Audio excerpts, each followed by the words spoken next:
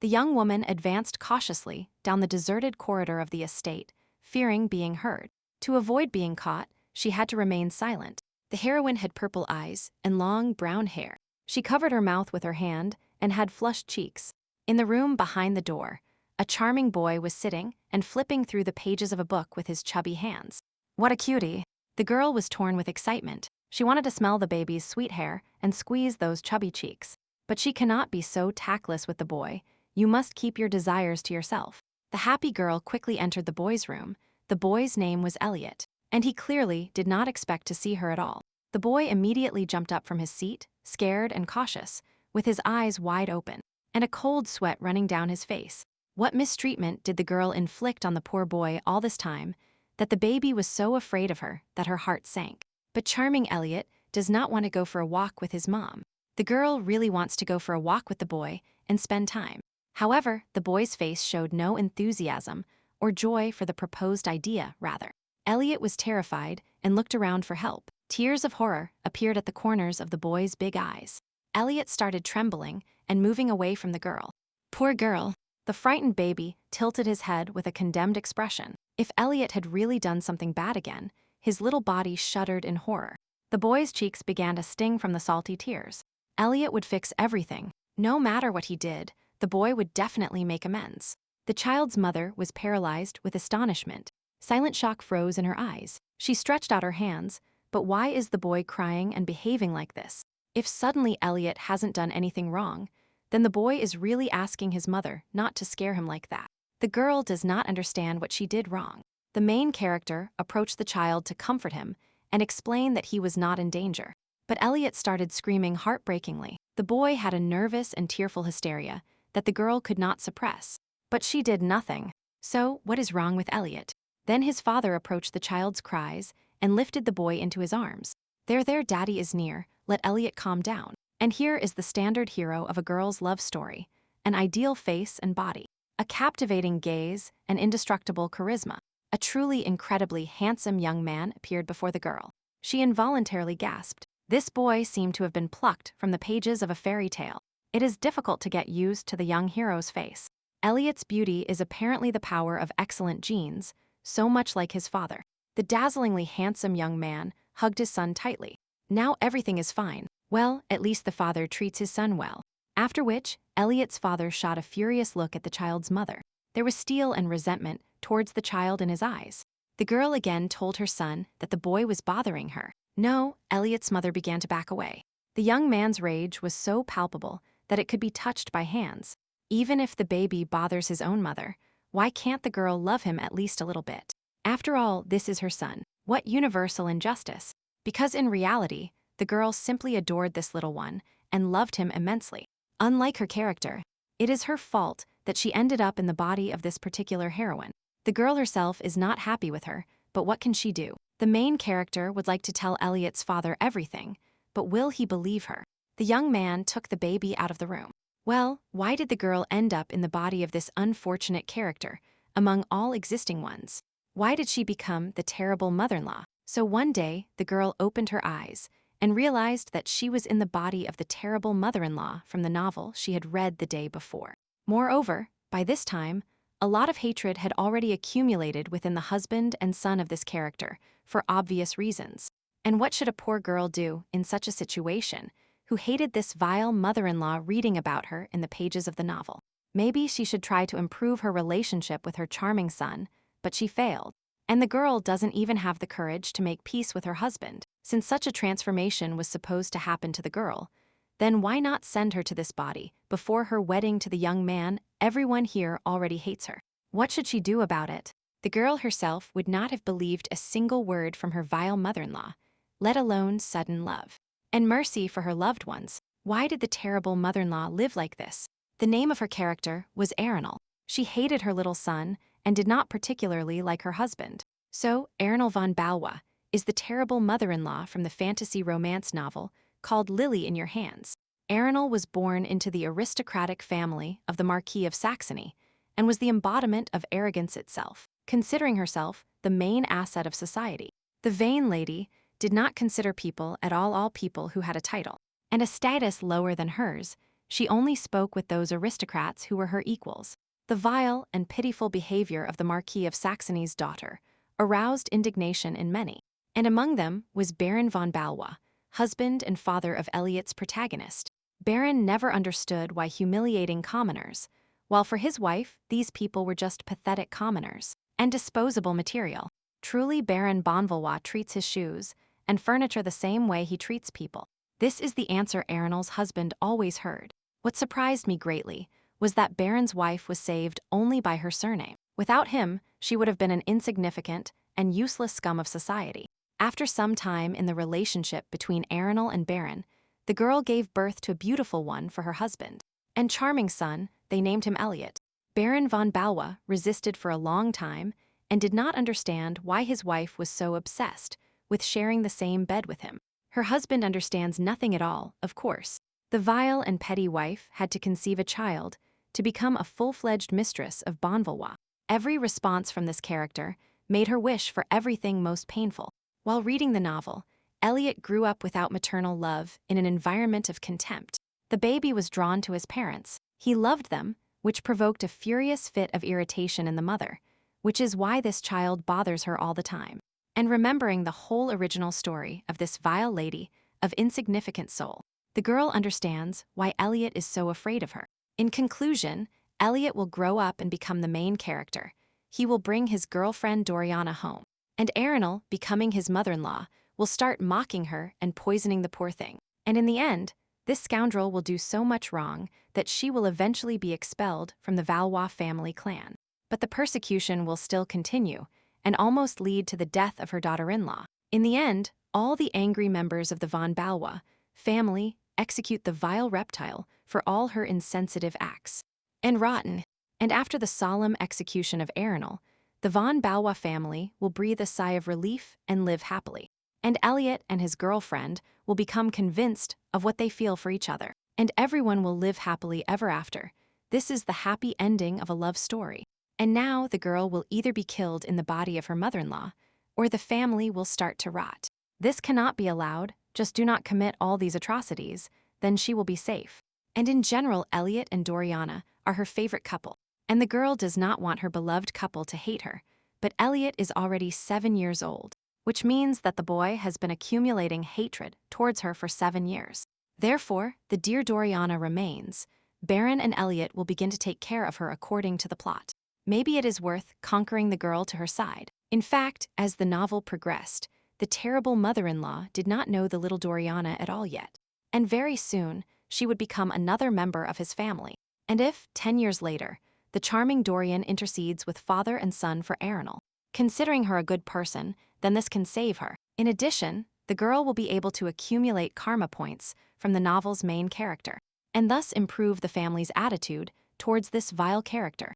Well, here is a brilliant idea that will help you avoid a painful execution for the terrible deeds of your terrible mother-in-law, and improve your relationship with your family. So, dear Doriana, wait a little longer, girl. Your future mother-in-law is already coming to you to become the best guardian in the world. And so the girl in the body of her terrible mother-in-law took her first step towards salvation from inevitable death. In front of the girl was a huge building. The current Arenal did not expect to see such a scale here. What a building! This building was the Rendini orphanage. It was to this place that poor Doriana was taken, where the girl was constantly abused. The charming baby was an only child and was born into the clan of the Duke of Everett, in a family of little influence, but with a family history. But as a result of a terrible disaster, she became orphaned. The accident deprived the girl of her parents, and she was transferred to the care of a distant relative, Baron Rendini. The vile scoundrel had a deep feeling of inferiority towards her parents, because of which Rendini hated the girl. The only reason for his guardianship was the inheritance of the Duke of Everett, but his plans were thwarted because Baron was a close friend of Doriana's father, and he protected her property. As a result, the toxic envy, jealousy, and uselessness of Baron and Baroness Rendini were directed at the poor girl through violence. And when Doriana asked the scoundrels to let her live in the von Valois house, Don Denny Tut put the girl in an orphanage to trample her chance for a happy life. Even knowing about the closeness of the Everett family and the von Valois clan, when Doriana and Elliot were in a close relationship leading up to marriage, the monsters continued to humiliate her and poisoning her. How dare the scoundrels treat the girl's future daughter-in-law this way, the Rendinas. They will be incredibly surprised by what Arenal will do now. Outside the gates of the orphanage, the girl was greeted by a dirty and frightened little girl, with bruises and abrasions all over her body, and she asked who the girl was. This poor child looked exhausted and hungry, but even the general anxious appearance could not hide the girl's true beauty. These emerald eyes the color of young shoots, the golden curls of hair. The girl was angelically beautiful. She asked what the guest had come for. The girl in front of her was definitely the same Doriana. Arenal's heart beat faster. What a cute girl, how can she be so beautiful? Could it be that the very angel of heaven appeared before the heroine? Where were the wings of this purest creature? Doriana probably hid them behind her back. You need to calm down immediately. The girl is starting to get scared. The girl is exactly as described in the novel, but you must clarify. Arenal stretched out with a pleasant smile. She is a beautiful baby, she doesn't know. In this orphanage, there is a girl named Doriana Everett. The beautiful emerald eyes opened wide when the guest said, if the girl really said her name. Doriana admitted that it was her. Of course, such a beautiful and bright girl can only be the protagonist. The girl will now be torn with excitement. Until now, the girl thought her son was the cutest in the world, but her daughter-in-law is much cuter. She needs to return to appropriateness. The girl has already completely forgotten her goals for today's visit, and the Baron, or the Baroness, are currently at the shelter. Arenal is very happy to meet Doriana Everett. The girl opened her big eyes. The guest refers to the shelter director, Rendini. The girl had just named her guardian director of the orphanage. Of course, Baroness Rendini was in charge of the orphanage, but dear Doriana is her relative, and the girl addresses her guardian as any local orphan would. This is the attitude these vile parasites have towards this baby, because it is truly difficult to look at Doriana without bitterness in one's heart. Well, she and the Baroness are going to have a long conversation. Lady Arenal really needs the orphanage director. The little one will help her. Doriana doesn't even dare to think that such a magnificent mistress is going to adopt such a disabled girl as her. Of course, the guest did not come to adopt the girl Doriana. She began to fidget nervously with her fingers, wondering what she was talking about, since the beautiful lady is clearly not going to take the baby out of the shelter. The guest obviously came from another shelter. That's why Doriana Everett is really asking the lady from the other shelter not to take her away from the Rendini shelter. Why is she saying such a thing? The charming girl understands nothing at all. She is simply enchanting. She will be surprised when she finds out that Arenal has come expressly for her. The baby cried and bowed her head. Doriana will definitely disappoint the mistress. She does not work well, eats a lot, and her movements are not efficient. This incredible girl was told that she was worthless and a burden to adults, that all her basic needs were arrogance and whims. The poor child was afraid to even speak of being hungry or tired, let alone her experiences and internal fears. The little protagonist is sure that no one needs someone like her. No one will ever come to look for her at the shelter. After all, if Lady Arenal takes the heiress out of the Rendini orphanage, she will spend a lot of money on food. The girl's voice broke. What is this sweet girl so afraid of? Why is her voice trembling? Why is the baby so worried? Arenal sensed the implication of the vile guardians. Doriana, sobbing, obediently lowered her head. Well, the director lady just said it, which was expected. Director Rendini said that all other orphanages are hell for disabled children like Doriana. Her vile relative assured that there was simply no better place for the orphan Everett. The shelter was the only place where she would be tolerated. The girl was told that children who do bad work there are slapped, and those who don't obey are arrested for a week. At least this shelter accepted such a lazy girl, but in other shelters, Doriana would have been beaten every day. Because degenerates are unfortunate. What the hell did these creatures tell the girl? What kind of orphanage dares to treat babies like this? Flames of anger burst out of the girl. And this terrible, dirty, worn-out clothing on the baby. There are some wounds and bruises all over her body. And even on the face. These monsters must be deprived of the right to contact children. Who would have thought that such infernal orphanages still exist? Poor wards of Rendini. What happens behind these walls? The girl clenched her fists with unbridled anger. But the baby is a relative of these two degenerates. What then happens here to ordinary orphans? To begin with, the future mother-in-law wants to make it clear that Arenal has nothing to do with the other shelter. The girl's face showed open shock and genuine amazement. It's not true, these are the bastards. But then why did the beautiful lady need Doriana? And why does the girl need to meet Director Rendini? Poor charming girl. She willingly and submissively accepts violence and terrible treatment. She needs to be rescued urgently. After all, as soon as Doriana leaves here, she will meet people who will love her. Here she thought that cruelty towards her was normal. The heroine visited the unpleasant Rendini shelter to take the baby home. By the way, she hasn't introduced herself yet. The terrible mother-in-law reached out her hand towards the little heroine's head. She so wanted to wrap this child in warmth and light and quickly take her out of this darkness. And now the beautiful mademoiselle strokes the golden hair of the most terrible orphan. Doriana was stunned by such a pleasant touch. Previously, other adults only hit the girl with their hands. She did not know that, with her help, she could also convey affection to her. Doriana immediately blushed. Not expecting such an impulse from her guest, the girl had such a warm hand. A certain feeling of happiness penetrated her heart. How nice it was when they stroked her hair. That's why the beautiful lady is called Erinal von Valois. The baby will remember this name forever. Doriana was already happily putting her head under the young lady's arm, secretly smiling at the beautiful name her guest had. Then the emerald eyes of the little angel flashed. Just a minute, what the guest just said. The Duchy of von Valois, one of a kind. Of those that can knock a flying bird out of the sky with just one look. But why did such noble and great people need something so small? Doriana could not believe her happiness. Erinal von Valois is also the mother of Elliot von Valois, who will be a wonderful boyfriend for the sweet baby.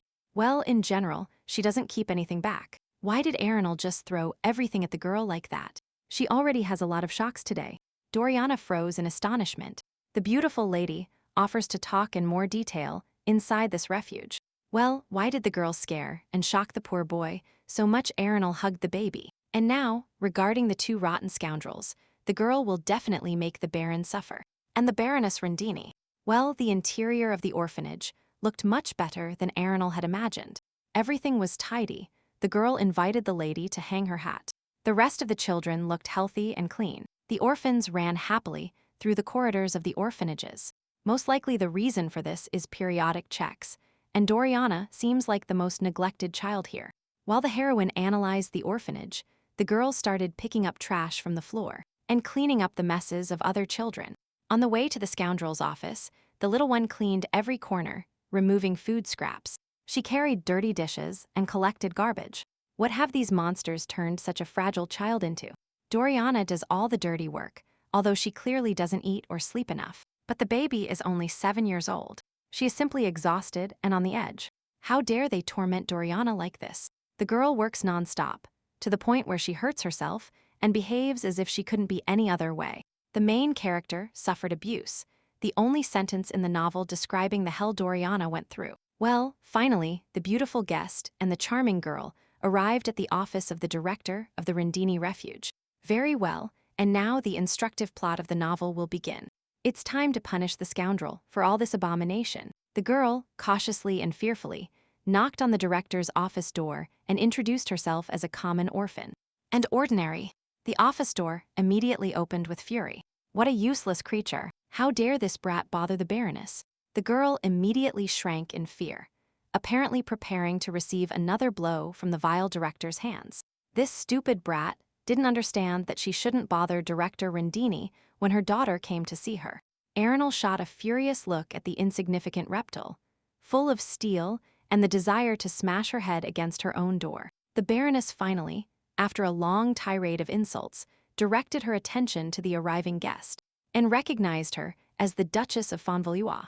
So the pathetic reptile must work hard to explain to the Duchess why her daughter-in-law does not live on the Baron's estate, but in an orphanage. Cold sweat ran down the bastard's face, because Doriana is a relative of the Baroness, but she calls the orphanage director an orphan. The Baroness suggested continuing the conversation in her office and not in the shelter hallway, in front of numerous witnesses. This still won't protect this reptile from the wrath of her terrible mother-in-law. The Baroness apparently relies on being able to negotiate everything with the girl. In the director's office, a girl in expensive jewelry and a luxurious outfit was sitting on the sofa. Apparently, this is the daughter of Baroness Rendini. The youngest heiress, Rendini, was presented with excellent desserts. They were many, and they were all meant for her. Doriana barely eats more than once a day, and this reptile feeds all this to her daughter with the baby's father's money. What a creature! So the vile Baroness's daughter, right in front of the Duchess, enjoys aromatic tea and expensive sweet desserts. The girl's hair is adorned with luxurious jewelry and bows. Her daughter's outfit is clearly made of expensive materials and expensive fabrics. Arenal carefully examined her future daughter-in-law and then shot a scathing look at the scoundrel Rendini. So why the hell is little Dorian walking around in rags and tatters? The maid's clothes here are intact and better than the girl's. Sticky sweat ran down the Baroness's face. The director will explain everything to the Duchess of Bonvalois and sort everything out, of course. The bastard really thinks Lady Bonvalois will allow this after everything she could see here. Arenal was furious. The Baroness swallowed in fear. But what happened to Lady von Balwat? What the eminent guest was now looking for in general.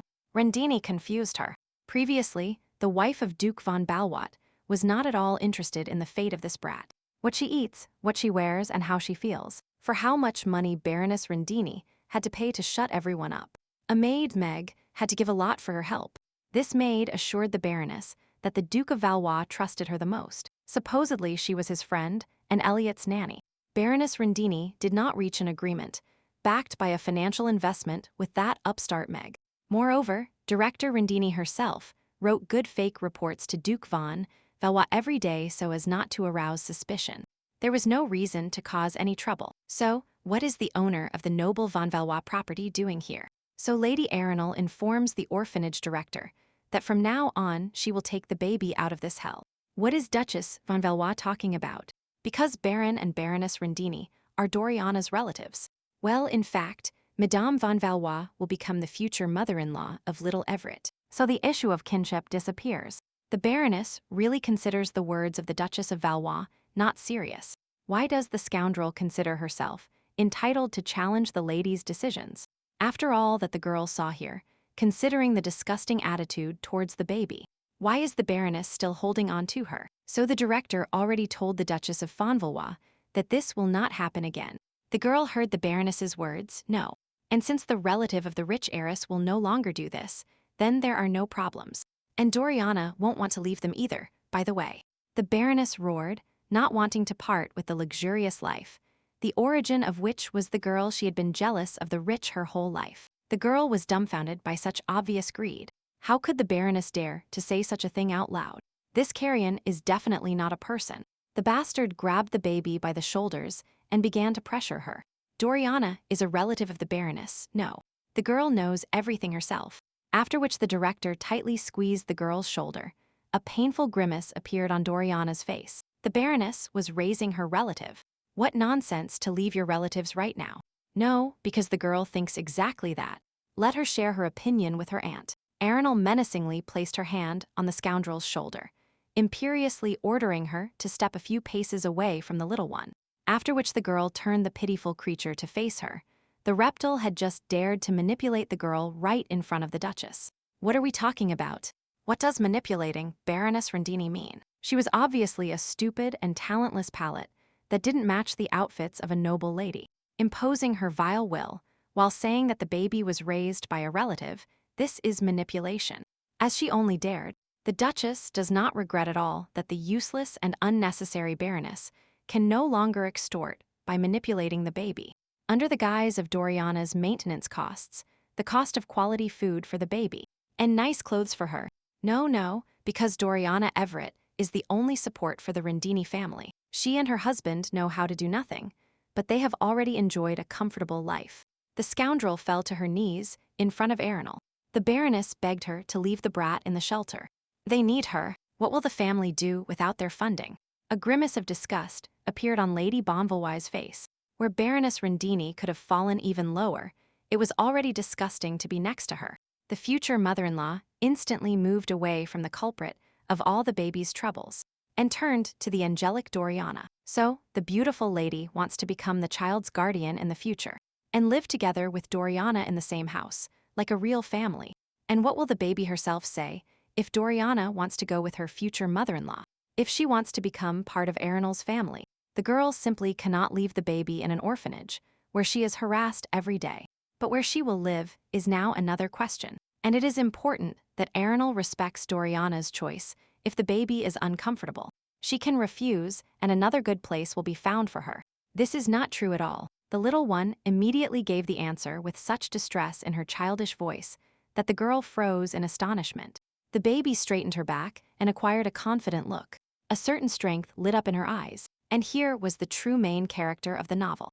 Doriana practically shouted to the entire office of Director Rendini that she would go with the beautiful lady, a little embarrassed by her volume. Of course, the baby will go with the lady if it doesn't cause her any inconvenience. The girl simply cannot become a burden. Arenal herself called her. That's true, but after so many years of learning her own uselessness and cruel treatment, the baby truly believed she didn't deserve warmth. And then, such a magnificent and noble lady came personally to the refuge and wants to take the child into her family, extending her hand. This is simply something incredible. Is this really happening to Doriana Everett, the clumsy and incompetent one? And now the hand of the little protagonist of this novel is already reaching out to the main villain of the work, who has embarked on the path of correction. For some reason, Doriana Everett unconditionally believed her new acquaintance, and the future mother-in-law will do everything possible not to betray the baby's trust. And now two beautiful ladies need to get out of this hell as quickly as possible and go together to a happy life. Was everything so strange? How beautiful is this noble lady? Does the girl have such warm and caring hands? The baby seemed to arrive in a dream, because Doriana considered herself a nullity who served as a burden to everyone. Looking back, the little protagonist was sure that she would live in this orphanage all her life and die here. For the little one, it was like a huge dark swamp from which she did not have enough strength to escape. It swallowed Doriana. What a beautiful sky. What a friendly wind greeted her outside the refuge. The baby started to cry. The sunbeams are so soft and pleasant, and the hand of a beautiful lady is so warm and friendly. How can this happen to her? Lady Bonvalois immediately turned at the tears of her charming companion. What had the girl done wrong? Why is the charming child crying again? Something scared Dorian or something happened. Nothing terrible happened. The girl's cheeks flushed, her emerald eyes radiated a glow. The girl was very, very happy. Doriana simply couldn't believe this was happening to her and burst into tears without realizing it. The girl immediately jumped towards the angel in person. The future mother-in-law carefully and reverently took her little hands. She can cry as much as her soul requires, but the girl must know something very important. Doriana will definitely be happy in her new mother's home. She promises this. Let the little one not doubt it. Arenal will do everything for this. Doriana nodded her head, sobbing through tears. So, it's time to show the girl the magic of money, because now the girl needs positive emotions so much that it's time to provide them. And then, after a couple of minutes, the young princess cautiously and carefully came out of the fitting room, wondering if she could really wear something like that. Arenal was torn with emotion, of course. How cute this girl is. It is simply impossible to take your eyes off her. Let the baby not be shy and boldly try on another luxurious dress. But in soft blue tones, it suits Doriana very well. And this one has a beautiful collar, perfect for daily walks and probably quite comfortable. Well, what can you do if this charming baby meets absolutely everything that was expected of the main character of the novel? The satisfied girl approached the kind boutique saleswoman and asked her to prepare all available clothes for the baby. The girl blushed with shame. Doriana simply cannot accept so many clothes. Those taken from the refuge are enough for her. What an enchanting and bright creature. How can she be so sweet? It's even legal. If you buy so many clothes for this sweet girl, Doriana will feel really weighed down. But how can she resist? The baby must look at this differently, because Doriana will become the next mistress of Valois. The Duke's fiancé cannot wear old clothes. Then the people around will start slandering, because the Von Valois clan has a lot of money. And at the same time, they treat their daughter-in-law this way. Everyone will think that the Duchess of Valois is a bad person, but the current mother is not like that at all. The girl disagrees with this. The girl is very happy to hear this from this charming girl. Support for the main character of the novel is already in her pocket. In this case, Arenal simply has to dress the girl in pretty clothes if Doriana wants to prove to others that her guardian is a good person. The baby's cheeks lit up with color. The girl understood everything, and from now on she will wear only the best so as not to disappoint her. The future mother-in-law is very grateful to her little daughter-in-law. What a wonderful girl. And smart, the girl couldn't be happier. Inside the little main character, there was a strong feeling that the girl had been dragged into something again. The charming girl kept the dress she liked best of all. Madame will send the rest of her clothes to the Manhwa estate. The girl walked out of a fashionable boutique, holding the hand of a pretty girl. Curious ladies were already crowding behind her. Is this really the Duchess of Manhwa? What's wrong with her, and what kind of unknown child is next to her? Arenal is holding the girl's hand. Everyone can see this, right? The Duchess is not at all the type of person who cares only about small children. This is all very strange. The other girls agreed with the instigator of the conversation. Maybe something happened since the Duchess touched this child. Then the gossips froze in fear.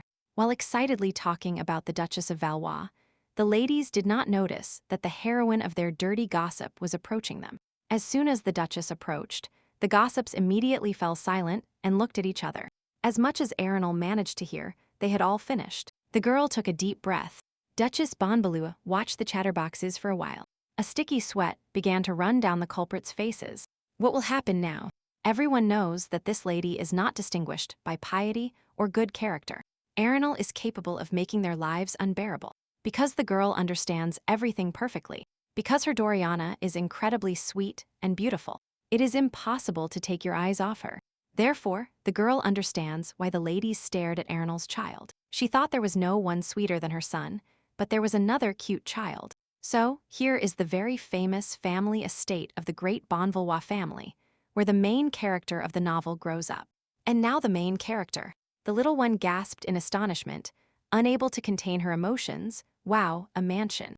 And Doriana will now live on this estate. This is the castle of a real princess. Everything is so. The girl is a real princess. Arenal was moved by her daughter-in-law's reaction. Inside, the decoration of the Fonvalois estate was even more luxurious than it might seem from the outside. Everything shimmered with wealth. The girl was simply filled with joy and awe. How is this possible? This is the Empress's palace, and she is a clumsy and incompetent one standing right here. Well, how cute this novel's protagonist is. How can you even control your emotions next to Doriana? Then the girl's attention was drawn to a creak at the main entrance. Arenal immediately turned towards the sound and saw the crown of ink-colored hair. The little protagonist cautiously peeked around the door. His purple eyes penetrated right through to the soul. The girl immediately experienced another wave of emotion. One cannot be so charming. Her poor heart simply cannot stand such shocks. By the way, this time the adorable child is not trying to run away from his mother. He is not crying at all and does not seem scared.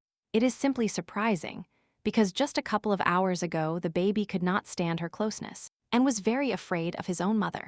Then the girl's gaze turned to the sweet and beautiful Doriana. Her eyes the color of young shoots shone, and her golden hair was swept by a gentle wind. The girl immediately captivated the young heir of Bonvalois and penetrated the boy's heart.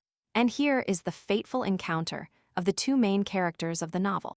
What a charming scene. Two of the cutest children in the world. Those charmers really only exist in novels. Well, the girl is ready to say goodbye to everyone alive. Her heart simply cannot stand such a high level of tenderness. Arenal leaves this fatal world because the girl simply cannot bear the charm of her angelic children. One moment, but the girl's goal in this work was to survive at any cost, to correct her situation, and not die at all. Duchess von Valois activated instant resurrection, so let the girl introduce herself. Standing in front of her is the younger Duke von Valois. His name is Elliot. Doriana immediately looked with amazement at the cute boy.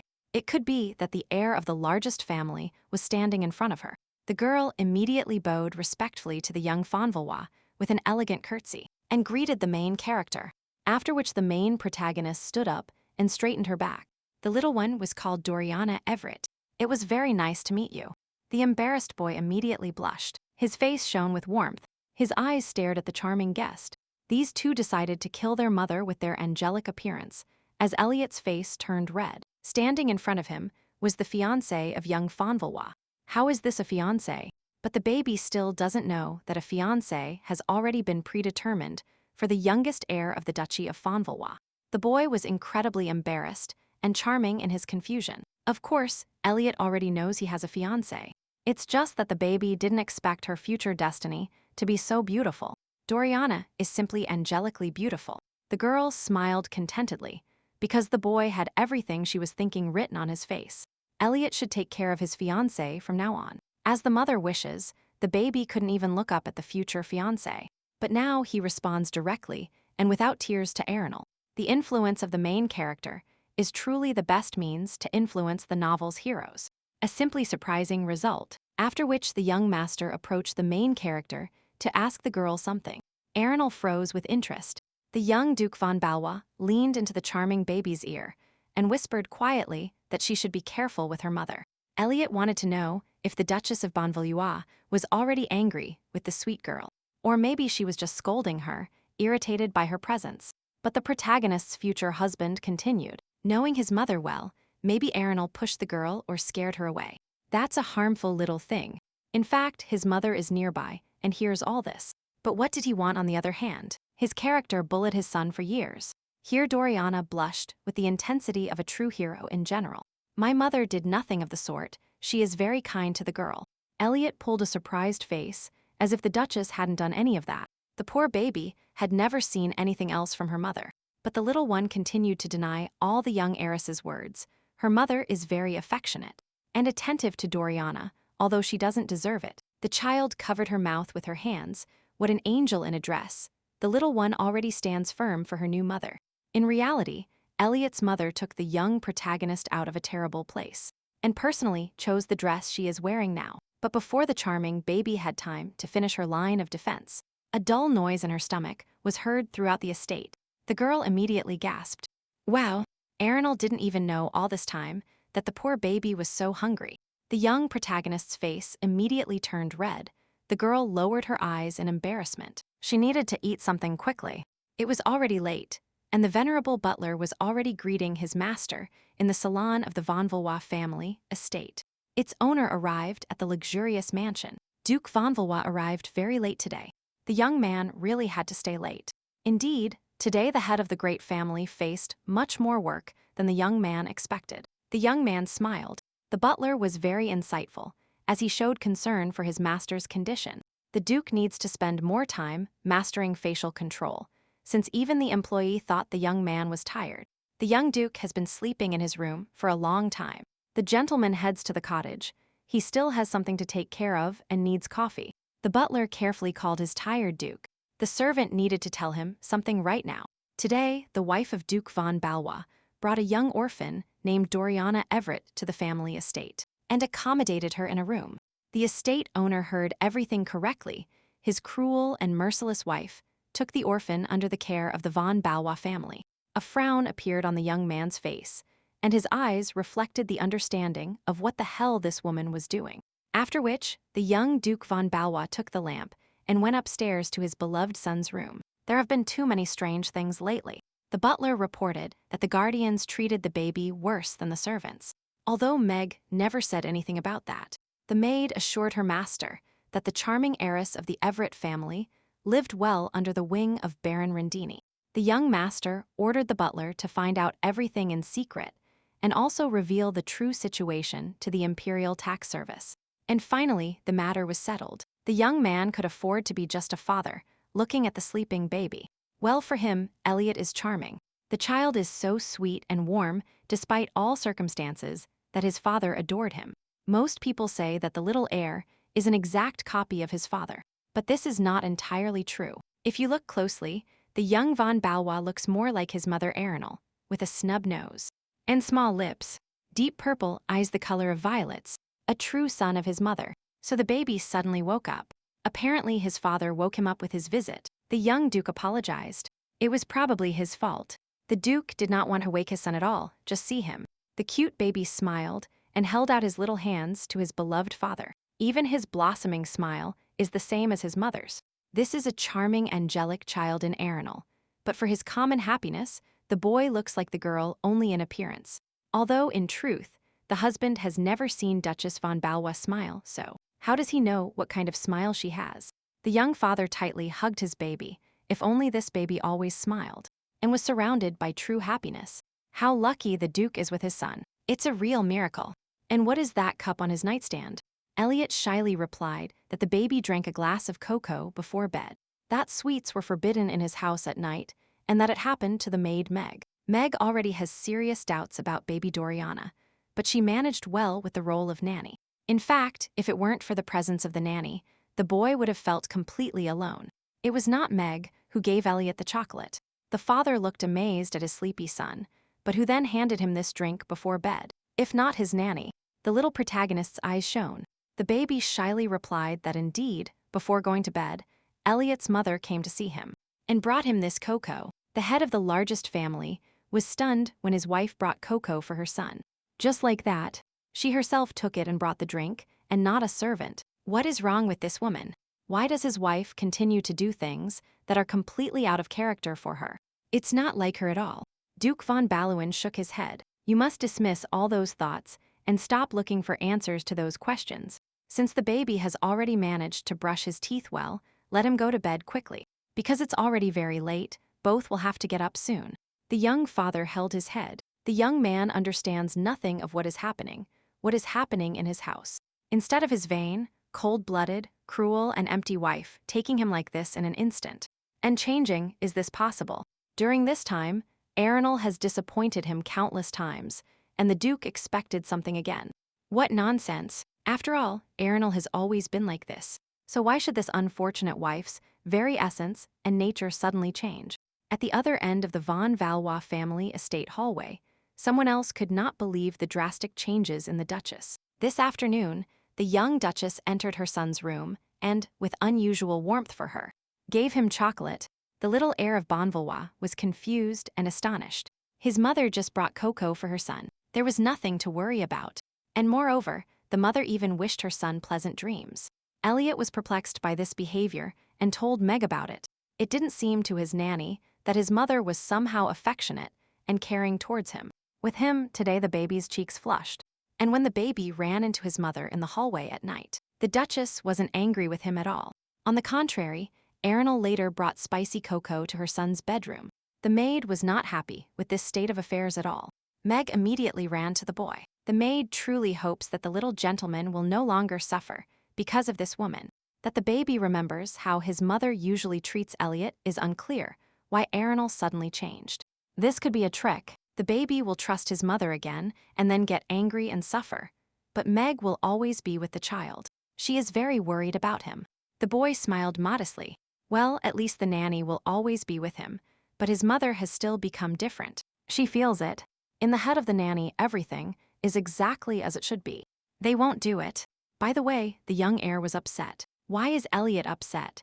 But his mother is so concerned about this Dorian.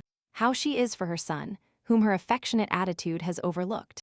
The little protagonist did not understand at all why he had to be upset. His purple eyes shone.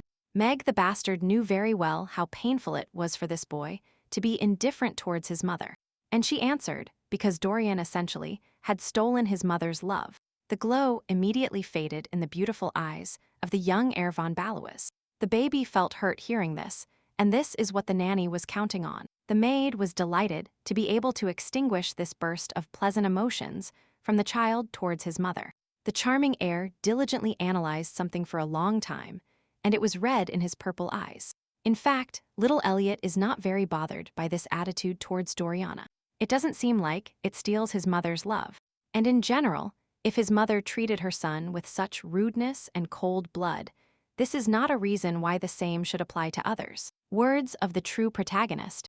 Of course, the young Duke von Balois would be lying if he said he was happy. And Elliot was sad. But how well and carefully his mother takes care of the young protagonist makes Elliot much happier. Why does the child feel warmer inside? And why is this charming girl incredibly beautiful?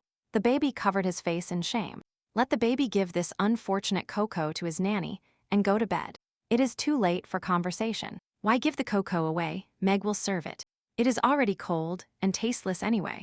But the boy did not allow it. Elliot will drink the drink in any form. The boy took this cup in his little hands with great warmth and fear, because it was his mother's first cocoa. Enraged by this state of affairs, the nanny slammed her fist on the table, as if all this was over. This is why this lady suddenly decided to become good. And the young Duke, von Valois, is already beginning to doubt his mother's indifference. And that should not be the case at all. Then someone knocked on the room of the head cleaner and nanny of the little heir of a great family. She let them in. A crowd of worried service personnel immediately rushed into Meg's room. The maids urgently needed a maid. Well, what else happened? Why all this worrying fuss? The thing is, the maids just saw the Duchess in the kitchen. Then the maids talked about little Doriana. The girl was supposed to become Elliot's fiancée. This is the one from a broken family, or something. In all likelihood, the maids are forced to cook so late because of this orphan. And one of the maids knew that her mistress personally chose the dresses for her daughter-in-law and bought her the whole collection. What happened to Erinal? The next whims will pass in a couple of days, but they only have more exasperating work left. Then the three sarcastic gossips suddenly fell silent and stared intently at the kitchen door. With wide open eyes, the mistress of this estate entered the kitchen, and the maids here are having fun with such fascinating conversations. The maids swallowed saliva and looked at each other in horror, each realizing that they would now be in big trouble. The maids pitifully informed Meg that they were only talking about Doriana, and they allowed her to speak well of them. In fact, they were rightly punished for dirty gossip, the preventive measures for which were named by the Duchess. But the lady did not punish the gossips in the kitchen in any way. This time, the maids got away with it. The Duchess always treated service personnel like trash, but here she showed condescension towards those who slandered her behind her back. If this continues, the lady may start managing the estate, and this will complicate everything. They already have a lot of work to do thanks to this girl. As Meg thought, one cannot ignore the fact that the master had really changed. The nanny knew this for sure. Until now, Meg had freedom to manage the house and the status of head cleaner, but only because Erinal didn't care. And if the young Duchess continues in the same spirit and starts managing everything here, her position will immediately collapse. But the maid had been building it up for years the hard way. And everything was fine with the head maid, Meg thought. Meg had a bad premonition, so it was difficult for her to concentrate, and she didn't understand anything. And what should the maids do now? They always did what Meg told them, and it was so nice that suddenly the lady starts interfering. The head cleaner got up from her seat. Everything will be fine, because Meg will take care of everything and will sort everything out even with Erinal. The maid will not let things stand. Although her subordinates do not doubt her at all, the culprits will be punished. Of course, starting from Meg's deceptive speeches, the rest of the maids immediately began to babble, trusting in their powerful savior. After all, even if you bring a person to the estate, there will be more work for the staff. And Erinal only looks angrily at honest workers. That's exactly how it was, the maids told their boss, so only the head servant would understand them like no one else. That's right, the maids must trust their leader, who else would take care of them? Everything is exactly like that. Meg kept telling me that Duke von Valois himself trusted her, mainly because in childhood she and the young master were practically friends, and Mrs. Erinal can do nothing about it, because the head of the largest family and the head maid are very close, of course. Everything is like that. Of course, the maids are right. Meg and Mr. von Valois are very close, much closer than the spouses themselves. But one cannot speak of right and wrong like that. The 6 head maids bowed and left the office. Guess what? Meg exaggerated a little about her relationship. What can we do now, except how perfectly she works with the maids? Let Erinal cool down regarding the family. There must be a way. A nice and sunny morning arrived. The Duchess of Bonvalois got out of bed and yawned reluctantly. Then, half asleep, the girl felt something move next to her in bed. Erinal turned cautiously. Then the violet eyes of the estate owner filled with warmth and light, and a special smile appeared on her face. Next to her future daughter-in-law lay an adorable sleeping baby. How adorable she is. It's impossible to resist. Erinal had completely forgotten that last night a frightened girl entered her bedroom and asked to spend the night with her mother. After all, the girl was so afraid to fall asleep alone in an empty room in an unfamiliar house. And the girl suggested they sleep together. And so, the terrible mother-in-law and her beautiful daughter-in-law fell asleep together. And in the morning, Erinal was already admiring her rosy cheeks. The girl could not stop the flow of tears, because the protagonist slept warmly, and with a full stomach she was proud of herself. Definitely becoming the main villain of the novel is the best thing that happened to her. And Dorian Everett herself woke up. In all likelihood, the mother woke the girl up and apologized. Everything is in order, since the Duchess herself was sleeping. Doriana is so cute.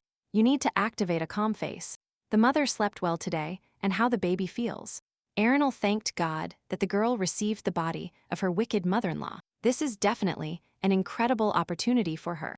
Well, in that case, it's time to go for breakfast. Doriana ate so well yesterday that she is not hungry yet. They also had cocoa before bed. Well then, let the young protagonist choose what the girl would like to do today. What are your wishes? The charming Doriana was immediately confused by the question asked by her mother. She wants to know what her future daughter-in-law wants. It's just that no one had ever asked the girl what she wanted before, so Doriana could not answer. But her mother was waiting for an answer.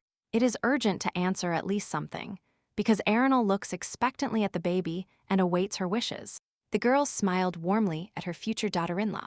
Tenderness and warmth could be seen in her eyes, because the baby was silent for so long. Confusion arose in the emerald eyes of the little protagonist Doriana.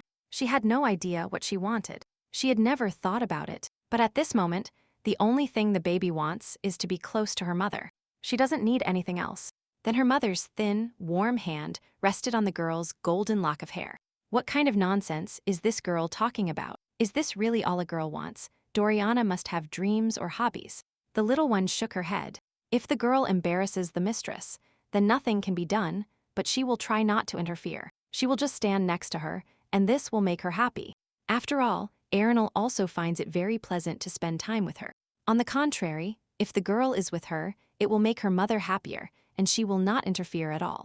You definitely need some kind of safe hobby, so that Arenal can do something with the baby. And she likes it. Here is a great idea. The estate owner invites the girl to start making sweet cookies with her. Doriana immediately let out that she agreed with this idea. The answer came too quickly. The girl did not think anything before answering. Apparently the baby would have liked it, even if her mother had suggested Doriana weed the garden. But that is not possible. After a couple of hours of pleasant joint preparations, there were delicious crispy cookies of different types on the tray. The little protagonist and her mother were absolutely delighted with the result, because they did it very nicely. Doriana was so happy and amazed that they themselves managed to create something so cute. The girl had never made cookies before. Well, how much charm does this main character still possess? The poor girl's heart can no longer stand such pressure. It was a very good and correct decision to kick all the service personnel out of the kitchen and take care of her. Then the attention of the terrible mother-in-law was drawn by a loud sound coming from the kitchen hallway. The girl immediately turned towards it. On the floor, in front of the kitchen door, the young protagonist got on all fours and looked at his mother in embarrassment. Tears began to appear in the charming baby's eyes. It was just that such a sweet smell was coming from here, and the boy, without realizing it, came here. Elliot asks his mother for forgiveness for such behavior. What is this boy doing that he even apologizes? The girl immediately ran to the boy. He did nothing wrong, so there is no need to apologize. Elliot fell. It's okay. The young heir of the Duchy of von Falk just dropped his books. It's okay. The boy wasn't even hurt. The terrible mother-in-law caught her son's gaze and saw indecision in him. The boy clearly wanted to say something. Here, the little protagonist finally took a deep breath and thanked his mother for yesterday's chocolate before bed. Well, what sweetness, you just want to squeeze his soft cheeks. No need to thank your mother for the cocoa. The best thanks is that Elliot drank it with great pleasure. Then a cute girl intervened in the conversation. Elliot came into the kitchen because of the smell. They prepared cookies and let the boy serve himself. The little duke's cheeks blushed. A special glow appeared in his eyes. The boy would be happy to try it. The aroma of the cookies was captivating and spicy. The young protagonist blew and took a bite of the sweet. Immediately, Elliot's purple eyes lit up. The cookies were incredibly delicious, crispy and sweet.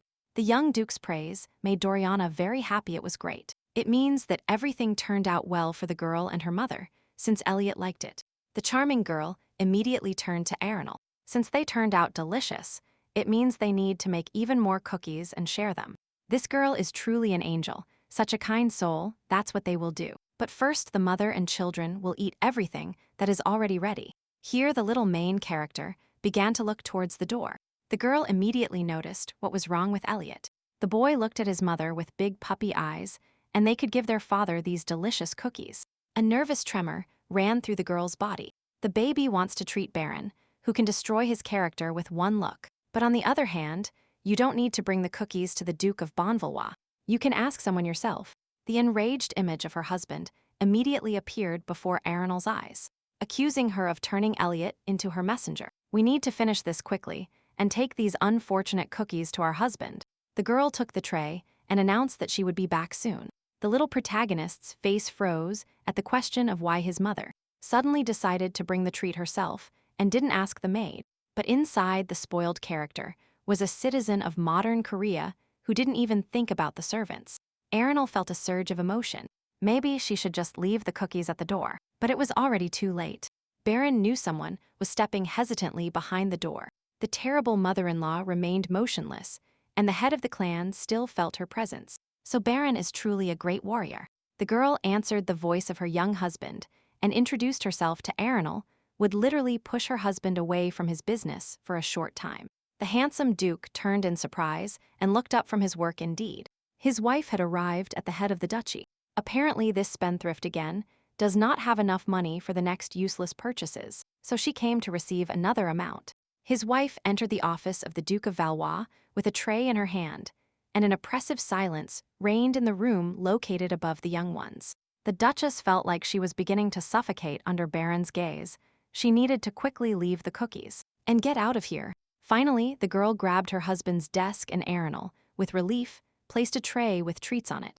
Baron coldly and suspiciously clarified that Arenal had just been placed in his work chair, and that hot tea and sweet cookies awaited him on a tray. And why did Duchess Bonvalois herself personally bring this gift to Baron's office? Why not the maid? This is a vengeful boy. The girl understands everything perfectly. The real Arenal was a real punishment, but such negligence is clearly ill-mannered. They usually eat cookies. What a silly question. The Duke already knows that his wife came for money. Why waste time and distract him from work? Arenal rolled her eyes. The girl did not add poison to the sweet. The young man can safely eat it. The girl is not the type of person to use food for such purposes. There is no need to look at her so harshly. On the tray, there are only harmless crispy cookies and fresh black tea. The Duke sighed deeply. He did not mean that at all. That is, the Duchess means that she really came with pure intentions to her husband, just to give him cookies. For obvious reasons, Arenal's actions aroused Baron's suspicions. But it was still possible not to be such a rude person. It was imperative to express your disgust out loud. Today, Duke von Valois is too rude to his wife. The head of the largest family was stunned in amazement, looking at his wife, whom he no longer recognized as a girl. Arenal really came to bring cookies to her husband. This delicacy is special for her. They prepared it together with Doriana. The girl perfectly understands that her husband hates her, but there is no need to neglect the baby. They really prepared a treat together. And there is some kind of problem with this. It turns out that Duchess Bonvalois essentially prepared the cookies herself. An oppressive and testing silence once again hung over the young ones. The Duke looked closely at his wife's face. The girl turned around and started to leave. Since he hated the treat so much, he let her throw it away. She kept her promise. Before the girl managed to leave her office, Baron Valois called his wife indeed. The young man was too rude. And because of that, for the wrong actions and inappropriate words addressed to his wife, Duke von Valois apologizes, after which the handsome young man bowed to apologize to his wife. Arenal accepted her husband's apologies, although in reality, the girl was very surprised that the Duke himself decided to apologize to her after all. The girl's purple eyes widened apparently. It was very unusual for the young man himself to ask Arenal for forgiveness. Well, what did the girl expect from the relationship between Baron and her terrible character? They didn't even communicate normally. In addition to the vile character of the Duchess of von Valois, the young man is completely absorbed in his laborious work. Every day, a huge pile of documents awaits the young duke. Probably Baron is always very tired. After all, yesterday the head of the largest clan returned home so late after work. And then this mountain of documents awaited him at home. What was Arenal's reaction? Why did his wife suddenly become attentive to him? Where did the concern for his condition come from? The Duchess's purple eyes looked somewhat different. They showed concern and compassion. Maybe the girl could help somehow. Duke von Valois completely lost control of his facial expressions and opened his mouth in surprise who was in front of him. The girl felt sincere pity for her husband. It was like coming home after working overtime and then working from home. Probably the special knowledge and skills needed to help Baron. That's why he suggested. The young man was confused and tried to finish his dialogue quickly. But still, before leaving the young man's office, the girl asked her husband not to overdo it. After all, health is the most important thing in everyone's life. This girl showed concern for him and simply left with nothing. The Duchess didn't even mention any expenses for her latest whims, but what is really wrong with her? This girl really seemed to have turned into a completely different person. But what is the probability that the soul in the body can change? But this is simply impossible. But in this case, what happened to his young wife? What are the real reasons? Many different conjectures and thoughts arose in the head of the largest family, and nothing found real confirmation. The young head of the duchy has been observing his wife's behavior for many years, but he has a feeling that Baron is seeing this girl for the first time. The look of the completely confused and bewildered young man fell on the tray with freshly baked cookies and tea that she prepared herself. Duke Bonvalua took the crispy and sweet treat. The cookies smelled very good, like hot black tea. His young wife offendedly assured the Duke that there was no poison in the food, which turned out to be awkward. Baron brought the cookies to his face with a captivating spicy smell. Meanwhile, in the kitchen, the little protagonist admired her mother, her future mother-in-law. She is simply an incredible woman. It was the first time the girl had seen such a kind and bright girl, with such a reverent attitude towards the child. Elliot did not understand these words. After all, nothing similar happened to him. If you listened to Doriana from the outside, you would think that Arenal is her mother. But the charming hero still could not understand why the girl always praises her mother. Why such manifestations? While the little one did not understand at all the question about her future boyfriend. After all, it was so obvious why Elliot was asking. In fact, the heir duke does not understand at all his fiancée's admiration, her attitude towards Elliot's mother. After all, since the birth of her beloved knight, her mother has only shown him indifference and, sometimes, even cruelty. For Dorian, it was painful to hear this from the child. How such a kind and pure person could treat her own son this way. After all, for the little protagonist, the Duchess of Bonvalois is a superman. Her savior. The girl became the only person who showed sincerity towards the girl, and such affection that the little one could believe in that very happiness. It was Elliot's mother who was the first to take the clumsy and inept Doriana by the hand, and she was the first to show her warmth and affection. Duchess Bonvalois was the only one who asked what the baby wanted and found a job she liked. That's why Arenal is like a real miracle for the young Duchess's fiancé. Here the girl's emerald eyes fill with sadness, since the little one saw that her future fiancé was saddened by her story. Elliot clearly felt hurt and sad. If you think about it, Mom has really changed a lot lately. She constantly tries to talk to her son, and yesterday she brought cocoa before bedtime. But how can the same person behave so oppositely as if she were not the same one? As if it were two completely opposite girls, trapped in one body. The baby understood nothing. Well, the young Duke thought about his own things and completely forgot to pay attention to dear Doriana. The girl was clearly upset. Apparently, his fiancé thought it was because of her that the boy's mood deteriorated. Elliot is fine, he doesn't care at all. But Doriana felt even worse. The girl turned her back on Elliot and hugged herself. She forgot about herself and said so many things. Well, now Elliot won't be able to fix anything. The little protagonist's purple eyes shone. The only correct idea to solve the situation was born in them. Elliot clenched his little fists, so the young master has no choice but to divert the girl's attention. The charming child invited his interlocutor to stop thinking about sad things and play with toys. The eyes, the color of tender leaves, lit up immediately. What child doesn't love to play? It was a win-win option. And in the children's room, the pink plush bunny was already a beautiful princess and greeted her old friend.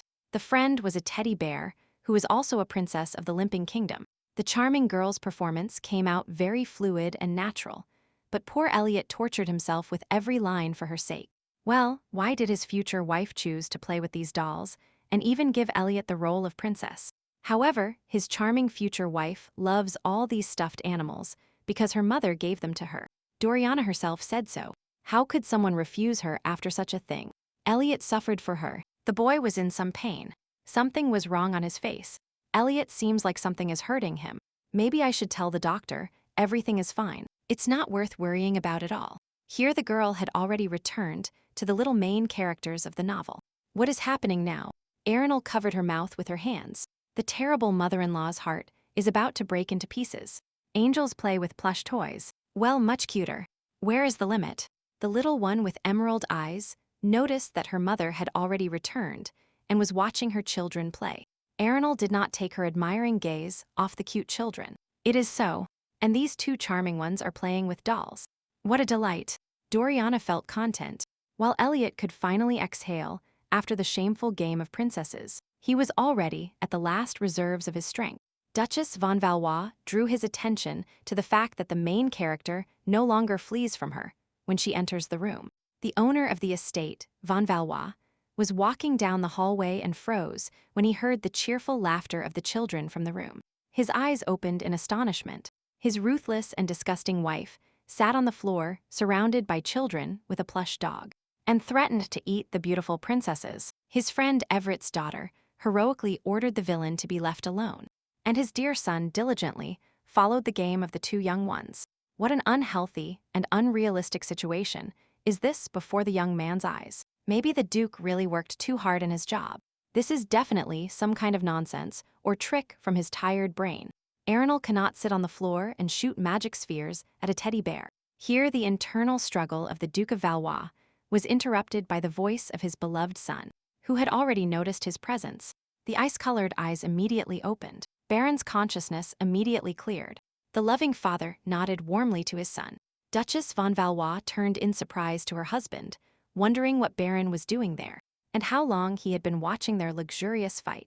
Well, the girl was just playing a prank on these two little ones. The children were just beginning to get used to it, and he ruined everything. The couple looked at each other again. Baron calmly asked his wife if she was really playing dolls with the children. That's all. The Duke visited them for some reason. A cold sweat began to run down the young man's face indeed. No, the Duke was simply shocked by Arenal's behavior, so he froze in front of the room.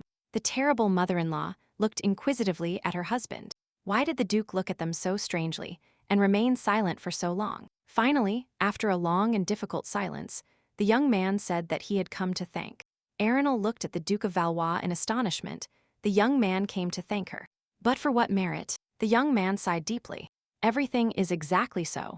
The head of the Valois clan would like to thank the ladies for the delicious gift. The girl felt in a good mood. She was not worthy of such honors at all. She and Doriana were just happy to be busy with cookies. Then the protagonist's father approached his wife and sat next to her on the carpet, wondering if this was happening.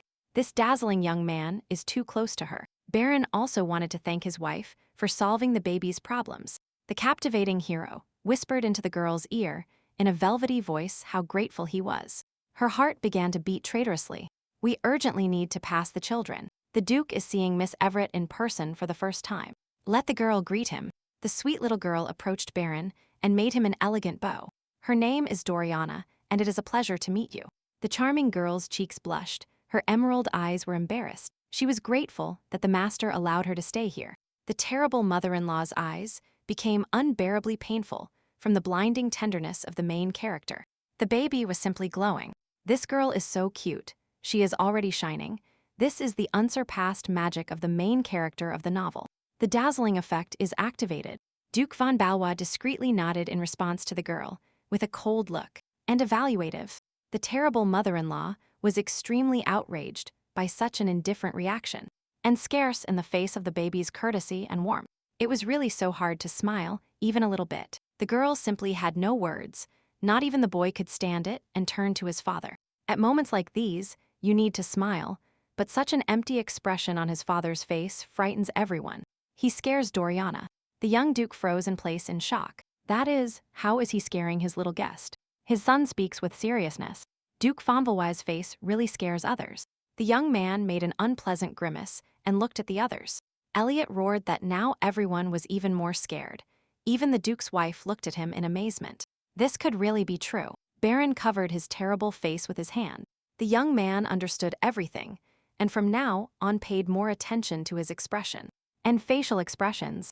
The Duke was lost in thought and was already having trouble understanding what was happening around him. The young man was called by dear Dorian. The girl's cheeks burned.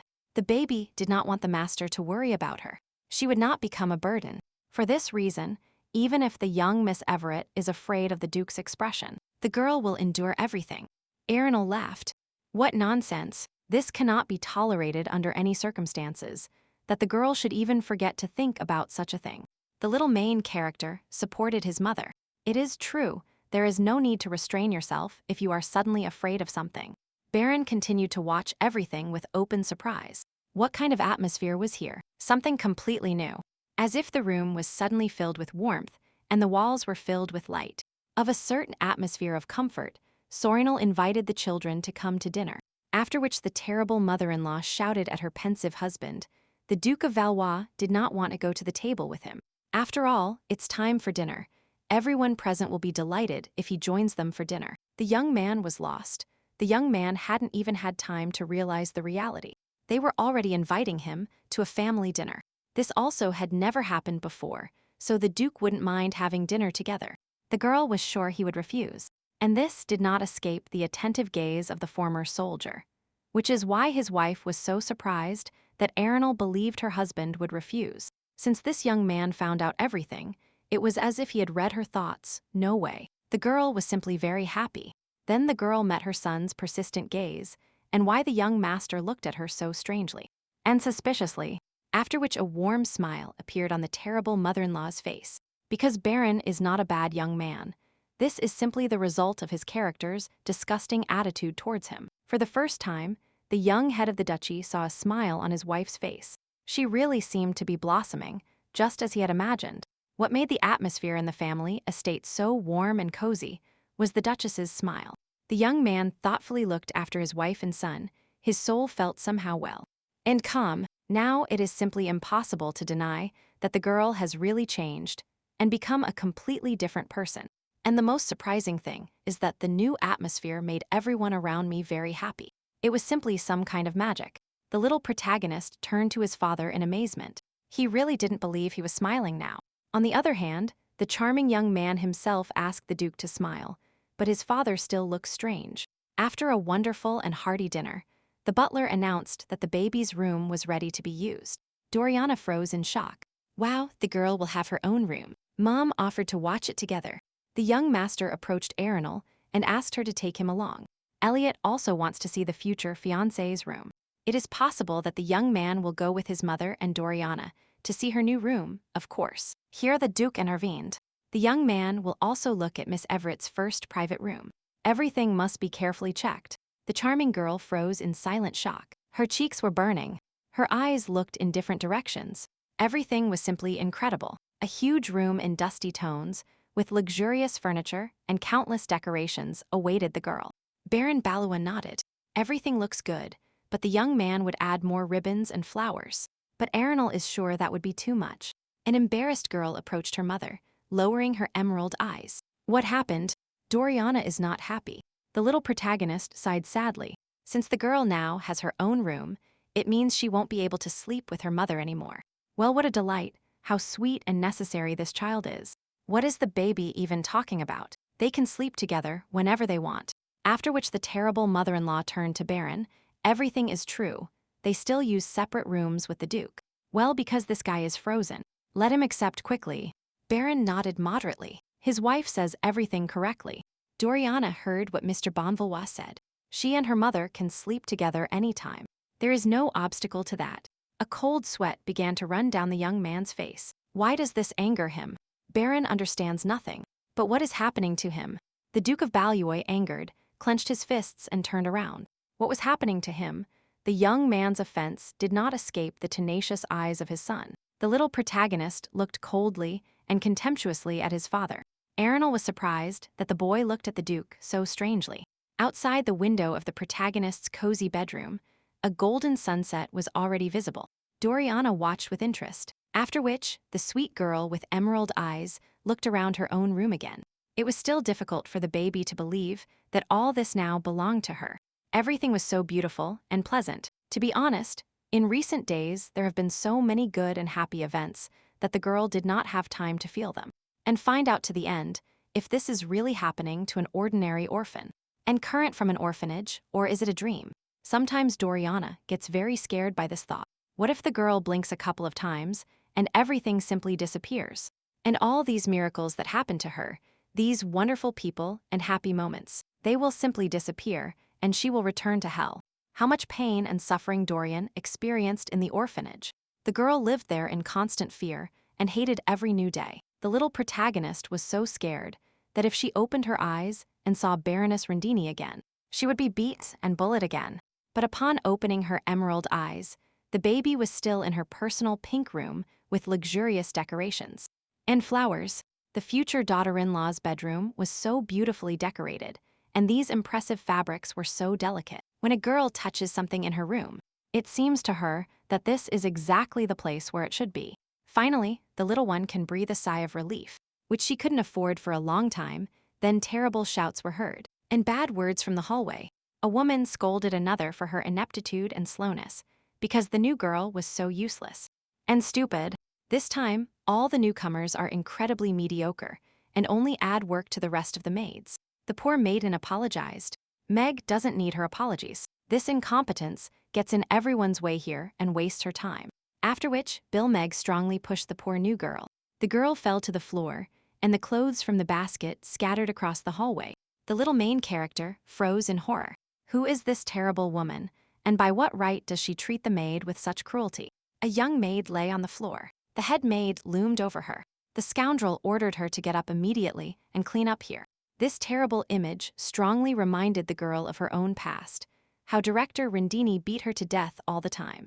The pain of old wounds and insults froze in the emerald eyes of baby Doriana.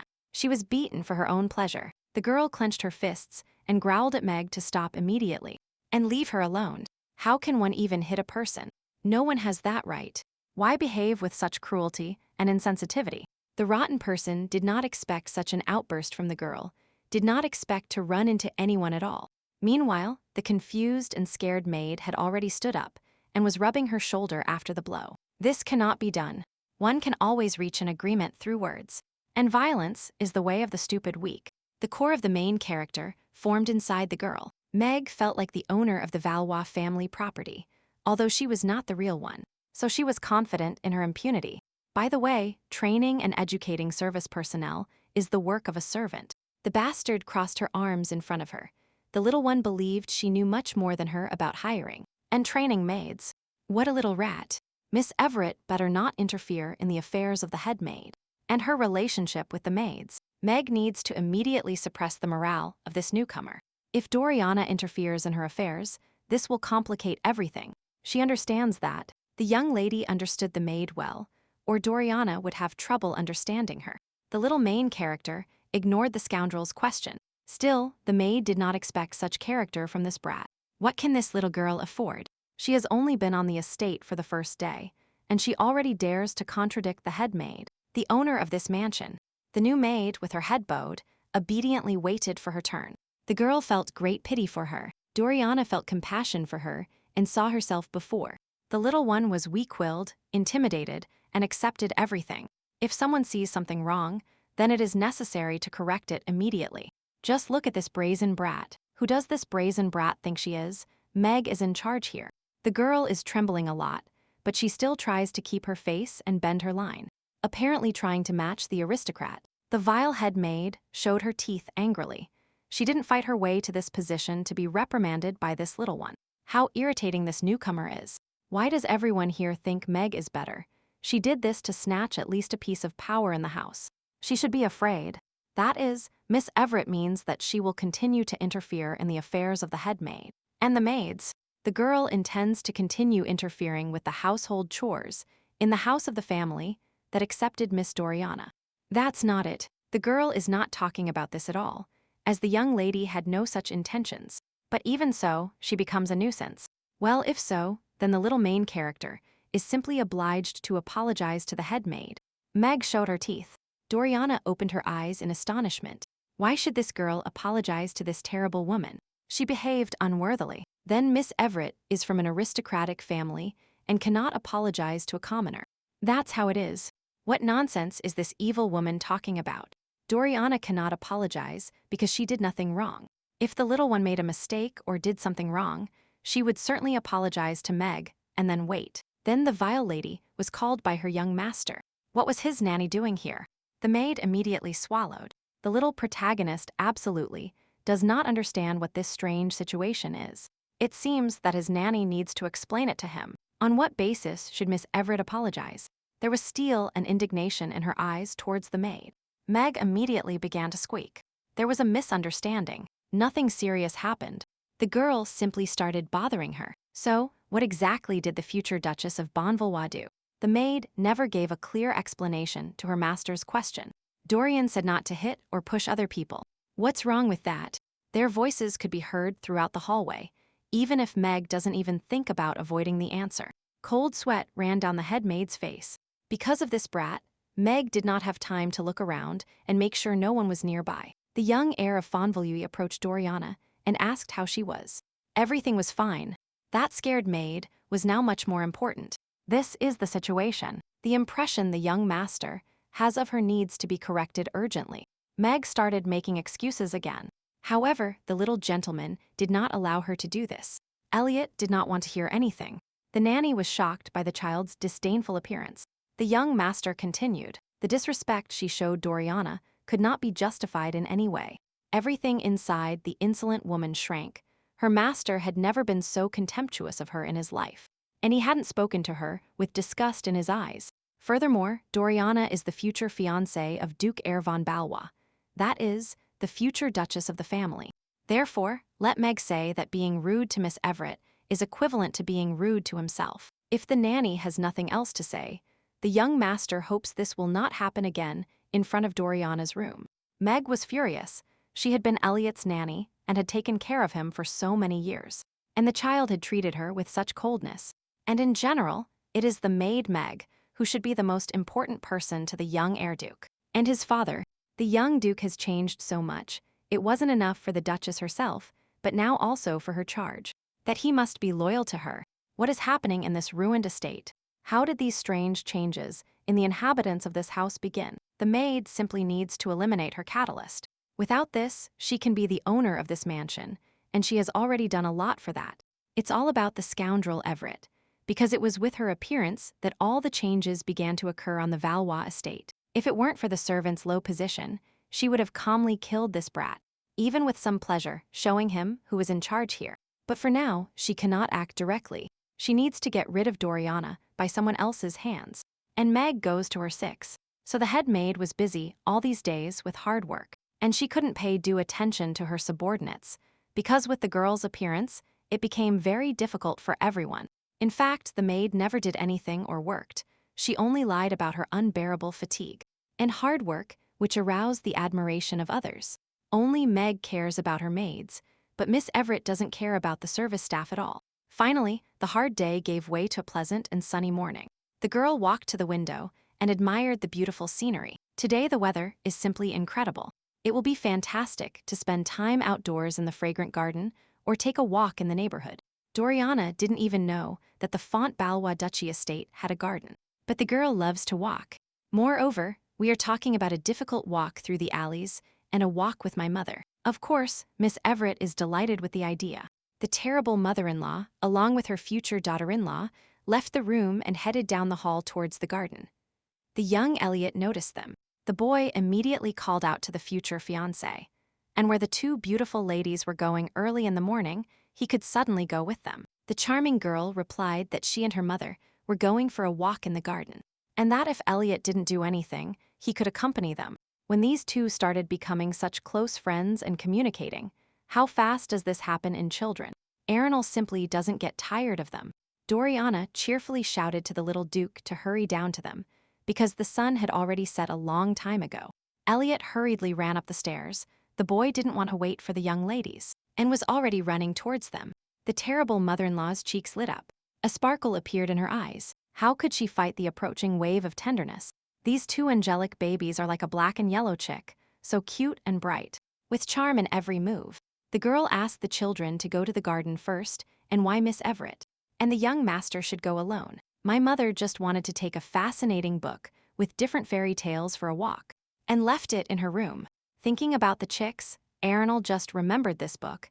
She will need to read it so that the children remember it. The young duke looked at his mother in surprise. While she was retreating, his mother still behaved strangely. Then the two little main characters headed alone to the beautiful garden without adults. Maybe the girl wants an apple pie. The pies from the Bombalou's kitchen are incredibly delicious. Let Miss Everett wait a little while. Elliot will bring them now. She looked very much like her mother at that moment. So as not to keep the lady waiting, the young gentleman went to run. But Elliot could fall like this. Doriana is worried about him. And what is this new and so warm feeling maturing inside the young lady? The girl was happy to feel it. It is definitely related to Elliot. Moreover, so many miracles are happening to the baby now, so many bright things.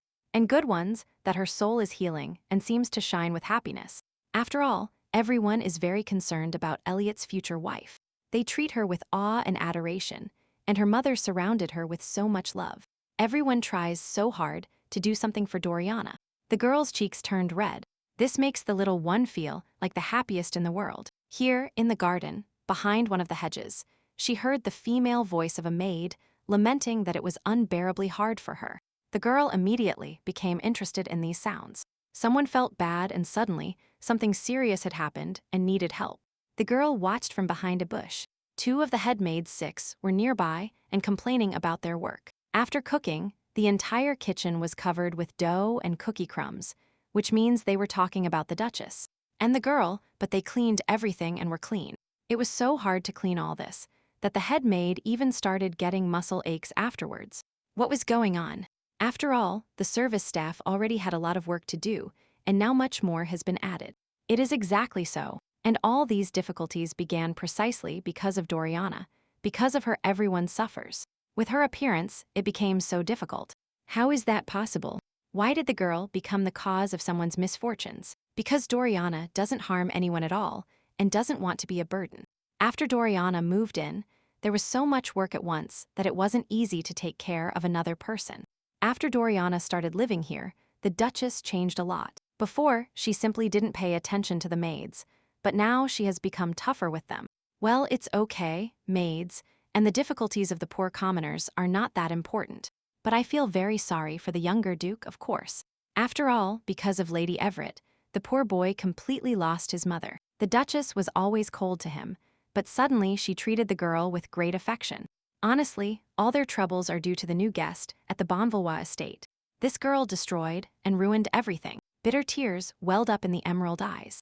How could the girl not realize all these horrors, if really everything was her fault? The young lady's painful thoughts were interrupted by a familiar female voice that accused the two scoundrels of lying. It was the new maid who checked the kitchen after cooking, and everything was clean and tidy. There were no more enemies around. And the charming baby here doesn't cause trouble for anyone. No one got a new job with her appearance. What nonsense! The little protagonist immediately remembered her intercessor. It was she who was beaten by that terrible woman in the hallway in front of her bedroom. The relationship between the Duchess and her son was cold before the appearance of this girl. But with her appearance, on the contrary, they began to improve. Therefore, all the unpleasant things that the vile gossip just expressed are complete lies. And dirty. The 6 head maids immediately fell silent, not expecting anyone to punish them, and put them into Meg's insidious plans. One of the hyenas awkwardly began to pretend to laugh. How funny the new girl is. She has only been here recently and understands nothing. The second immediately picked it up. This is the same new girl whose hands everything falls out of. Exactly. Exactly. She is so stupid and ignorant. If the maid cannot work fast, then at least let her think faster. Her behavior makes the older maids hate her. Apparently, the girl has a lot of free time, since she allows herself such liberties, and observes other people's conversations. Let the insolent one go clean the storeroom right now, and not even ask anyone for help. Let her do it all herself. But in this storeroom, no one cleans alone, it is too large. All service personnel clean it at the same time once a year. Why did she make such a fuss? Now it's her problem, since she doesn't know how to value the situation and interferes. Make her shut up and do as she is told, as a newcomer should. The new maid saw no other way out. She had to obey the older maids and follow orders. But here, once again, the little protagonist stood up to defend the poor girl. That these two vipers stop immediately. After all, these two of Meg's servants made such a fuss about Miss Everett. Why drag other people into it? If the maids dislike Doriana specifically, then let them be angry with her. And let them not take out their anger on innocent people. The 6 immediately chirped. They didn't even think that Miss Everett would overhear their conversation. Of course, they knew that the baby was nearby, and they put on a cheap show. Meg actually said that Doriana is trying to be an angel of justice and annoyingly meddle in everything. The maids did not say this on purpose. So, if these two 6 didn't do it intentionally, it means it was due to some wild mistake. Every time these two gossips discuss something incredibly exciting, while Duchess von Valois is not present. Well, once again, the girl prevented two idlers from having fun, let them continue. So what were they talking about? The maids immediately bowed and started apologizing. They couldn't hear their mistress well. That was the subject of their persistent dialogue. Let them continue to express their dirty thoughts immediately in front of an adult, and not privately with a child. And why did the two hyenas suddenly fall silent? A minute ago, this cowardice and politeness did not exist at all. It's simply a pathetic show. Come on, where are the complaints from the protesting staff? Because of the girl, it became unbearable to work. So many things have increased at once. However, the lady of the estate knows very well that nothing has changed in the maid's work schedule, which means this is a blatant lie. These two scatterbrained ladies dared to involve the young heir-duke in their conversation too. There was steel in his voice. So, what are the reasons for the very ignorant and low behavior of these two loafers? The girls still cannot utter words. The ignorant blonde spoke especially a lot, talking about her inability to assess the situation, and about trying to meddle in others' affairs. The girl was ready to tear off the limbs of each of these parasites, but she works hard on the positive characteristics of her character, so it was precisely this vile lady who failed to assess the situation in time, and meddled in something that was not her business at all. The six immediately hurried to apologize. This trash has been here for a long time. If this lady is fired, it could have a negative effect on Dorian. It would be better to fix everything quietly and systematically. The perpetrators will still be punished, but not at the expense of the girl's peace of mind. You need to control yourself. You cannot risk the baby's safety and position now. She already has enough. Let the two loafers and liars apologize immediately for their rotten mouths. The maids froze. To whom should they apologize? The two scatterbrained intermediaries of the head maid looked at each other in amazement. This was not at all the result they should have told Meg afterwards, that the maids apologized to Miss Everett and also to the new maid, of whom they dared to mock. But the apologies of these ladies must be sincere.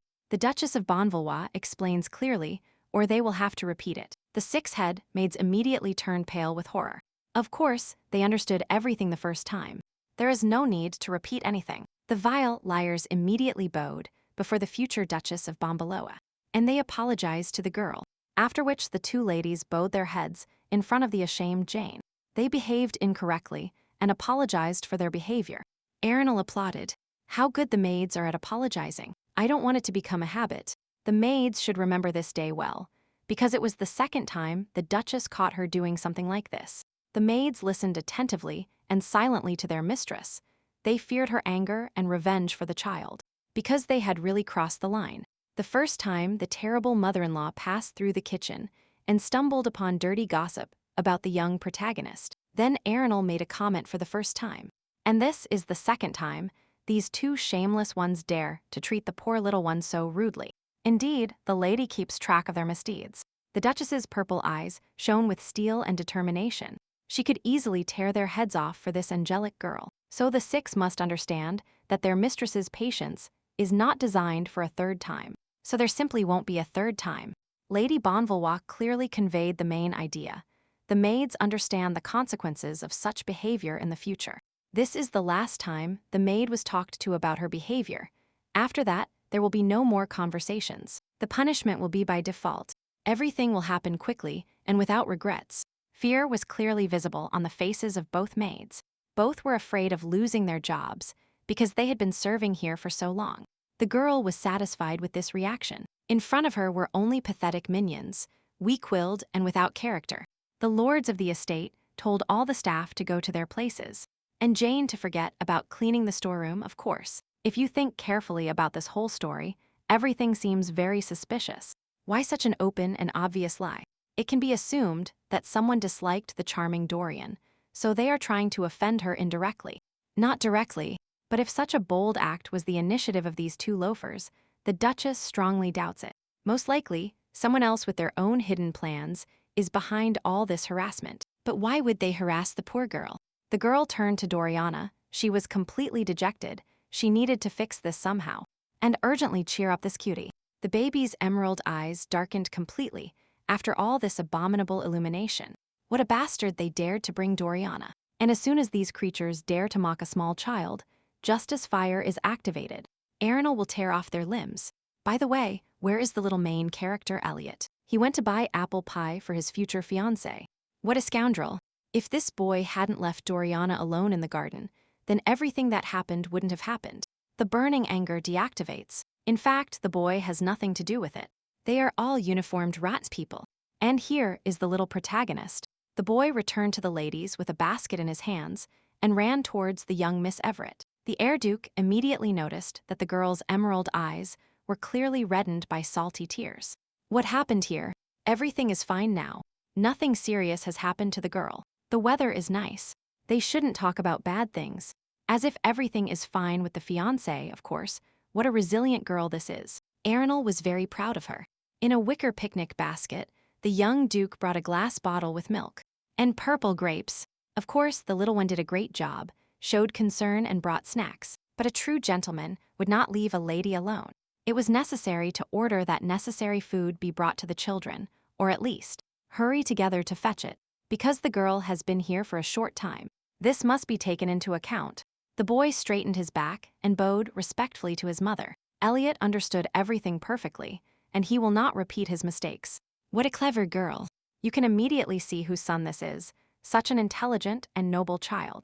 A true main character. Then, behind her back, the girl felt the presence of someone. She turned around and ran into her husband in the novel. And why did Mr. von Valois decide to visit her with the children in the middle of working hours in the garden? And why is Lady Valois so surprised? The terrible mother-in-law closed her eyes and turned away, hiding her face with her hands. It is simply illegal to be so dazzlingly beautiful. What's wrong with his wife? The girl seems worried. Maybe she is not feeling well. Maybe they should send servants to fetch a doctor. Yes, only to inexperienced eyes. The young lady's beauty is simply unbearable. Poor heart. With Arundel, everything is fine. In that case, you should go back with Elliot. His mother was right. He shouldn't be so careless with the little lady. This is completely wrong. If the young Duke really used moralizing towards his son as an excuse to get closer to them, Arundel really doesn't stop surprising him. How dignified and impressive the lady of the estate treated the two insolents. Her response was the true response of the Duchess. It is simply incredible how much beauty is hidden in Arundel. So the children, of course, finally want to hear their mother's fairy tale. The terrible mother-in-law began to reveal herself from different sides, and each of them was distinguished by the beauty of who this girl was. And now, seeing another new image of his wife, Duke von Valois simply couldn't take his eyes off the girl. That same pleasant smile appeared on the face of the elder head of the family, and warm that Elliot had been expecting from Father Elliot. His wife was so beautiful. The terrible mother-in-law made a terrible, bloodthirsty grimace and promised to eat 2 chicks in one bite. A very multifaceted personality. After which the mother began to emit terrible growls. Let the chickens be careful. The monster is already very close. How horrible. But they will be saved. The little protagonist looked towards his father. Maybe the Duke would agree to read some fairy tale for the children. Baron von Valois looked at his beloved son, stunned. The boy definitely wants him to read this book. But the young Duke had never done this before. Did the young ladies activate their puppy eyes? Well, since everyone wants him so much, what can they do? The protagonist's father simply had no choice. The young man cleared his throat and corrected his voice. From this place appeared the chicken Ari. While the young man stared at the place where his wife had stopped, an expectant silence fell. Everyone waited for him to begin. With a frightening and terrifying voice, Ari called himself the bravest chicken. The chick never gives up on anything. With a squeaky and terrifying voice, the young man continued. The protective level of pom-pom magic is activated. The girl held back with all her might so as not to laugh. In a monotonous voice, Baron continued. He will stop the star tiger with the candy of justice. He will let the cloud cast the light of justice. Here the young master could no longer restrain himself and ordered his beloved father to stop this trial. He had had enough. The boy snatched a book with fairy tales and headed towards his mother. It would be better if he read to them. It was a big mistake. A blush appeared on the girl's cheeks. She almost burst out laughing. How clumsy the Duke is. So where did they stop? The young man felt embarrassed by the reaction of his listeners. The Duke believed that he had perfectly adapted to the role of the galactic chicken savior. The girl couldn't help but joke about her prim husband. She believed that the Duke was good at absolutely everything he did. Apparently, it was not worth laughing at such a thing. Indeed, the beautiful young man was offended by his wife's words. Arenal seemed to have gone too far. The Duke covered his face with his hand and did not answer his wife in all probability. The girl really crossed the line. Was the beautiful young man really so angry at his wife's words? After all, this was just a harmless joke. However, the young man continued to hold his head. Sweat dripped down his forehead, and his eyes deliberately ignored the girl. You need to take a deep breath and calm down. It's just that Duke Bonvalois has been working too hard lately, so his mind has become mischievous. The head of the large family looked again at the terrible mother-in-law to dispel all her doubts. But she was still so beautiful that she shone. What is this? What a dazzling glow his wife is emitting. The young man began to rub his eyes, which were clearly letting him down. It is simply impossible to endure this any longer. The young man turned abruptly and walked away. He has a lot of work today. The image of his wife did not leave his head, even though Baron diligently tried to shake it off. What came to his mind had never happened before. And in general, why did Duchess von Valois suddenly become so beautiful? The young man's cheeks immediately flushed. And what was happening to his heart? It was the first time the girl saw the lord so irritated, so annoyed by a misread fairy tale. That one must be more careful with teasing. The young man barely reached the family estate. His thoughts still swirled around the new Arenal. His heart was also beating fast. Baron Valois is no longer an immature 13-year-old boy. He needs to return to the work process. The internal torment of Mr. Valois was interrupted by the annoying Meg. She is what he needs from him now. The maid has started allowing herself too much lately. The maid was already piercing the young man with her persistent gaze. Meg urgently needed to tell her master something. The young landowner's mood immediately deteriorated with just one look at the vile servant's face. The young man had been disgusted with her for a long time. Moreover, there are many questions and suspicions about this person. Little Everett was treated rudely. The girl practically didn't eat and worked all the time, while the head of the maids sweetly assured her master that the young Lady Doriana was living well under the wing of the Rendini family. How unpleasant this sticky woman is to him. If she has something to say, let her pass it through the butler. But how can it be that the Duke listens to Meg? After all, the maid came to talk to the young man about his beloved son. Meg immediately began to worry about the young master. In that case, let the maid not waste time and quickly tell what happened to Elliot. Bill Person smiled. The Duke points at her so much that the maids have no right to communicate directly with the master, but she is allowed to do it. The girl's cheeks immediately flushed. It had been a long time since the young people were left alone like this. Like in the old days. What is this annoying woman Meg talking about? She even addresses him by hour. The Duke didn't understand a single word she said. Meg continues her sickly delirium, which brings her memories of past days when she took care of Baron. Just like she takes care of her beloved son now. The maid is so eager to return to that happy and carefree time. The Duke showed his teeth with disgust. It's time to put an end to this nonsense. The maid said she had something to tell about the young master, or let him say it now, or get out of his sight. Meg was immediately surprised. Why speak to him with such rudeness and coldness? The girl cares so much about the Duke and his son. Well, as his lordship pleases. A cold sweat ran down the maid's forehead. We will talk about the Duchess of Bonvalois. Arenal only cares about Miss Everett and dedicates none of her time to the youngest lord. Her nanny is very worried. After all, this can do a lot of harm to the baby. It is obvious that Madame Valois' favorite is this girl, not her own son. Some maids said the same thing a while ago. The Duke was curious where these dirty rumors came from, but it turns out it was the head maid. This is the real problem. If the young master really realizes that Meg is behind all this persecution, then they will kick her out of here. The bastard immediately knelt down. She was not to blame at all, as this was a delicate matter, so she decided to share it with the young man. The maid, after all, is Elliot's nanny, and came here because she is very worried about the boy, and about how she can spread rumors. It makes no sense to blame Meg. On the contrary, it is worth paying attention to the words of the head maid. After all, since the rest of the maids have the same opinion, it means that it is clearly obvious to everyone how horribly the mistress treats her own son. Baron Valois growled to let the servant know her place. It was her servants who were arrogant towards Doriana, of course. His wife had to dedicate more time to the girl. Nothing would have happened if Meg had properly trained the staff, the insolent one.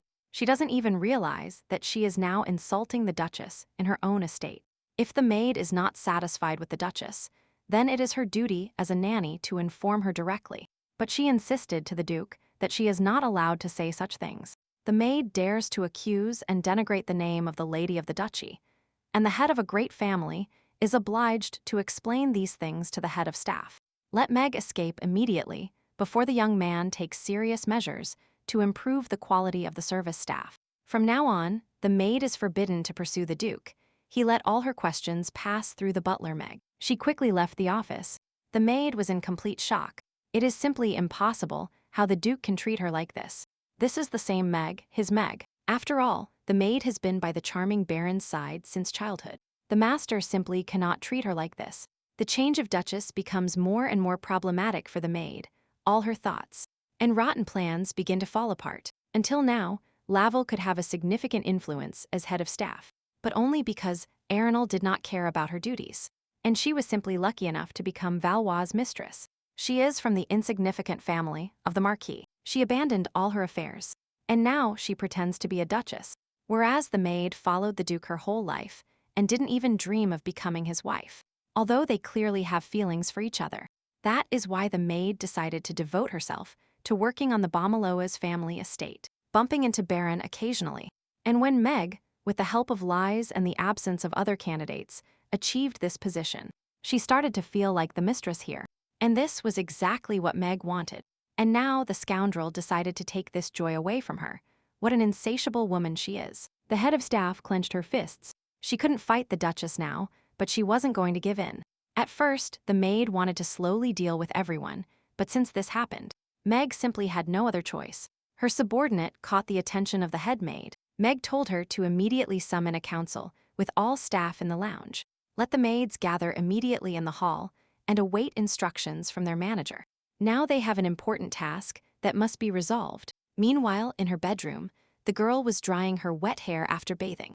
A beautiful day with her cute children. Moreover, today Erinal was lucky enough to see a new and unexpected side of the Duke of Bonvalois. It was very funny.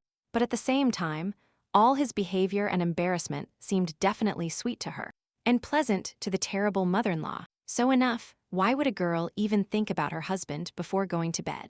She needs to go to bed immediately. She is too tired. Erinal climbed into a cozy and cool bed. What a soft and pleasant pillow. Just a fluffy cloud. Then a persistent knocking was heard at her bedroom door, which could happen at such a time. The same maid, named Jane, entered the room. The new maid, whom the Duchess had seen in the garden, came to give her very important news that could not wait until morning. In fact, the lady herself wanted to thank this maid, and then the girl approached her.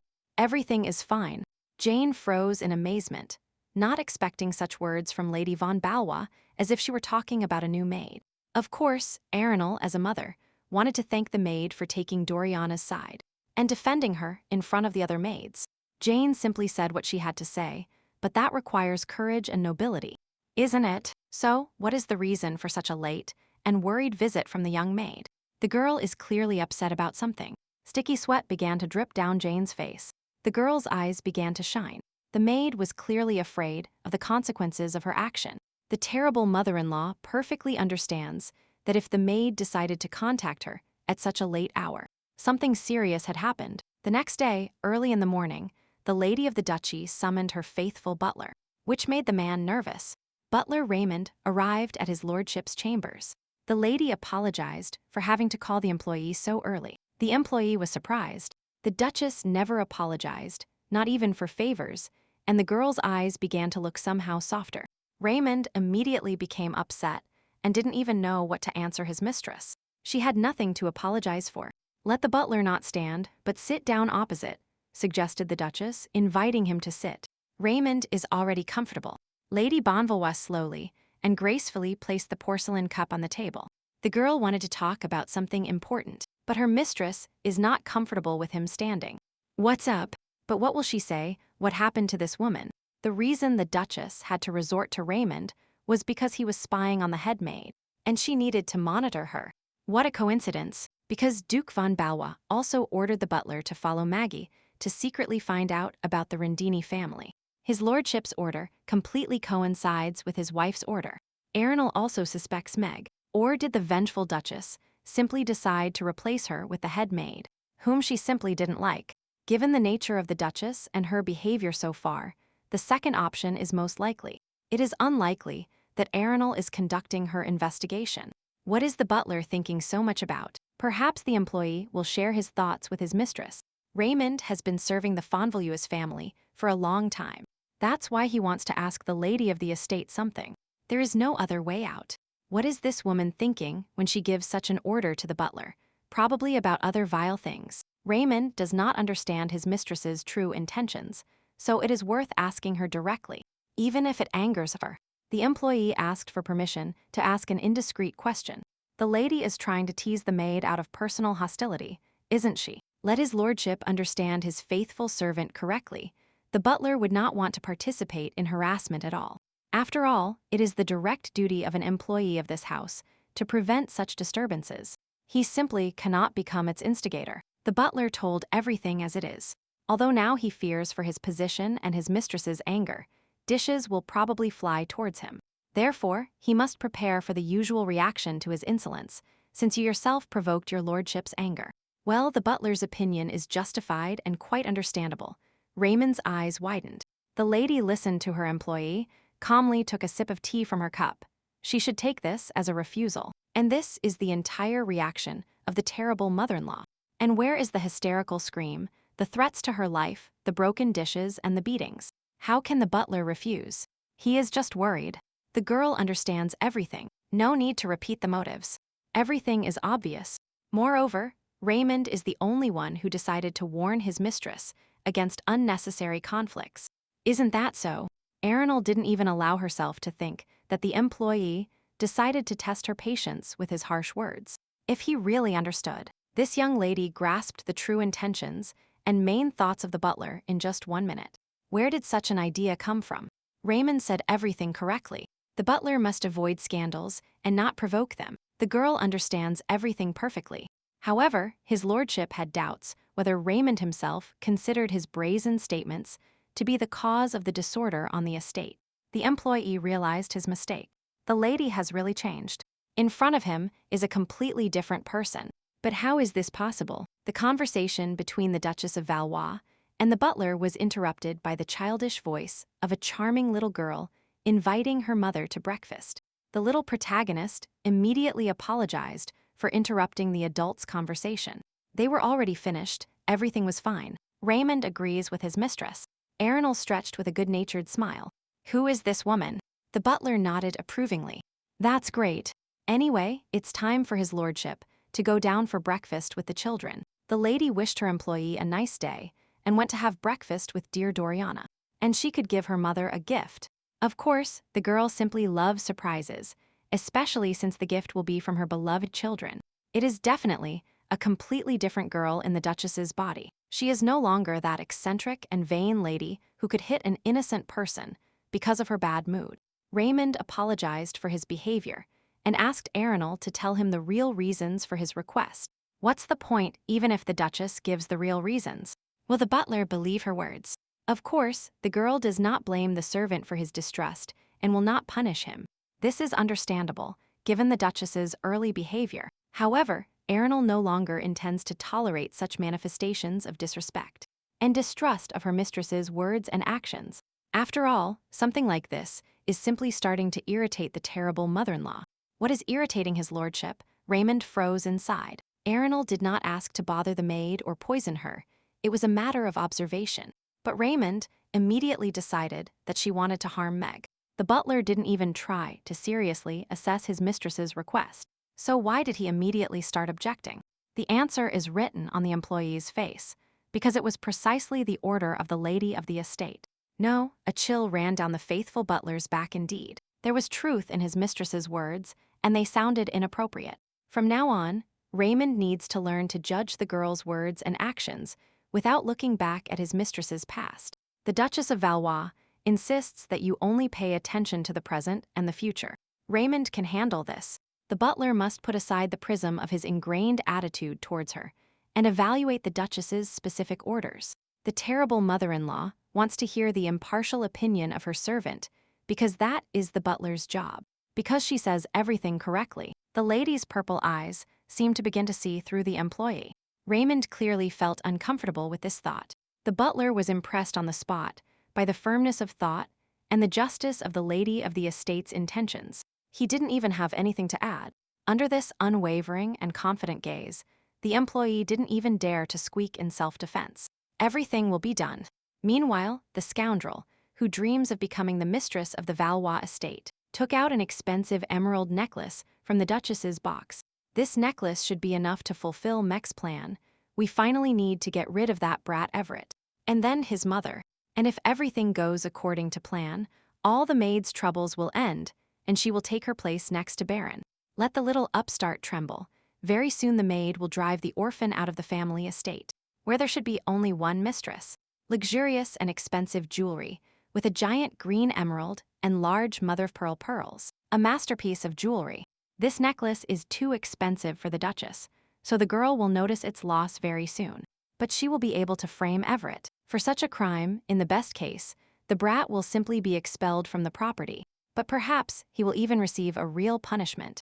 The maids have already realized that they need Meg. The only thing left is a small task. They just need to place some decorations in the girls' room. It's all so simple that there was no need to postpone it at all. And what was Elliot's nanny doing outside her mother's room? Meg jumped up on the spot. What is the head maid about here? The young master witnessed the scoundrel's crime. Meg doesn't hear her master's question about what the maid was doing in her mother's bedroom. And why doesn't she answer the question? The head of service staff froze in place. This is just a stupid child who is very attached to her.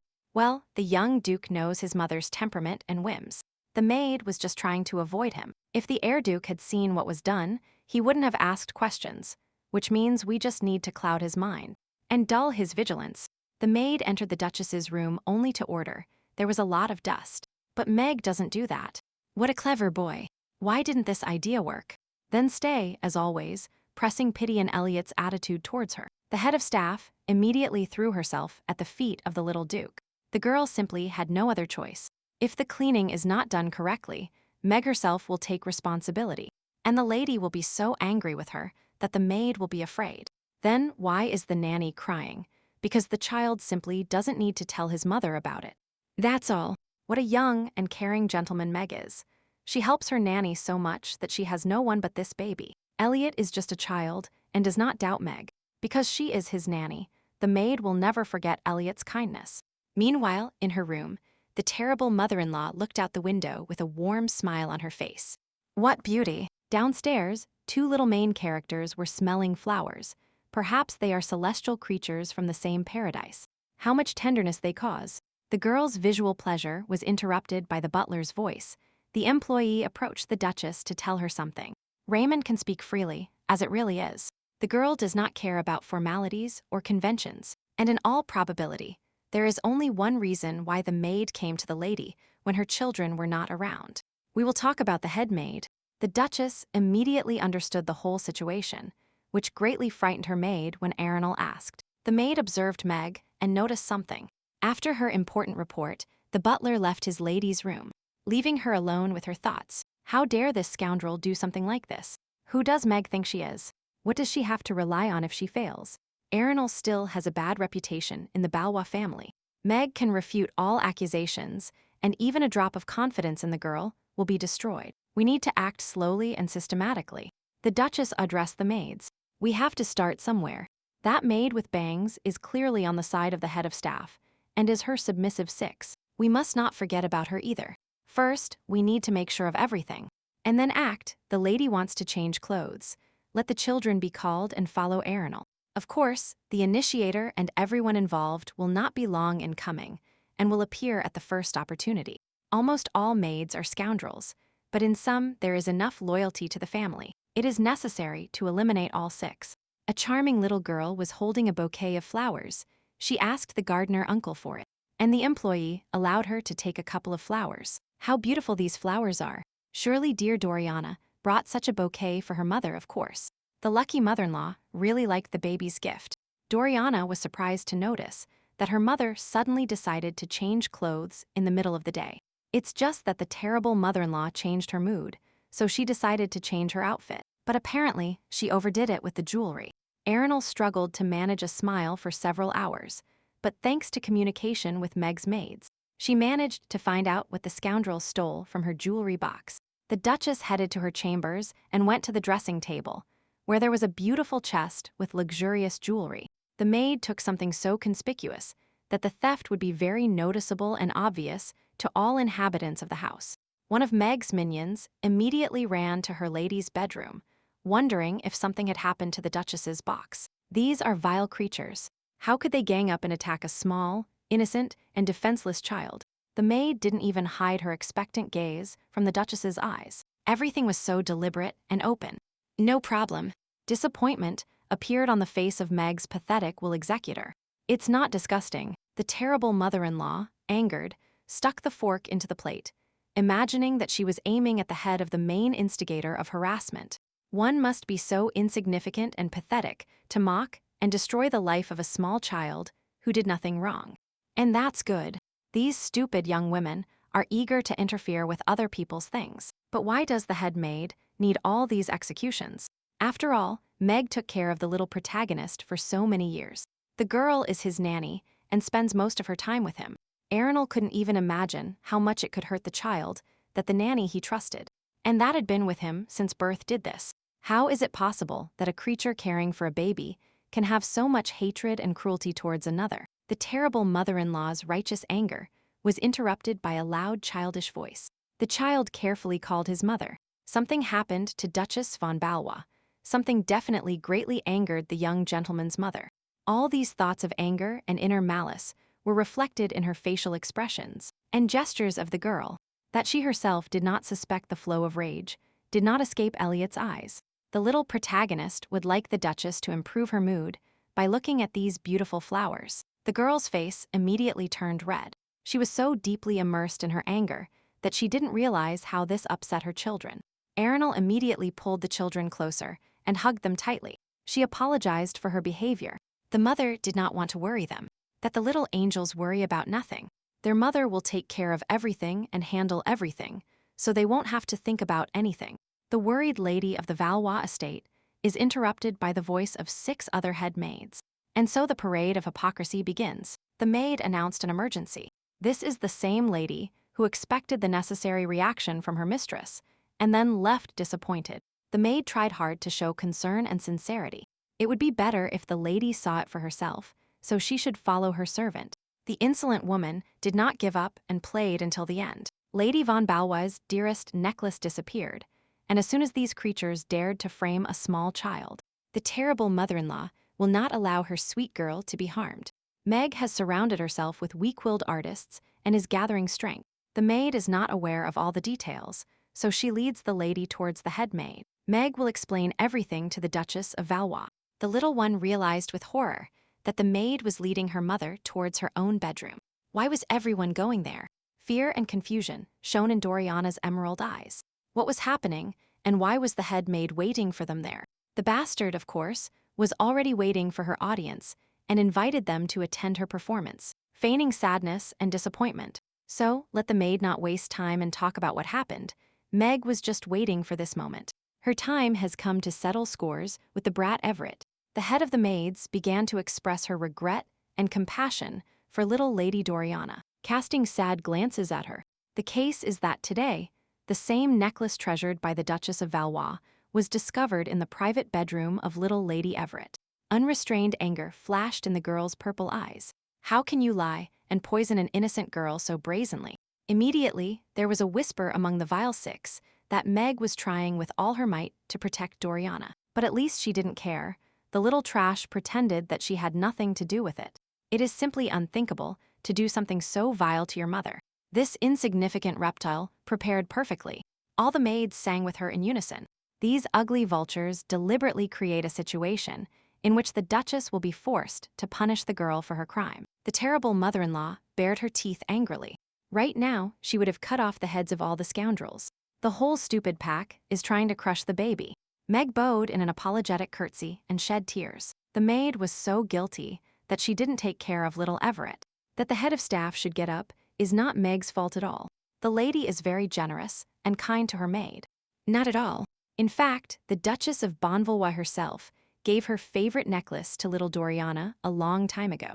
All the vile accomplices immediately fell silent and became amazed at what her lordship had just told her mistress. Meg immediately began to deny Erinal's words. What was she talking about?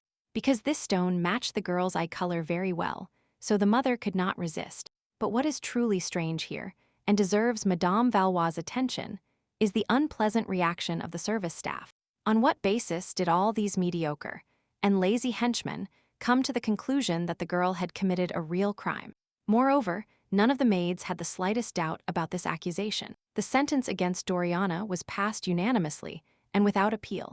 The Duchess is already beginning to think that she has now become a spectator of a clumsily staged performance. All the scoundrels immediately fell silent. Meg immediately began to squeak that it was just a misunderstanding. How could the service staff deliberately commit such an atrocity? It was simply unthinkable. In front, the head of the maids tried so hard to cover up for poor Miss Everett and remove the trouble from her that the young master abruptly cut off the false words of his nanny. The little protagonist looked intently at his mother.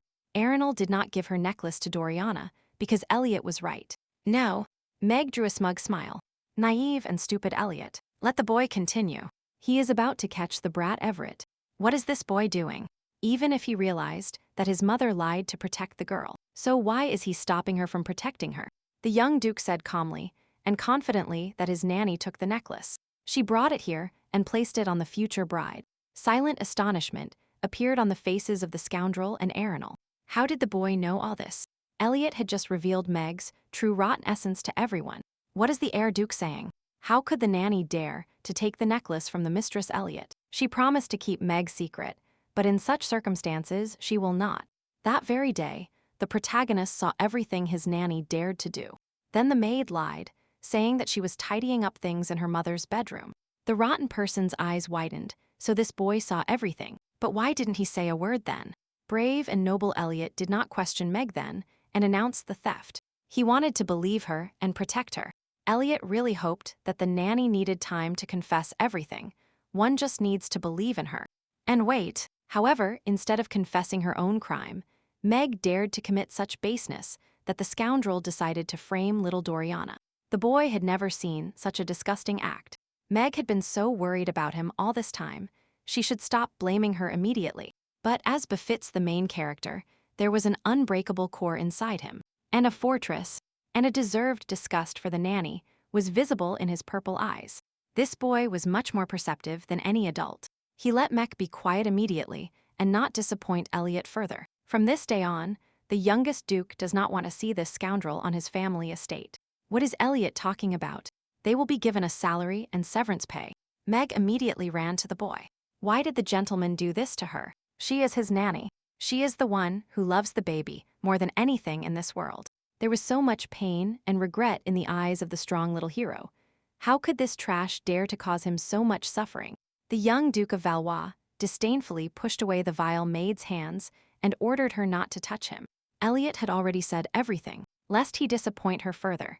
Elliot does not believe that one who uses love as an excuse for his baseness truly loves a child. Clouds were gathering over the vile instigator. The maid had nothing to say in her defense. She didn't believe that this child could just fire her just like that. The terrible mother-in-law, with a steely voice, ordered the vile scoundrel to be immediately expelled from the estate. The maid nodded obediently. Meg has tied Elliot to her for so many years. Why the hell are the maids touching her? Let the younger master explain to her that he is not serious. How can a little duke treat the one who raised him like this? Elliot must fix everything immediately. The maid will not leave this place. The hysterical cries of Elliot's nanny were heard for a long time in the hallway. The boy endured this scene with dignity, but his heart was very heavy. Seeing the sad eyes of the charming baby, the terrible mother-in-law's heart bled. Poor child. The mother warmly placed her hand on her son's shoulder. Elliot did the right and heroic thing. She is very proud of him. He protected Doriana. Here the poor bright boy was crushed by a weight of sadness. Bitter tears rolled down his cheeks. Erinal hurried to hug her baby. The boy managed to bring justice. Elliot is a true hero. His heart is filled with light and honesty. How much courage and honor there was in this small body. And how painful it was for Elliot to make his decision. His mother was near. The little hero's eyes burned with salty tears. His cheeks burned with fire. The young duke shouldn't sob like that. Well, what nonsense. The baby is in pain. He can cry as much as he needs to, and his mother will be by Elliot's side. The baby felt warmth in his soul after Erinal's words. The youngest had already cried enough, and a smile of acceptance appeared on his face. This girl is much more mature and stronger than anyone else. How proud the girl is of her little angel, a true hero. But then sobs and whimpers were heard from the other side of the sofa, and the terrible mother-in-law immediately turned to look at the girl. Sweet Dorian began to cry bitterly, because it was all the girl's fault. And poor Elliot was suffering. The little one was asking for forgiveness for everything. But what is this poor thing even talking about when she stops blaming herself for all her troubles and considering herself unworthy of happiness? But if Doriana hadn't been hated by the staff, Elliot wouldn't have had to lose his nanny. At that moment, the girl greatly wanted to subject the vile Meg to all possible human tortures. How much pain did these children cause? Only rotten and insignificant people are to blame for this, who did this to serve their own interests. And the girl simply became a victim of their harassment. But all the residents of the duchy hate young Everett, so if the girl simply wasn't here, then there would be no problems. Jane spoke here. That's not entirely true. The baby was disliked only by those who ordered to treat her this way. In fact, everyone on the estate adores Doriana. The terrible mother-in-law is not very happy with the new maid. Jane is simply smart. She chose the right words for the baby in time. Miss Everett is very brave and fair, so the people who dislike her are simply pathetic cowards. The little one shook her head. She wasn't brave at all, but it was she who helped Jane at that moment. Then, in the estate hallway, in front of the baby's private bedroom, Meg mocked the new girl, and Doriana defended her, and she was very brave. After all, Doriana didn't think for a minute about her well-being and abandoned the protection of the innocent maid, despite her fear and the consequences. But then it was the youngest gentleman who saved Jane, but the girl defended her before he arrived. The baby is amazing, she just needs to realize it. Now Miss Everett is admired and loved by many people, and in the future there will be many more such people. Duchess Bonvalois supported the new maid's words. Everything is exactly like that. Mom also loves Doriana, and Elliot adores her. A light flashed in the girl's emerald eyes. Doriana is very grateful to everyone. Now a warm and cozy feeling spreads throughout the baby's body. After a hard day's work, the eldest head of the family returned to his family estate. Baron was very tired today. Behind Duke von Valois, the hysterical cries of the head maid were heard. She ordered IR to leave immediately. She needed to speak with Baron personally. What else happened during Lord Balwai's absence? The butler led the maid out of the estate. Meg stubbornly resisted. Meg started screaming that it wasn't her fault at all, that the maid had always been faithful to her master, and the mistress kicked her out.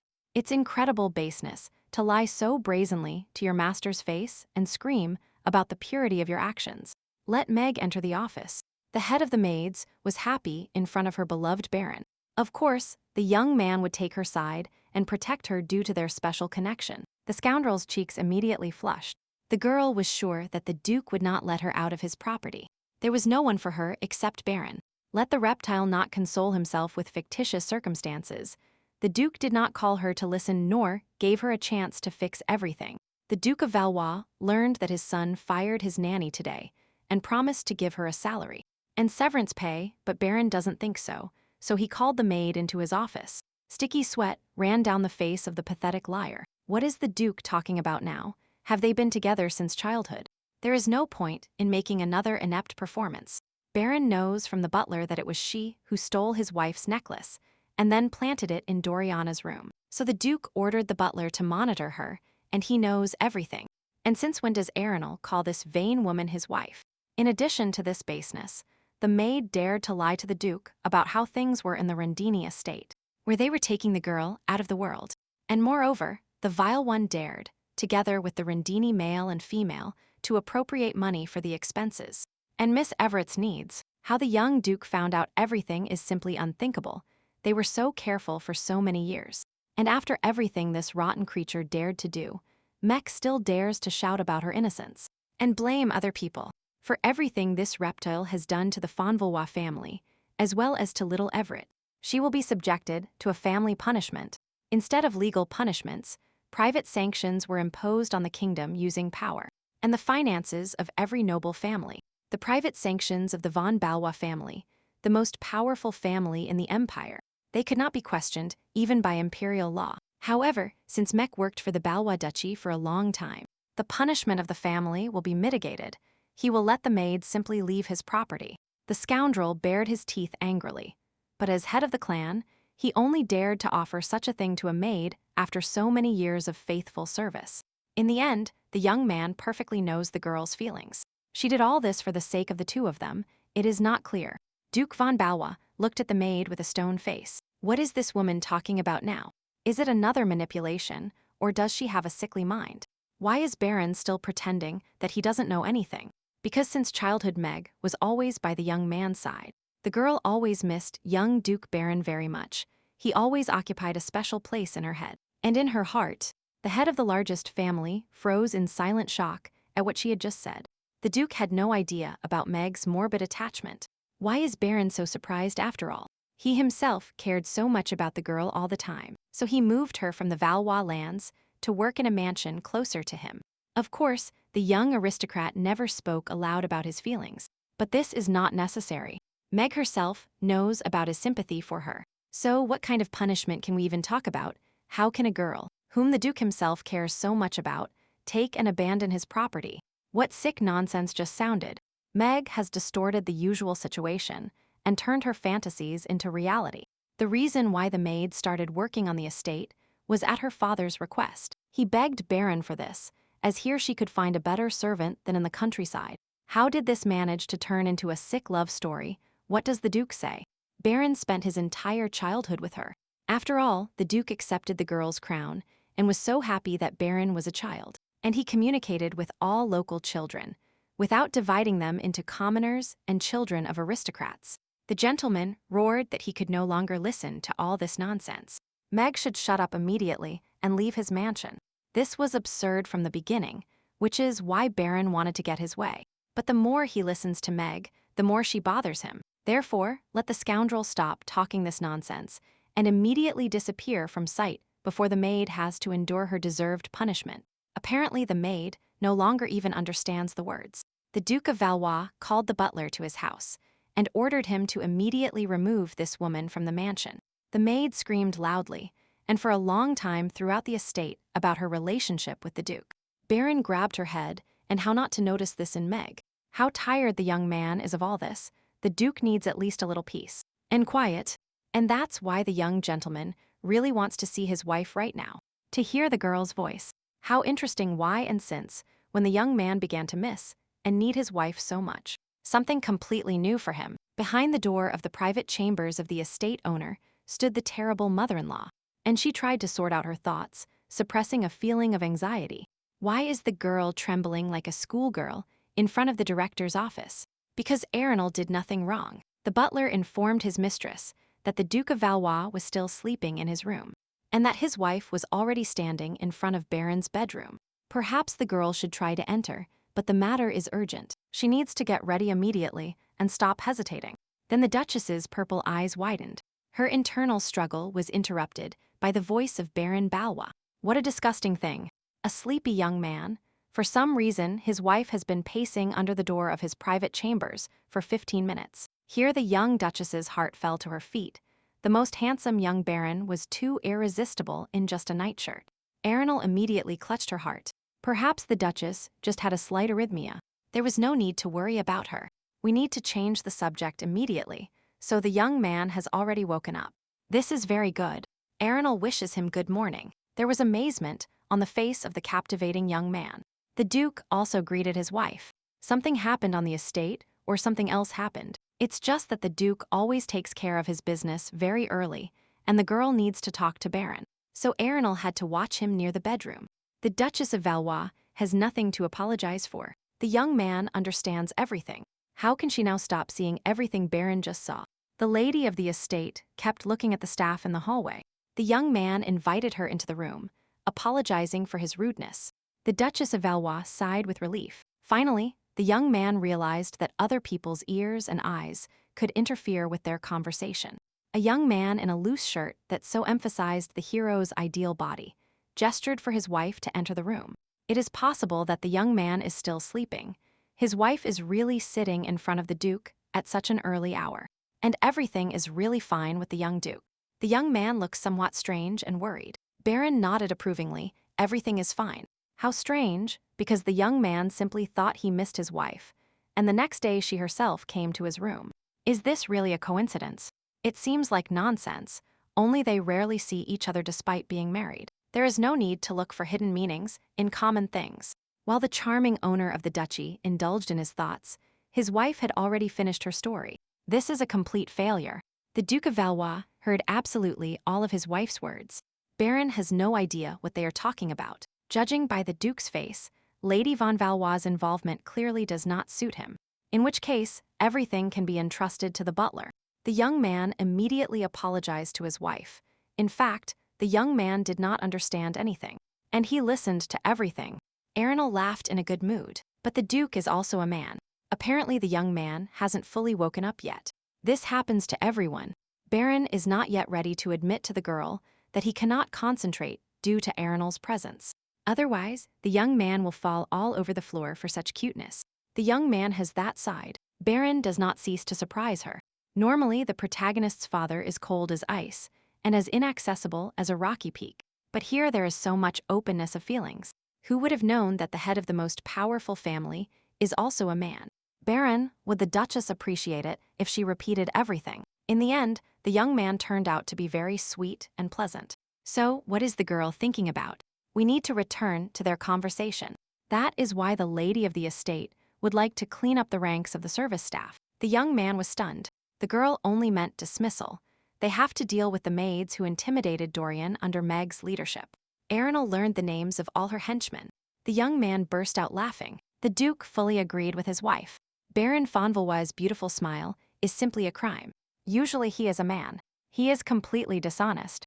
We need to meet. Her lordship agrees with the girl's proposal. Of course, Baron himself intended to do so. We will have to change quite a few maids due to the massive staff change. The cleaning service will be suspended indefinitely. You need to discuss this with the butler. This is his area of responsibility. The girl understands her husband's words because she ignored the household before, but she is not so frivolous. The Duchess did not intend to add more work to everyone first, and then stand aside carelessly, which is what Arenal means by this. Let it be late, but the girl still takes on all the obligations of the lady of the estate from this moment on, as a duchess should, if the head of the duchy has no objection to her decision. Of course, it is not too sudden, everything will be fine, the girl will study. The child's distrust is understandable. Arenal will do her best. The Duke did not mean this at all in this case. If the young man agrees, let him smile at his wife again, like he did a short while ago. The young man froze in silent shock. The Duke simply did not have time to comprehend all the information the girl expressed. In this case, the girl will try even better, because they say that the smile of a handsome man is the best reward. And with such an irresistible and captivating smile, the Duchess of Valois feels that she will definitely be more productive. The young woman's violet eyes looked directly into the soul of the Duke of Valois. Or did it seem so to him? The young man, with a sense of total responsibility, stated that he will try hard to work on his smile. The girl immediately burst out laughing. What charm! Why did the young man take her words so literally and seriously? And by the way, why did Arenal suddenly ask her husband to smile? Clearly something was happening inside the girl. Then the terrible mother-in-law burdened herself with work. The butler could not believe his happiness and thanked his mistress for it. Mountains of documents were already looming before the girl. Here was the estate budget. Here was the budget for all the duchy's lands and reports on the surrounding territories. There was so much work here, and no one was doing it that before she had time to come to her senses. The butler wished her good work. The clerk immediately ran quickly towards the exit finally. Raymond could sleep more than 5 hours a day. These are debris, but what did the girl want? After all, this is the largest and most powerful duchy in the empire. Done, it is done. It is time to become a good duchess and a positive heroine of the novel. So time to delve into it.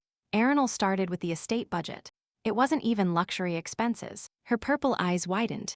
Why does such a gigantic sum of money go into the pockets of the family of the Marquis of Saxena, if the Arenal family is not in poverty anyway? So what did the girl manage to read about her terrible mother-in-law's family in the pages of this novel? Now, the Marquis of Saxon is Arenal's younger brother named Kyle.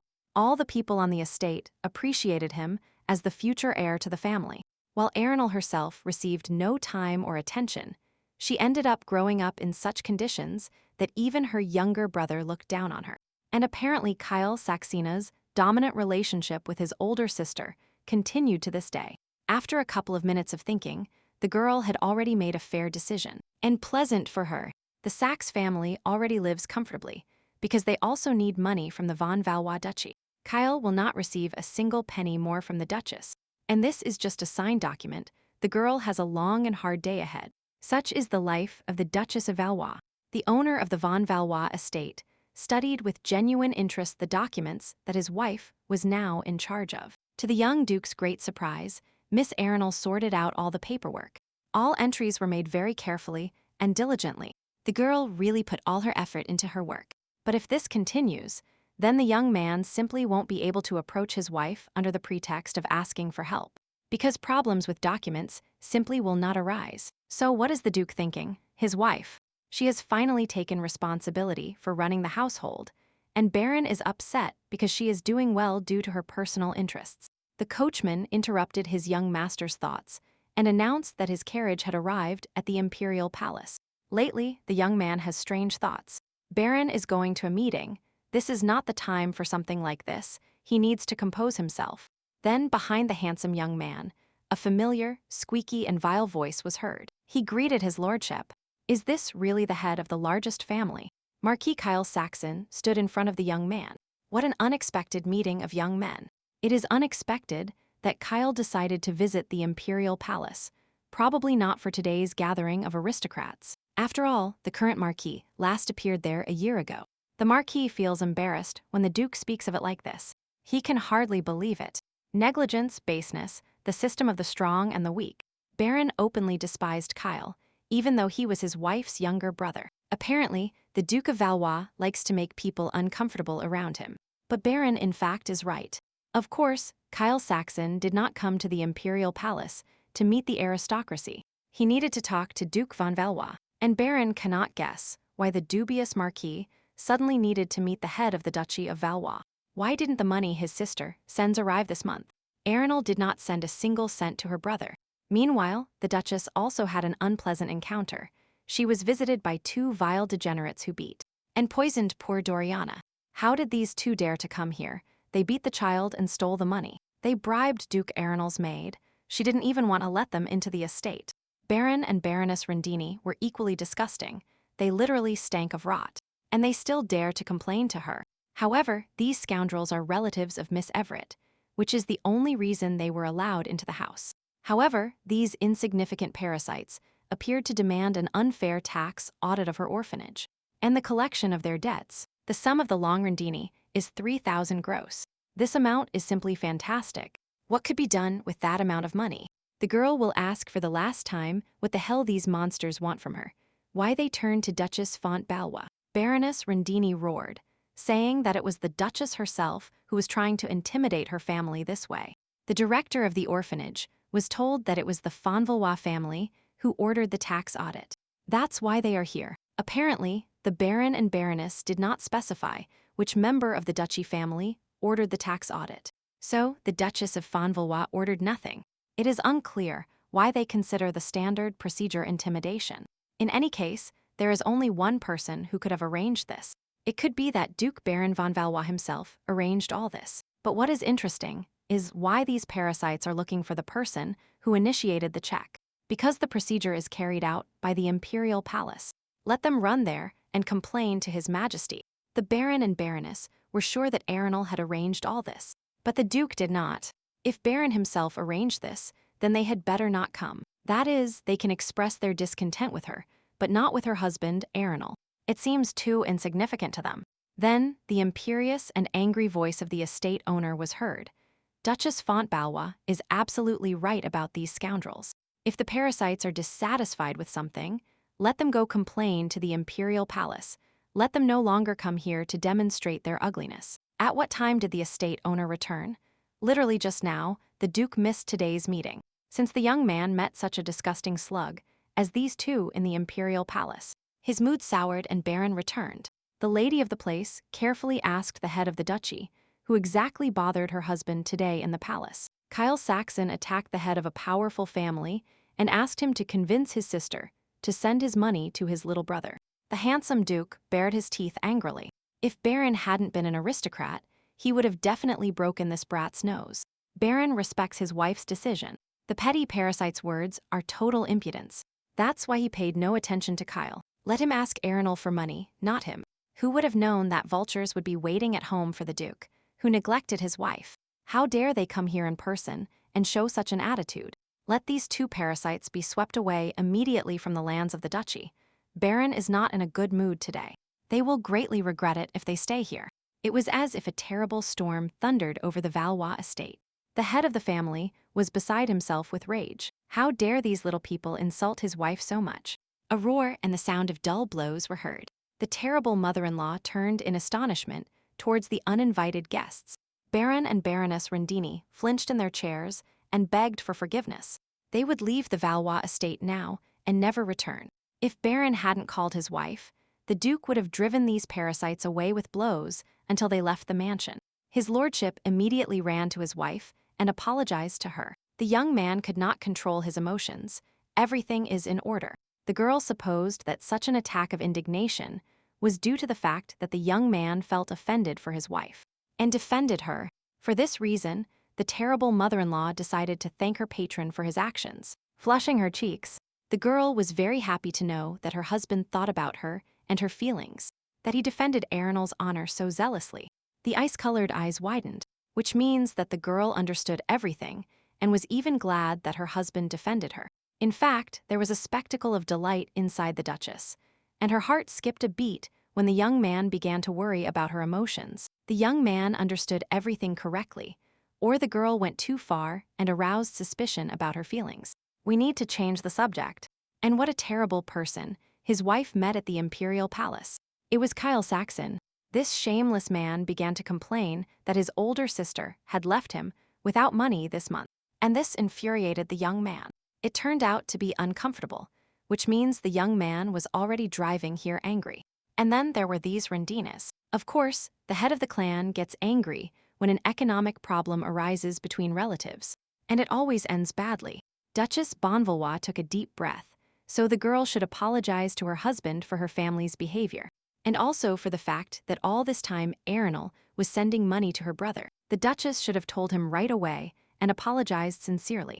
It is very rude and ugly on the part of the property owner to keep silent about personal payments, especially of such a scale.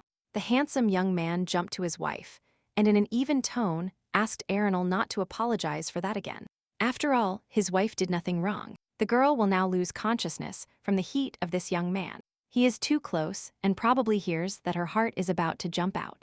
The young man does not blame the Duchess of Valois for anything, so she does not need to apologize for anything. A little more, and she will simply fly apart. The girl was exhausted by the eruption of feelings. She felt the young man's strong and reliable hands, his hot breath next to her face. The terrible mother-in-law pushed her husband in horror. This guy is driving her crazy and frantic. One cannot lose control in an affair. In the romance genre, all men are so flawless and dazzling that this is definitely everyone's dearest dream. The girl clutched her chest. You need to calm your poor heart, everything will pass. He simply has too much criminal charisma.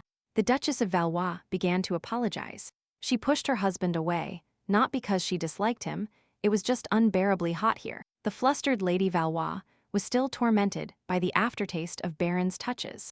The depth of his blue eyes. The Duke of Valois himself blushed on his own initiative. His cheeks were burning. So why let go of his hands if he is embarrassed? After all, Arenal will definitely die of a heart attack. Doesn't this guy know that his perfect face is dangerous for common people? In any case, Arenal should have a clarifying conversation with her brother. He himself should understand such things, given the mountain of money he received. We need to be more responsible, as befits a duchess in her place. At least from now on this will not happen again, Arenal promises. Apparently, the wife did not understand what the young man was trying to convey. He didn't need her to report on money expenses. Arenal is the Duchess of Bonvalois for this reason. Everything related to the use of the duchy's economic resources is her business alone. If the lady of the estate decided to spend the money or send it, then the girl had her own reasons for it. That is what he meant when the Duke said that his wife did nothing wrong, and that she did not need to apologize at all, and even more so to justify her expenses, because the duchy's day is also hers. Let her use it at her discretion. After all, that is what financial resources are for, aren't they? At this point, issues related to their spending are declared closed. The girl fundamentally disagrees with this. The Duke simply does not understand what amounts we are talking about. Kyle received too much money. Why does the head of the Duchy of Valois say this so easily? And if his wife spends a really large amount? The charming young man stretched a captivating smile and laughed. He let the Duchess spend as much as she wanted. This magnet should accurately warn her that she is about to smile, that her heart is clearly living its last days. The duchy will not become impoverished, even if Ernal buys all the surrounding lands. However, she noticed this herself while working with the accounting department, and as soon as she could forget that it concerned the family of the novel's protagonist, the amount in the reports was truly indecent. How handsome this gloomy boy is, chiseled facial features, sensual eyes, perfect athletic body. It is like the masterpiece of a brilliant artist. Moreover, with a lot of money that you can spend as you wish, these are the parameters of the ideal novel hero. But what if Ernal became the main character?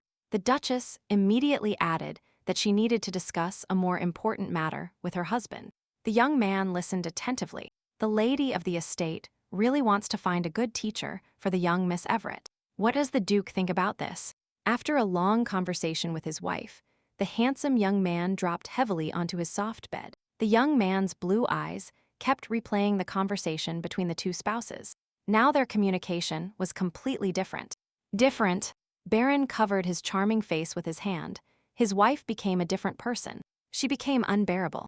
The young man said he could buy all the surrounding lands, and in response started talking about little Everett. As if the young Duchess had no desire of her own, the young man jumped out of his bed. Or as if everything Ernal really wants, happiness for children, was simply unthinkable and could not be understood. And today, the young aristocrat himself succumbed to a personal impulse and embraced his wife. Looking into the depths of her violet eyes, he deliberately held the Duchess close to him longer, trying to find some impulse from her. The young man stared fixedly at his wife's face, waiting for the slightest response, as he never before expected a response in her facial expressions. But apparently the girl only thinks about small children and not about her husband. It is obvious that Ernal does not care about anything. What kind of thoughts swarmed in the Duke's head if Baron really became jealous of his wife and children? This is simply beyond the limits of what is appropriate. Apparently the guy is simply going crazy. But how can this be controlled? Meanwhile, the girl was also visited by the euphoria of delight. The Duchess's cheeks blushed and burned. One could simply go crazy. In front of her was a tray with fragrant crispy cookies, as well as freshly brewed tea. The children really prepared everything themselves. It was so. In front of the terrible mother-in-law stood two charming angels with big puppy eyes. Well, what beauties. You can go crazy from the charm of these two children. She hugged the children tightly. Elliot cannot breathe. By the way, Mom just spoke to the Duke. They will find a good teacher for the baby. Doriana was very happy with this news. It means that now Miss Everett will also be able to study, just like Elliot. The baby cannot wait for her first day of class. The child does not understand her joy. And in general, studying is nothing fun.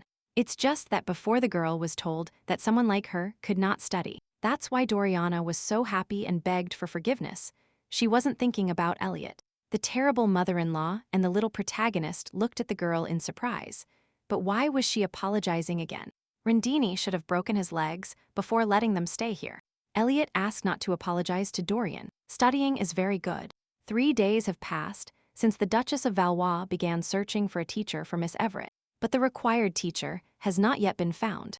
The maid asked if everything was okay with her mistress. She sighed so deeply. Perhaps something was bothering the Duchess. Before Ernal's eyes was an unpleasant letter from her mother.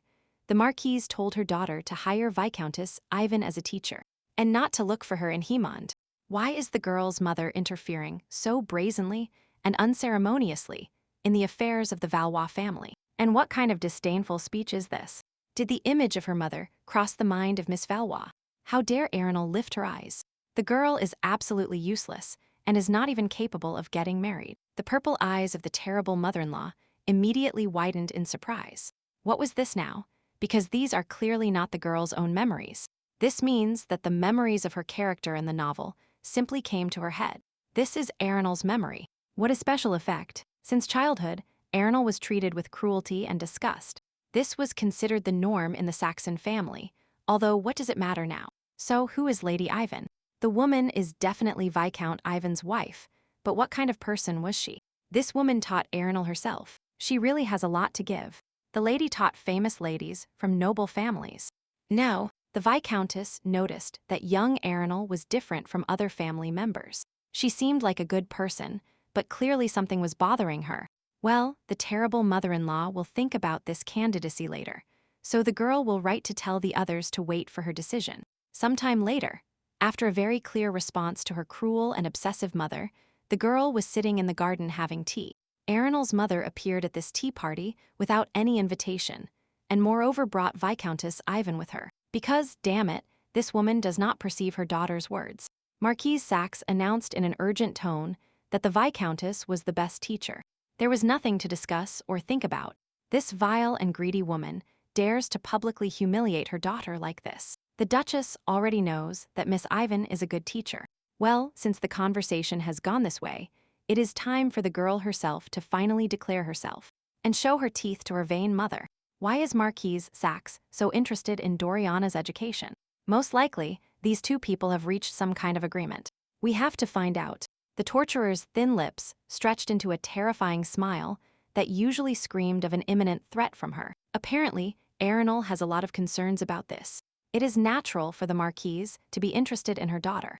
Such suspicions are very offensive. Yes, this lady is a professional manipulator.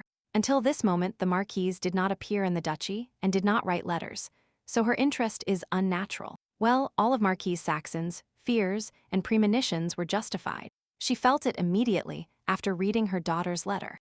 Arenal suddenly decided to imagine herself as someone. The girl completely stopped taking reality into account. It didn't seem so to the Marquise, so she openly poisons the Duchess of the largest family in the empire. But what is wrong with this lady? She has nothing to lose or something like that. In the Marquise's eyes, there was only poisonous bile and bloodlust. The scoundrel was pleased to see the fear and resentment in her daughter. The girl was truly terribly frightened. Minus 10 years of life, Ivan should also notice that the Marquise's daughter has changed a lot. Well, then they decided that Viscountess Ivan would teach Miss Everett. She has many students from secular circles. This is very useful. And why did the disgusting mother suddenly decide to quickly end the conversation? And when did she manage to decide everything for the Duchess? By the way, my mother found out that her dear daughter did not deign to send money to her younger brother. At first, the Marquise wanted to tell her daughter something, but seeing her in person, she became convinced that Arenal was firm in her decision and changed her mind. She is so sure that she will not back down from her choice, and Marquis Saxon respects his daughter's decision regarding Kyle. Let the Duchess of Valois entrust Everett's case to her mother, and let the Marquise of Saxony handle Denise's case. What this lady just said, the girl did not understand a word at all. What does Denise care about? Why does the Marquise need Dorian? In fact, the Marquise usually speaks monologues fluently. She does not need her daughter to answer.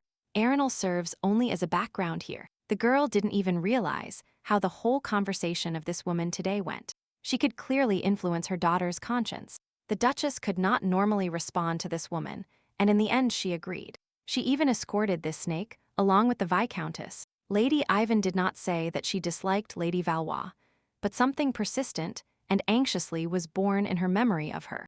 But what exactly was it? That's why the girl wanted to think about this teacher. But why does the Marquise have such an effect on her? Perhaps it is the habit of the character to listen to her mother without questioning. But if so, then the character's attitude towards children also could not change. That is, the problem is in the girl herself, and not at all in Arenal. Apparently this woman reminds the girl herself of someone. Someone also suppressed her will. A domineering and ruthless gaze, an iron and indifferent voice, a constant feeling of anxiety next to this woman. Marquise Saxon assured her daughter that no matter how hard she tried to live her own life, she could never renounce her blood ties.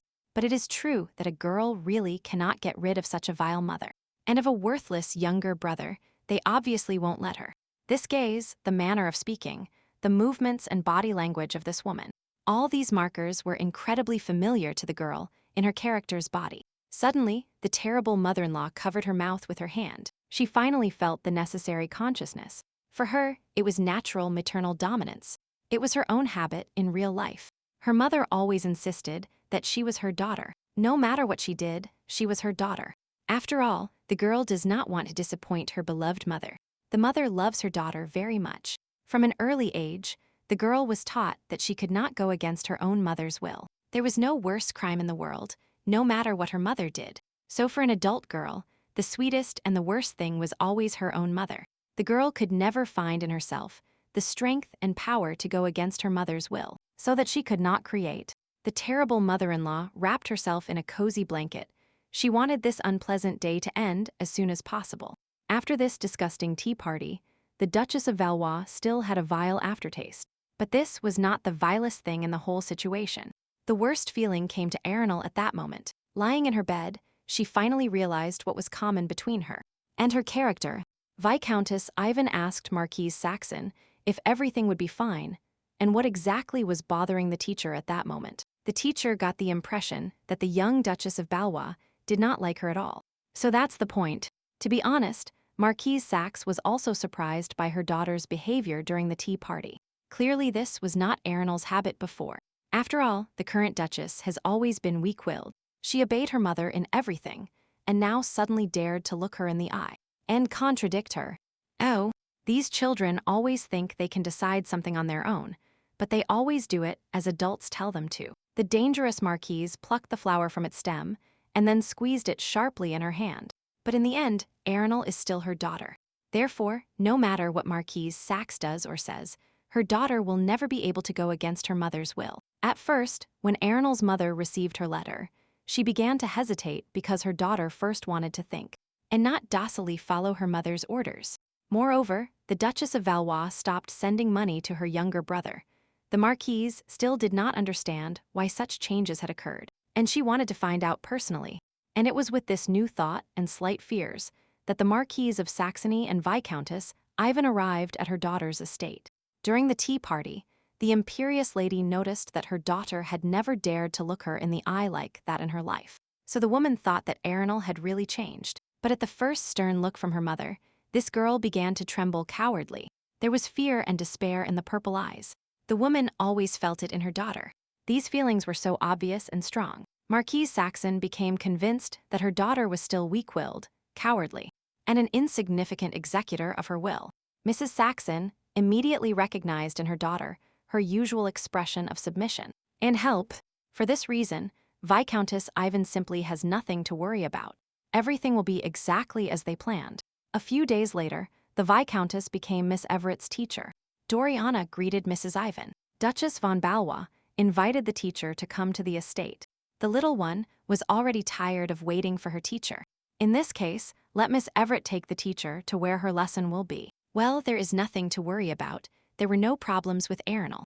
However, the lady of the duchy wanted to talk to the teacher before starting her lessons with the girl. Of course, the Viscountess attentively listens to the lady. If Miss Ivan doesn't mind, the Duchess of von Valois will be present in all her activities with the baby. Viscountess Ivan nodded obediently. Let the girl do whatever she saw fit. 1 minute, like being present. No one had ever observed her teachings before, but Doriana is still very young. So Arenal will be calmer this way.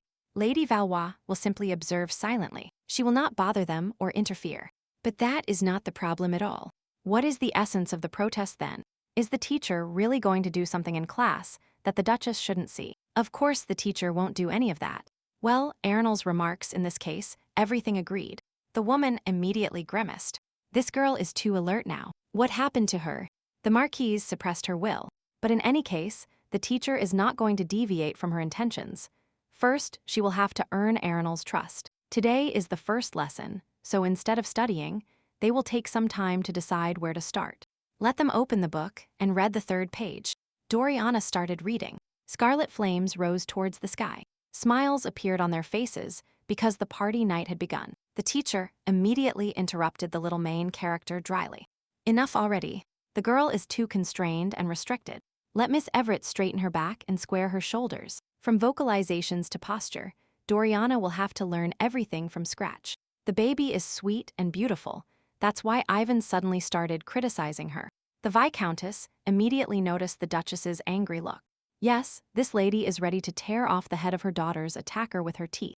One must be more careful when choosing words. Let the little one put down the book. Let Miss Everett not worry. If she starts studying with Ivan, they will quickly learn everything.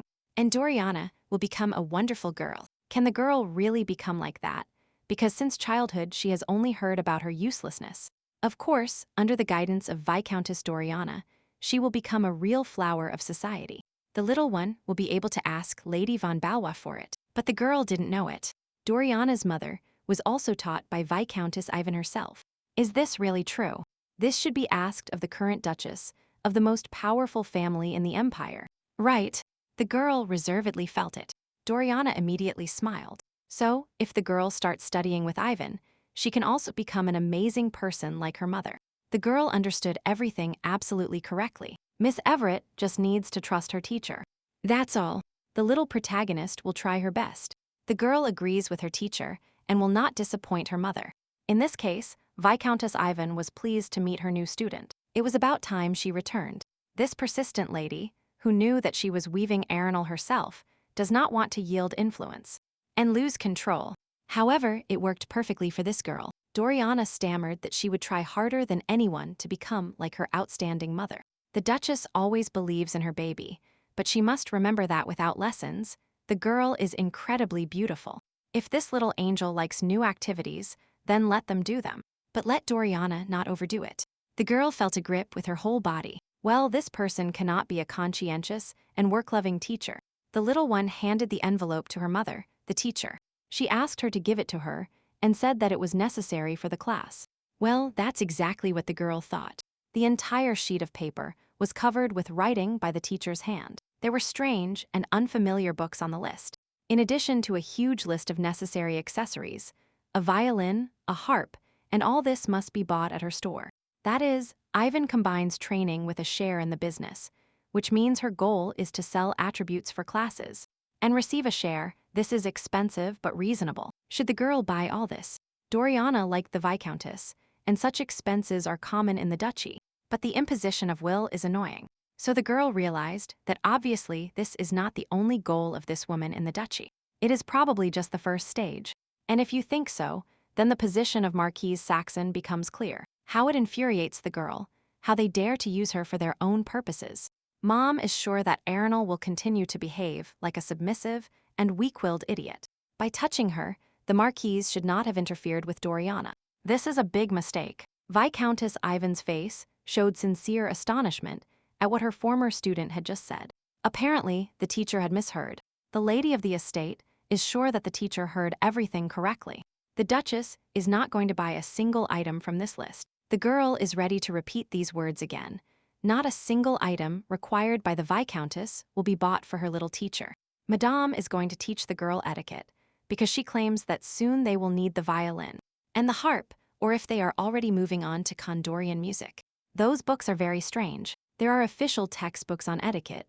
Why does a girl need textbooks written by Ivan herself? But the Viscountess wrote her manuals specifically for the training of young aristocrats. It would be useful for the girl to study them. The girl stretched with a victorious smile. Duchess von Valois will not buy a single product from Viscountess Ivan. What's wrong with this brat? The Duchess's wealth is a trifle.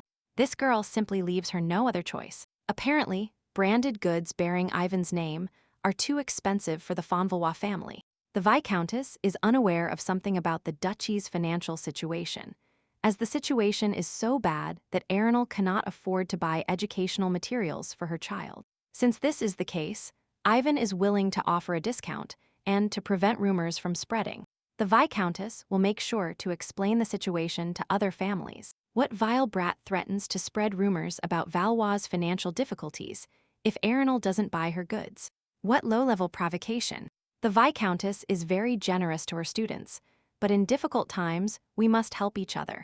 The most powerful family is not facing financial difficulties, so let the Duchess buy educational materials at full price. The girl has already said no, that she is a greedy bastard. These expenses will not be a burden for the Duchy of von Valois.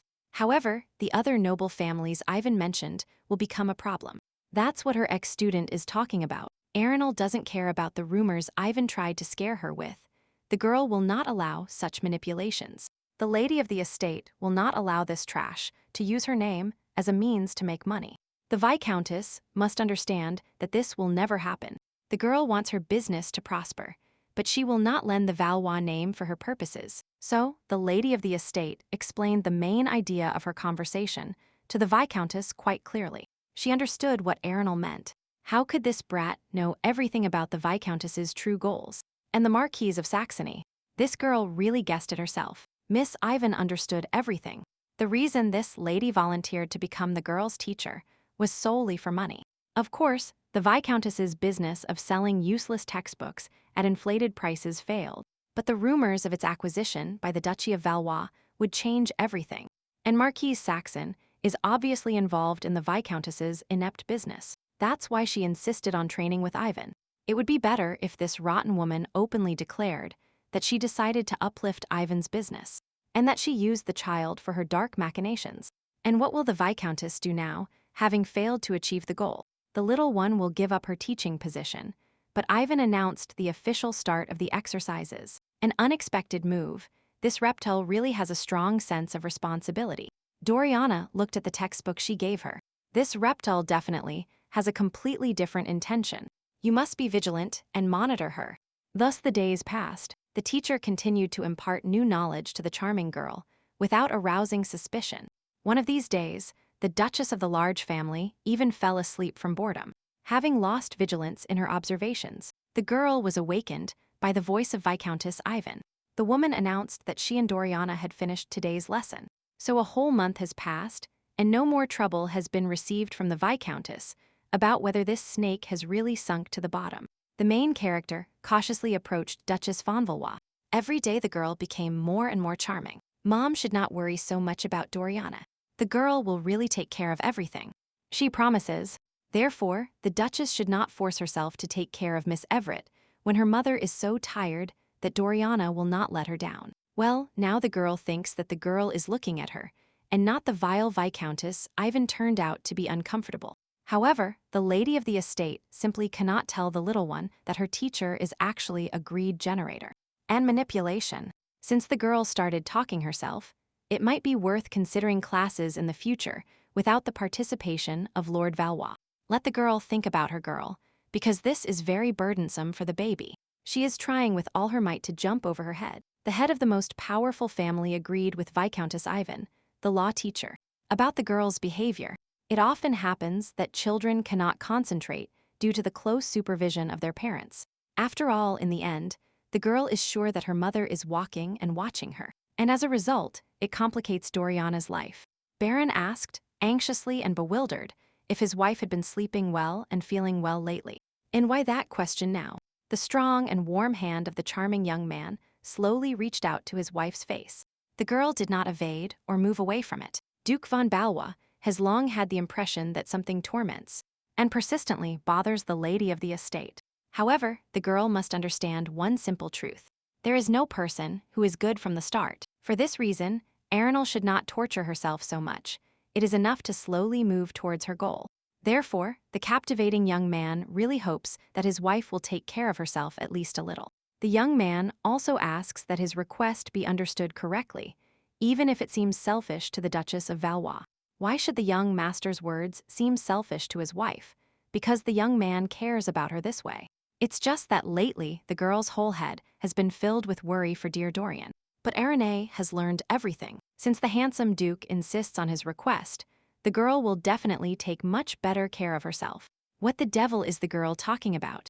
The words came out of her mouth by themselves. The terrible mother-in-law's cheeks flushed. The young man is very happy to hear this, if his wife refused to rest. He was thinking of locking the girl in the room and forcing her to abandon all her affairs.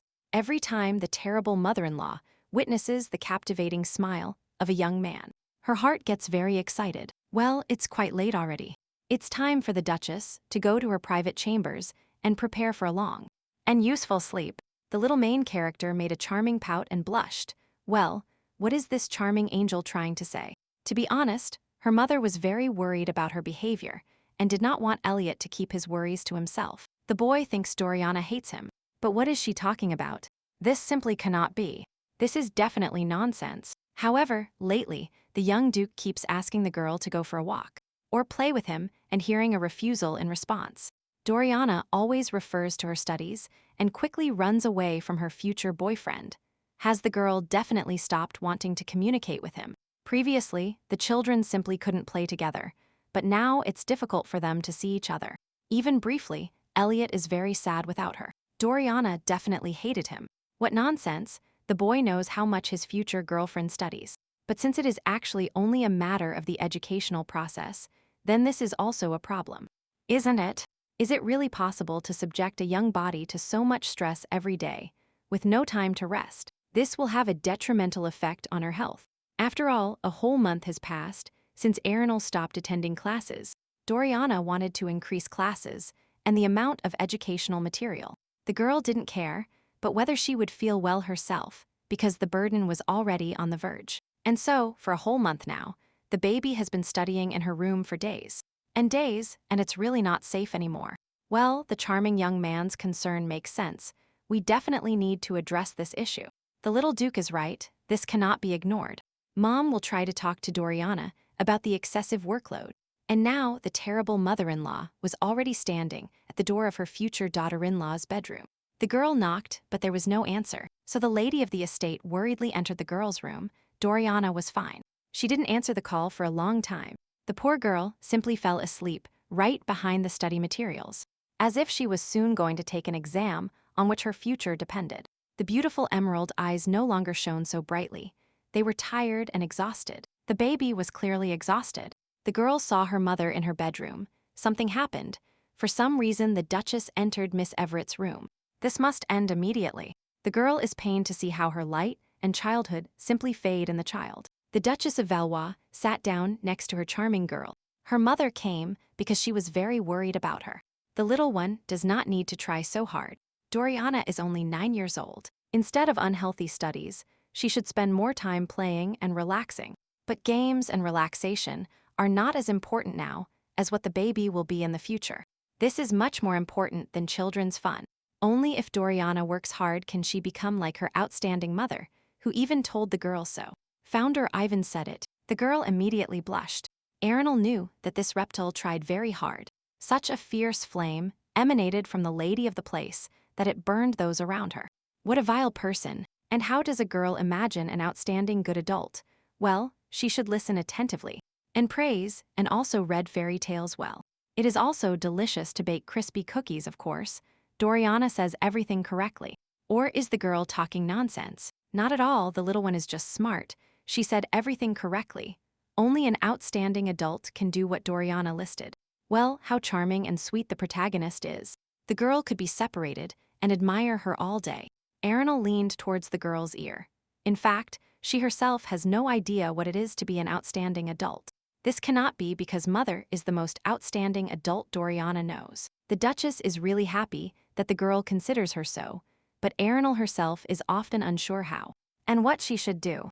It is really true that sometimes the mother is also unsure. It seems incredibly difficult to be an outstanding adult. That's exactly right. However, the girl can do something now. While Doriana is still small, let her live like an exceptional child. That is, eat well, play a lot, and rest. It is really difficult to become a distinguished person if you can achieve it just by studying. Then 1 in 2 people is like that. And then, the Rendini would also become outstanding. After all, they studied a lot, but in the girl's opinion, they became great. Nothing. That's right, the mother grabbed the young lady by her little hand. So Erinal really asks her to listen to her. They will think about how to become an outstanding adult when Doriana grows up. But for now, she will live the life of an outstanding girl. By the way, Elliot really misses the girl, but don't let Dorian tell him. It will be her secret. If the boy finds out, he will get angry. The girl burst out laughing. Now she saw how difficult it was to become a distinguished adult. The emerald-eyed angel understood everything to become an outstanding adult. It is necessary to be an outstanding child. From now on, Doriana promised her mother to study less. It is simply necessary to become an exceptional girl. And now the little main character, never tired of meeting her future fiancé. The girl was really here. Elliot doesn't quite understand what sweet Dorian is talking about, but now they can enjoy playing together. Of course, the girl wants to play too. Well, everything was resolved, but something was bothering the girl and wouldn't let her. The Duchess tried again to understand and hold onto this feeling, but the girl still didn't understand what was causing her discomfort. The girl was only sure that a major threat came from teacher Ivan and her mother, the Marquise, and she needed to deal with it. Meanwhile, the vile Marquise Saxon heard another report from the Viscountess. Her daughter cut the girl's lessons in half. Mrs. Ivan is very ashamed that this happened. She is disappointing the Marquise. She has no need to apologize at all. However, at that moment, it is worth using the head more, because now not everything is going according to their joint plan. How about we look at her short-term plan? What does the Viscountess think? Since the current lady of the duchy is now in some peace and has lowered her guard, it's time to start. After all, Mrs. Ivan was probably thinking about something similar too. The Marquise looked intently at the woman. Of course, the teacher was also thinking about speeding up. They just need to act faster. So Marquise Saxon believes that Viscountess Ivan will be able to meet her expectations. Let her start immediately. Duchess von Valois is distracted from her daily routine by the sweet angelic voice of her mother, who is not very busy. Doriana made puppy eyes, and the girl can see her mother fulfilling her duties. But there is nothing interesting in the girl's homework. But during classes, she learned that she too would have to do this eventually. Of course, it's still a little early, but the girl thought it would be good to at least see her mother work. Not too early, but too soon for such interests. Viscountess Ivan began to act much more actively. And quickly. However, learning something is a noble thing. Let the girl not be shy and ask if she has any questions. The Duchess of Valois will happily answer all her questions.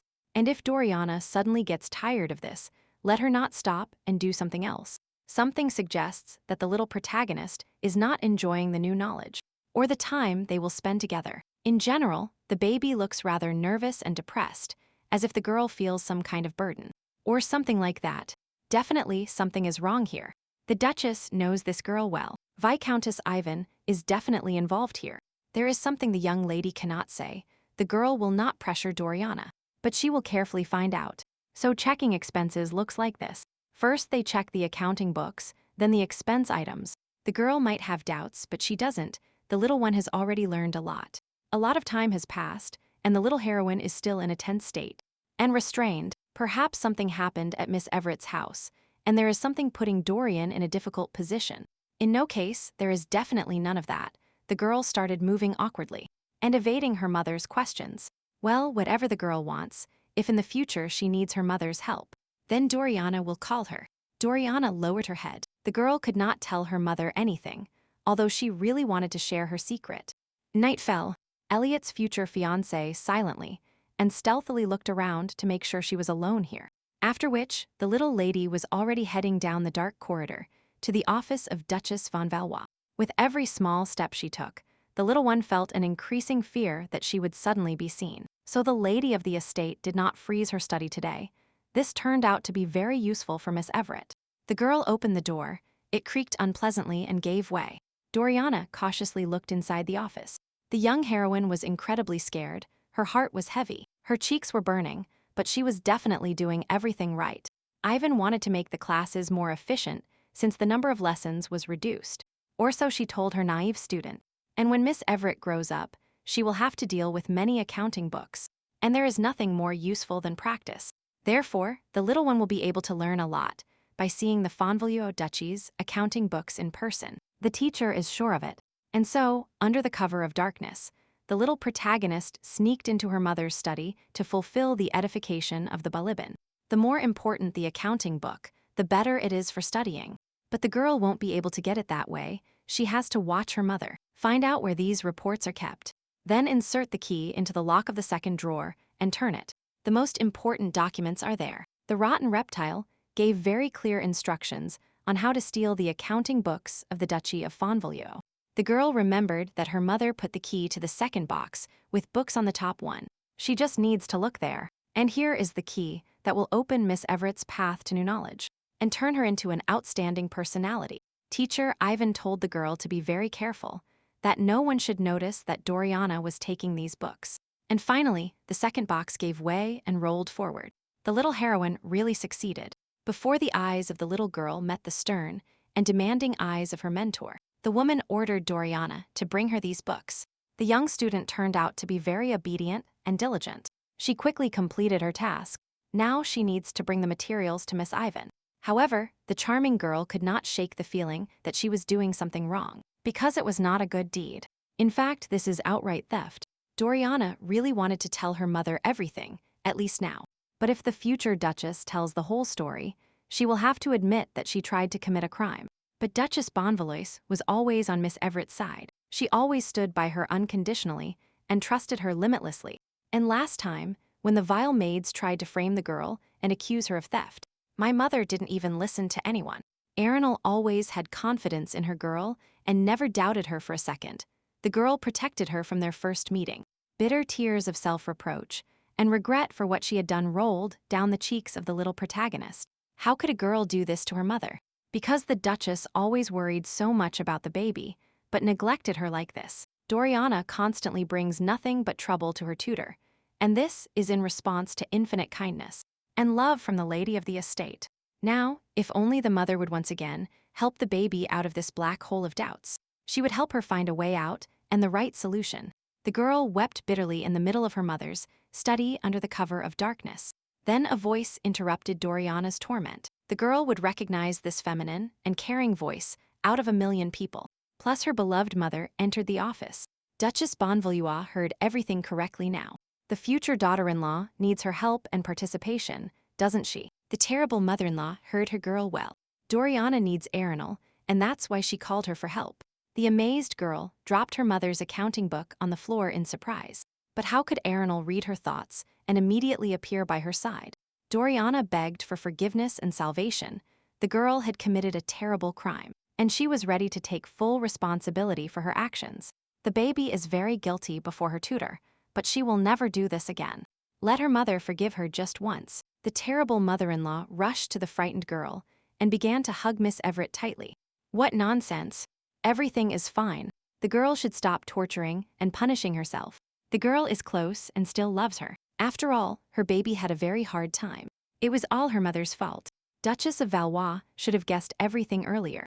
The face of the sweet girl turned red and salty tears pricked. Her mother is so kind and brilliant that even now she blames herself for Doriana's misdeed.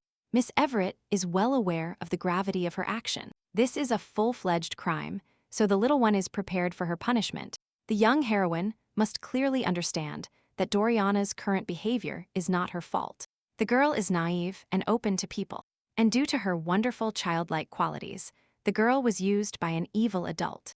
However, this is really the mother's own fault, since Arenal, already an adult, was forced to curb all this in time, so the girl has nothing to worry about, let alone reproach herself to adults. They are to blame for everything, but not a naive child. The terrible mother-in-law dropped heavily onto her bed.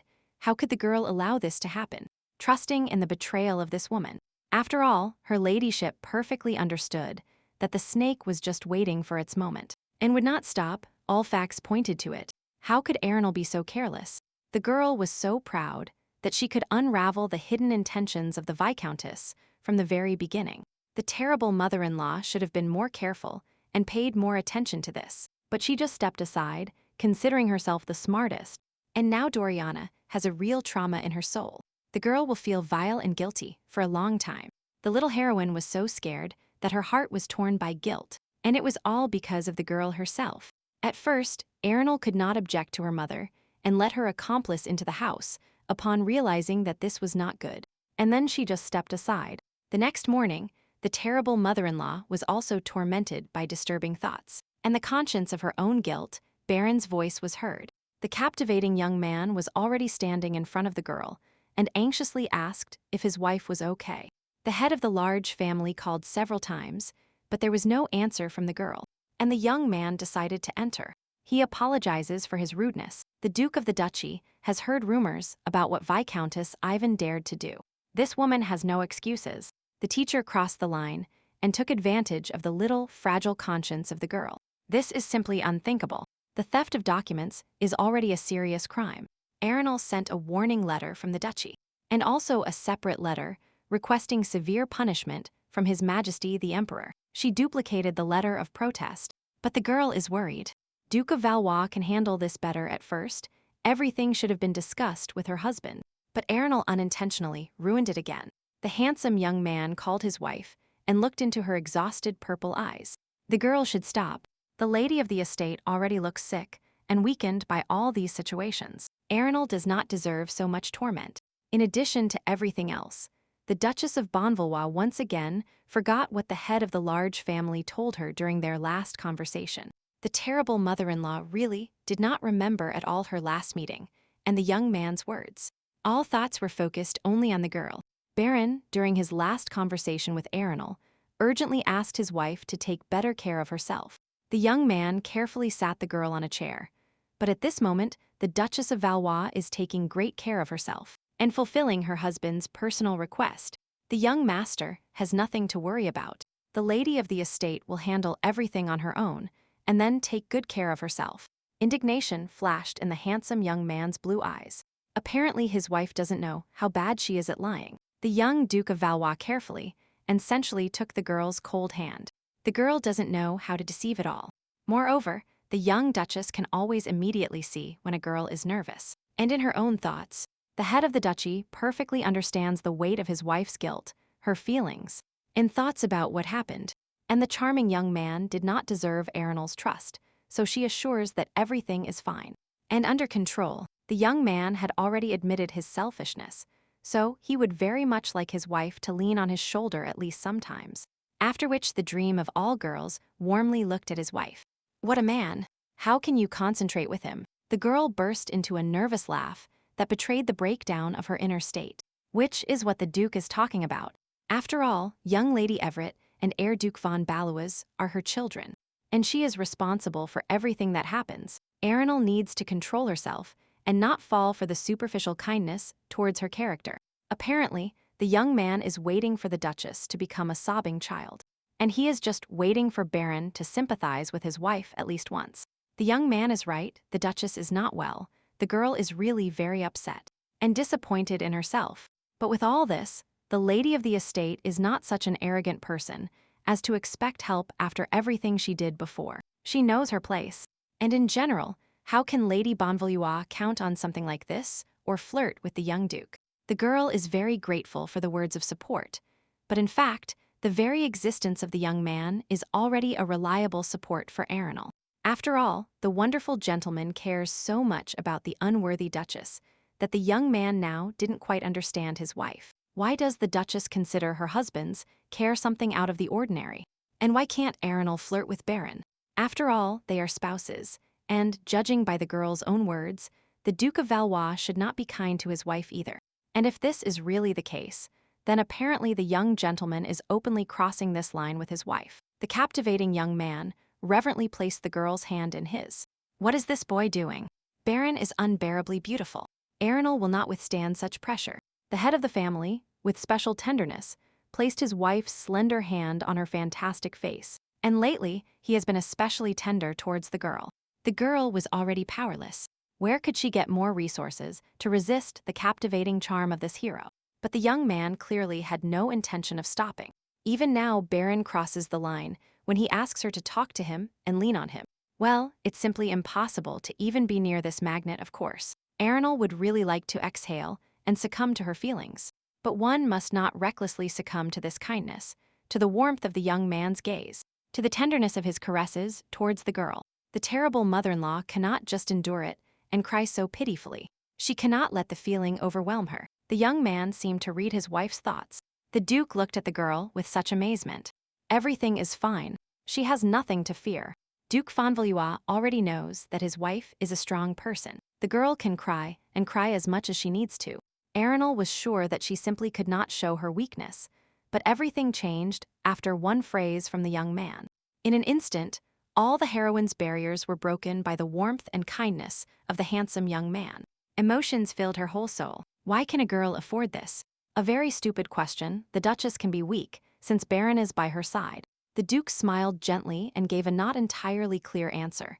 But after a short time, this answer made Arenal feel better. But still, the terrible mother-in-law doesn't think she really has the right to sit like this and cry now because everything is because of her. But the young man approached her heart and enveloped it.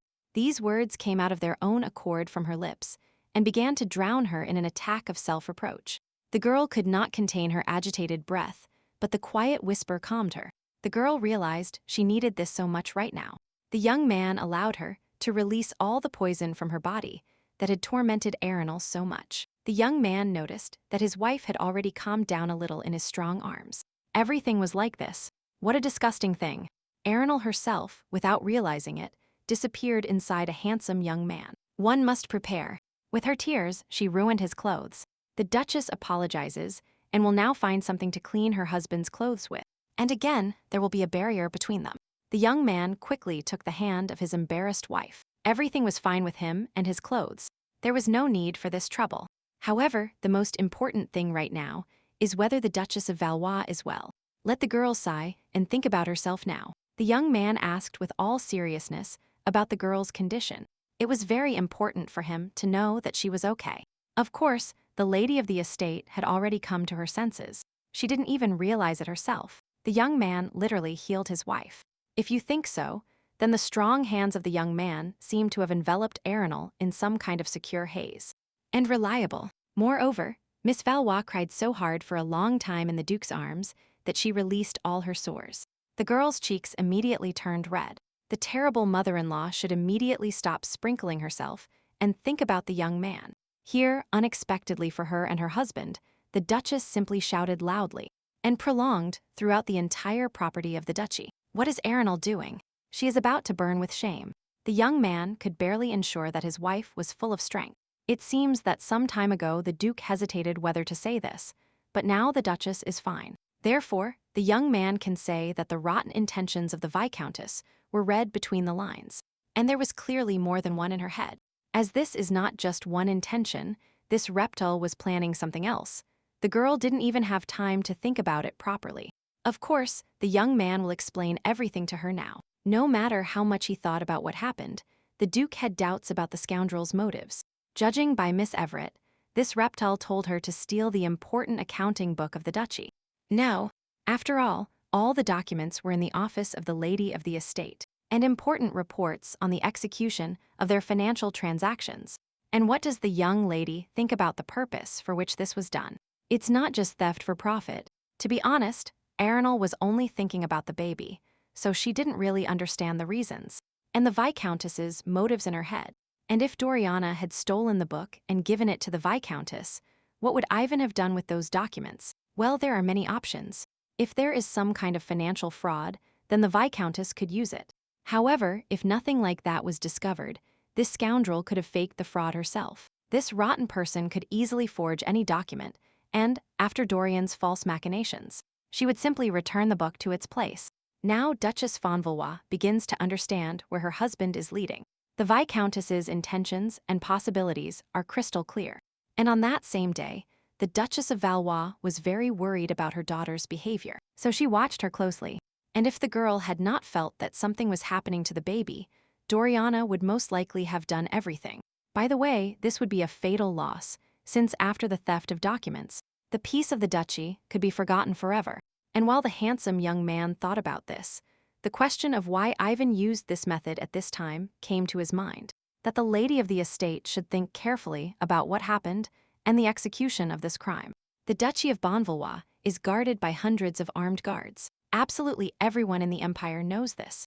Moreover, the head of a large family and part-time owner of the family estate is the only sword master in his state.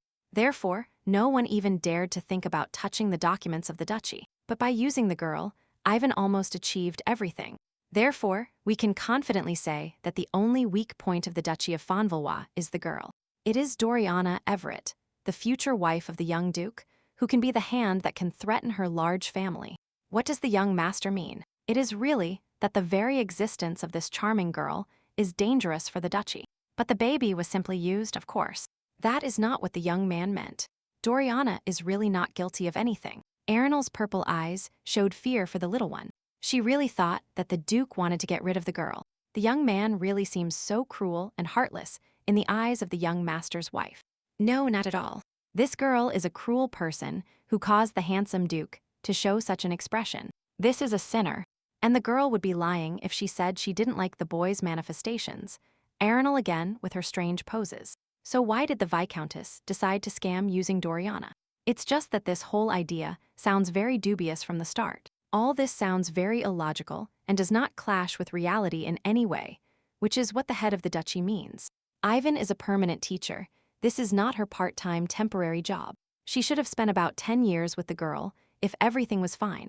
If she wanted to influence the duchy through Miss Everett, then we can assume that the Viscountess has already achieved her goal. Just a few years next to Ivan, hiding and earning the girl's favor. The teacher was able to turn her into her puppet. What kind of novel is this? It's scary to be here. That is why the class teacher at the place where the girl lived changed every year. The fact that Ivan targeted the duchy by calmly demanding something like this from the girl speaks more of a loss of control and anxiety. However, the Viscountess had no reason to lose her temper or worry, so such emotions were supposed to come from someone else. Well, everything sounds fair and very logical. Ivan really started to get used to it and relax, so why such a hurry? Most likely the Viscountess simply rushed and pressured her, which means there was some accomplice too. Or leader. Wait a minute, the young gentleman is really leading his wife's thoughts about who exactly is the rotten instigator. The handsome young man nodded uniformly and calmly.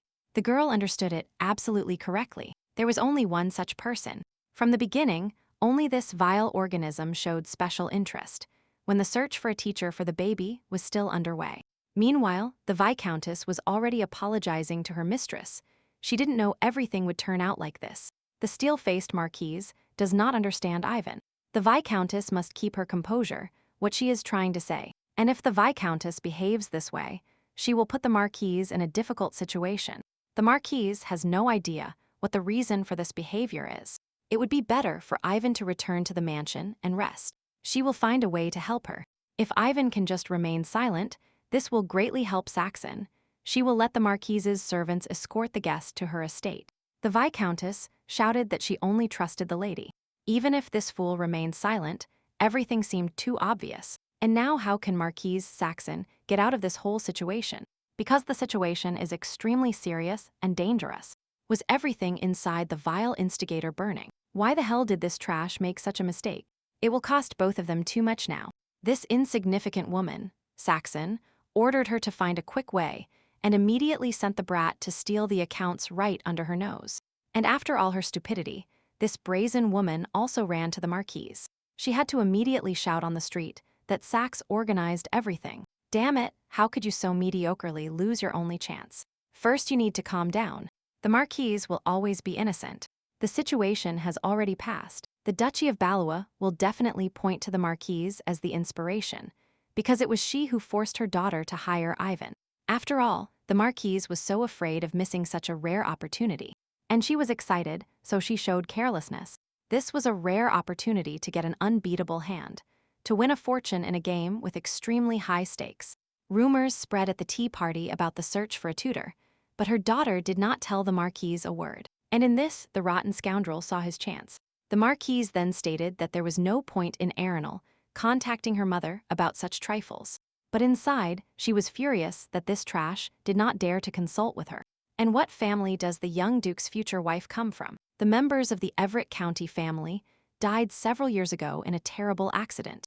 This county has nothing left but a vile honor and a name that continues to crumble. I wonder why they care about the girl.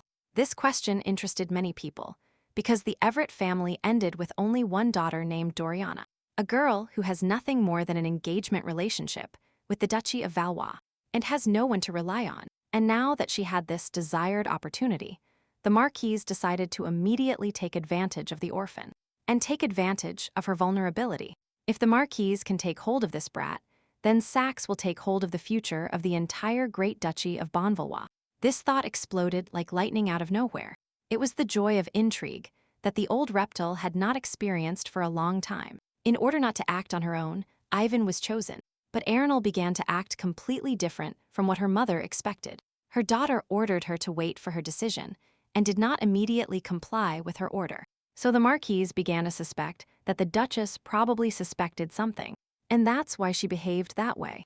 That's why the Marquise made the mistake of showing up in person at her daughter's estate. And now this mistake has become fatal. Even if the scoundrels acted according to their plan initially and nothing changed, the risk would still exist. The vile Marquise's first plan was to seize the will and conscience of the future Duchess of Fontbalois. However, this excellent plan was ruined at the root by that useless Arenal. Why the hell did she meddle in her mother's affairs? The Duchess cut the number of classes in half, and now, it was unclear how to arrange a meeting between Doriana and the Marquise of Saxony. With fewer training hours, it took longer to suppress the girl. 1 or 2 years were initially allocated for this. But if everything has changed so much, now it is completely unknown how long it will take the Viscountess. But can Saxon trust the Viscountess with such a mission? Ivan will be faithful to her for several years. She needed to become a teacher herself. Ivan, whom the Marquise promoted, became a double-edged sword. Saxon became nervous. The bastard was worried that this sword would be pointed at herself. He became impatient and ordered her to act as soon as possible. And in the end, the only opportunity was missed. The attackers were exposed, and all because of the Marquise's greed. However, there is another serious factor in this whole story that caused such an outcome. Insignificant daughter, Arenal deliberately started confusing her mother's letters. Because the mistakes were caused by this girl herself. The Viscountess's attempt to steal important documents, as well as Marquise of Saxony's involvement in this. It is quite obvious, and there is evidence. However, all the incriminating circumstances are not enough for them to become decisive. So the Marquise can deny everything and continue to live peacefully. But there is an important point. If the Marquise's daughter's actions were calculated from the beginning, there is a serious risk. And it is in this case that you cannot just sit in silence. On the contrary, you must immediately begin to act against this girl and come to an agreement with her. Meanwhile, in the beautiful and fragrant garden, 2 little heroes shouted with joy about how beautiful it was here. It may be that today the members of the von Balwa family will try serving desserts in this very place. As if they were having a picnic. Well, it's really a wonderful day. Such pleasant weather, a nice sun, a wonderful atmosphere. Let the children try the strawberry cake. A charming angel with emerald eyes greedily swallowed a whole lot of strawberry cake. How cute! This is a wonderful treat. All past worries immediately disappear if you have something sweet on hand. Arenal would simply like to forget everything and relax with the children. But the Duke said that for now one must only observe, okay? One must devote time to the children. The servant interrupted the family idyll of the Bott Duchy and announced to the Dukes that a certain guest had arrived at the estate. The Marquise of Saxony arrived at the family mansion. The girl just wanted to forget everything and simply enjoy her vacation when the scoundrel appeared. A few days ago, the Duchess was thinking about what she could do if her rotten mother was behind all this. At that time, the duchy could not directly confront the Marquise of Saxony due to lack of decisive evidence. Everything the young gentleman expressed is just his assumption, definitely true, but unproven. As long as the duchy does not have enough evidence, given the way the Viscountess was questioned, the vile Marquise is unlikely to open her mouth. It would be best to feign and leave the Saxon situation behind. She has always acted carefully, but now she might make a mistake. Therefore, the Duke and Duchess have no choice but to wait for the main instigator to make her mistake. The terrible mother-in-law agreed with her husband, but understanding the rotten character of her mother, this did not seem very reliable to her. However, sometimes the best strategy is to do nothing and wait for the attacker to bury himself. It was unbearably difficult to do anything in such a situation. The scoundrel appeared at her door. Perhaps this was the carelessness Baron was talking about. The girl turned to her most handsome husband and smiled at him with only purple eyes. Now is the time. His wife had nothing to worry about. The Marquise was always careful and did not come without invitation, but here she appeared uninvited. And in all probability, considering all the events taking place, it is the Marquise of Saxony who should be worried now. Well, the captivating hero tries to smile mechanically again. Arenal somehow felt creepy. This is a very rude visit, so it's okay if the Duke also sees his mother-in-law. And let the children finish their sweets. The charming young man looked at the girl with a look of approval and invited his wife to go to the estate for a meeting. The young man continued to support his wife wordlessly. They were not necessary, everything was that clear. In fact, the Duchess did not feel entirely ready to talk to this reptile. But suddenly, this was an opportunity to punish her. Lady Manhwa still did not know what would be right, whether to call the Marquise Bill a criminal. Oh no. More importantly, whether the girl can even face her mother and win such an important battle. We are talking about damage to her family, and she still feels like a doormat. That same day, Arenal was afraid to even look at her mother, so she let herself be pushed around and weakly obeyed her orders. Will the Duchess be able to answer correctly this time? The Marquise is not even a real mother to the girl.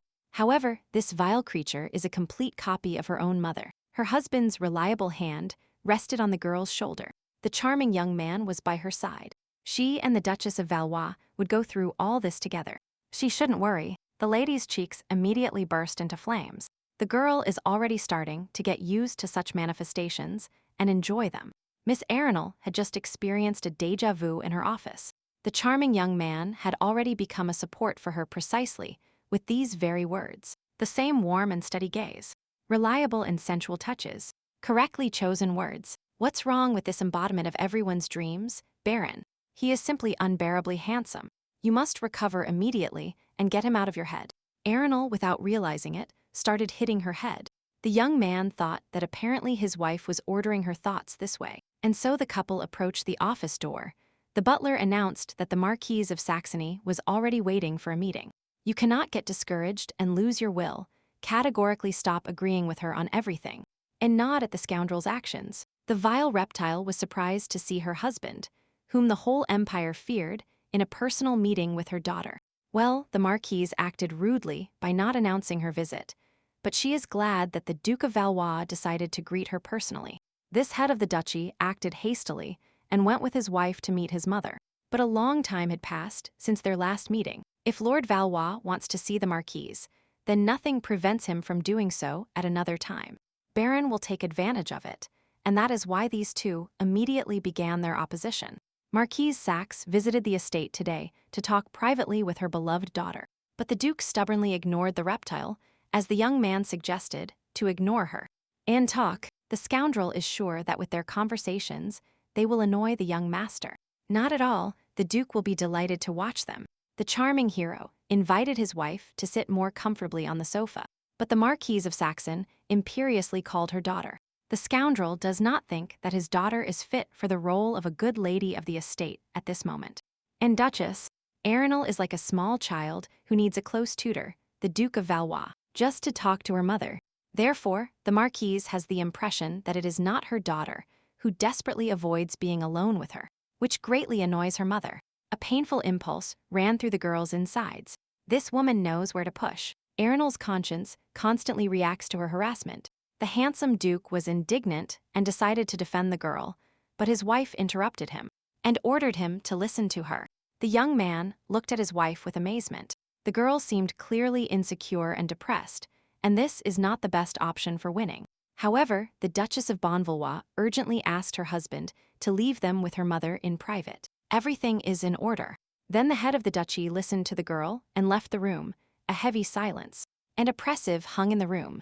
The Marquise is simply surprised that the great Baron von Valois simply listened to his careless wife and left them.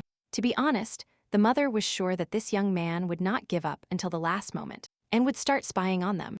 This woman doesn't consider her daughter to be anyone at all Arenal. She is a complete nonentity to her. Of course, the Marquise doesn't even think that the Duke decided to share his suspicions with his pathetic and useless daughter. Most likely this reptile believes that Baron treats her with suspicion and that his daughter will weakly help her deceive her husband by calling the Duchess of Valois, a little girl who needs a tutor to talk to her mother. Saxe clearly provoked her daughter. The bastard, through pressure, gave them the opportunity to be alone. The Marquise is now very impatient. This vile woman is trying to do absolutely everything possible to change the situation in her favor, committing open manipulations. The Duke warned that the Marquise was clearly running out of patience, and this always leads to total mistakes. The lady of the estate clenched her fists. The girl must now defend not only herself, but also her children and her husband, and not let them get offended. Therefore, now is the time to force this snake to bury itself. She needs to be given a reason to make a fatal mistake. Today's visit by this insignificant person should be a peremptory one-way ticket for her. Thus, when the annoying obstacle is gone, the Marquise will finally be able to talk to her daughter about important things. And what was this reptile doing until that moment? So immediately and directly got to the point, although it has always been this way. In the current situation, there is no point in pretending that Arenal knows nothing, since the daughter herself asked the Duke to leave the room. Therefore, it is quite obvious to the mother that her weak-willed daughter is ready to make a deal with the Marquise, even if she doesn't waste time or talk. How interesting, on the other hand, as expected, we must observe this whole situation a little longer. What kind of deal are we talking about? Let the daughter finish her inept game, or the mother needs to understand herself. Then take care of everything and give her what she wants. To be honest, the girl didn't know how to respond to something like this. It would be good if the Marquise did exactly that. A terrifying silence fell over the two interlocutors. The Marquise radiated a palpable rage. The girl suddenly blurted this out, and what will be the consequences now? You must remain calm and not show your fear. The Duchess has so many different thoughts in her head right now that the girl simply doesn't know what to hold on to. And besides, the Duchess has only just begun to get used to the role of a mother, so she simply cannot afford to think about anything else. The lady of the estate turned to look at her mother, as if a serial killer was staring at her with a cold gaze, and empty of a shark before eating. The girl became very frightened. That's the kind of woman she is. I want to throw her in the closet and hide her at the bottom of the sea, chaining the closet. Then the Marquise will give her daughter what she wants, because she only needs one thing. It is true that Arenal will not want to deal with a fool. The Duchess of Valois is very happy that her mother shows so much attention and care towards her child. We need to try to pressure this woman to see if the mother can say what exactly her daughter wants. But isn't this obvious to the current Duchess of Valois? Of course, the girl needs her man. The situation has not become clearer. Even faced with Marquise Saxon's proposal, there is a feeling that even this is not enough for her daughter, since she wants it so much that her mother will explain everything to her.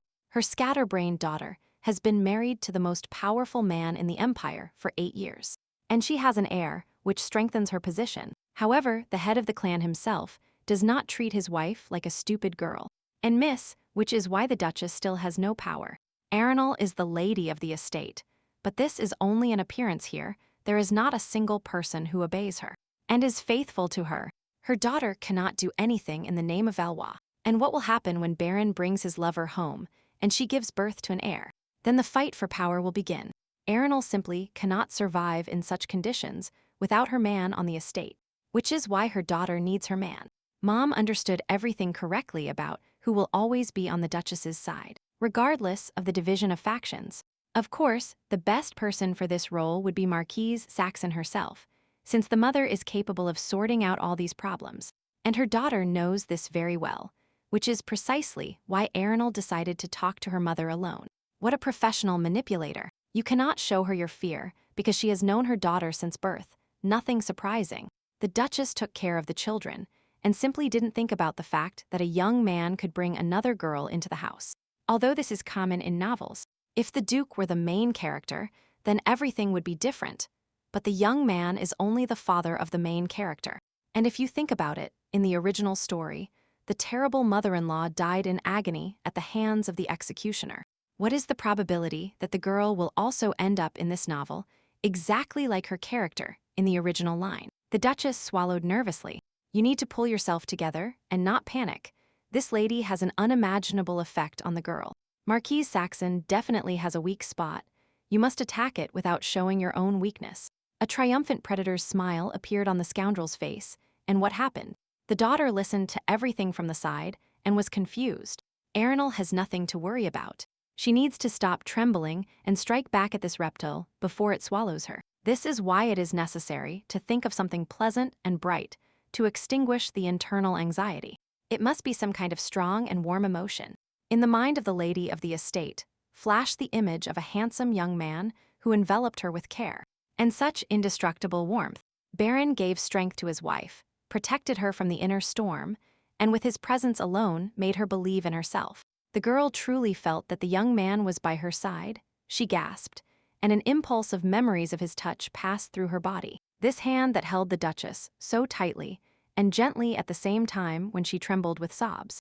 And guilt, Arenal was no longer afraid of this tangible aura of a young man enveloping the girl, and became an island of her security. Well, the Duchess of Valois has never been good at tricks and shenanigans, but it's worth a try. Arenal is very sad. The mother's words are precise and true. For now, Arenal is just a beautiful accessory in this house. She has neither the necessary influence nor authority. After all, Marquise Saxon knows this better than anyone, so why should her daughter talk about it again? And if the mother could give her daughter what she lacks so much, the Duchess would be incredibly grateful to her. The bastard smiled triumphantly. Finally, his daughter stopped acting inappropriately and spoke freely. Well, the mother of the Duchess of Valois loses vigilance and thinks only of her own interests, forgetting caution in conversation. The time has come to corner this reptile and pin it down, but her mother wants to make a deal with her. So, what does Marquise Saxon herself need? This is the only chance. The girl is so ignorant that she has no idea what her mother might need. A bolt of lightning struck the two opponents. The girl tried with all her might to corner her mother, while the Marquise wanted to suppress her daughter's will once again. Since the Marquise is so impatient, it is necessary to provoke her. Words here will be unnecessary. After all, the mother herself can tell everything. The brat decided to joke with her mother. The girl almost broke down at the firmness of Bill's answers. In no case does the mother know that her daughter is not entrusted with anything on this estate. Arundel really knows nothing. Marquise of Saxony herself came to her daughter's mansion. She needed help, and this was already the Duchess's victory. For this reason, let the Marquise stop wasting her collective time and simply get to the point of paying for her transaction. This scoundrel is in a desperate situation, and her daughter is not her last resort.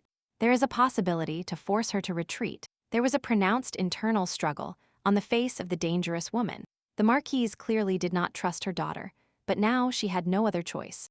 Thus, the main instigator wants, in exchange for future services for her daughter, to keep the Duchess of Valois silent, that the girl forget forever the fact that Marquise Saxon was involved in the theft of documents, along with Viscountess Ivan. If this really happened, the cautious and cunning instigator just admitted her involvement in the terrible crime. What does the Marquise's daughter say? But the mother herself just confirmed her involvement in the theft of the duchy's accounting books. So the price of the deal from the mother is her daughter's silence about everything that happened on the estate with Miss Everett. Well, Marquise admitted that the woman absolutely does not understand where her daughter is leading now. And she doesn't understand at all what happened. In this case, the Duchess of Valois will kindly explain it to her, so finally the cautious culprit has made a mistake. The very mistake that the lady of the estate was expecting so much. Precisely, this carelessness was not enough for the picture to be complete. After all, there was no evidence in the case of the theft of the duchy's accounts against Viscountess Ivan and Marquise Saxe. However, the main villainess herself admitted everything a couple of seconds ago, which is better than any evidence found. In this case, Arundel will personally act as a witness in this case, pressing charges against her mother based on her own testimony. Arundel wants to accuse her mother. The brat inside her says, of course. The Duchess feels very well. The rotten woman immediately jumped up from her seat, hovering dangerously over her daughter. Her daughter has been a useless fool her whole life. Is it not yet clear that absolutely everything the Duke drags her into is doing her no good? There is absolutely nothing for the girl here. No one will help Arundel. And the scoundrel decided to abandon his family. How low to cover your rottenness with blood ties. Every time this woman buries herself deeper and deeper. Yes, it's the same as putting your own neck under the blade of a guillotine in the central square. The Marquise was truly scared. How absurd. The Marquise will help consolidate her power, but Arundel is no longer pleasing, and a person from her family will arouse even more suspicion. In fact, the girl really likes how everything is going right now in the Duchy of Valois. Because she is happy here, the Duchess feels comforted every day by the smiles of her charming children, their sonorous laughter, and the real happiness in their eyes. And today the girl and the children even enjoyed delicious desserts with the handsome Duke, as if they were one family. In their relationship with the Duke they support each other, and if everything stays this way, then the girl will not even ask for more. But for the Marquise, this makes no sense. This woman only recognizes power and money, the rest is empty. If this greedy and unscrupulous woman could distinguish the price of value, then all this simply would not have happened. The fight for influence within the family, the division of a noble family into different factions. It is much more important for Saxa than external trust relationships. And all because this woman spent her entire pathetic and useless life taking care of her own interests. Well, does the girl agree with her mother's statements? Truly, Arundel has no power or influence, and maybe even she is acting like a fool. But even if all this were true, for what reason should the Duchess of Valois follow the will of her mother? Let the woman think for herself. Now the Marquise offers her testament as imaginary care for her daughter. But this is very funny, because the Marquise was never really interested in her daughter. Not so. The Marquise deigned to show interest in her own child only at the moment when a marriage with the largest family was discussed. Only then did the scoundrel become curious about his daughter, and after the wedding, the Marquise only needed the duchy's money. Her whole life, Erinal was only a tool for the vile mother, on whom she counted, suddenly pretending to be a caring mother. The Marquise really thought that the Duchess of Valois would believe such an obvious lie. The scoundrel really wanted to abandon her own mother. The brat forgot that the Marquise actually gave birth to Erinal and raised her, and she is just going to abandon her just like that. It was not thanks to her mother that Erinal became a duchess. It wasn't the Marquise who gave birth to her, fed her, raised her, dressed her, and taught her. The Marquise clenched her fists in fury. The woman still could not realize that her stupid and weak-willed daughter was capable of such a thing. If it weren't for this scoundrel, then this girl wouldn't even be sitting here now. At first she was scared. Now it's typical manipulation. The girl is very familiar with this. In fact, the heroine could never resist this. But now, she knows that no relationship can be good on its own. Does the mother really want the girl to unconditionally respect her just because she is her mother? So now the Marquise felt better, because she was angry that her daughter did not comply with her will, which Erinal endures. But the mother herself never respected the one who gave birth. Only reproaches and humiliations spoken so disgustingly. There is not a single reason to follow a mother. A girl should not obey her just because she is her daughter. Victorious calm finally shone in the purple eyes. The girl managed to do it. She got out of the inner cage. The Marquise did not give up, refusing to admit an obvious defeat, because in front of her was only the useless Erinal. Even if this hurts Erinal's soul a lot, the heroine will not act as this scoundrel tells her to. She will never understand it. As already mentioned, no deal will be made, as the mother has nothing to offer in return. It is irrevocable. The girl took a deep breath, but Marquise Saxon must promise her that this will not happen again. And if the Marquise politely asks for forgiveness, her daughter will try to ask the Duke not to let the matter go to trial. Now, this may seem difficult for the Marquise, so the girl will give her mother time to think. Let her get to know her daughter when she is ready, but the Duke will not stand on the sidelines for long. He must decide how to approach this matter. So let the Marquise not delay her decision and make a wise choice. But now it is time for the Duchess to say goodbye. After which, the lady of the estate left defiantly and closed the door. Numerous dirty insults were heard from the room in her direction. There was a lot of noise. In the hallway, the girl was met by a concerned young man. Everything was fine with his wife. With the girl, everything is fine as never before. There is something very important that the Duchess understood today during the conversation. The girl walked through the entire luxurious estate of the duchy and finally found her children. Catching her breath, after all, Erinal herself became a real mother in this novel. And during all this time, she had a son who did not know her love since birth. The poor baby was alone for so many years, and the girl immediately switched to Doriana. Because it was easier and simpler, Elliot was struck dumb with amazement that his mother was doing this, the child. He didn't even know how to react to her behavior in such a situation. The Duchess feels very guilty about her baby, and asks for forgiveness for ignoring and disappointing him all this time. The girl suddenly says this to her son. She understands that Elliot is confused, but her mother had to say it. She didn't know why her character avoided her own son, but she could see exactly how much pain Elliot felt. Erinal can never correct the past, but she promises to be much more attentive to her beloved son. The mother promises to simply love her son, because she has now become a real mother to him unconditionally. And Lady von Valois is thankful to God for such a wonderful child. Elliot is the kindest child and brightest in the world, so his mother is fantastically lucky to be the mother of such a wonderful child, because it is a great happiness. Without needing absolutely anything in return, the girl will give him love, even if it means ripping her heart out of her chest. The girl did not receive love, but she will give so much that this feeling overwhelms this beautiful girl. In fact, the child wanted only one thing all the time. Erinal stood frozen expectantly. She would do anything. Let Elliot speak, she will give the child the whole world. Maybe we're talking about a gift, and if the child wants a diamond. Or maybe we're talking about an entire mine. The girl will do absolutely anything for this baby. Elliot will have everything he wants. The little protagonist looked intently at his mother and asked if he could call her his mother now. A direct blow to the girl's unprotected heart. What is this angelic child doing to her? She needs to experience all these flashes of tenderness. Well, what kind of madness is this? Is the girl simply killing the child or saving him? It is not yet clear from her psychological state. Let the people of the world just look at this treasure, bright and kind, the best boy on the planet. And this is her son. Of course, if mom doesn't like this kind of treatment, then Elliot won't call her that. Of course, Arenal likes it. Elliot hears this sound. His heart is about to jump out of his chest with total happiness. Doriana blushed. The little heroine was so happy for the child that she always believed that the connection between Elliot and her mother would improve. How nice it is to see how families fill up with warmth and love. And why is the girl standing on the sidelines and calls her Arenal? Let the baby also come closer to them when he was a baby. Well, the girl simply did not want to interfere with the family reunion. The terrible mother-in-law hugged two incredible angels tightly and tenderly. This is happiness for her. The butler brought the necessary documents to his master. The Viscountess was sent to prison. Her family renounced their title and left for the provinces. Initially, everyone faced the death penalty, but the duchy asked for clemency, so everything ended like this.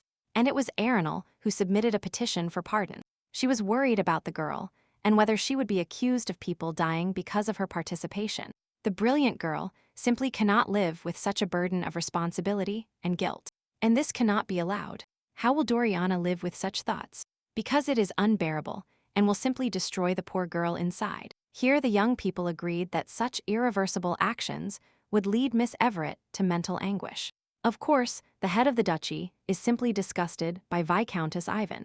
But the Duchess of Valois was right. If a harsher punishment were imposed on her, the girl would blame herself for everything, even if she had nothing to do with it, or she would feel sorry for the Viscountess. For this reason, ending this disgusting story without bloodshed would be the best solution. And Marquis of Saxony sent a letter to His Excellency, and the Duchess of Valois apologizing to them. Arenal said that would be enough. As his wife asked, Duke von Valois will not take the matter to trial. Just a minute. And why does the butler report this to his master, and not to the Duchess von Valois herself? The servant hesitated. Well, his lordship has been very busy lately. So the lady asked the clerk to deliver this letter to him, along with other documents. Anyway, the girl had to say this personally, and the head of the duchy is not so busy as not to be able to spare time for her. That is why the handsome young man urgently asks the butler to tell the lady next time that the Duke will receive her at any time.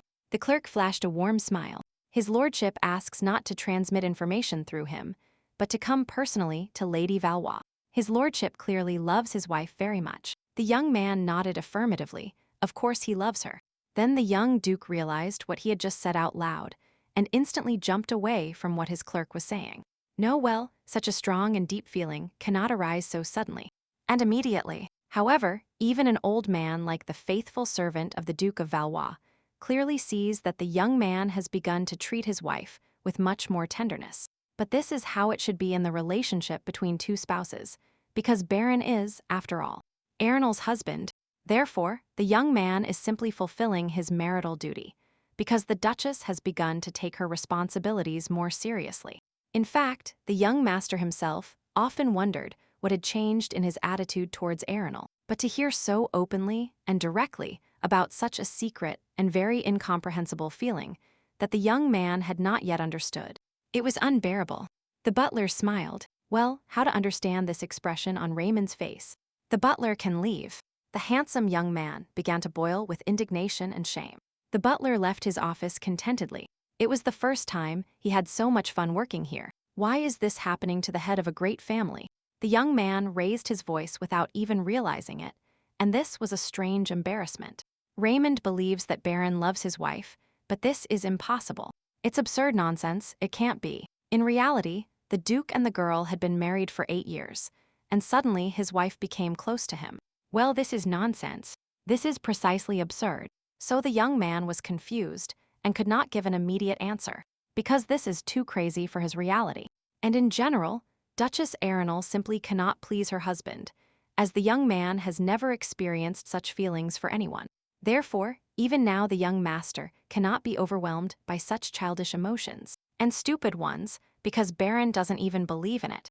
The owner of the estate really began to treat his wife with more care and tenderness. But this is part of his duties. Baron began to want to see his wife more often, to care for and do more for the Duchess, because he wants to properly fulfill his duties. But this does not mean that the transformation of his attitude has turned into feelings. Because feeling disappointed by one's own emotion towards a person is much more painful than just because of his image. The little main character was gloomier than the rainy sky. But what happened to the sweet girl was that she was really offended. It is probably about the new teacher, Miss Everett. The teacher did something wrong, not at all. The new teacher is very good. It's about the girl herself. Doriana is simply useless and worthless garbage. She is incapable of anything. Who dared to say such a thing? The baby is incredibly talented and intelligent. Where did Doriana get these thoughts in the first place? So the girl was only so upset because she painted the picture badly. Mom was already scared. Well, you can't reproach yourself for that. You don't need to know how to draw, you shouldn't obsess over it. But a lady's education is very important. Not at all if it causes pain. And according to the Duchess of Valois, the baby's picture turned out very beautiful. It's about powerful and majestic lions. Doriana did an excellent job and drew everything well. The girl actually depicted flowers, but why do they have eyes and noses then? Surely the girl had not yet completely colored everything. So her mother didn't understand, but the girl colored everything. Now the girl saw such beautiful flowers. Then saving sounds of sword strikes were heard outside the window. The young heir to the duchy is currently training in the armory. Perhaps Doriana wants to go watch his training. Of course, the girl had never seen sword training before. What a relief! The little one completely forgot about her drawing, thanks to Elliot. The sound of strikes echoed throughout the training ground as the little duke persistently brandished his wooden sword. The teacher directed every move of the young swordsman. The boy distributes his weight incorrectly. Before striking, it is necessary to transfer it to the other leg. The teacher explained to Elliot that the young man's movements were too wide and would create a gap in his defense. That's why the little knight said that he doesn't understand at what moment he needs to brandish the sword. It just comes out that way. Well, how does such a spectacle feel? The girl is not simply bored standing and watching Elliot's battles at all. Doriana likes this very much, but the lady of the estate began to worry about her beloved son. He might get hurt, but aren't this knight's teaching methods too harsh for those children? Does the teacher want the boy to suffer or something? Doesn't this knight uncle seem too aggressive for a little lady? No, it's difficult for the teacher. The Duchess of Valois looked at the baby with amazement. The movements that the young Elliot was trying to teach him as a knight simply did not suit him at all. Most likely, the uncle is trying to show him how to correctly transfer force, and the boy simply continues to brandish the sword. However, if the young man continues to do this, he will get tired faster.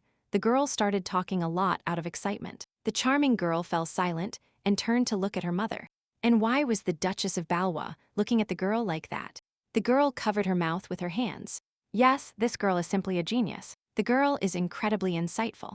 So, can the baby practice swords with the younger master? It is better to discuss this issue with the Duke himself. This question is not exactly one that can be easily resolved, since Miss Everett is a future bride. If someone finds out that the future lady of the Valois estate is learning to wield a sword, it will do her no good. What an age this is. In the original story, the girl really did not wield a sword if others looked askance at her. Maybe it's worth leaving everything as it is. However, those big emerald eyes were so happy with Elliot's training that the girl was really having fun. After all, Miss Valois saw the very expression of the girl. How could she ignore her interest after this? And leave it unattended? Let the butler notify his master when the head of the estate returns. The girl herself will tell him everything and will not back down. And now, on the threshold of his lordship's office, the lady of the estate was already standing with the determined air of a great commander. While Arenal was thinking about how to convince Baron, Raymond wanted the two of them to spend some quality time alone. What Baron's wife came to talk about, the young man was surprised by her appearance and the strange glow in her eyes. So, once a Balua woman was knighted and received the rank of deputy commander. Despite the sideways glances, many admired her. Therefore, the pathetic opinion that work should be divided into men and women is a relic of the past. But if a lady wants to fight with swords, this may cause a negative reaction at first. But if you look at it more broadly, then this is not bad. Let the wife calm down. Apparently the girl said too much, and the young man was simply angry with her.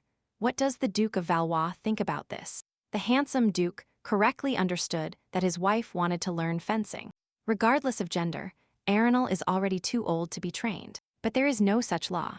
For this reason, if the master's wife really wants to learn, then Baron will take action and will contribute to it. Here the young man's blue eyes instantly shone, his face filled with amazement.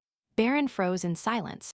The lady of the estate tried for a long time to interrupt her husband's thoughts, but it was all in vain, so she took his hand. The charming young man immediately fell silent and looked at her with amazement. The lady really asks her husband to finally listen to her. The young duke's face immediately flushed. Of course, the young man was ready to listen to his wife. They were too close. The girl is very glad that her husband also cares about outdated stereotypes. But it's not about her at all, but about little Dorian. The head of the great family froze in shock. That is, he couldn't hear how they were talking about the baby at that moment. The Duchess turned pale, realizing that she had been holding the captivating young man's hand for too long, and needed to finally let go. Miss Bonvalois apparently hurried with such a delicate request. The young man was not yet ready to hear such a thing. Everything is in order. In fact, the Duke believes that nothing bad will happen if the girl suddenly wants to learn to fight with a sword. The handsome young man looked at his empty hand, which still remembered the warmth of his wife. A strange sensation. Baron understood everything. First, he will have to determine Dorian's level for the Duke. This is a very difficult decision. If the young man really means that the girl can really wield a sword, since Arenal can do it, then there is no point in talking about Dorian. By the way, Baron Bonvalois personally directed the award ceremony for the woman who became a distinguished knight. Therefore, the young man simply cannot impose a gender restriction on the study of fencing. Everything inside the Duchess of Valois began to tremble. What a strange feeling is spreading throughout her body. Arenal feels good. Of course, everything is fine with the girl. There is no reason to worry. Simply something was clearly happening inside her. To begin with, the young man will meet the girl, but he himself is a master swordsman and, in general, he is very busy with work right now. Despite his tight schedule, the young duke must always take care of his family. Does the girl disagree with this? And Doriana is also part of his family now. Baron can understand why the lady's heart is still beating so furiously in her chest. And then came the day when the greatest sword master of the empire met a new recruit in a skirt. The image was very impressive for that era. The captivating young man looks as illegally attractive as always, with his gaze fixed on the baby with a sword in his hands. The little protagonist had a heroic appearance, a confident gaze, stamina, and assertiveness in every one of her movements. The young knight watched in amazement from the stands of the training ground, along with his mother. His future wife stands there and doesn't move, but he has a clear feeling that something has clearly changed in the girl. The thing is, Miss Everett had put on trousers, so everyone was a little unaware of Doriana's new look. This girl is so cute in those funny training shorts that she can't help but cry. Elliot looks at her with a serious face. So, how does a future Balwa bride feel holding a wooden sword? The weapon is not too heavy for a girl. Everything is fine. Well, in that case, he and Doriana can start their first combat lesson. The young man raised his training sword. The little protagonist attentively watched every light and perfect movement of the great master. Let Miss Everett try to attack Duke von Balwa now so they can assess her skills and her current level. This is the pressure. The baby pretended to be ready, but inside he was very worried because Baron von Valois himself was experiencing it. Even with just one look, it is quite obvious that comparing the young man's strength with that of other knights is simply a crime. Baron is the strongest of all in the empire. The young man is so strong that even if the League of the Best Knights stands only against him, the result will be in his favor. Even being next to him is very difficult. And yet, the girl must prove her worth and show that she deserves to learn to wield a sword. Doriana feels that it is hers. The young duke clearly did not expect such agility from sweet and gentle Doriana. There was clearly something more to her besides charm. In fact, this young lady had a lot of stamina and perseverance. She had the right attitude in her eyes, and her body was unstoppable. The little heroine stepped forward confidently and took a fighting stance. The girl would never give up her intended goal. And so the baby, like a wild animal, began to attack and strike from different sides. Baron watched her closely. Of course, no matter how hard she tried, it was not stressful for the young man, but he only needed to strike one blow. Doriana didn't want to tap for anything. The girl mercilessly tensed her body. Her sword did not stop working, so the baby is clearly exhausted. Her training sword is trembling. It is better to end this right now so as not to hurt her. Well, there is nothing to do.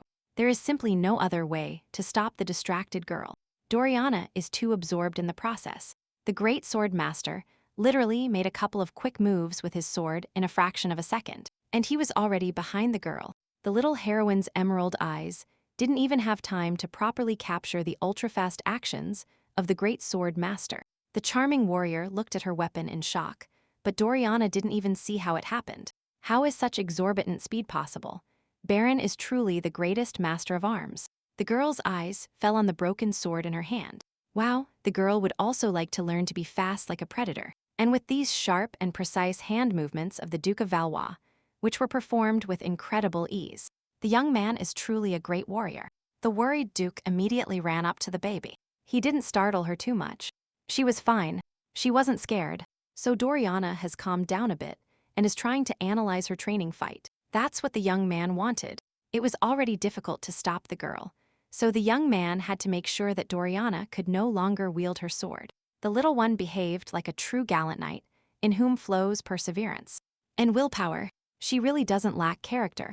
The handsome young man placed his warm hand on the girl's head. The girl really did an excellent job with her training. To be honest, it was interesting and pleasant for the virtuous swordsman to test the strength and the skills of the little lady today. Well, we must admit that this girl is already endowed with the most important qualities of a knight. The Duke is very happy with this girl, so the young master has already decided something about the training and sword training for Elliot's future bride. The head of the duchy noticed the concern on his wife's face, although the girl tried not to show it and act in his presence. This little one is a genius. This is great news. It means that Elliot's future bride has finally found something she likes and will be able to do it without obstacles. Simply incredible. The Duchess spat out her hot tea from the gust of understanding of the Duke's words. Lady Valois now heard everything correctly. The girl is a genius. To be honest, the head of the estate was surprised. Miss Everett has sharp movements and a good sense of fighting. Is she really more capable than her boy? It is difficult to give an exact answer. Talent and potential cannot be compared when comparing individual indicators of completely different children. However, there is one chivalrous quality that Doriana possesses and that Elliot lacks.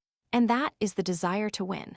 The frantic desire to defeat the enemy is what gives courage. The girl is not easily scared. She is ready to attack fiercely, sparing no effort. The word knight may sound majestic, but he is only a fighter, so the desire to win a fight itself becomes a quality of a knight. From the beginning, it seemed that Elliot was not interested in winning or fighting, and that was a big difference between the children. Therefore, it is worth saying that each of the children has a different character, and the Duke took this into account when he called Doriana a genius. Therefore, the issue here is not at all which of the children is better at this, but which of them is actually more suitable. Therefore, speaking of this, if the lady of the estate does not mind, the Duke would like to personally train Miss Everett. Of course, the girl agrees.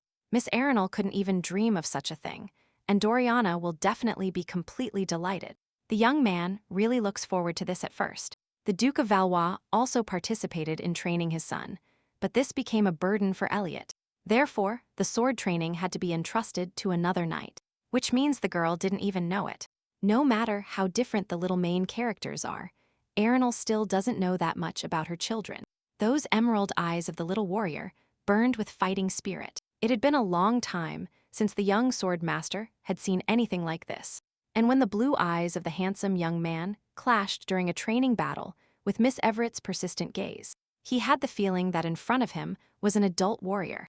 Honestly, the handsome young man is embarrassed to admit it, but the Duke himself looks forward to his next training session with Doriana. The terrible mother-in-law was once again exposed to her husband's dazzling power. Every time Baron's smile has a crushing effect on her. Baron is charming. He has an incredibly cute face, but why are a girl's thoughts always confused with this boy? The terrible mother-in-law walked through the corridor of the Bonvalois estate, thinking that she was starting to think about Baron too often. But then Miss Bonvalois' attention was drawn to a sound that came very close, and it made her heart skip a beat. The little protagonist was sitting on the sofa and sobbing painfully. Her mother's heart bled at those sounds. The child immediately realized that he was no longer alone in the corridor, and there was at least one witness to his sobs. The young master immediately covered his charming face with his hands, because his son is sitting here alone and crying bitterly. Elliot is not crying at all. the little Duke immediately jumped up from his seat and ran down the corridor. He had to leave. What is this about now? The little hero has never been more closed off than now. What is worrying the child so much? The child literally disappeared from the sight of the terrible mother-in-law in just a couple of seconds and left something light on the coffee table. Arenal approached the object and realized that in front of her was a piece of paper.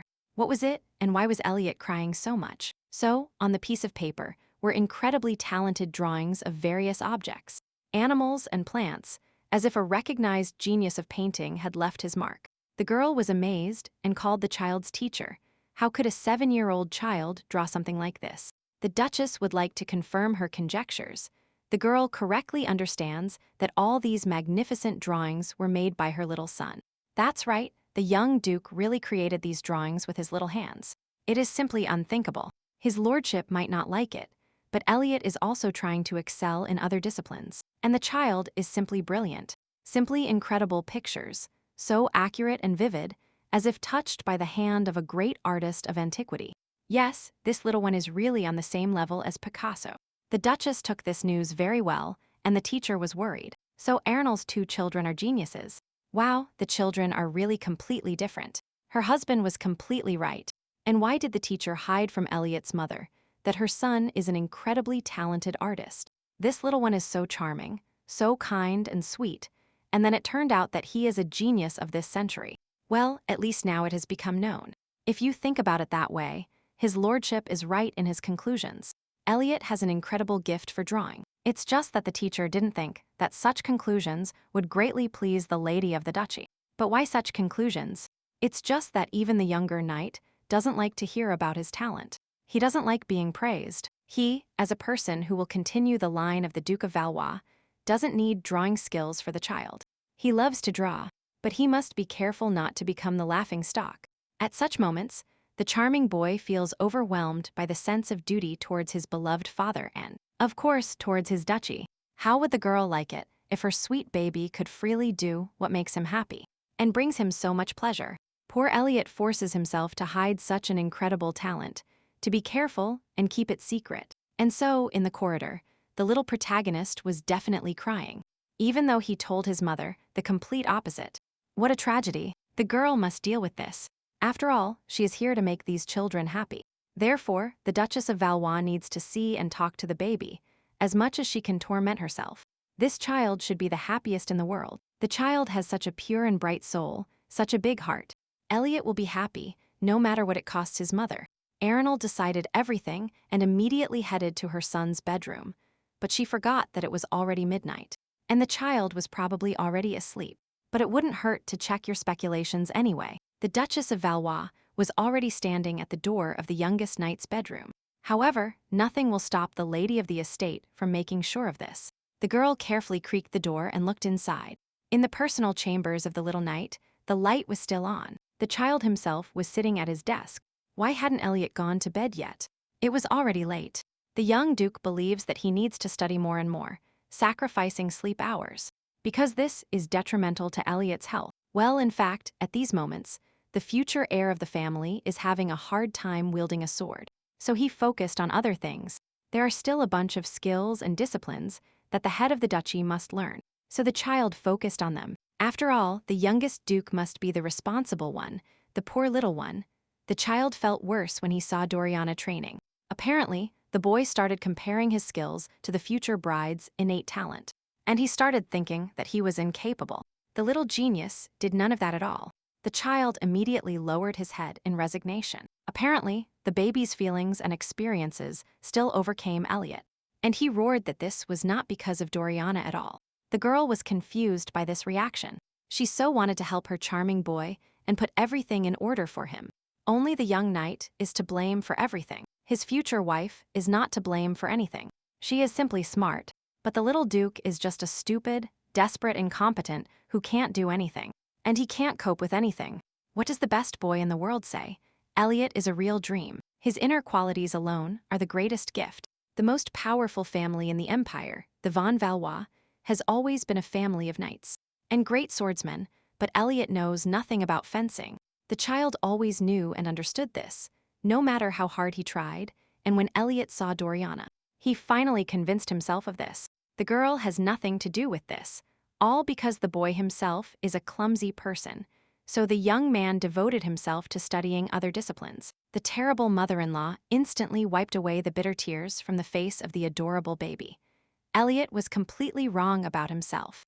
Arenal will say something to her son. It's simply incredible, and it doesn't matter at all what the boy does and doesn't do. It is enough for a sweet child to just be himself, because Arenal could not even dream of such a child. No matter what her baby chooses, no matter why he refuses, his mother will always love Elliot, and will be immensely proud. The younger master should stop being so hard on himself. When the boy insults and humiliates himself like this, Arenal feels hurt. Tears appeared in the mother's purple eyes. It was unbearable for her to see how the baby belittles himself and doesn't see the obvious. But how can a child be the same? Because Elliot is the next duke of the largest family in the empire. The head of the von Balwa family must be an outstanding person. He must be able to easily grasp all disciplines and wield a sword skillfully. Well, who decided this? The father really told his son this. Maybe the emperor decreed that at all. So maybe it is written somewhere that all hereditary dukes of the Valois family must simply be excellent swordsmen. But there is no such thing. The child must understand that no one is angry with him. It is normal for a person not to be able to do something, because everyone has their own thing. The mother really wants the child not to create false rules and not to forget himself for a moment. The girl understands everything perfectly. Having studied the history of the Valois family, the child thought that he simply had to be like his ancestors. But this is stupidity, because the history of the family is only the past of his eminent family, and Elliot is his future. The charming boy looked at his mother with some adult awareness. It seems Elliot is beginning to grasp Arenal's main idea. The past is simply a fact. It does not determine the present at all. The child understands what his mother is trying to convey to him. But then, what can the young man do with all this? Elliot had a clear plan in his head, and now it turns out that it is not necessary. Arenal is simply sure that the little duke needs to do what the child likes, and his loving parents will always support their beloved son, and both will only be happy if the child receives sincere pleasure from his choice. The privacy of the terrible mother-in-law was violated by her future daughter-in-law. Doriana was puzzled by Elliot's behavior lately. What happened to the little heroine? There was clearly worry and anxiety on her childish face. They are very friendly with Elliot. The young man was behaving very strangely. The mother looked at the girl with amazement. Why did he decide that? It's just that the boy started constantly, secretly watching his future fiancée. Doriana does not understand exactly what he is doing. After all, as soon as Miss Everett wants to greet Elliot or approach him, her future fiancé simply runs away. And just a couple of minutes ago, the young duke asked Doriana to show him her hand. What does that mean? The boy studied the girl's palm with great care and attention. His eyes studied every line on Doriana's hand. The charming future bride was afraid to tremble again and stood motionless in her place, so as not to disturb the young duke. Then the charming Elliot placed his hand on his future bride's palm. It was very strange, as the little protagonist immediately withdrew his hand embarrassed and then blushed. Elliot even asked for forgiveness.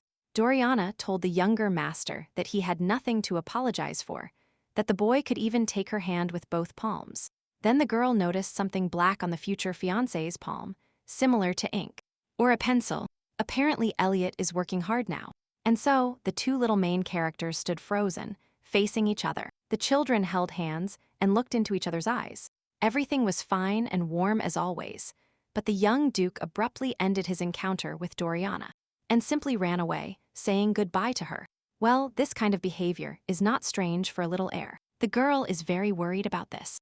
Well, there are several reasonable explanations for the future head of the clan's behavior to start with. The boy decides to submit his painting to the imperial competition.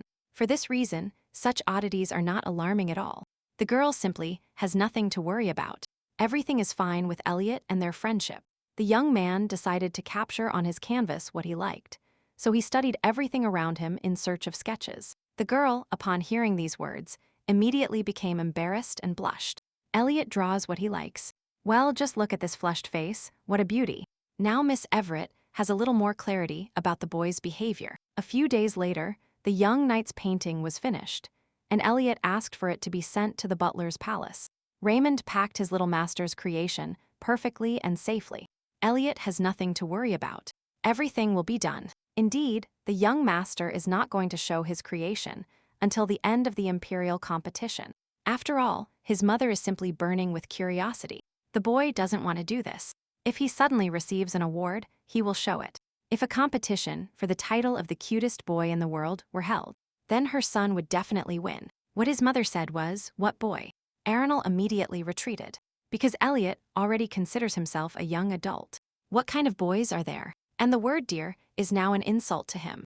But still, the mother cannot resist the attack of another emotion. She hugged her son tightly, and hugged him tightly. The two were interrupted by the voice of the head of the duchy. His beloved son had already finished what he had been working on all these days. After all this time the boy was so busy painting his picture that his father didn't manage to talk to Elliot. The young duke doesn't want to go with Miss Everett on a field trip to the Imperial Academy because they can go there. So the duke thought it would be good to see how children his age learn. And Doriana wanted to see how others wielded a sword. And if the boy is also interested in fencing, then the children can sign up together. And there are drawing lessons. The duke made one last attempt to offer sword lessons to his son, but he was immediately defeated. The younger knight is not interested in fencing. Elliot is interested in drawing lessons. The boy is firm in his intentions. The little heroine nodded in understanding towards her future fiancé. Elliot immediately looked at his fallen face. However, if the future fiancé takes fencing lessons, the young duke will also take them. Doriana absolutely does not want to be a burden to Elliot. Everything will be fine for her. There is no need to worry about that. Well, what nonsense is Miss Everett talking about? About how a girl can become a burden to the young heir of the family. The little main character stretched out with a captivating smile and rushed everywhere with Doriana. It is just a pleasure for the boy. Is the boy really willing to go anywhere with the young lady? And the young man will be interested in absolutely everything. The girl's face immediately blushed. The girl was ashamed of her own thoughts. How cute they both are. The girl wishes that the competition for the cutest boy in the world really existed. These two would definitely be the winners. And as soon as the other characters endured the power of the crushing charm of these two, the girl stopped trying. The poor heart of her character will one day not withstand the wife doing something strange again. But apparently she feels good. Several days have passed. It is time to visit the Imperial Academy, where perhaps two sons of the Valois family will want to study. And now that the luxurious carriage of the duchy had arrived at the right place, the handsome young man gallantly helped his wife to get out. The Duchess of Von Valois looked around and asked her charming sons to stay together at the front. The girl was burning with impatience. Such a pleasant and important day for their family, because everyone was going out into the world together. Today was the first official appearance of the Von Valois family. Everyone looked incredible. This is what an ideal family looks like. Happy and curious children walked ahead of their parents and looked around such a large educational institution. The Valois family was immediately greeted by the director of the Imperial Academy, named Helen Clover. It was a great honor for them to welcome the great family here. The head of the duchy asked the director to behave naturally and stop worrying only for the sake of Valois. But this was impossible. After all, his academy was visited by the most influential person in the empire. There were places that the guests wanted to see at first, of course. The Duchess of Valois first wants to inspect the children's dining room and kitchen. Nutrition at this age is very important. Of course, no problem. The director of the Imperial Academy leads her visitors to the children's canteen. Doriana conveyed through Elliot that she wanted to see the fencing class as soon as possible. Arenal was completely crazy. What cafeteria? Well, the Duchess of Valois didn't think about the girl's wishes at all. The girl wants to do what her mother wants. They don't need to go together at all. Let the children independently examine what is important to them. It will definitely be more comfortable for the children. The girl agrees. And what will the children themselves say to such a proposal from the Duke? Of course, Elliot and Doriana will be happy. The children will see off the future fiancé. The little heroine was already completely inspecting the training ground. It was the same as the one in the Valois family. In fact, this training ground was built in the image of the one located in the Bon Valois duchy. Since the Balouinites were always considered the best swordsmen, they served as a model in everything during the construction of the academy. The Valois family is incredible. The girl is always amazed, and Elliot, who knows so much, is also incredible. The teacher is not visible. The students are sparring, but without much effort. It is clear now that the lesson simply hasn't started yet. Could Elliot's future wife really determine at a glance whether the students were working at full capacity or not? That's right, the girl perfectly saw and read the strengths and weaknesses of every swordsman. It was not difficult for her at all. The conversation between the two little main characters was interrupted by a cheeky boy, pointing his finger at Miss Everett about what she was doing here. How dare this rude guy point his finger at the future Duchess? It's all right. Doriana knows this boy. The future fiancé of the head of the Manhwa family immediately turned pale. The girl greeted the heir Tornian with clenched teeth. This is an arrogant guy from the Tornian clan. The young duke definitely heard this surname somewhere. You should think a little. Elliot remembered everything. The Tornian family clan made an agreement with the scoundrels Rendini. Their daughter is the fiancée of this insolent man.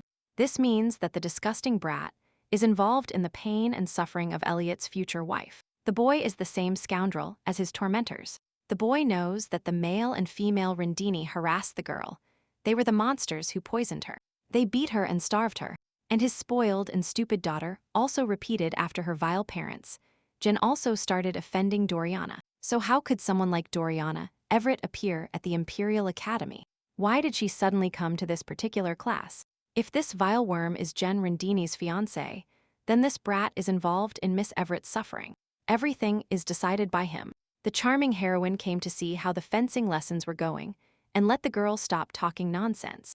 Doriana is just a maid. What is she talking about? And besides, she is a girl. What kind of sword does she need? It's a pity. The charming girl is still being bullied by other children. And what has she done to them all?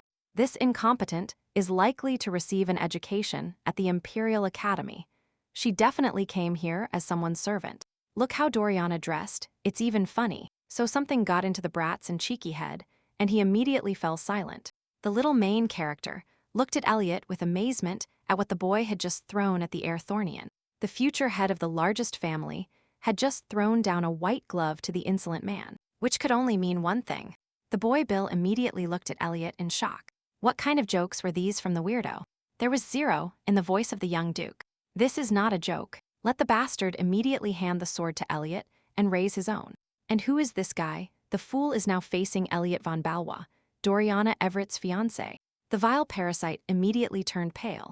A cold sweat ran down his face. It was really the heir of the most powerful family. The charming Elliot will no longer listen to how this brat dares to insult his future fiancé. This is a challenge to a duel.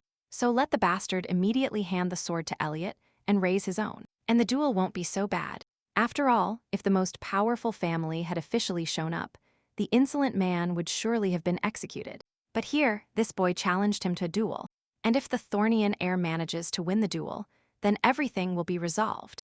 The little duke will not forgive this brat's ignorance. The younger master is unshakable in his decision, of course. He is not a sword master like his father, but he will punish this little monster for Doriana's honor. No one dares to offend his future fiancé. There is no one in this world purer and more beautiful than Doriana, and soon this insolent one will understand this forever.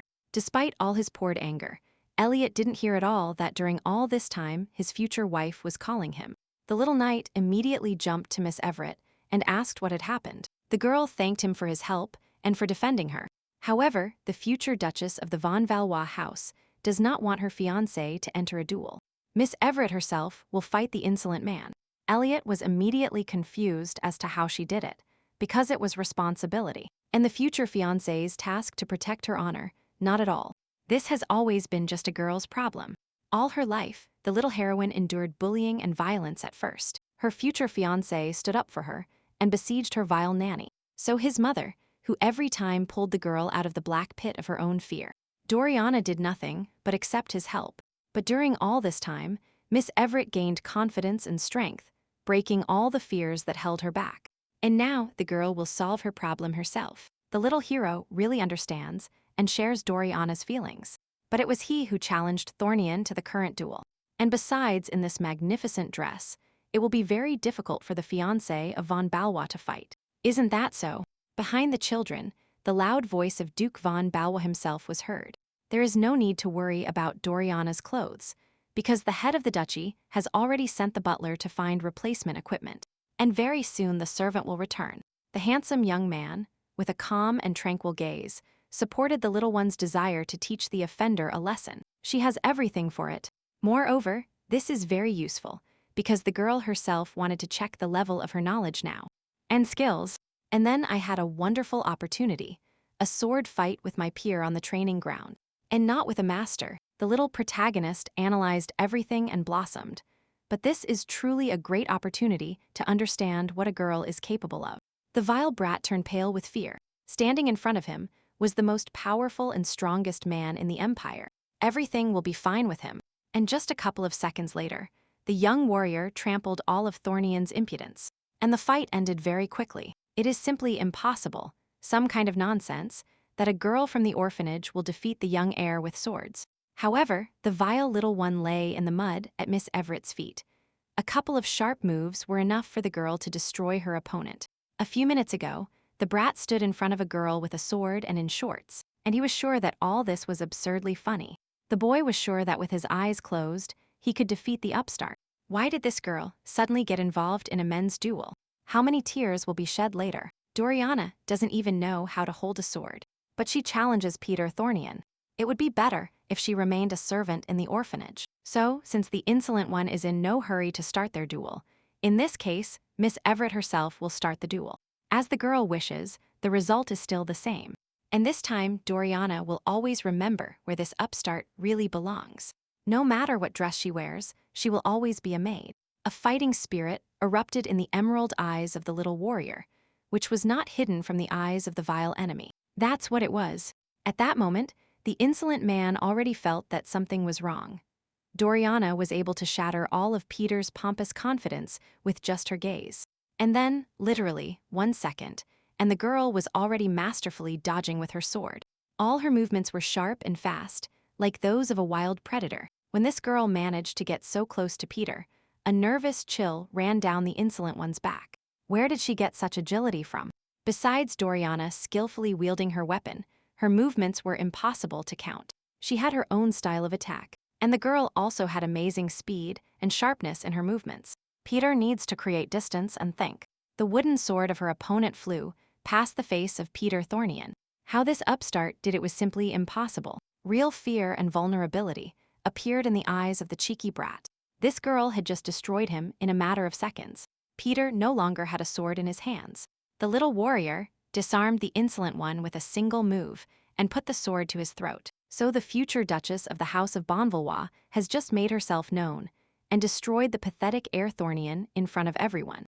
If suddenly the boy still disagrees with her victory, they can continue the duel until the insolent one chokes from powerlessness. So the terrible mother-in-law jumped towards the two little duelists. Her baby had just truly fought.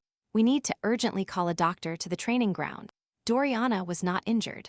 Everything is fine with the girl. It was her enemy who got it. Just in case, let the employee call the doctors. The Duchess of Valois will be calmer this way.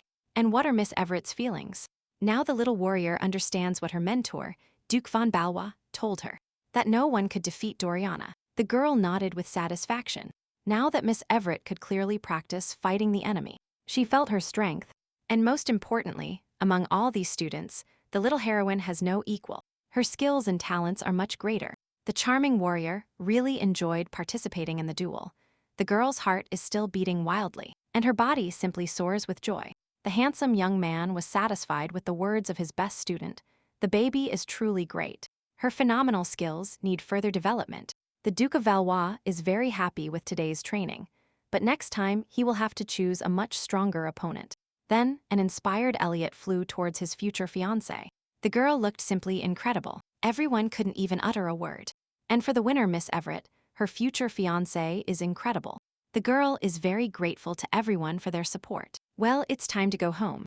Mom will bake sweet chocolate chip cookies and a cake for her children.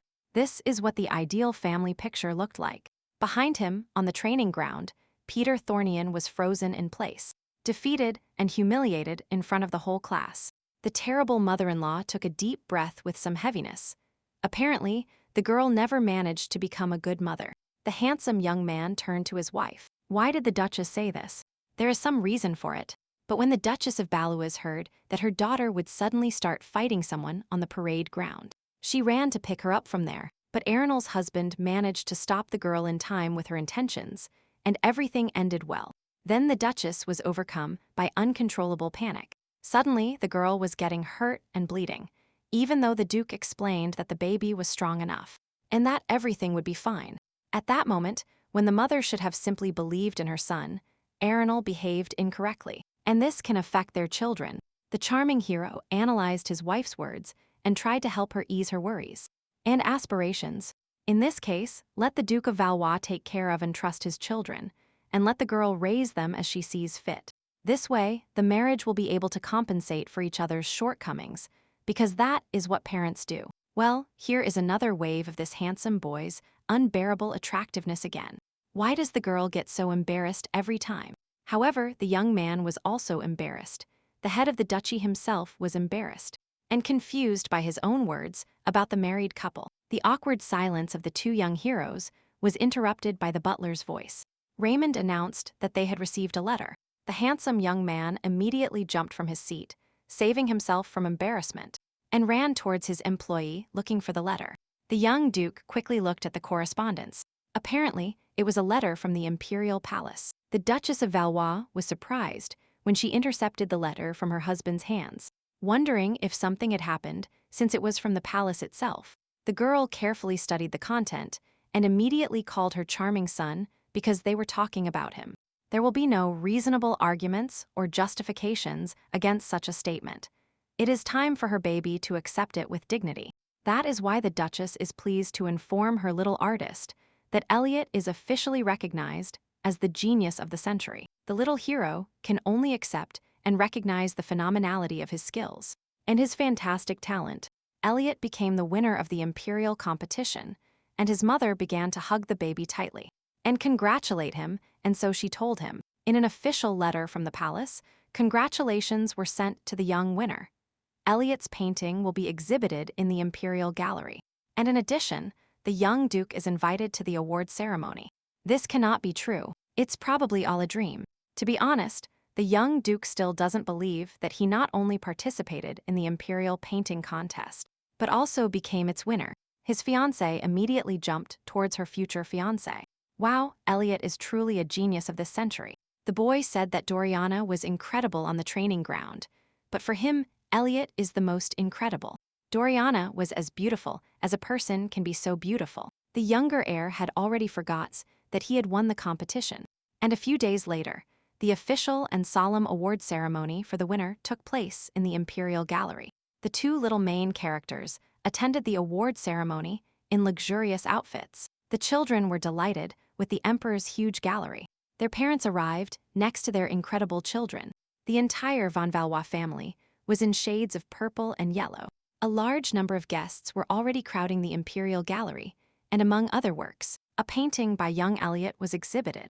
The Duchess von Valois looked for her phenomenal son's work and immediately recognized it among all the others. The mother immediately took the child by the hand and led him towards the beautiful portrait. The girl immediately realized where her beloved son's picture was.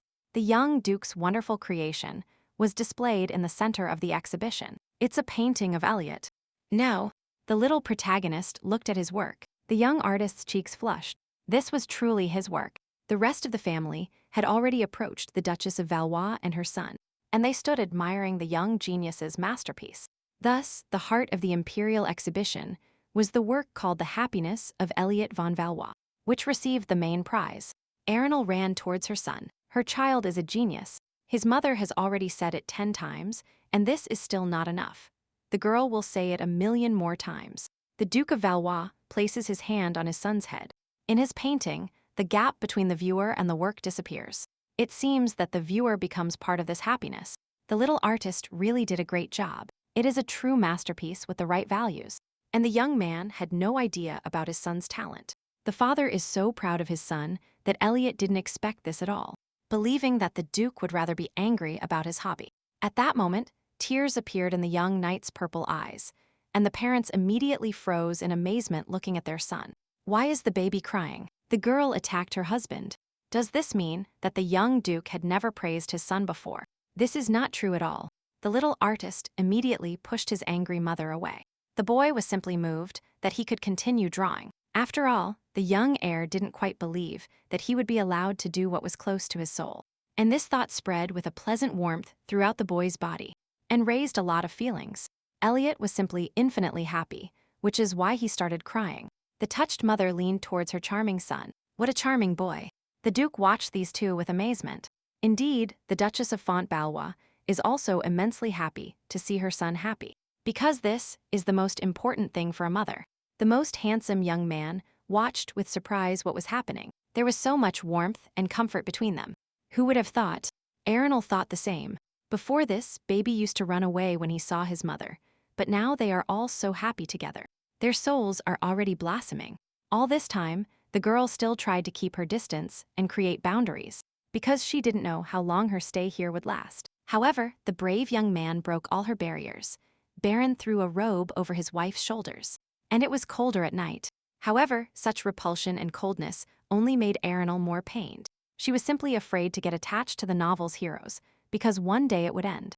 The girl blushed under the sensual and warm gaze of her beautiful husband.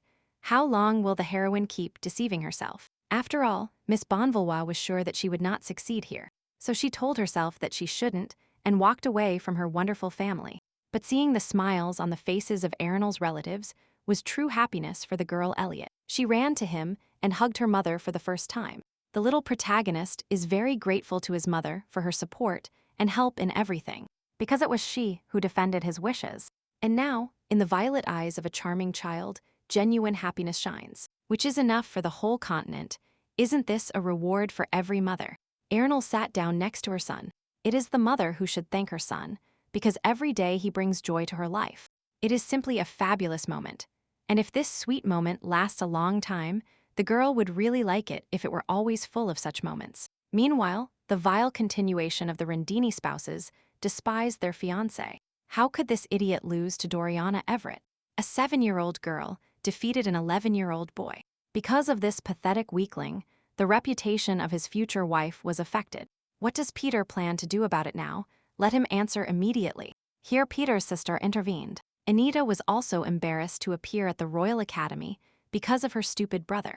Therefore, her sister perfectly understands her friend's feelings and is also angry at this worm. But they can fix everything. And what follows? Anita wants to say that the heiress of the Rendini family must endure everything, since it is much more unpleasant for the girl than for herself. No way, his future fiancé's sister just thought of something, so there is no point in wasting time scolding her. And what Anita is talking about now, of course, we are talking about that cheeky girl. The cheeky maid who imagines herself as an aristocrat. The vile girls started whispering among themselves. They were both envious and rotten inside, so they sincerely rejoiced at the failures and tragedies of others. Well, an unpleasant smile appeared on the face of the disgusting Rendini daughter. Anita proposed a very good idea.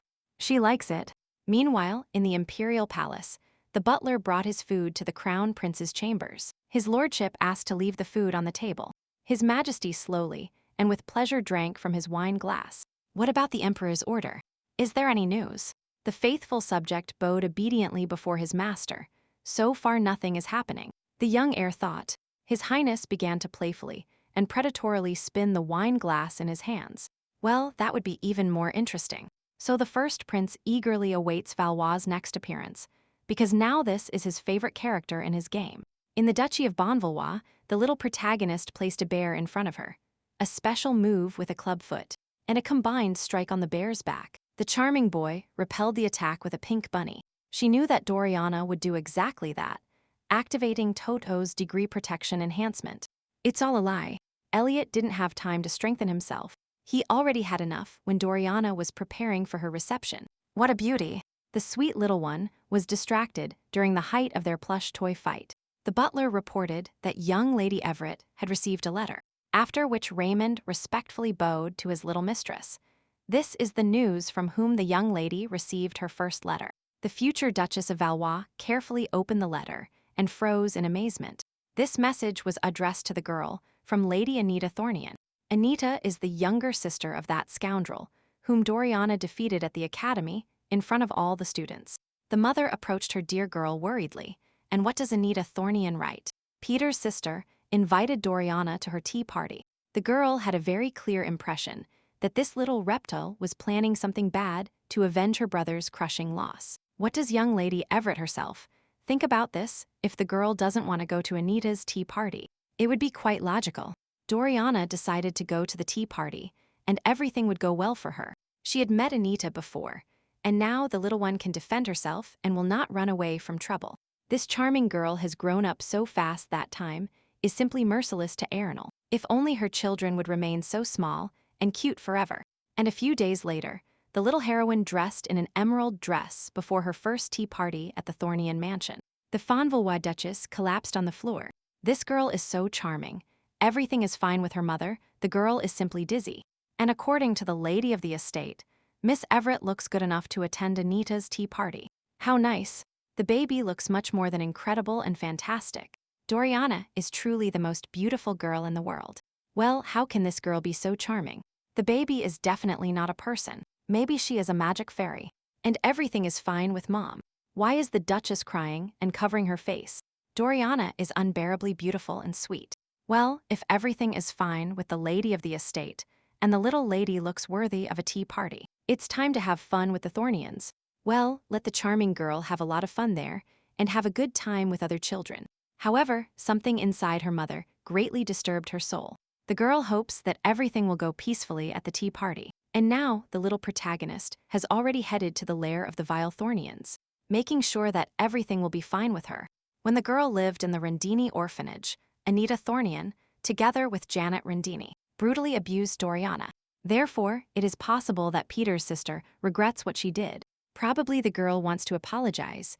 They will talk and probably get along. Although, to tell the truth, the little heroine does not feel comfortable. The girl doesn't believe everything will be so simple. And Rosie, that's why she got scared. The crew of the Valois Duchy had already arrived at the Thornian estate. A certain man smiled and greeted young Lady Everett. The butler promised the girl to wait for her here, but Raymond was not obliged at all. The stranger said that they had a special room for the staff.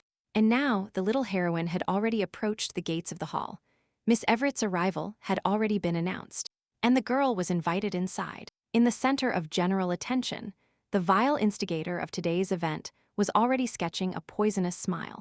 Because they hadn't seen Everett for a long time, Anita is so happy to see her old friend. How is Lady Everett? The girl really welcomed Doriana. That Doriana should not stand at the door, but come in and sit at her common table. Anita warmly welcomes the girl. This cannot be. Then the vile heiress Rendini came out. And what is that smell? And apparently from Doriana, what a terrible smell.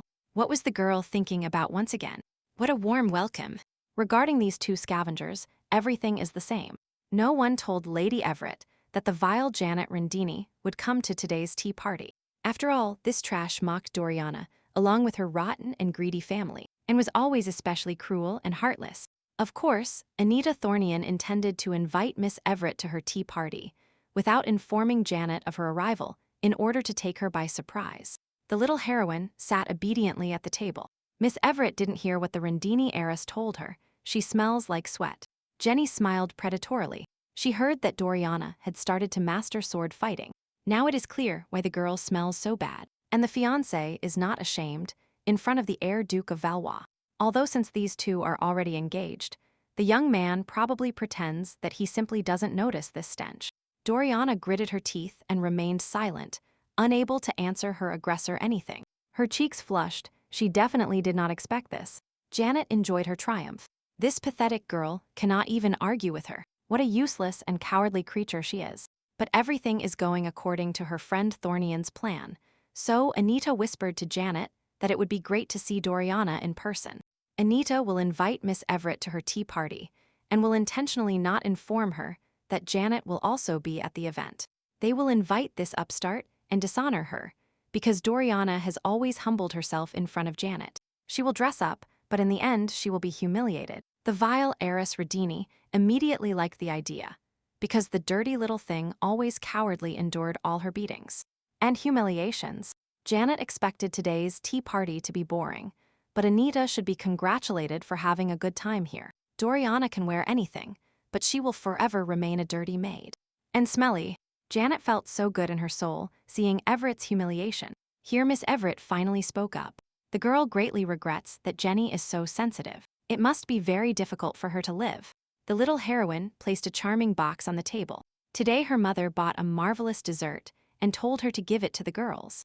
3 scheming gals looked with amazement at the family box. Everyone in the empire knows this bakery. What's inside? It is truly the famous bun from the Dorian bakery.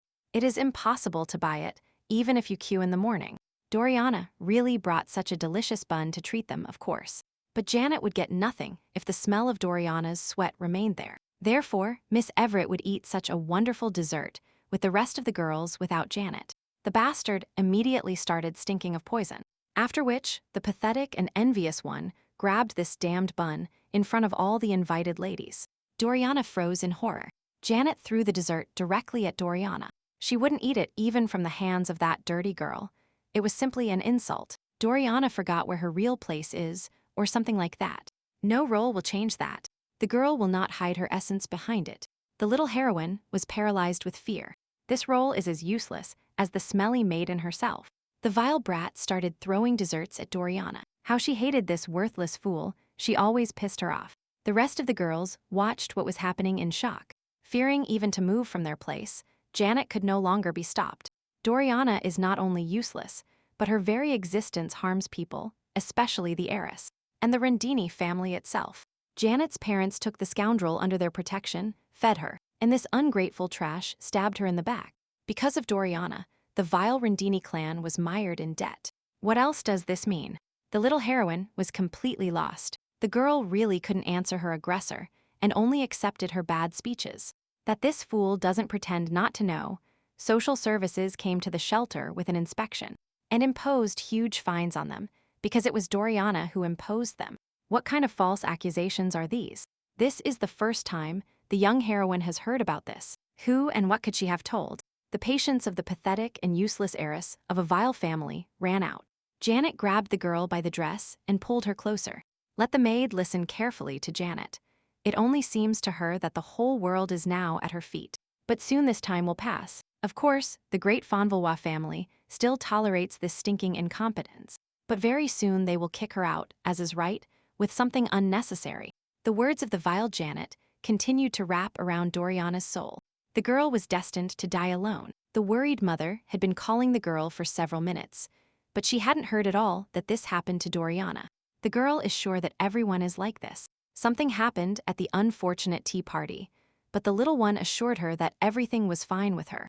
Nothing happened. An ordinary and boring tea party for heiresses of noble families of the empire. Doriana feels fine. The little one quickly said goodbye and ran to her personal chambers. If the girl suddenly needs something, just let her say so.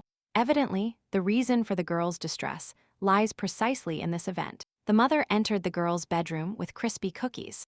The mother froze in amazement at the door. Her radiant child was completely downcast. She had never seen such a sad little girl. The little protagonist sat glumly on her bed and looked out the window. Her posture and body language spoke of the exorbitant burden weighing on her soul. Doriana took a deep breath and put on her usual smile. The girl was glad to see her mother. This is not a good thing. The girl is trying to hide her anxiety and pain from her mother. This should not be done to a child. That is what parents are for. You cannot hide such a destructive feeling inside you. Anyway, it won't go away. It would be better to share it. To give away your pain. It is the parents who should extract all the anxiety from the child, leaving only joy inside. And warmth. The mother is near. What happened to the girl? Doriana already realized that it was useless to deny it. Arenal already understood everything. Not at all. It's just that Janet Rendini was also at the tea party. The same Janet, an ugly girl with a useless and pathetic soul, corresponding to her vile parents. Nothing happened to the girl. The little one began to deny it, afraid to voice out loud what scared her so much in the scoundrel's words. It's just that this Janet said that Doriana would be useless and worthless her whole life. She clenched her little fists, and no matter what clothes the girl hides her useless essence in, her current guardians will still see her, and they will kick her out of the house. Salty tears began to stream down the young lady's sprinkled cheeks. The girl doesn't believe it at all, but for some reason she felt very bad. Doriana could no longer contain the flow of her emotions and tears. Her little body began to shake. The girl knows that her mother will not leave her, and the girl loves her mother and family very much, of course. She believes everyone. She herself doesn't understand what is happening now. The baby really knows that Arenal loves her and will not abandon her. But something inside her worries her. The mother hugged her daughter. It's called fear. Everything is fine. It is normal to be afraid. All people experience this unpleasant and often uncontrollable feeling. It is normal for Doriana to be afraid. In those moments, the girl will always be with her. She will hug her tightly and repeat these words to the baby. No matter what the young heroine has to go through, her mother will always be there. And they will overcome all storms and adversity together. Doriana must remember that her mother will never abandon this charming girl. After all, she is her family. That same day, late into the night, the head of the duchy returned to the estate. The young man was again very tired. It seemed that Baron only spent the night at the mansion. Many thoughts were born in the young duke's head. The young man had absolutely no time for Heinrich, so he needed to think about something. Then further down the corridor, the handsome duke saw light. Who else could be awake on the estate at such a late hour? His wife approached the young head of the duchy with a lamp in her hands. The duke had already returned. Arenal was just waiting for him. Somehow it was eerie because of such a dark atmosphere. But why would the Duchess of Valois lie down with her husband if something had really happened? The Duke of Valois is probably tired after work, but the matter is indeed urgent. Today, at a tea party, the vile daughter of the Rendini clan treated Doriana with great cruelty. What bothers Arenal most is that she had to wrench this out of the poor girl, and Doriana didn't want to share it at all. For this reason, the girl wants to become a more reliable support for the girl. The Duke smiled warmly, but that's how it is already. The lady of the estate sharply cut off her husband. This is not enough, since something like this is happening to his fiancée. The Duchess of Valois thought carefully and decided to deal once and for all with the rotten Rendini. She would like her husband to help her with this. The girl's eyes widened in surprise. I mean, how can one do nothing? In such a situation, just sit and watch. This is unthinkable. The Duke's wife, von Valois, understood her husband's line of thinking correctly.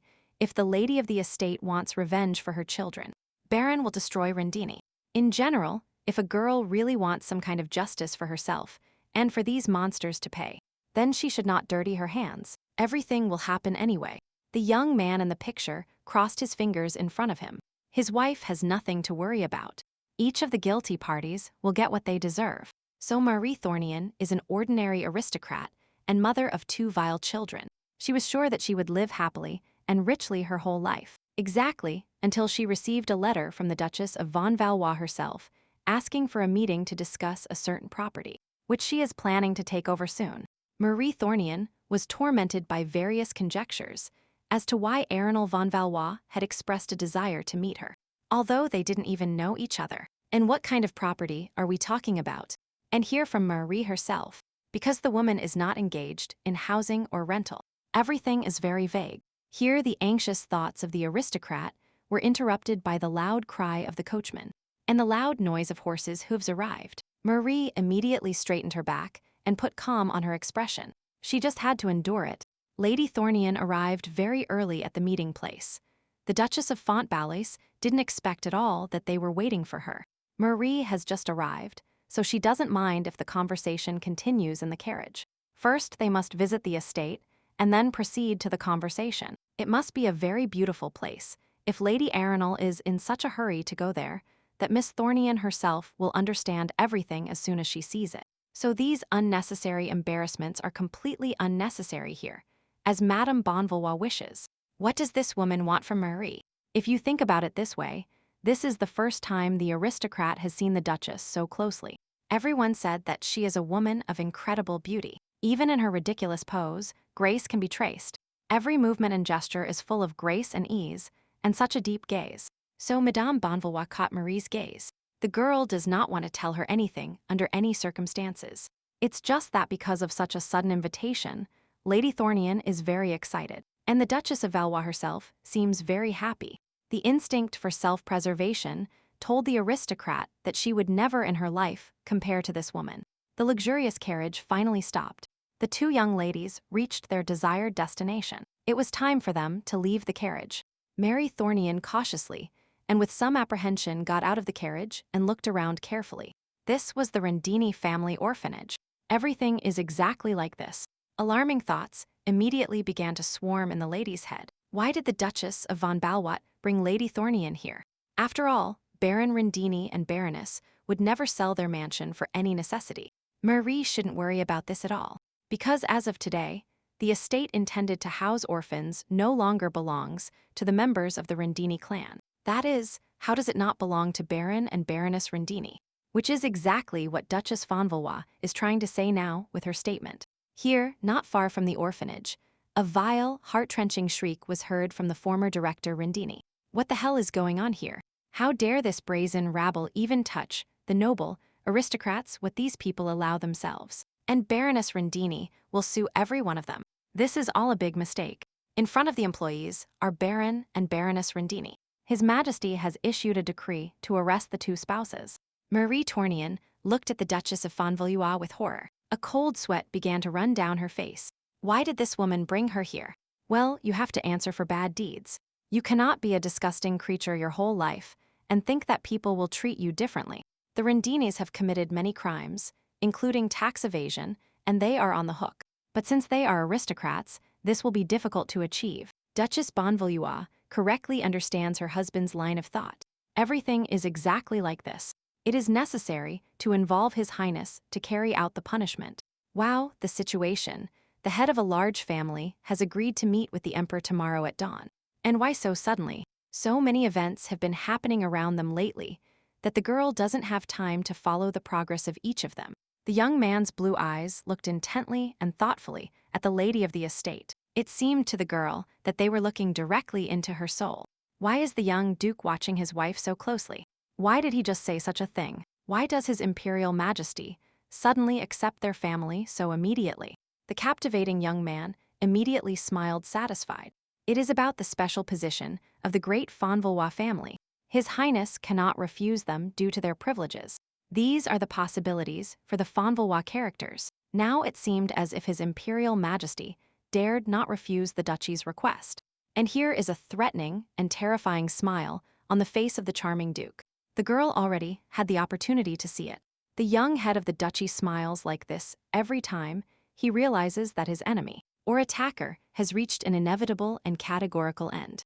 Then, on the day of the uninvited visit of the Marquise de Sionia, the handsome young man smiled in the same way.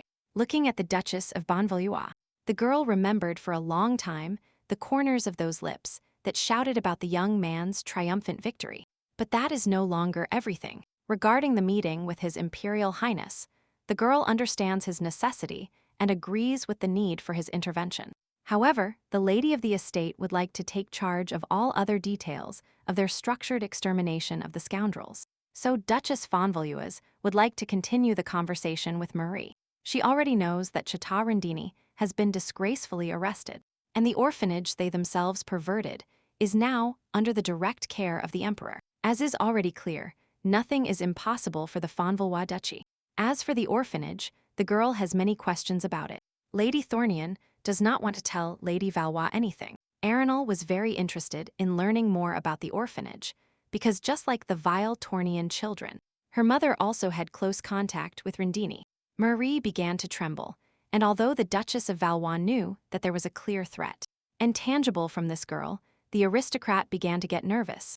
This girl clearly knows everything, and such a demonstrative visit serves as a final warning from the Duchess of Fontevalois. She will destroy anyone for her family. The Duchy of Fontevalois and her person burst into an almost material danger. Her family is capable of erasing everyone from the face of the empire, and even the emperor will not be able to resist. And Marie Thornian feels with all her cells that there simply won't be a second warning from Arenal. For this reason, the vile Lady Thornian should heed the Duchess of Valois' warning at the first attempt. This girl will not joke, nor will she delay the culprit's punishment. Everything will happen quickly. And without regrets, Marie Thornian began to bow obligingly and ask for forgiveness. Cowardly, an aristocrat would never dare to have gotten involved in such a crime. The Thornian family will have nothing to do with the vile Rindini anymore. That is what Lady Arenal needs now. The bastard must appear as sincere as possible. The engagement of Marie's son, Peter Thornian, will also be broken off with Janet Rindini. She has no place in her house. The owner of the situation sketched a routine smile. Miss Valois already knows. The Duchess thanks Marie for her understanding. What a relief that the Thornian family has nothing to do with all of Rendina's crimes. So Arenal will hand everything over to these scoundrels. Marie Thornian made a deep bow to her mistress. If the aristocrat was really impressed, it's a good thing her head wouldn't fly off her shoulders. Two cowardly and insignificant creatures immediately asked the Duchess of Bonvalois to stop this madness. How dare these people mock the aristocrats like this? Let Madame Valois look at what they did to the Rendini clan. The rotten person complained about being intimidated, even though she had intimidated and mercilessly beaten the child for so many years, and she herself turned out to be such a pathetic weakling. So the Rendini fanatics have a history of tax evasion, bribery, and fraud, theft in kind, and that is only a small part. Is this a mockery of the citizens of the empire, as well as His Majesty himself? How does Miss Valois know all this? In front of the two useless parasites stands the Duchess of von Valois herself. This surname will break any barrier and crush every ignorant idiot. The great family of the Valois Duchy is a force that no other clan in the empire can compete with. Moreover, the greedy and pathetic scavengers dared to disrespect not only the Valois family. Now, for this reason, the most powerful clan has already reported all committed crimes to His Imperial Majesty. Now these two parasites finally understand that the final verdict will be pronounced in the name of the Emperor himself. The bastard immediately turned white with horror. But how is this possible? Baroness Rendini never expected that one day she would lose everything she had diligently plundered.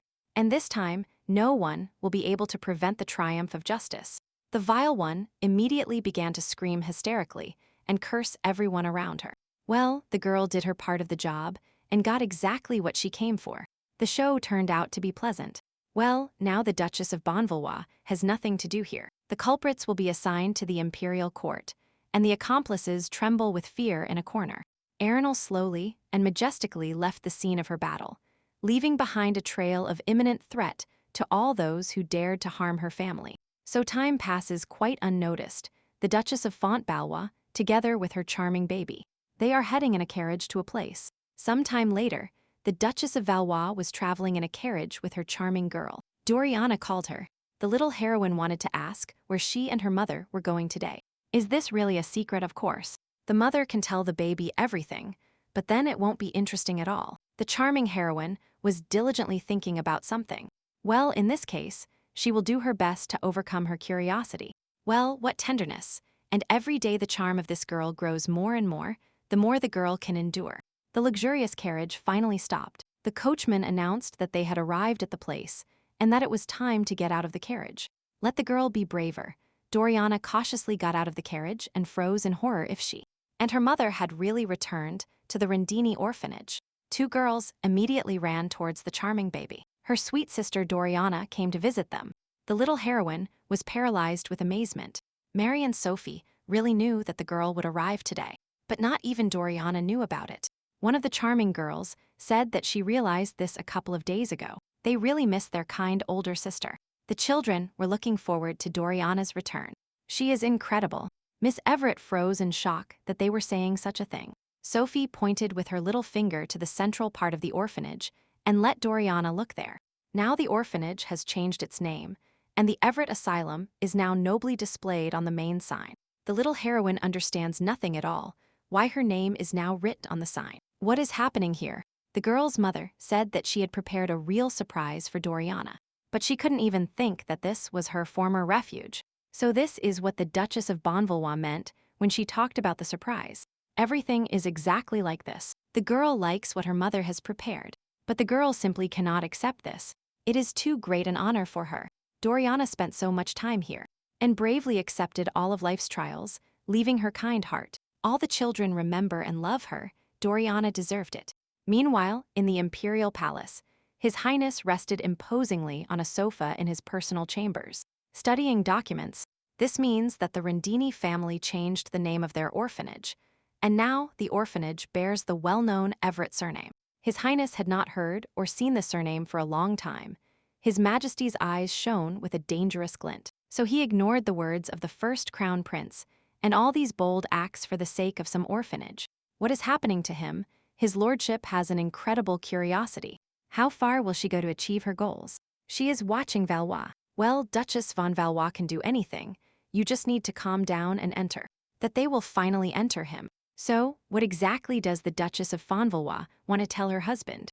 And why does the girl worry so much every time she is alone with Baron? Take a deep breath. The terrible mother-in-law will prepare everything necessary for the engagement of Miss Everett to crown Duke Elliot. The girl thinks that the time has come to announce to all aristocrats that their children will marry. No, otherwise, the poor girl will continue to be bullied. Her kindness and decency will be neglected. This must end. The announcement of the solemn engagement ceremony will show everyone that Doriana is under the wing of a great family. The handsome young man looked at his wife with some warmth. Everything is correct. A marriage would do just that. This guy really agreed so easily. The Duke didn't ask a single question. It was even somewhat awkward because of such a quick agreement. The Duchess had already managed to think of something, but at first the girl wanted to discuss everything with her husband, in which case the young people could go for a walk and decide everything together. Arenal froze in amazement at what this young man had just said. She didn't hear him. The young man had only invited her for a walk. The two little main characters were paralyzed with amazement. Wow, this place is so beautiful here. Simply incredible. Emerald greenery stretched out under the cozy sun rays. The crystalline surface of the water shone wonderfully. The charming boy pointed at the water with his finger. A real swan is visible in the distance. Can the children go see everything here? Of course. The satisfied parents nodded their heads to their children, but don't let them stray too far from them. How delightful. The little hero suggested approaching the majestic swan carefully and silently so that it would not swim away from them. How cute these children are. Duke von Valois politely called his wife to be honest. A question had been brewing in his head for a long time. The young man scratched the back of his neck and began to feel embarrassed by his own thoughts. He had a feeling that Arenal found it unpleasant to talk to him. What nonsense. This is not true at all. Where do these thoughts come from? The girl simply looks very tense during every one of their conversations. Like a badly behaved servant reporting to his master, the young duke does not fully understand the nature of her behavior. If you think about it this way, the girl's nervousness could indeed look exactly like this. And Arenal is always nervous when talking to her husband. However, there is another reason in real life. The girl is used to giving presentations. Apparently this habit manifested itself here. Over the years, habitual communication at work has become a habit for the girl, so she transferred it to the dialogue with the hero. The young man is not at all unpleasant to the Duchess of Valois. It's about a habit already deeply rooted in the girl. In any case, the head of the great family misinterpreted it. His wife never felt disgust towards him. Well, now the girl went and yelled at the poor man. What's wrong with him? Her anxiety makes her look bad. However, the captivating Duke was not at all embarrassed. On the contrary, Baron was very happy that he was not causing such unpleasant feelings in his wife. This young man can drive you crazy. You can't just hit him with your smile without warning. It's simply a crime. Why does the young man keep looking at the Duchess like that? Arenal's face blushing. Now she will die of shame. Just as the wonderful hero was about to start a conversation with his wife, his son interrupted him, and Elliot discovered the boat. Honestly, the Duchess doesn't even know if the little protagonists will be able to take a boat ride on this lake. Well, the boat looks quite safe, but let's still have the children be careful at the edge of their little boat. And why the father is angry, everything is in order. The handsome young man was constantly moving the oars. Every move made his shirt fit his steel body perfectly. What an incredible guy. Baron is like a marble statue of an ancient artist. Not a single flaw, pure perfection. The girl was lucky. So, apparently, the young man noticed that Arenal hadn't taken her eyes off him for several minutes. What a pity. And those piercing blue eyes, the color of the sea. There was a moment when the young Duchess felt they were completely indifferent. And cold. But not now. The gaze of the head of the duchy radiated a certain special warmth. There was always kindness and tenderness in them. It was hard to imagine that one day a girl would fall into the body of a disgusting novel hero and find true happiness here. It sounds crazy. After all, at the beginning of her transformation into a terrible mother-in-law, she hated her heroine and thought she would die at work from fear and loneliness. But since the appearance of the new Arenal, so much has happened, and so much has changed that the girl has never been so happy. For the first time in her entire life, the girl felt completely safe, so she could relax and just be happy. The girl's cheeks blushed. How good she felt in her soul. But then the inner peace was interrupted by the child's heartbreaking cry. The little protagonist quickly fell overboard from the boat into the cold water. Dorian shrieked in horror. Elliot really knows how to swim.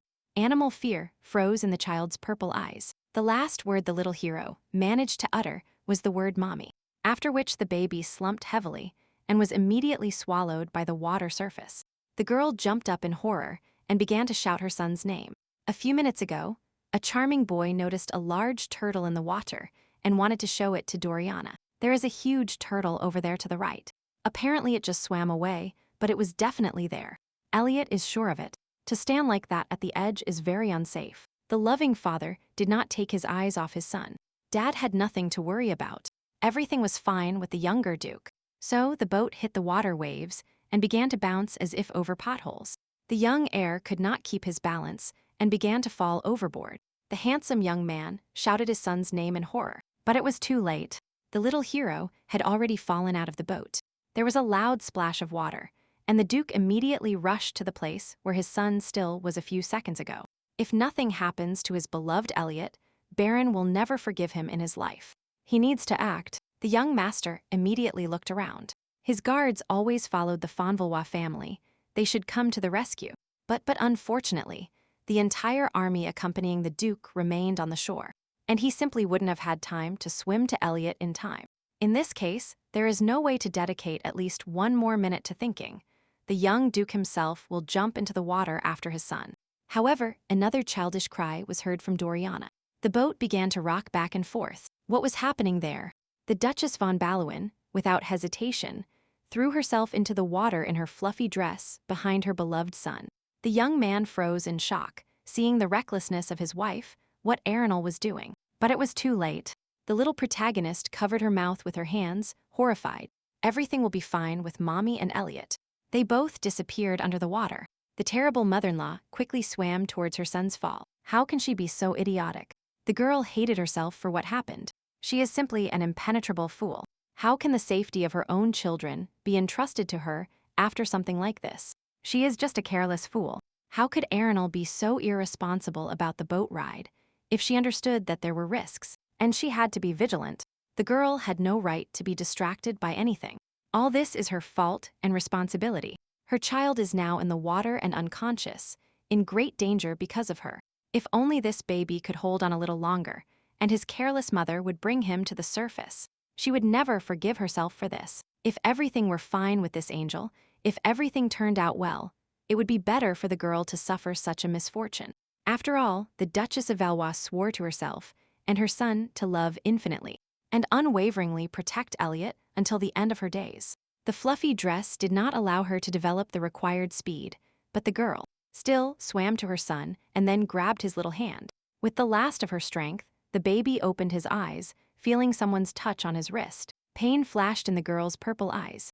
Her soul was chained by rampant fear for her small and fragile boy. The girl would do anything to fulfill the vow she made to her son. Arenal hugged her baby tightly. Some time later, the wet Duchess, with a guilty look, looked through her husband's eyes to see what she had done.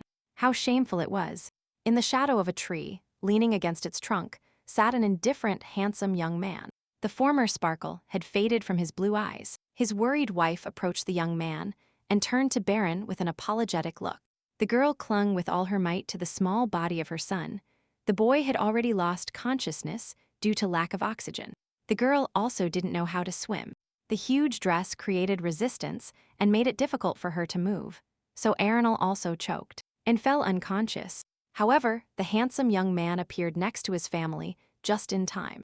Baron immediately picked up the girl and the boy and dragged them to the surface. Arenal was simply burning with shame. It was her fault that the child fell overboard, and instead of saving only the child, she had to save the girl too. What kind of desperate idiot is she? Why does everything go wrong for her?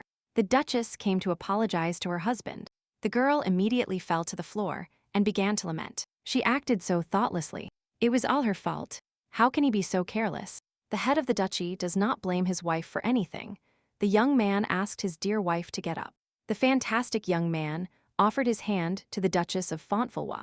The girl acted very bravely. Her dedication is admirable. However, the Duke of Valois would really like to ask his wife never to do this again. It was terrifying. Arenal gritted her teeth. A sticky sweat started running down her face. She would never act so carelessly again. Yes, the young man does not talk about this at all. Baron only asks never to expose herself to mortal danger again. After all, the wonderful hero had already asked his wife so many times to take care of herself. And take care of herself and her health, and Arenal risks so much. The girl froze in place in amazement. The young man really only means this, and there will be no condemnation. The beautiful Baron repeated her request once more. His gaze spoke of the seriousness of his words. The Duke was truly worried about the girl's safety. Arenal stammered and said she understood everything. What a ridiculous answer. The Duchess of Manhwa will speak normally with her husband someday. And even despite this stupid answer from the girl, the charming Baron still smiled warmly at her and thanked her for her understanding. Where is this vile girl? Shouts were heard throughout the mansion. Where is Janet Rendini? The vile heiress is already here. Why does Miss Rendini have to wait all the time? Why does the indecent girl allow herself to evade her work? A pile of someone else's dirty clothes fell into the hands of the arrogant brat. She let Janet wash it all immediately. The disgusting lady deserved it. Everyone knows how pathetic and insignificant she behaved towards the future wife of the Duke of Valois, and it was because of her that her whole family suffered. As punishment, Janet will work as a servant. She is very lucky to be a girl, otherwise she would go to the gallows. A majestic woman still has many other concerns. Let the culprit get to work, and not even think about being inactive. Janet threw the dirty clothes on the floor. How dare everyone treat the young aristocrat Rendini like this? How can the heiress Baroness deal with someone else's dirty laundry? It is simply unthinkable and unfair. What kind of nonsense is going on? Doriana turned out to be trash because the disgusting Janet wanted to teach her a lesson and simply show her her place. And now, because of her harmless joke, her parents will be sent to prison, and what should she do about it? How to continue living without their support and resources? The whole little body of the rotten Rendini heiress began to tremble with anger. She is a hereditary aristocrat and will not tolerate such an insult. The vile brat gritted her teeth. Let Doriana Everett be sure that the Rendini heiress will surely take revenge on her for everything. Meanwhile, outside the window of the von Valois family estate, it was already a hot afternoon. The mistress of the mansion was walking down the hallway. Arenal covered her face with her hands. She couldn't even believe that the engagement of the Crown Duke and his future bride would take place tomorrow. And after all, Duchess von Valois herself proposed to the Duke and assured him that she could handle everything herself. But how could she deal with all this now? It is urgent to put panic aside. Doriana's engagement ceremony must take place tomorrow. Otherwise, Doriana will continue to be scorned. The terrible mother-in-law will do absolutely everything possible so that her charming children live happily ever after. And no more mistakes can be made. Invitations had already been sent to all guests, but everything needed to be checked again. And be especially selective with the dishes. And maybe order more of those lush and pompous cakes from the bakery. They are very sweet, but very high in calories. The girl continued to walk down the hallway, sinking deeper and deeper into her thoughts, and without scattering anything, until she bumped into a beautiful obstacle. Why does the Duchess keep bumping into this ideal young man in the hallway? Is Baron waiting for her on purpose or something? She apologized for her clumsiness. The head of the great family carefully studied his wife's face. Arenal has nothing to apologize for. What is she thinking so hard about? After that day, when the beautiful Baron saved the life of the girl and her beloved son, Arenal began to feel somehow different.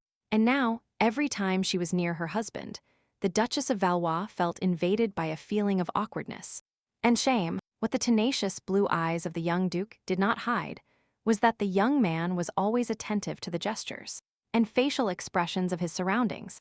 A boy of dazzling beauty touched his wife's face with his strong hand. That's it. Arenal will not live to see her son's wedding. At that moment, she will go to another world. The young Duke is worried about the tired expression on the face of the estate owner. His wife has clearly started overworking, but this is not possible. You must endure. Tomorrow's engagement ceremony should be the happiest day of her life and the lives of those close to her. The rescue impulse is activated. Everything is fine for the girl, except for her heart, which has already dug a tunnel to the exit outside. After which the girl simply ran away. Why did his dear wife run away from Baron? Shouldn't he hurry? Because she could hurt herself. The wonderful hero cared for the Duchess of von Valois for a long time and insinuatingly. And what provoked this interesting reaction in the girl? Here, the cheeks of the head of the Valois duchy blushed. But why is the young man doing such a thing? Bearing clearly shows some kind of disposition towards her. And now this important day has arrived. The day of the engagement of Miss Doriana Everett to the Crown Duke of von Valois. Guests are already crowding waiting for the ceremony. The invited society ladies and noble aristocrats were delighted with the festive interior decoration of the estate. Everything was decorated meticulously and elegantly. The butler solemnly announced the arrival in the ballroom of today's celebration hosts. The Duke and Duchess von Valois, the charming mistress of the estate, stretched with a festive smile. The girl thanked everyone present for honoring them with their presence at the engagement, after which the hostess of the celebration turned to her husband, and when the Duke von Valois froze, the young man was supposed to say a few words too. However, all the attention of the handsome Duke was captured by his charming wife. This dress suited her perfectly, gracefully emphasizing her figure and highlighting the color of her marble skin. The girl could not stand it anymore and stared fixedly at Baron. Why did the boy freeze? Perhaps he forgot his words. All the guests were waiting. Finally, the young head of the great family came to his senses. The Duke also thanks everyone who managed to share today's festivity with his family. The handsome young man truly hopes that every one of the guests will bless the marriage of his son with his future wife. However, all the guests were in silent shock. Duke von Valois had just stared at his wife and was speechless. Everyone was so amazed that they didn't pay attention to his words. All the aristocrats and noble guests discussed what had happened. The girl asked the guests for a couple of minutes of attention. Arenal stood in the center of the noble audience and announced that the future Crown Duke Elliot would have his first dance with his future wife Doriana. And then the little protagonist goes to the center of the ballroom and gracefully greets all the adult guests.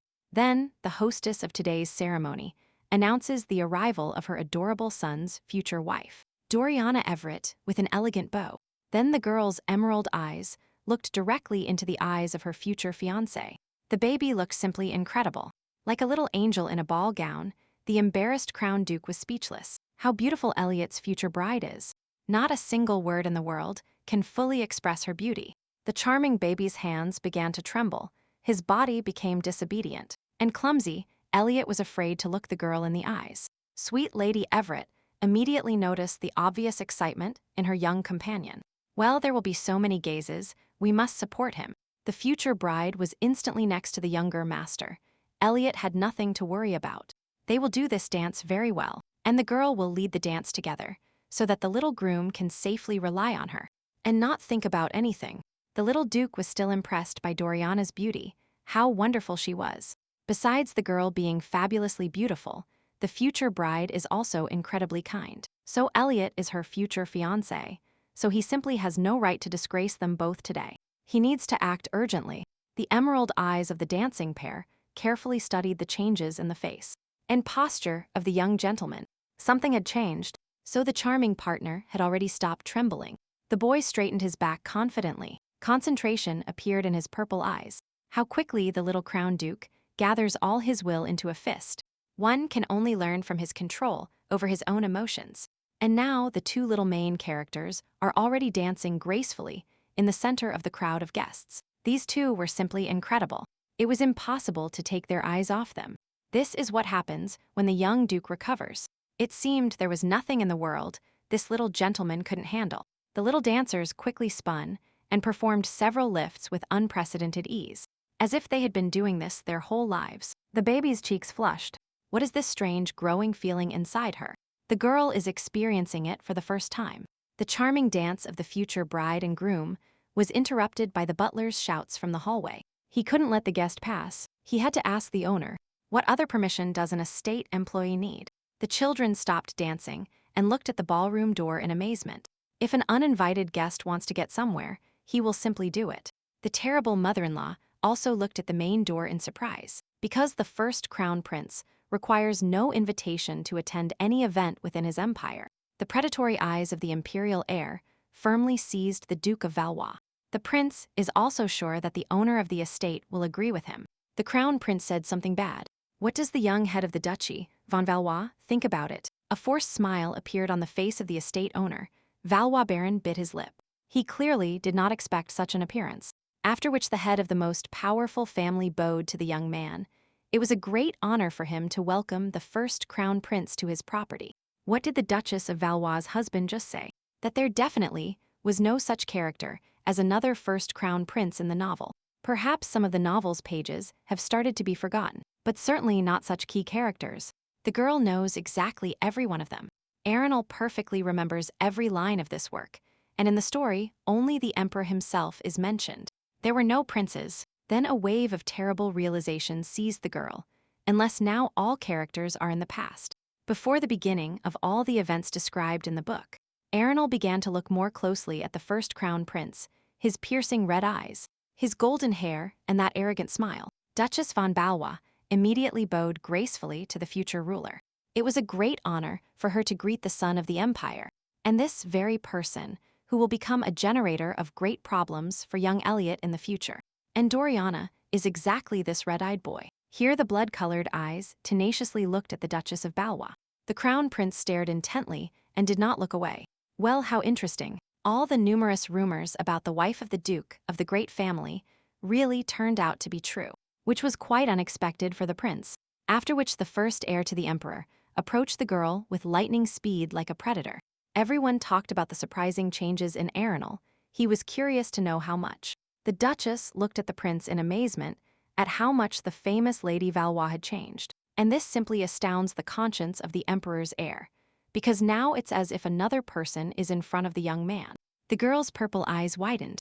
This boy couldn't possibly have known about the soul substitution in his character's body. That is out of the question. The first crown prince was unforgivably close to the estate owner. What was he doing? Then Baron reached out his hand to his wife, after which he quickly pulled Arenal towards him. The young duke thanked the future emperor for the compliment towards his wife. And also the head of the duchy, von Valois, would like to ask why he should get so close to his duchess. The red eyes froze in amazement, seeing the reaction of the Duke of Valois. What was that just now? A fit of jealousy or something? Here the future emperor burst into laughter, but it cannot be that the great and cold-blooded baron suddenly became a slave to his feelings. So, surprise, the sole and strongest master of swords in the empire succumbed and became vulnerable to emotions. The future emperor was only aware of the changes in the Duchess of Bonvalois, but now it became obvious that they had also affected Baron. This situation is extremely amusing. His lordship did not expect this at all. For the first time, the inaccessible Duke showed his feelings. So, the great and invincible Duke von Valois, the head of the most powerful family, lost his head over love. Well, what a beautiful drama. But the head of the duchy uniformly and confidently clarified the reasons for the crown prince's visit. Why, after all, does the young duke already know the reason for his visit? No, that's not it. We are talking about that deal. Maybe Baron von Valois will finally give his answer. And the previous answers are not enough for the first aspirant to the emperor's throne. Baron is starting to get tired of it. The girl immediately froze cautiously and began to listen to every word, asking what kind of deal they were talking about. The head of the great family coldly announced that he had already given his answer. The duke rejects the deal with the first crown prince, and if all this is because of the future emperor, then the estate owner would like to say goodbye and continue with the engagement ceremony of his children. Many contradictory impulses emanated from the heir to the throne. The prince lowered his red eyes and thought about something. In this case, the next ruler will answer Duke von Valois in the same way as in their last conversation, leaving Baron to think carefully about his proposal again. After which, the first crown prince sharply turned and headed for the exit of the Valois family estate. May Baron not forget it. The Duchess of Valois looked at the departing guest in astonishment. This guy remains a mystery to her, but there definitely emanates some kind of danger from him. And what kind of deal did His Majesty try to talk about with the head of the duchy? But it's nothing special. The young man will explain everything later. Furthermore, since no one is bothering the young spouses anymore, Baron would like to invite the Duchess of Valois to a dance. The young man gallantly offered her his hand. The girl froze in amazement. Was the married couple going to dance today? Because the young man would be dangerously close again. Here, behind the hostess of the solemn celebration, the growing whispers of the guests could be heard. The noble aristocrats kept saying that the first crown prince left dissatisfied. It was quite creepy. Everyone wondered what they were talking about. The vulture guests discussed what happened between the two young people and noted the external characteristics of both young people. and what was happening to them in general. We found a reason for discussion on such a bright day. This is the engagement of the Crown Duke and his future wife. Why spoil the children's holiday? This arrogant, red-eyed elder needed to create so much fuss around him. This day is dedicated to their children and nothing else. Here the dissatisfied thoughts of the Duchess of Valois were interrupted by her handsome husband. Letting the girl decide quickly, standing with her hand outstretched, is completely awkward. Arenal had already forgotten that the charming young man offered to dance with his wife to calm the tense situation. Well, this idea is actually quite good and will be very useful, although it will be hard for the Duchess to restrain herself near him. And now two beautiful young spouses twirl in the center of everyone's attention in an elegant dance, and slow, causing admiration among the guests. Among the noble guests, there was immediately a roar of amazement and wonder at how good the dukes were. As if at their own wedding. What a relief. Finally, the focus of the aristocrats has completely shifted to the hosts of the event. No one is talking about the crown prince anymore. So this red-eyed narcissist has not yet become emperor, but he is already preventing dear Elliot and charming Dorian from living in peace. And if the girl leaves everything as it is now, then all the plots of the original novel will repeat themselves, and the prince will do everything possible to weaken Valois' influence. This arrogant heir will ruin and poison the lives of the terrible mother-in-law's precious children. She doesn't believe it. In this case, Arenal simply will not allow this bastard to become emperor. Maybe she should take action now. Here Duchess Bonvalois stumbled and began to lose her balance. The girl realized too late that she was about to fall in front of the entire audience. However, she had nothing to worry about. The captivating young man immediately lifted her with his strong and reliable hand. How can one not go crazy? The handsome young man whispered that he was right in front of his wife now, and hoped she wouldn't imagine anyone else in his place. There is no way where such thoughts could arise. Baron is simply an ideal in all his manifestations. Everything inside the terrible mother-in-law was burning. How could she tolerate such intimacy? This guy is too dangerous for her. Well, you can't overload a fragile female body like that. She doesn't have an emergency cooling system. Meanwhile, the first crown prince was traveling in the imperial carriage and thinking about today's events. The future emperor was amazed by the changes in Duchess von Valois. How is it possible for people to change so radically and literally in an instant? Some memories seemed to pass before his red eyes. The young man couldn't stop comparing the current Lexi to Rainal. She used to be like a wildflower in a gorge, thriving alone in a place hidden from prying eyes. This wildflower noticed no one around her, but desperately tried to stretch her stem as high as possible. However, now the current Duchess of Fontbalois rather reminded him of the first heir to the throne, a butterfly. It's as if all you had to do was turn around, and this butterfly would fly into unknown distances. It's incredible how intriguing everything is. Duke Fonvalois made an elegant bow and thanked his charming wife for the dance. The girl curtsied slightly. The head of the great duchy thanked all the guests present for their attention, and now everyone can enjoy the festive banquet. All the nobles hurried to talk about the adorable children, and the Duke and Duchess looked as if they had stepped out of a painting.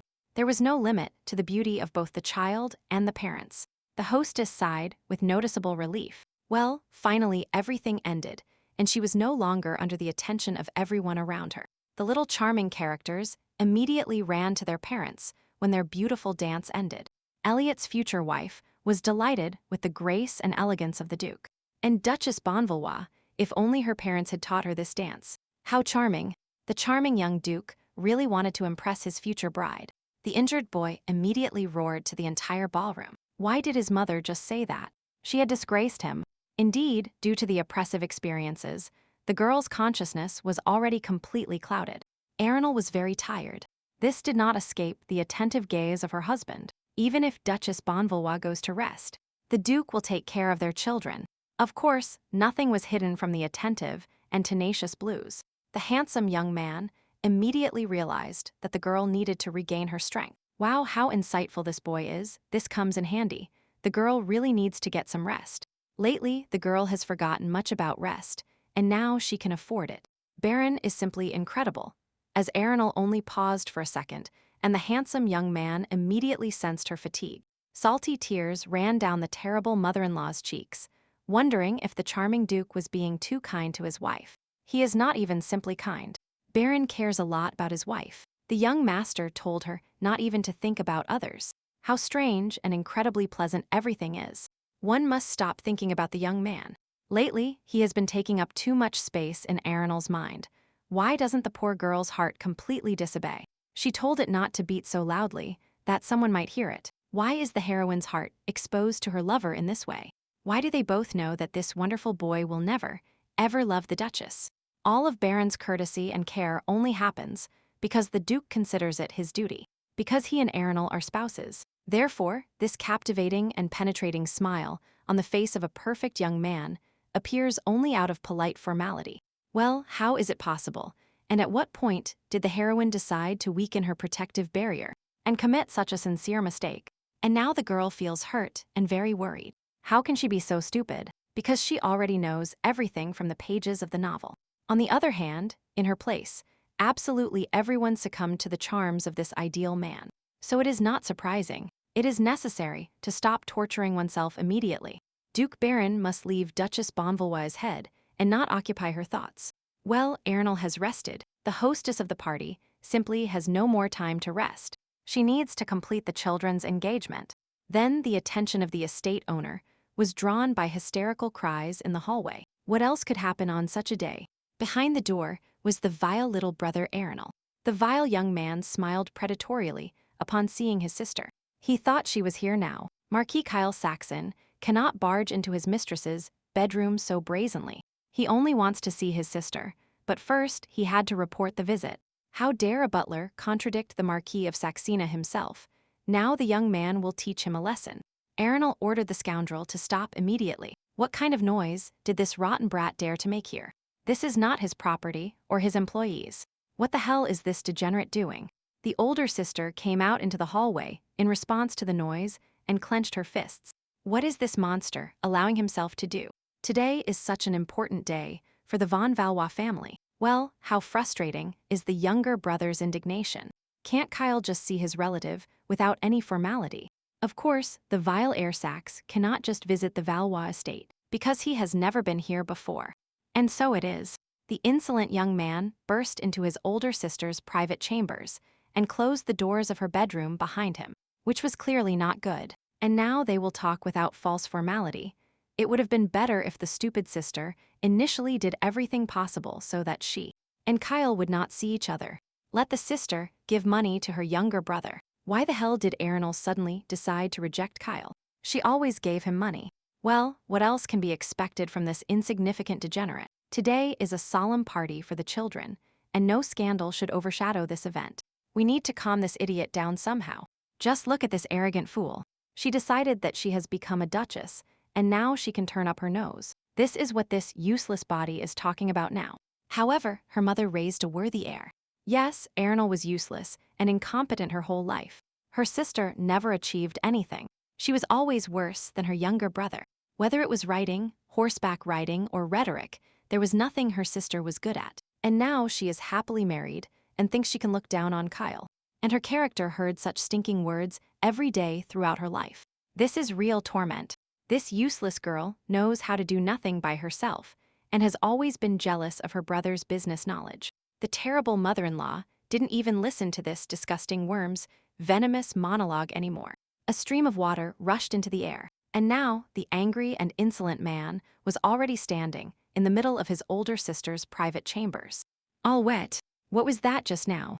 The stupid sister not only became rude and started making a sour face, but this mediocrity also lost her mind. With such a disgusting family, it is difficult to keep one's mind in full health and peace, of course.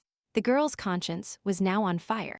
Throughout her childhood, this pathetic monster harassed his older sister because their parents and her surroundings allowed it. But Arenal could not defend herself. The rotten mother decided that only Kyle would receive a higher education because his daughter didn't need it.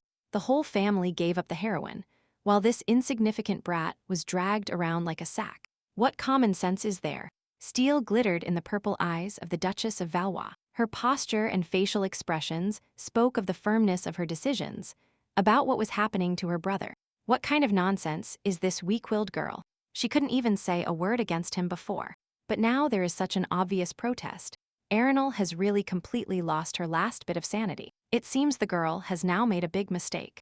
In fact, the girl was simply going to ignore all this delirious talk from the vile slob. However, the painful and difficult memories of her character suddenly returned, because of which the girl could not stand still and listen. Every sharp feeling, every painful impulse, every difficult memory of the character found a response in the soul of the girl herself. The life of the current Duchess of Valois was filled only with humiliation and intimidation, just like the real life of the girl herself. Therefore, it became simply impossible to control oneself after so many years. Arenal suddenly remembered that she had no teachers, and that was the reason. The vile slob burst into a shrill laugh.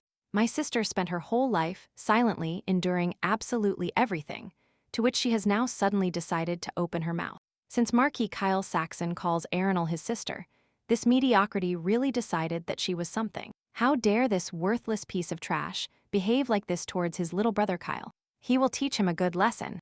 Arenal just remained obedient and waited for that vile degenerate to hit her in the face, as he had already done 100 times before that moment. However, there was no blow.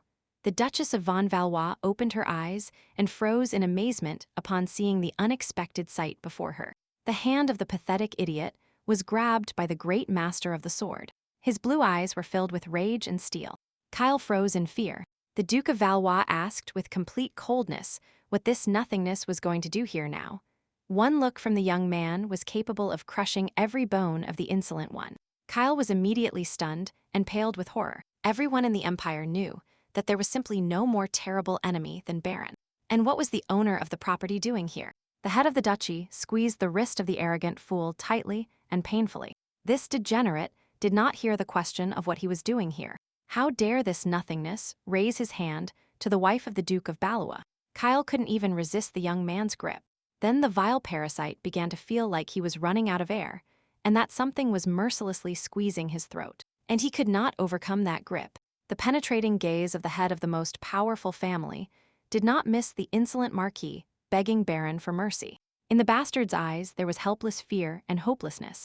The bastard couldn't do anything about the sword master's grip. Kyle had already begun to roll his eyes, and then the vile monster would simply die.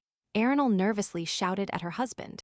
The suave young man, terrifying with his incredible strength, immediately regained control over his feelings and actions and turned to the girl. The Duke of Valois saw genuine fear on his wife's face and approached her.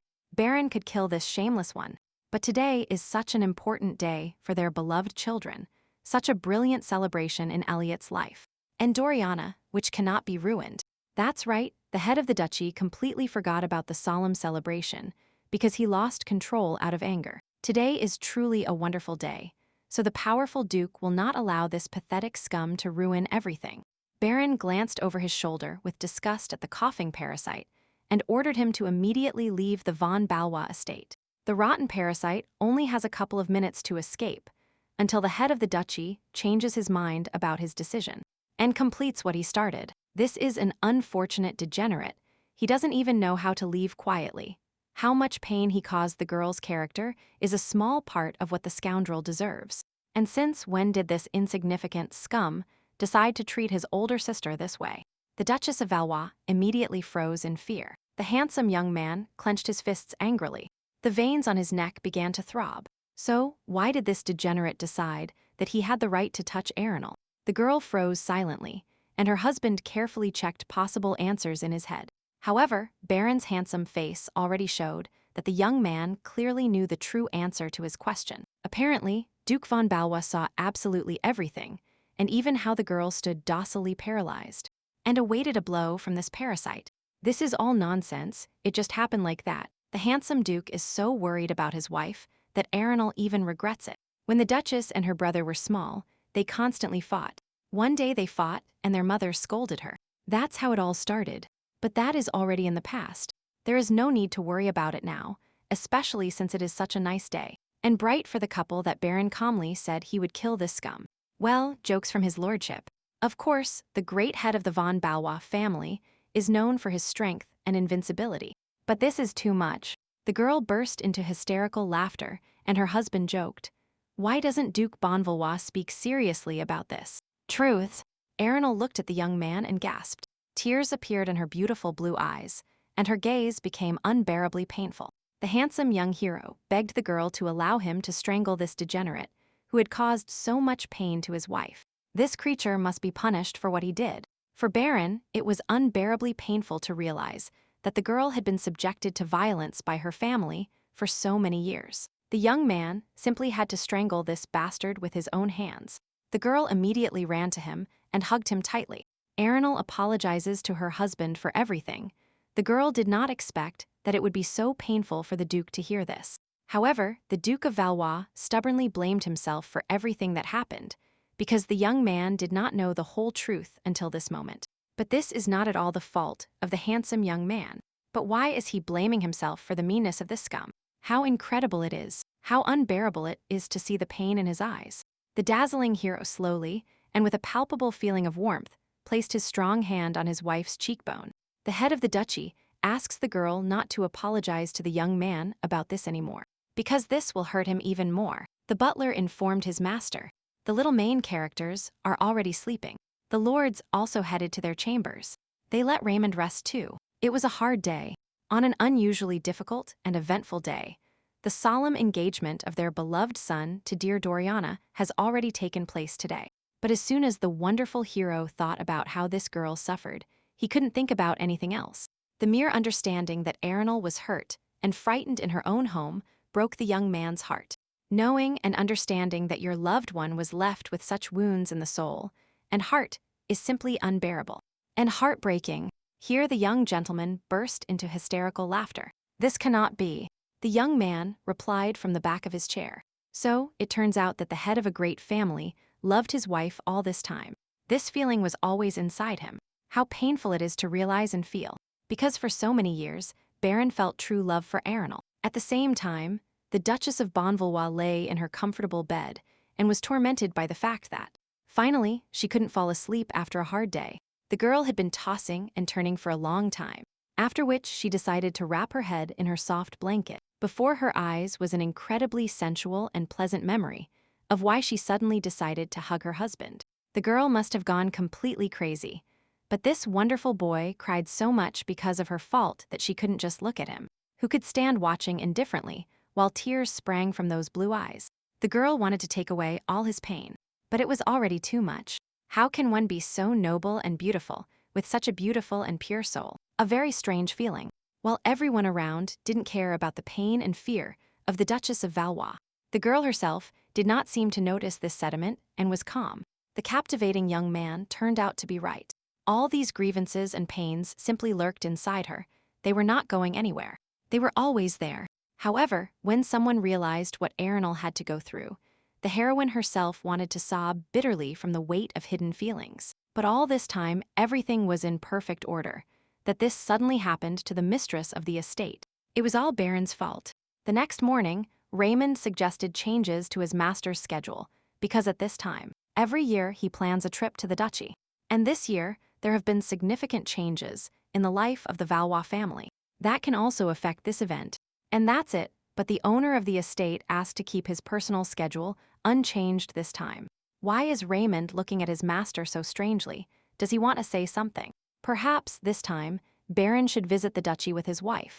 The handsome young man was struck by lightning, as if he were going to the duchy of Fonvalois with Duchess Arenal. After all, this entire important trip usually lasts about a month, which means the married couple will be alone during that time. The young husband and wife will be immersed in an atmosphere of solitude, pure romance, and the incredible beauty of the landscapes. The spouses will be surrounded by solitude, tranquility, peace. The young people will finally be able to relax and rest. The young man hit himself on the nose with his fist, something only Baron allows himself to think about. He must immediately get it out of his head. The young master is forced to refuse his butler's offer, although the master himself would really like to. Raymond looked at the embarrassed young man in amazement. But why is such a categorical answer actually a great idea? Besides, a large number of the young man's relatives live in the duchy. Arenal is unlikely to want to meet them. Well, what can you do? The faithful servant has already done his best. The young ruler simply lacks the experience to overcome his fears. Poor Duke had no relationships, which is why the young man is afraid of everything. The butler's tears, who cannot help, are triggered. However, we soon had to return to this conversation. Perhaps Doriana would also go with them this time to meet her grandmother. Well, Miss Everest is also a member of their family, so there is nothing wrong with introducing the girl to her relatives. And what about Elliot's mother to the Crown Duke? She would really like Duchess von Valois to go with them to the duchy too. Apparently, the handsome young man simply has no other choice, and he will really have to think about it. Previously, the Duke of Valois could have simply asked his wife if she would like to go with them. But now everything is completely different. Well, you can't do anything. Let Elliot himself tell his mother about this. He shifted all the responsibility onto the child. Baron is just a role model. On the other hand, this was the idea of an innocent child, so let the baby tell his mother everything. Here the tense thoughts of the estate owner were interrupted by the young man's beloved female voice. His wife was standing in front of him. Wow, what a surprise. And how long his dear wife, Baron, had been here. The young man immediately became embarrassed. After which there was an awkward and tense silence. Both young people had strong feelings for each other, although they didn't want to admit them. Each of them felt shy and ashamed upon seeing the other. What a painful feeling of discomfort. It was simply impossible to be close. The terrible mother-in-law tried for a long time to overcome her impulses and desires. After that sensual hug, she always wanted to touch her husband, and the girl uncontrollably reached out her hand towards the handsome young man. But her action was interrupted by Baron's voice.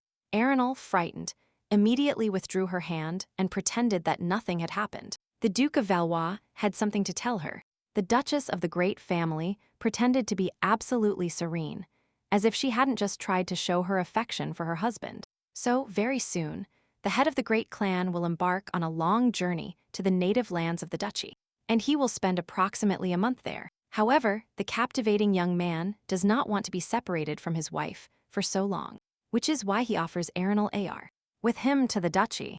What news? Arenal would be interested in exploring the lands of her duchy, seeing the surroundings, and the local residents. The girl looked away shyly, of course. The Duchess would be happy to go on a trip with the young man. She had long wanted to go there. The handsome Duke immediately jumped towards his wife, unable to believe what she answered. Is it really true Arenal will go on a trip with him so easily? The young man's face flushed, and this was quite easy, in which case the Duke would report everything to the butler. Drowning in his own feelings, the scattered young man simply disappeared from the girl's sight in an instant, as if carried away by the wind. Well, how can you refuse this captivating boy? He is so beautiful in soul and appearance, and how sweet Baron is when he is embarrassed is simply unimaginable. Here the answer to all her questions can only be positive. The young man said he didn't want to be separated from his wife for so long. At that moment, it was as if the whole world had fallen at the girl's feet. Meanwhile, in the Duchy of Valois, they received a notification. It was in the hands of a beautiful woman. She was happy to see Baron arrive. Moreover, for the first time since the wedding she would see her daughter-in-law. And so, the luxurious crew of the Duchy of von Valois embarked on a long journey to the lands of the great family. The young Crown Duke looked with admiration out of the carriage window, and there was the beloved castle of the von Valois family. In front rose a majestic, snow-white palace with rich decorations and columns, a true architectural masterpiece. The little protagonist opened her amazed eyes. What a fairy tale palace. Elliot nodded with satisfaction. It really is very beautiful. This luxurious castle of the von Valois family is so magnificent that it has gone down in the history of imperial architecture. The terrible mother-in-law ignored all words. The girl was very scared. Cold sweat ran down her face. And because Duchess von Valois agreed to this trip to Arenal's family lands, she had a terrible fear of meeting Madame Valois. What if the mistress doesn't like her? Because now she is in the body of a terrible character. What can she even say? After all, Arenal von Valois was distinguished by her excellent rudeness and vanity. How many times was she offered to go to the duchy lands? And each time she was refused. Her character invited Madame Valois to come alone to the estate, as she wanted to meet her daughter-in-law. What a vile person she is. And now the girl herself will bear the blame for all her bad upbringing. Here the handsome young man placed his hands on her cold, trembling hands. Then the charming Duke looked warmly at his wife and asked her not to worry about anything. The young man would be by her side. After all, the young head of the duchy himself invited the Duchess to go with her husband, so that the young man doesn't leave her in trouble if this happens. The Duchess really has nothing to worry about. Let her stop tormenting herself unnecessarily. Besides, they have already arrived at the lands of the Valois. A warm smile appeared on the face of the most handsome young man. What a charming creature. His sense of smell simply leaves you dumbfounded. And so the girl fell in love with this beautiful face again. On the other hand, in her place, no one could have refused this handsome man. And now the entire von Valois family enters the family estate, where they are already welcomed and greeted by a majestic butler. The servant asked his master if the family wanted to have dinner after the trip. Baron wants to greet his mother first. The servant will convey this to the lady. Here the butler abruptly addressed Duchess von Valois, and contempt was palpable in his gaze. And even hatred. And why is this employee suddenly staring at the girl so intently? What else has Arenal managed to achieve in this body? What a disgusting thing.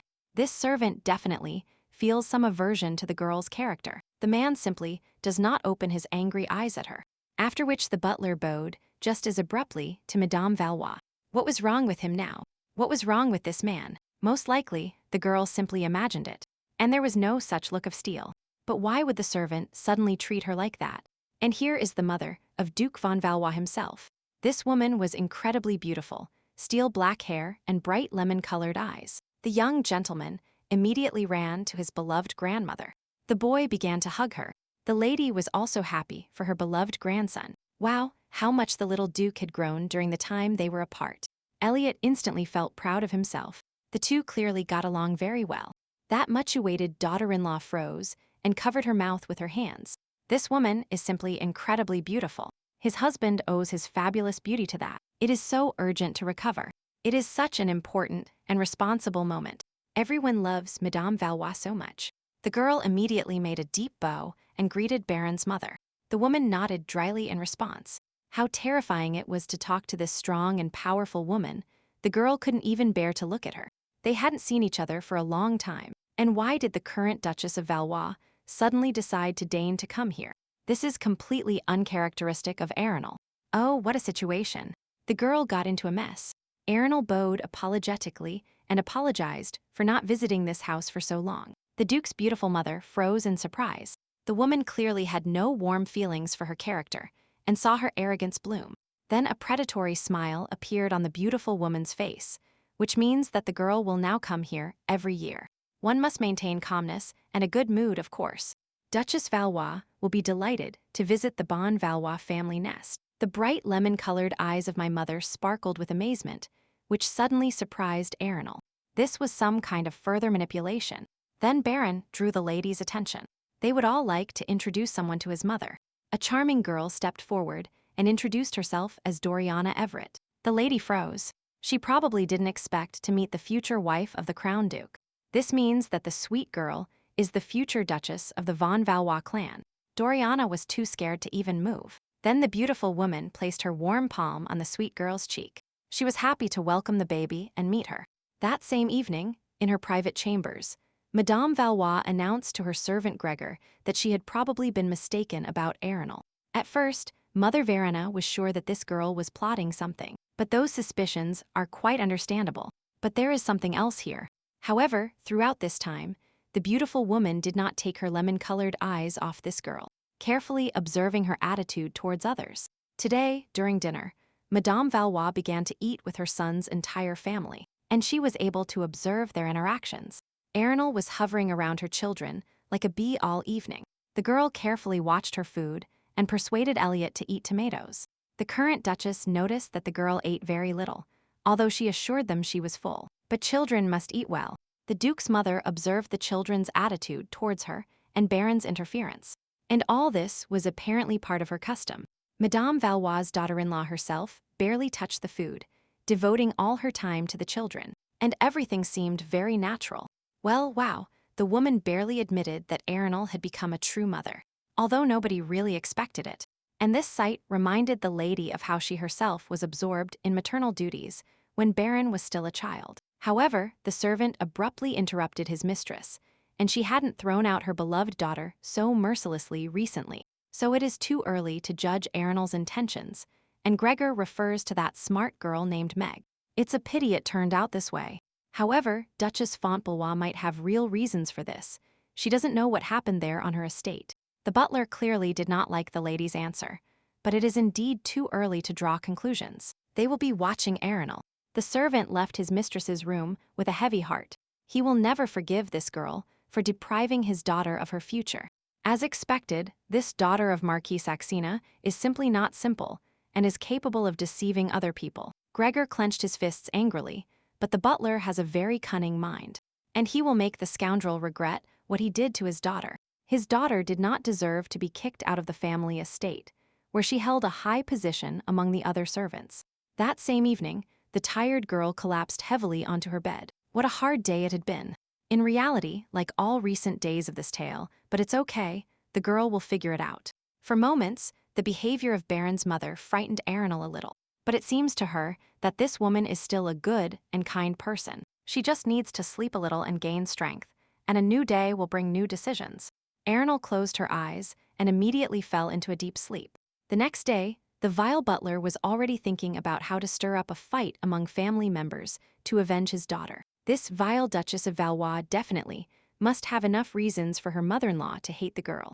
Then the employee's eyes focused on the girl, who was wielding a wooden sword at full speed in the training field. And there it was. And here is an excellent opportunity for Gregor to pit his conservative mistress and principled against the negligent mistress of the estate. So why did Gregor so quickly ask the lady to visit the training ground? It would be better if the lady saw everything with her own eyes.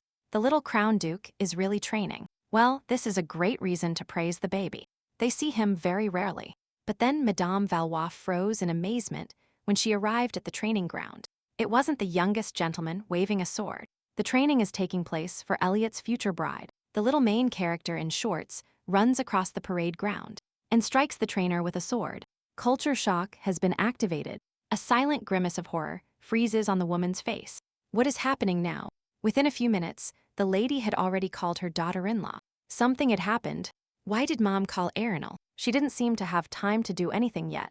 However, the facial expressions of Baron's mother confirmed the opposite today. Madame Valois witnessed the incomprehensible. So let the Duchess explain why his future wife is fencing instead of the Crown Duke. After all, one day Doriana will become the owner of the duchy and roll around in the mud like a child. And Arenal considers this normal for a young lady. A powerful and strong woman furiously slammed her fist on the table. This is a flagrant disgrace. Such debauchery is simply unacceptable. Furthermore, Madame Valois learned that Elliot himself spends more time drawing than on sword lessons. How the hell does a girl raise children, behind whom lies the future of the most powerful von Valois duchy? This means that what bothered her husband's mother so much needs to be answered with nobility, saving appearances and honor, and also making it clear that they are not enemies at all. The Duchess of Valois greatly regrets that her mother is so angry, but the girl does not consider being a woman to be a death sentence for the baby. In this case, gender cannot be a reason why a future bride should not take fencing lessons. The little heroes, who are the future of the great family, have phenomenal talent and a sincere interest in what they do. What does the Duchess of Valois say? In the great clan of her family, there is already a woman, a knight, and she has become an honorary member of high society. And the woman's extraordinary skill with a sword did not prevent her from being a competent administrator. And wise, if the reason for a woman's anger is stereotypical statements, but that is not the case at all. We are talking about the dignity of the Valois clan. After all, if the future Duchess appears in that role, the reputation of her entire family will be affected. How can one not think about it? Madame Valois froze in amazement and opened her lemon-colored eyes. She clearly did not expect such answers from her daughter-in-law. Duchess von Valois cares greatly about the happiness of her children, but she does not forget the importance of a diverse education for them. And my mother seriously believes that the harmless hobbies of young children can damage the honor and the dignity of the great Valois family. The girl managed to capture the focus of attention. She needs to continue. So Doriana is a really smart girl. It's hard to keep up with the girl in applied sciences. Just like little Elliot, this child is capable of solving complex mental problems, and he also knows literature well. These children can solve math problems in half a day, while other children take the whole day to solve similar problems. In addition to studying basic disciplines, the children also attend additional classes to develop their talents, so their hobbies can only become an advantage. But there is no way to discredit the reputation of the family, and the children show simply phenomenal results, since this can negatively affect the honor of the family. The daughter-in-law smiled warmly at her mother-in-law. The woman was still not entirely convinced by her daughter-in-law's words, and this needed to be resolved. Arenal did not want to end her conversation with Baron's mother like this. After all, the girl is not here to fight with Madame Balois. Arenal really understands her grandmother's concern. After all, the lady has lived her whole life trying to live up to the status of a noble lady, and she still handles this role perfectly. However, not all people can be like Mother Verena herself, and even if you think so, they don't have to be the same. All people are different.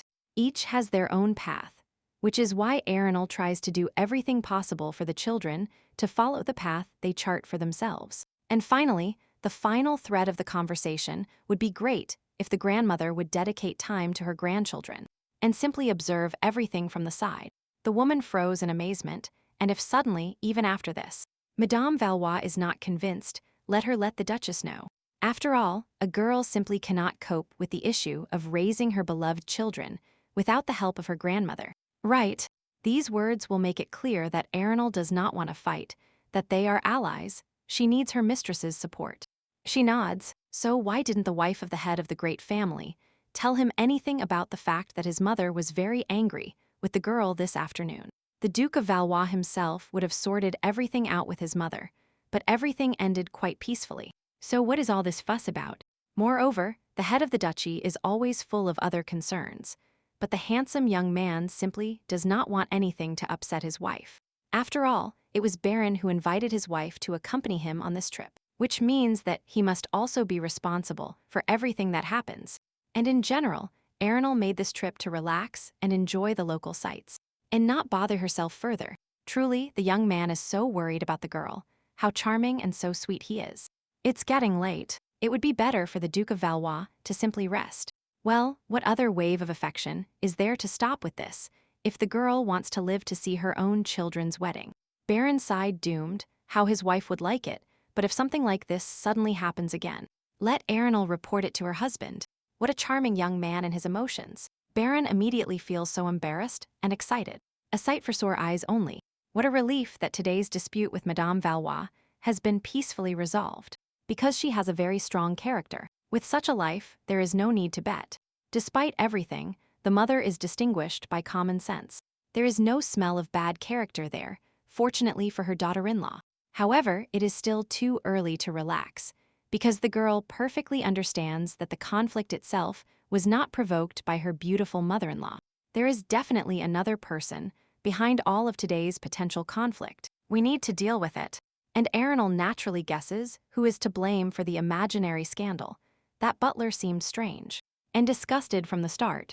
And now Duchess von Valois has also learned that this vile employee is also the father of Meg, the same vile maid and nanny of the Crown Duke who organized a real chase for the new maids. That same rotten one who was bribed by the vile Rendini, and with them increased the money of the head of the family.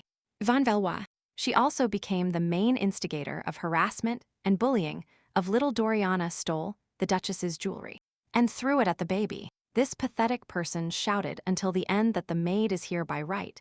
Meg should be the owner of the Valois estate. With obvious madness on her face, it's scary to imagine what her father was capable of then. Apparently the scoundrel got the role of chief maid only because she was the daughter of the head butler, and all these vile acts were revealed directly by the Duchess of Valois. Now it is clear why her dad hates Arenal so much. This was the kind of look this vile guy had, and the girl didn't imagine it at all. On the contrary, she immediately realized that she should expect nothing good from him. So Mom could know that Doriana was practicing with the sword, because it was probably the butler who informed her of everything. You must be very careful and not show your weaknesses once more. It's better not to get involved with the unfortunate butler. A loud shout was heard in the hallway from that same butler, because the Duchess von Valois treated Gregor this way. The young mistress despises the servant because he is the father of the maid Meg. Apparently Arenal did not think everything through very well, and this provocateur staged a real show. Just like his rotten daughter on the Valois estate, his methods for achieving his goals are the same. Well, so it happened. What an unfair situation. And again, the girl will have to deal with the fallout. A few minutes ago, the Duchess of Valois asked the maid to bring documents. Does she want to familiarize herself with the accounting data? What's so complicated about that? Why are the necessary documents and accounts not yet visible on the desk of Duchess Bonvalua? Or does the maid want to say that the girl cannot look at documents, that it is time for Arenal to do something useful, and not stand around doing nothing? However, the conversation was interrupted by the head of a great family, and he asked his wife to simply enjoy their vacation together. The cry of the soul was triggered because a real girl is not a duchess. She simply cannot walk around all day doing nothing. After all, the Duchess of Valois might start keeping income records and expenses. The girl does not have the right to do that. Mother Verena really ordered not to show the documents. Not at all, it's just that Madame Valois herself completes them, and then the butler checks them. For this reason, all documents related to income accounting and expenses can only be obtained from her hands. This means how and why there is an ordinary employee here in the main house. How interesting everything is here. And after that, the Duchess turned to this very butler, but Gregor refused her and did not hand over the necessary accounting documents. Well, she simply decided not to get involved with this guy. Why is the butler complicating everything so much? Why can't he just hand over the documents? What does it mean that the maid cannot hand over documents? The butler considers the girl a stranger in the house or something. The butler is obliged to follow the rules and, as it were, prohibits handing over documents to the Duchess. Gregor's eyes flashed with fury. This vile employee narrowed his eyes with rage. The employee was clearly plotting no good, and how at that moment he resembled his vile daughter. Why does Madame Valois treat her faithful butler this way? She hates him because he is Meg's father. What a dramatic concert this scoundrel just put on. He is clearly deviating from the topic and setting a trap for the Duchess. She had to listen to her wonderful husband and not get involved in anything. She wanted the best, but it turned out as always. Wait a minute. The girl actually did nothing wrong. Why the hell is this vile suitor making her feel guilty? Then the imperious and strong female voice of Madame Valois was heard. And here was the very spectator for whom this whole performance was planned. A beautiful woman floated slowly and systematically down the hall and asked what the two were not sharing. The vile butler immediately bowed. It was all his fault because he could not properly raise his daughter. The point is that the young lady considers herself entitled to neglect respect towards the father of a daughter who has failed in her duties. What a pathetic liar. It really is a family trait to lie brazenly like that, looking directly into the eyes of those who feed them. That's why the current Duchess of Bonvalua decided to hate him too. What nonsense is this pathetic liar talking about? Let the butler properly explain to her what happened here. It's all nonsense. A girl approached. This is not vagrancy. The employee does not understand at all what the Duchess demands of him. It seems that his words are deliberately ignored, or he understands nothing. The butler immediately roared. The servant does not understand at all what this girl is talking about. Gregor understands every one of her words, and the servant is confident in his words. In fact, in this case, it turns out that the butler deliberately interrupted his Duchess and quickly changed the subject so that she could not see the accounting reports. The purple eyes flashed with an angry flame. What kind of rotten gene wanders in this family? How many more troubles will these people bring to Valois? Gregor clearly did not expect the young Duchess to defend her boundaries so clearly and willingly and clarified this situation. Moreover, the vile butler dared to insult the girl, saying that he hated the maid, although she did not interfere with others' work or create obstacles for them. On the contrary, the mistress of the estate is going to diligently fulfill her duties. Even during their family vacation, accounting is her area of responsibility. At this moment, it is the butler who is doing this. Gregor's face immediately turned pale. He tried with all his might to dishonor her. The young lady has always been very eloquent and is not afraid to express her opinion in front of Madame von Valois. The servant immediately bowed before his mistress. This is not entirely true. Why should Gregor interfere with the Duchess of von Valois? After all, the beautiful Madame Valois has known her faithful and devoted servant for a long time. Gregor has spent so many years by her side, and these bastards are even manipulating the same thing.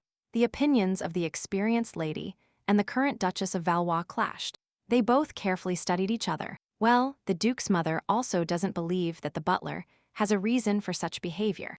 Apparently, there was a misunderstanding. Of course it is, in which case let the employee hand over all the accounting books to the young Duchess of Valois. But how is that possible? Why hand over accounting records, already prepared and verified, into the hands of a very young mind? Among all these documents, there is not a single one that can be hidden from the eyes of the Duke's wife. She can study each of them. The bright lemon-colored eyes stared intently at her lifelong servant. The lady hopes that no more misunderstandings will arise.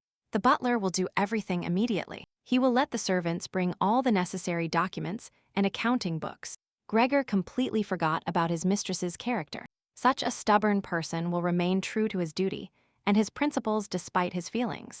Well, all right. Even after seeing the accounting documents, this stupid purple-eyed doll still won't understand anything. The lady does not know how such a misunderstanding could have occurred, but Gregorio certainly did not want to put her in an awkward situation. It is hard to believe. However, the beautiful mother-in-law wanted to talk about something with her daughter-in-law, if the girl didn't mind. So Mother Verena looked after her grandson and his future wife for some time. Erinal raised these children well. The grandmother clung to the photo of her beloved grandson. The boy is truly a genius. His drawings are simply phenomenal. She didn't even think they were that much. The lady found out that Elliot won the competition. It was his mother who convinced him to participate, and after the prize, she was happier than the boy himself. Mom means that the baby spoke of Erinal with such warmth in her voice. It really changed everything. And then, in the office, the daughter-in-law really talked about how she was doing her best to let her children follow the path they would chart for themselves. Well, it's easy to say beautiful words, but it is incredibly difficult to implement them. But the girl faced it perfectly. To be honest, her mother-in-law herself could not believe that the young mother was doing her job so well. Of course, Madame Valois did not forget the controversial passion of the future bride for her charming grandson. And this little one is back on the training ground, who would doubt it? The little one truly lives this hobby. The emerald eyes shone with fighting spirit and carefully analyzed her opponent, predicting each of her moves. Elliot's future bride's movements were incredibly fast and precise. The sword was an extension of Doriana's hand. At that moment, the woman did not realize it, but the baby was truly an excellent fencer. Delphine knew it, because since childhood she followed her son Baron's lessons. Then, the little one's attention was drawn to an unexpected visitor. Doriana even stopped her fight, which was in full swing. The baby immediately ran to the woman and greeted her grandmother. Delphine did not stop the young warrior. Then, Madame Valois noticed that Doriana was afraid to look her in the eyes, and also began to tremble upon seeing a woman. The baby shouldn't be afraid of her grandmother at all, so what? Delphine simply showed interest in the charming girl's hobby. Doriana truly wields a sword masterfully, a very exciting sight to note. The girl immediately relaxed. And grandmother really believes it. Of course, Delphine knows what she is talking about, because her son became the only grandmaster of the sword in the empire. Here the girl lowered her head in relief. What a relief that her grandmother really thinks that. So Mom was right. What the girl means now is that not everyone likes the fact that the girl is brandishing a sword in the arena in the mud. After all, according to traditional standards, a young lady should be dedicated and devote her time to completely different disciplines and interests. Furthermore, the mother said that the grandmother was a noble lady, and perhaps she wouldn't understand such an interest from Doriana. Well, Madame Valois' daughter-in-law told the truth at first. Such a fondness for the baby really caused a culture shock in her grandmother. However, the baby shouldn't worry about this at all, as the grandmother is definitely a good person. Mother said it, and a good and kind person will always understand the right intentions accordingly.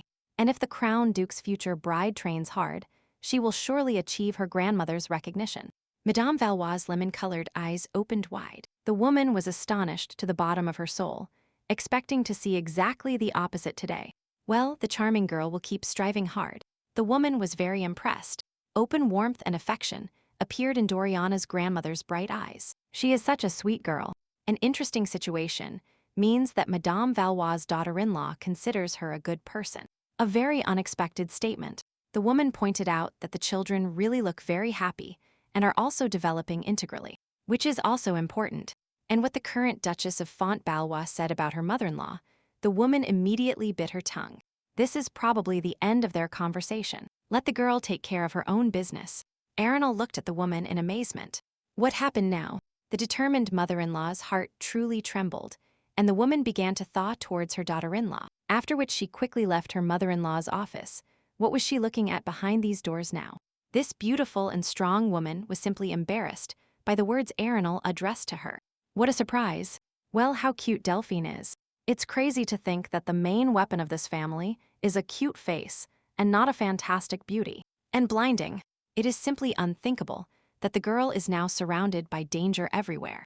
There are so many unbearably sweet and beautiful people around her. The maid asked if everything was okay with the young hostess, of course. Looking at them every day was simply unbearable. For a minute, along with all this tenderness, the girl had already forgotten that a bunch of documents awaited the Duchess. Not even the slightest pleasant accounting reports received from not-so-pleasant butler. I really don't want to do this now. However, obtaining these records was not easy at all, so everything must be studied carefully. Well, why are there so many letters in these reports? They don't have a printer or a typewriter. Why do they write so much, and as soon as the hand doesn't fall off? So, after 5 hours of careful and painful study of the flow of accounting documents, no errors were found. The girl had already studied every line of every document and accounting. All documents were also verified against each other. There were no errors. However, the Duchess still had a feeling that something was clearly wrong here. Not everything was clean with this guy. Then the study door opened abruptly and loudly. A young man put and burst in furiously. What the hell was his wife doing here? The girl was terrified. Why enter like this? She wasn't opening a safe in his office. Why was Arenal working on something again? Baron had already asked several times for the girl to finally take care of herself, and the Duchess took on another burden again. Arenal smiled warmly at the caring man. She simply cannot stand idly by, and accounting is her responsibility. The captivating blue eyes of the young duke immediately filled with some kind of sadness and incomprehensible melancholy. Well, what happened to this angelically beautiful and sweet young man? Such ruthless pressure cannot be exerted on a girl's mortal heart. Because this guy in the picture looks at his wife like an offended puppy, his heart is about to break. No, this is simply unbearable. What does he want to see in her? She is ready for anything, as long as the young man does not break her soul. Well, how sweet he is. What is a young man looking for in a girl? He is testing her strength. As soon as you look at him once, everything inside fills with emotion. And this is a fantastic and beautiful face that does not lose its beauty when showing any human emotion. Baron immediately called his dear wife. The girl immediately jumped up, as if caught red-handed at the scene of a crime. The girl immediately interrupted her charming husband. Could the Duke look at these documents? Arenal is confused about something. These are the Valois accounting records that the girl demanded today, and there is clearly something strange down there. The head of the great family will study them right away. That here and here, this requires a lot of time and effort. Baron began to read the documents. The charming young man studied accounting after accounting at lightning speed and announced that there were too many landscape design projects. So the girl repeats this. It took her 5 full agonizing seconds, and seeing in only about 10 seconds. It can be assumed that construction work on the estate territory was carried out very often, but still the documents they contained were written very strangely. Duchess von Valois completely agrees with her husband's opinion. Furthermore, all these imaginary projects were entrusted to one company. The handsome gentleman looked at the last documents, but this is obviously suspicious. The girl is completely right in her opinion, and it seems that the young couple should also sort everything out here. They have excellent teamwork. The improvement project was entrusted to several companies, but in every contract there was only one intermediary. So that this would not be noticeable, the writers of the documents changed the name. Everything is exactly like this, but the corridor address is absolutely identical everywhere, although no one pays attention to it. So the two spouses carefully studied all the numerous accounting reports, and in each of them, the name of a certain Lisa Ferguson appeared. The Duke knows something about this person. Baron has never heard of her, and has never seen this lady's signature on work documents. But most likely the name and address listed in all documents are fake, and a secret investigation must be carried out. Of course, it will be very difficult to find the main culprit of this crime. The trail is well tangled, as expected. The most wonderful guy thanked his wife. Thanks to her, he learned about a problem he didn't even suspect. The Duke of Valois would never have thought to look at these records. But all this is because the young man is busy with the complaints of the duchy's inhabitants accumulated throughout the year. However, Duchess von Valois is very happy that she was able to help Baron somehow. It is a very pleasant feeling. It is true, The young man clearly wanted to add something, but instead he asked his wife to go to bed quickly. What charm! Baron is so caring and attentive. He treats his wife's condition with such restlessness. Only the girl thinks about the fatigue and bustle of the handsome young man. He also needs rest. And recovery. Well, the young mistress is already too busy, with numerous responsibilities in the duchy. She should handle this matter herself. Meanwhile, in his office, the young head of the duchy nervously pounds his fist on the table. How does all this bother him? After all, Baron himself told his wife that Arenal could rest here and regain strength, but in the end, she is still working. Well, what a misfortune this is. So many things have befallen Arenal in her native estate. Why is this happening here too? At first, there were no problems with the management of the family estate, and in the young man's imagination, his fiancée should simply rest. His charming wife was supposed to just have fun and enjoy their joint trip to the Duke's homeland. This is how everything should have turned out now. The young man has no idea who Lisa Ferguson is. This person is definitely involved in fraud and embezzlement of the financial resources of the duchy. It only remains to find the scoundrel. But because of this person, his wife had to study stupid documents all night. The young man can hardly imagine a happy and rested Arenal. Duke von Valois will surely find and punish the culprit for upsetting his precious Arenal. At that moment, numerous cold chills ran down the body of that same Arenal. The girl hugged herself with her arms. And if you think about it, that vile butler did everything possible to prevent the Duchess from reading those accounting documents. What if the mother-in-law herself knows something about all these violations and false deals? It is hard to believe. The next day, the beautiful mother-in-law checked with her daughter-in-law whether everything was in order with the accounting documents she had received. Madame Valois sees some kind of euphemism on the Duchess's face. She does. Arenal has not told her a word yet. It is very simple. Yesterday, the daughter-in-law requested accounting documents, and the next day, she does not want to talk to her mother-in-law in private. Nothing can be hidden from this insightful woman. The girl is admired for her attention and tenacious gaze. The Duchess of Valois closed her eyes and took a deep breath. It won't be easy for her to deliver bad news about her mother-in-law's lifelong subordinates. Well, this woman is incredibly wise. There is no point in beating around the bush. One must speak directly and openly. She takes a deep breath. The girl is not doing anything wrong. She is just protecting her family so that mother knows who Lisa Ferguson is. Of course, Madame Valois knows who this lady is. It is really true. Arenal froze in amazement. A certain Lisa Ferguson very often exchanges personal letters with the chief butler of Mrs. von Valois. So, if you find these very personal letters from Lisa Ferguson's butler, you will be able to find out her real address. Can Arenal look at these very letters? There will be no problem with that, but the problem is not in the accounting reports. The Duchess of Valois silently looked at her attentive interlocutor. So, what does the butler's personal correspondence have to do with this matter? How would the girl like to tell her worried mother-in-law that the butler has nothing to do with the financial fraud in the Duchy of Valois? But alas, a few days later, the vile butler despotically shouted at the maids. How dare they allow this to happen? Why weren't they keeping track of their personal correspondence? That is precisely why the butler keeps telling them that they are useless, that they should learn to perform their few duties with dignity. How difficult it is at this moment to find decent service personnel, although it seems that such simple things need to be done. Here sounded the authoritative and resolute voice of the mistress of the main house, which immediately allowed Gregor to stop his indecent behavior. Behind the vile liar, his mistress already stood threateningly. Her gaze was firm and tenacious. Gregor began to worry. Parse, what is Madame Valois doing here? Is this not the letter that her butler is so carefully looking for? Steel flashed in her bright eyes. A sticky sweat began to run down the bastard's face.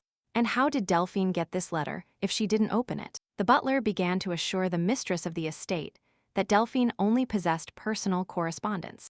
And Frank, nothing else. Everything is exactly like this. All letters are very dear to the employee, so it is unbearably painful for him to lose even one of them. Since these types of letters arrive quite often, the lady decided to ask something. Delphine did not open them so that Gregor could relax. This is very personal correspondence, but in reality, it has nothing to do with the management of the estate. In any case, a simple trivial chat. What kind of interrogation did her mistress arrange for her former employee? Delphine was never interested in Gregor's personal affairs. Delphine Valois pierced the vile liar with her gaze. Well, this is very strange, because the woman's name indicated here often appears in cases. The bastard immediately turned pale. The man kept trying to figure out if he had been caught red-handed, or if he still had a chance to turn everything in his favor. After all, that same Lisa Ferguson participated quite actively in the management of the Valois estate. What the hell is going on? Delphine always knew how to perfectly control her face. Not a single muscle on it trembled. Not a single frown betrayed her intentions. But on the vile scoundrel's face, everything was evident and manifest. The butler was tense and trying to think of a withdrawal plan. The bright lemon-colored eyes pierced straight into the soul. This was one of Madame von Valois' traits. Gregor had been under the wing of this strong woman for so many years. For so many years, he managed to turn a blind eye to her thefts and deceit. Madame Valois already knew everything. The vile thief clenched his fists in anger, so perhaps Gregor himself will tell everything. Or if the von Valois family contacts Gregor the counterfeiter directly, no. He will tell everything himself, with quite empty chatter. Madame Valois ordered the guards to bring the scoundrel. The guards led through the hallway that same rotten person who had already distinguished himself in the house of the Duke of Valois himself. And here is Lisa Ferguson herself. Vile Meg immediately shouted at her father. Well, who knew that in the end their plans would be revealed? Because everything turned out perfectly. The butler, with horror in his eyes, realized that simply talking to his mistress one more time simply wouldn't work. The matter was truly serious. Well, wow, this rotten person also reminded Baron of the scoundrel Meg.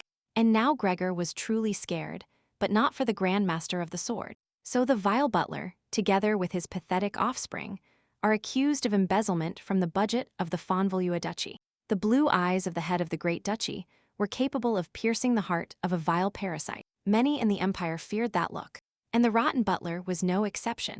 The young man instinctively awakened horror and fear in Gregor. The man perfectly knew the worth of a swordsman's hand. It's a curse. The butler threw himself at the Duke's feet without a drop of remorse for what he had done. He should not have been caught. Why the hell did everything go wrong? After all, for so many years everything was perfect and without petty complaints. Madame Valois approached her deceitful servant slowly and threateningly, like a predator that had driven its prey into a trap. There was a cold rage in the woman's bright, lemon-colored eyes.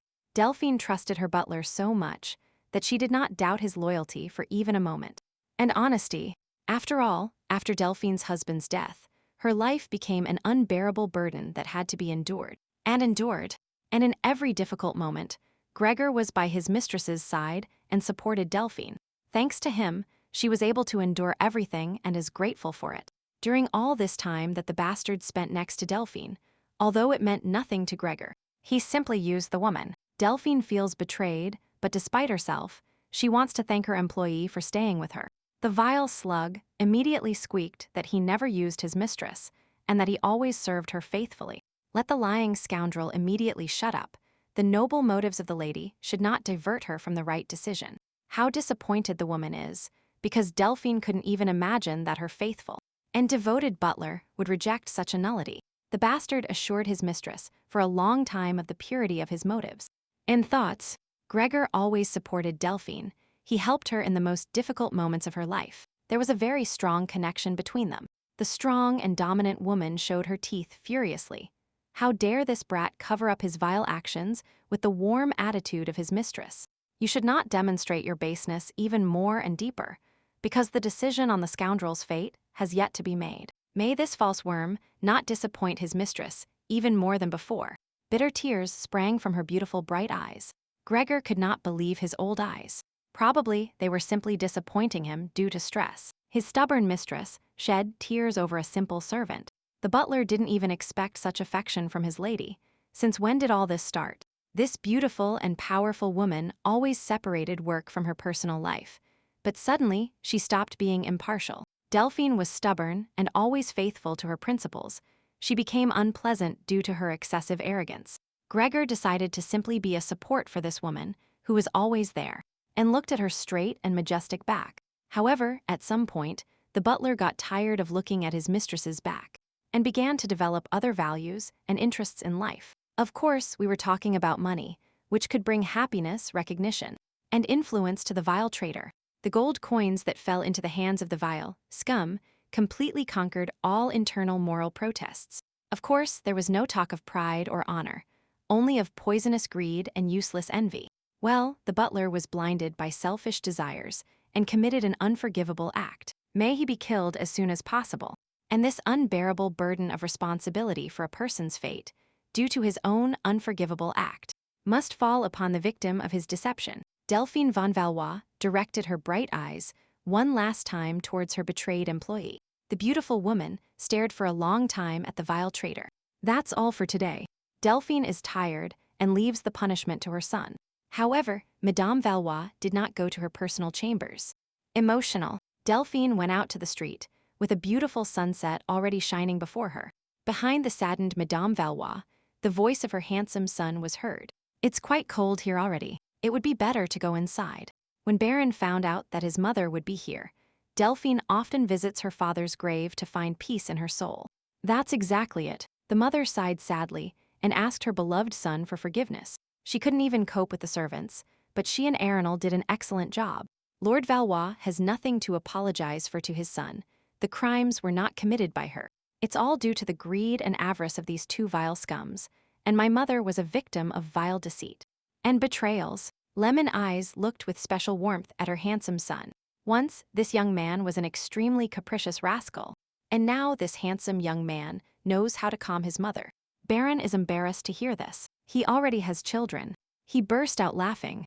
It was already very cold outside. Baron and his mother returned inside the main Balwi estate. The young duke should not be next to his wife now, because such a fuss happened. And she was there alone. Well, in fact, Arenal sent him out.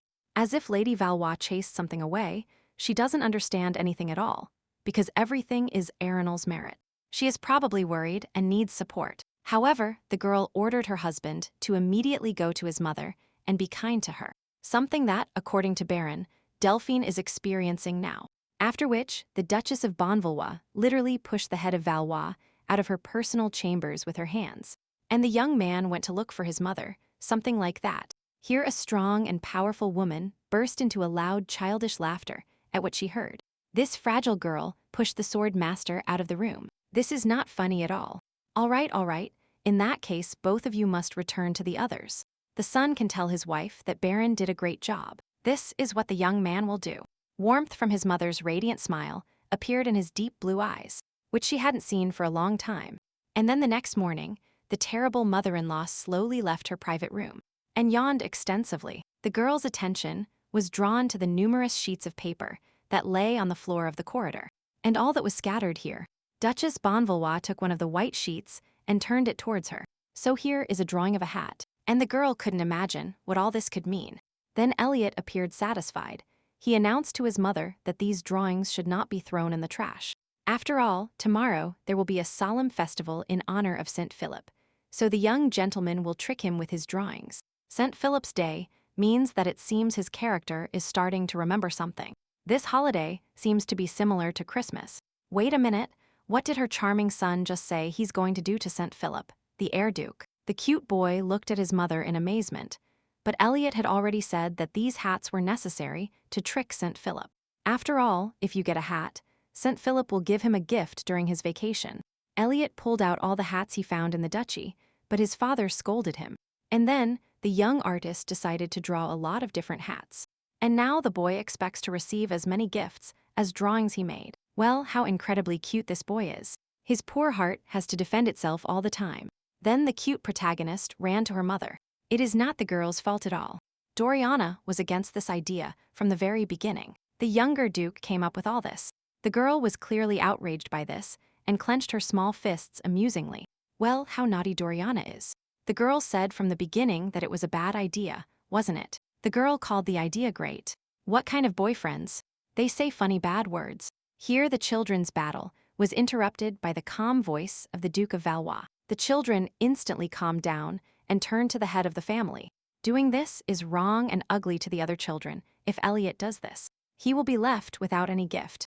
The young gentleman immediately began to lament. Well, how could Elliot be? He just wanted more gifts. During the St. Philip's feast, all children must behave well to receive a gift from him, and the boy wants to trick him as soon as the baby is not ashamed. The lips of the small, charming hero began to tremble with fear, and bitter tears appeared in his purple eyes. A heart-wrenching child's cry was heard throughout the corridor of the Manhwa estate. Doriana began to calm him down. It was not too late to do some kind act. The girl just suggested a great idea. How about helping other people? What will the children say? After all, in the Duchy of Fontbalwa, there is a nursing home, and in this place kind hearts help the elderly and take care of them. The little main character immediately thought of a place that helps the elderly. It means the girl really wants to go there. Elliot immediately smiled. The boy would help his grandparents, and they would tell him what a good boy he was. That's right. The boy had been there more than once. The baby also wants to go to a nursing home, so let the whole family go together. Here the young man nervously turned his gaze towards his wife. It became harder and harder for him to look her in the eyes. His dear wife would like to a nursing home in honor of St. Philip's feast to help the elderly. Well, of course, the girl will go along with all members of her family to help the older lambdas. This is great. Baron shone with happiness and looked like a contented puppy, whose delight was revealed by wagging his tail back and forth. Well, how sweet this young man is. And the entire Valois clan is involved in charity work. It's great, and it really looks like Christmas. Here a familiar female voice was heard. What about dear grandma? His son wouldn't invite her to go with him to a nursing home. My God, this family will drive the girl crazy. What an euphoria of tenderness, what a deafening surge of emotion. While the terrible mother-in-law tried to return her heart to its original place, Delphine inquisitively looked at her son. After a short meeting, the entire family of the great family went to the noble house for the elderly residents of the duchy. And now the charming boy was already showing off his drawings to the fullest and swimming in the feast of the dear elderly. And the little protagonist worked tirelessly, which caused a wave of joy among the older inhabitants. The wonderful young man approached every elderly person and asked if they needed anything else. The Duke of Valois does so much for them. Every year the young man visits the elderly, that they don't even know how to thank Baron, that the elderly shouldn't worry about this. Only in Valois lands there is a place where the elderly are cared for. They are very grateful to the young master. It is very important for Lacosta to know that the dear elderly are being looked after with dignity, that they have enough food and a cozy shelter over their heads. Well, wow, this guy doesn't know a word about nobility and virtue. The young man really cares and worries about everyone here. His beautiful mother-in-law approached the astonished girl with a radiant smile. Is it that amazing? No, what does the mother mean? His beloved son came up with this place when he was just a small child. He was at most 9 years old. What great news means that the charming young man didn't forget about this when he grew up and implemented such a good project. Then the heir duke said that his grandparents need a place where they can rest. His mother has no idea what exactly prompted Baron to make such a decision. Delphine blushed. Her adorable boy was so cute and sweet then, but now he has grown up a lot. But he is still so bright. And who would have thought that Baron would be able to develop this idea and open the only nursing home in the empire? The girl was simply amazed. This boy is simply incredible. Baron was ahead of his time. So much purity and correct priorities. After all these characters now live in an era where material wealth is taken for granted. At this moment, on the pages of the novel, aristocratic nobles only want to get even richer, strengthen their influence and power. These are all their motives and values. If you think about it, the girl comes from the modern world, where charity has long been thriving. And yet, she hasn't done anything. But in the real world, many things have been invented to improve the lives of the population and of people who need help. After all, the girl has been occupying the body of her terrible mother-in-law for quite some time now, and she has already been able to go through and overcome many things in this novel. There have been so many difficult and painful moments, dangerous and vile stories, but the girl is still here and has overcome everything admirably. Dealing with all adversity and hardship time and time again was truly difficult, but she managed it alone. All this is great and wonderful, but all these stories do not justify Erinal's inaction in the field of utility to society at all, because she had a lot of knowledge from modern times. After all, Duchess von Valois could certainly do something useful knowing so much. A childish voice shouted at the girl. A charming little heroine approached her mother. Well, what happened to the girl? Everything is fine. The little one just wanted to ask Duchess of Valois for permission if Doriana could send gifts to the orphanage where she lived. Well, what a sweet child. because now this shelter is named after Doriana, so the baby can do absolutely anything. Arenal did not tire of the kind heart and pure soul of this angel in a pink dress. She also thanked the Lord for the fact that it was the girl who got the role of mother to this charming baby. After all, this is a true gift from above. Arenal is very proud of the girl's intentions and motives. She is simply smart. The cheeks of this girl in a pink dress immediately turned pink. As the girl was happy to hear this, she will do it. In that case, the sweet girl will run back to her grandparents, of course. Her mother gave her a warm smile. Well, the little protagonist must have been thinking the same thing as the girl, which means she will also come up with a way to help someone. You just need to believe in yourself, and the Duchess will succeed too. She just needs to help the local residents. In the evening, the von Valois family visited a wonderful local fair everywhere. There were stalls with fragrant things, street food, and souvenirs. The charming children missed not a single cozy shop. Little Elliot brought the future bride a sweet on a stick. The head of the von Valois family proudly wore his New Year's cap and walked importantly through his lands. The charming boy did not forget his dear grandmother and gave her a wonderful and warm scarf so she wouldn't freeze. Time passed so quickly and imperceptibly behind a series of so much fun. Delphine was horrified. It was already completely dark.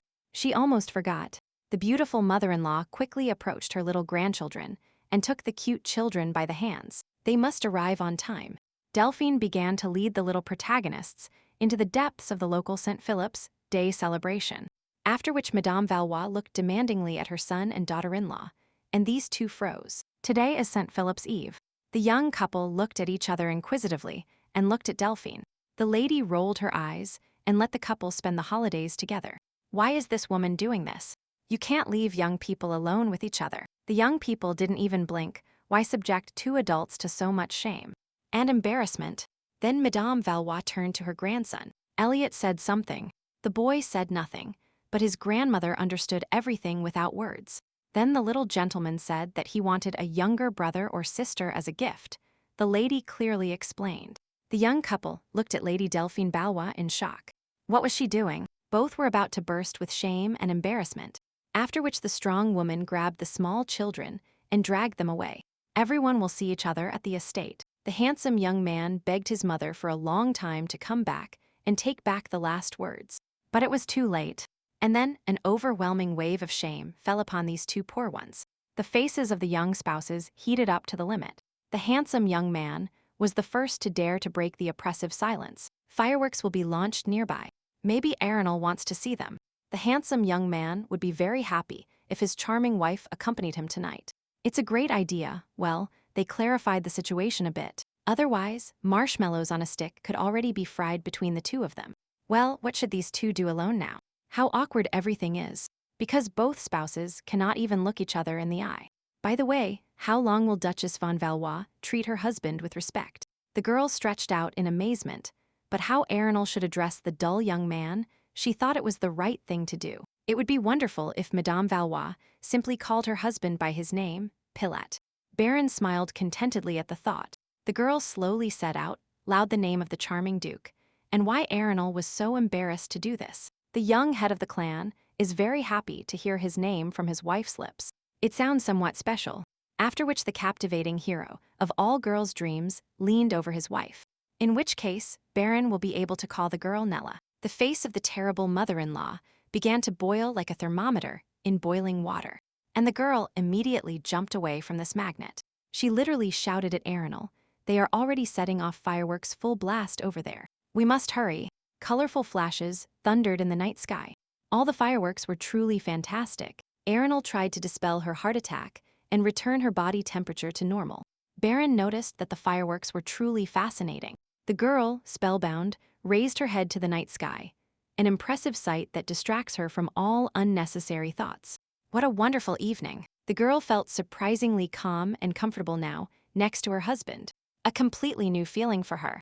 Baron also admired the fireworks at first. The young man doubted this whole idea of traveling together. But now the captivating duke thinks that celebrating such a festival together was not such a bad idea. Then the young man, the dream, looked sensually at his wife. Baron is grateful for all these impressions from Nellie. An involuntary smile appeared on the face of Duchess von Valois. This girl should thank her husband for everything. Everything was so magical and fascinating that the girl really seemed to be in a fairy tale. And something tells the girl that she will carry this magical moment throughout her life. It's just a kind of fairy tale. A couple of minutes after the end of the festive fireworks, the terrible mother-in-law was exhausted. Her body decided to protest. Yes, this moment will definitely be engraved in her memory forever. Erinal's legs are full of lead. With the Duchess, everything is fine. Well, practically. Well, why did Erinal decide today to do a walking marathon with her physical condition? And even in this heavy dress and heels, the girl was so absorbed in her emotions about everything that was happening that she didn't sit down for 3 hours of walking. Tomorrow she risks not getting out of bed. But the young ones didn't walk that much. Why not with their legs? Apparently in old age, one should not count on them at all. Thinking about her old age, the girl immediately remembered those dear elderly people from the orphanage and their various difficulties. After all, the world is full of people for whom it is much harder if a girl gets tired. She can simply get into a carriage, and most local residents have to travel on foot even for very long distances, and even with children in their arms. What a pity there is no public transport here. One moment. This is how a girl can be useful to other people. This will definitely improve the quality of life for local residents. It will help and save time, energy, and health. And who knows, maybe something really useful will come out of this idea, like a nursing home. The young couple returned quite late to the family estate. Probably everyone in the house was already asleep in their rooms, but not everyone was asleep in their beds. Bright lemon-colored eyes shone in the darkness of the corridor. The young ones shouted in fear. Apparently, the dukes had a great walk through the local lands. Erinal's mother-in-law is very happy about it, and now is the time to spend the night appropriately. Madame Valois forcefully pushed these two into the shared bedroom.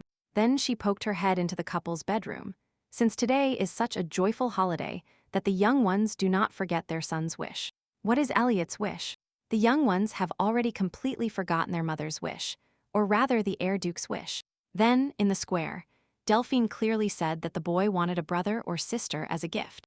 Erinal immediately jumped up and roared as if scalded. It was unbearably hot here. You can't lock this handsome boy up with her. Well, again her mother resumed her task. The young man took his wife by the shoulders. The Duchess had no reason to worry about this. Baron looked with a condemned expression at Madame Valois.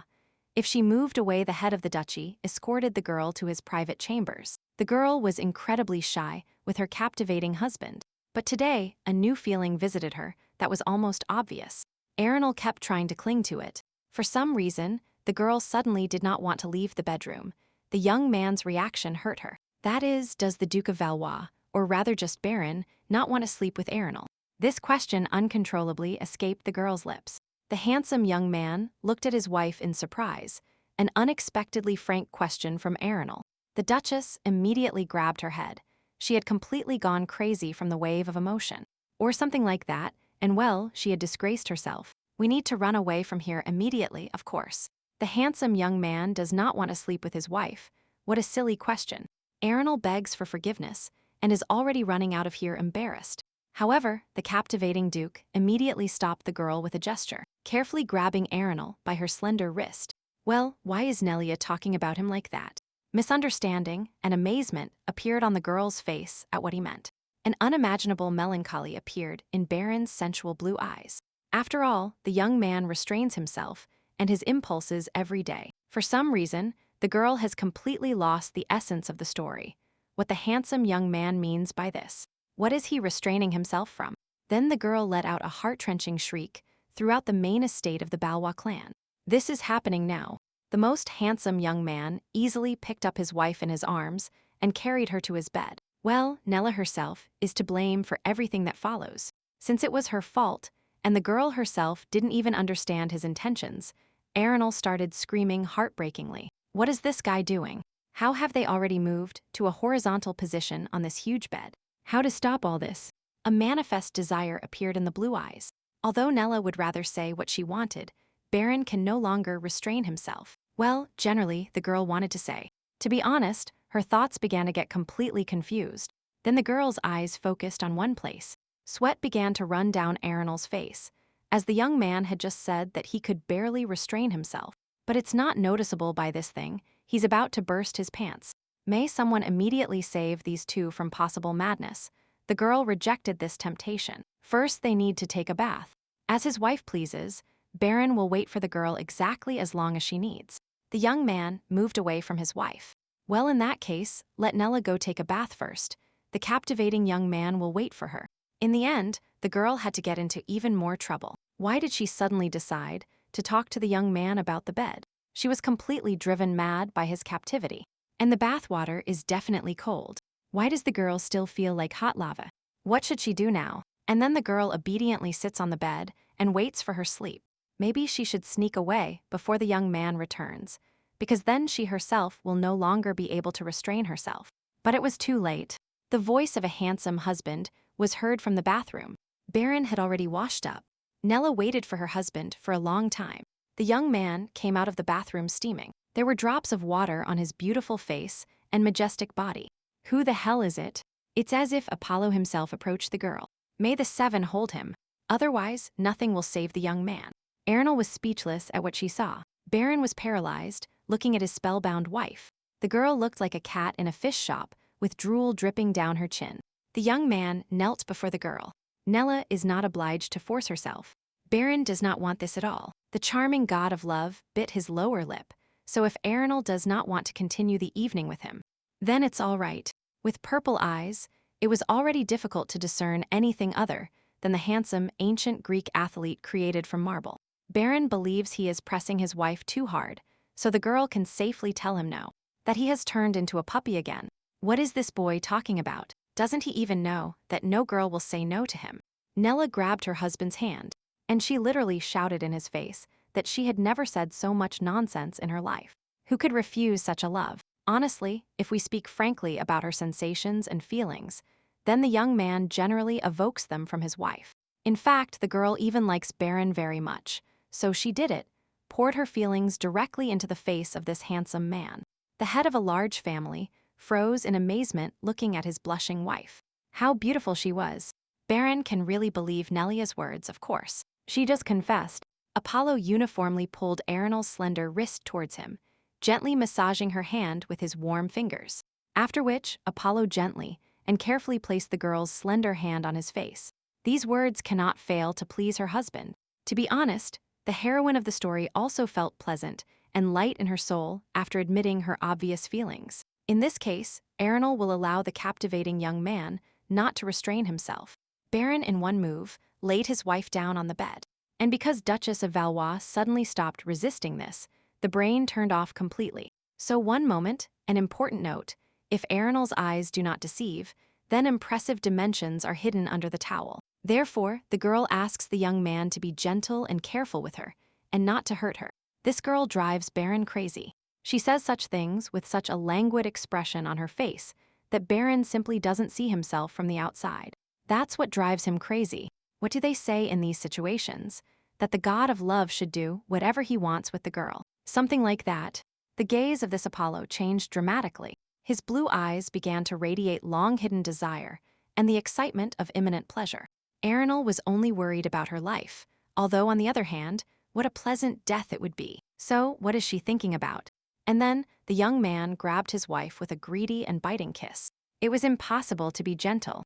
The boy went crazy, just like her. And then the next morning came. The girl jumped out of her seat, wondering if Erinal had survived last night.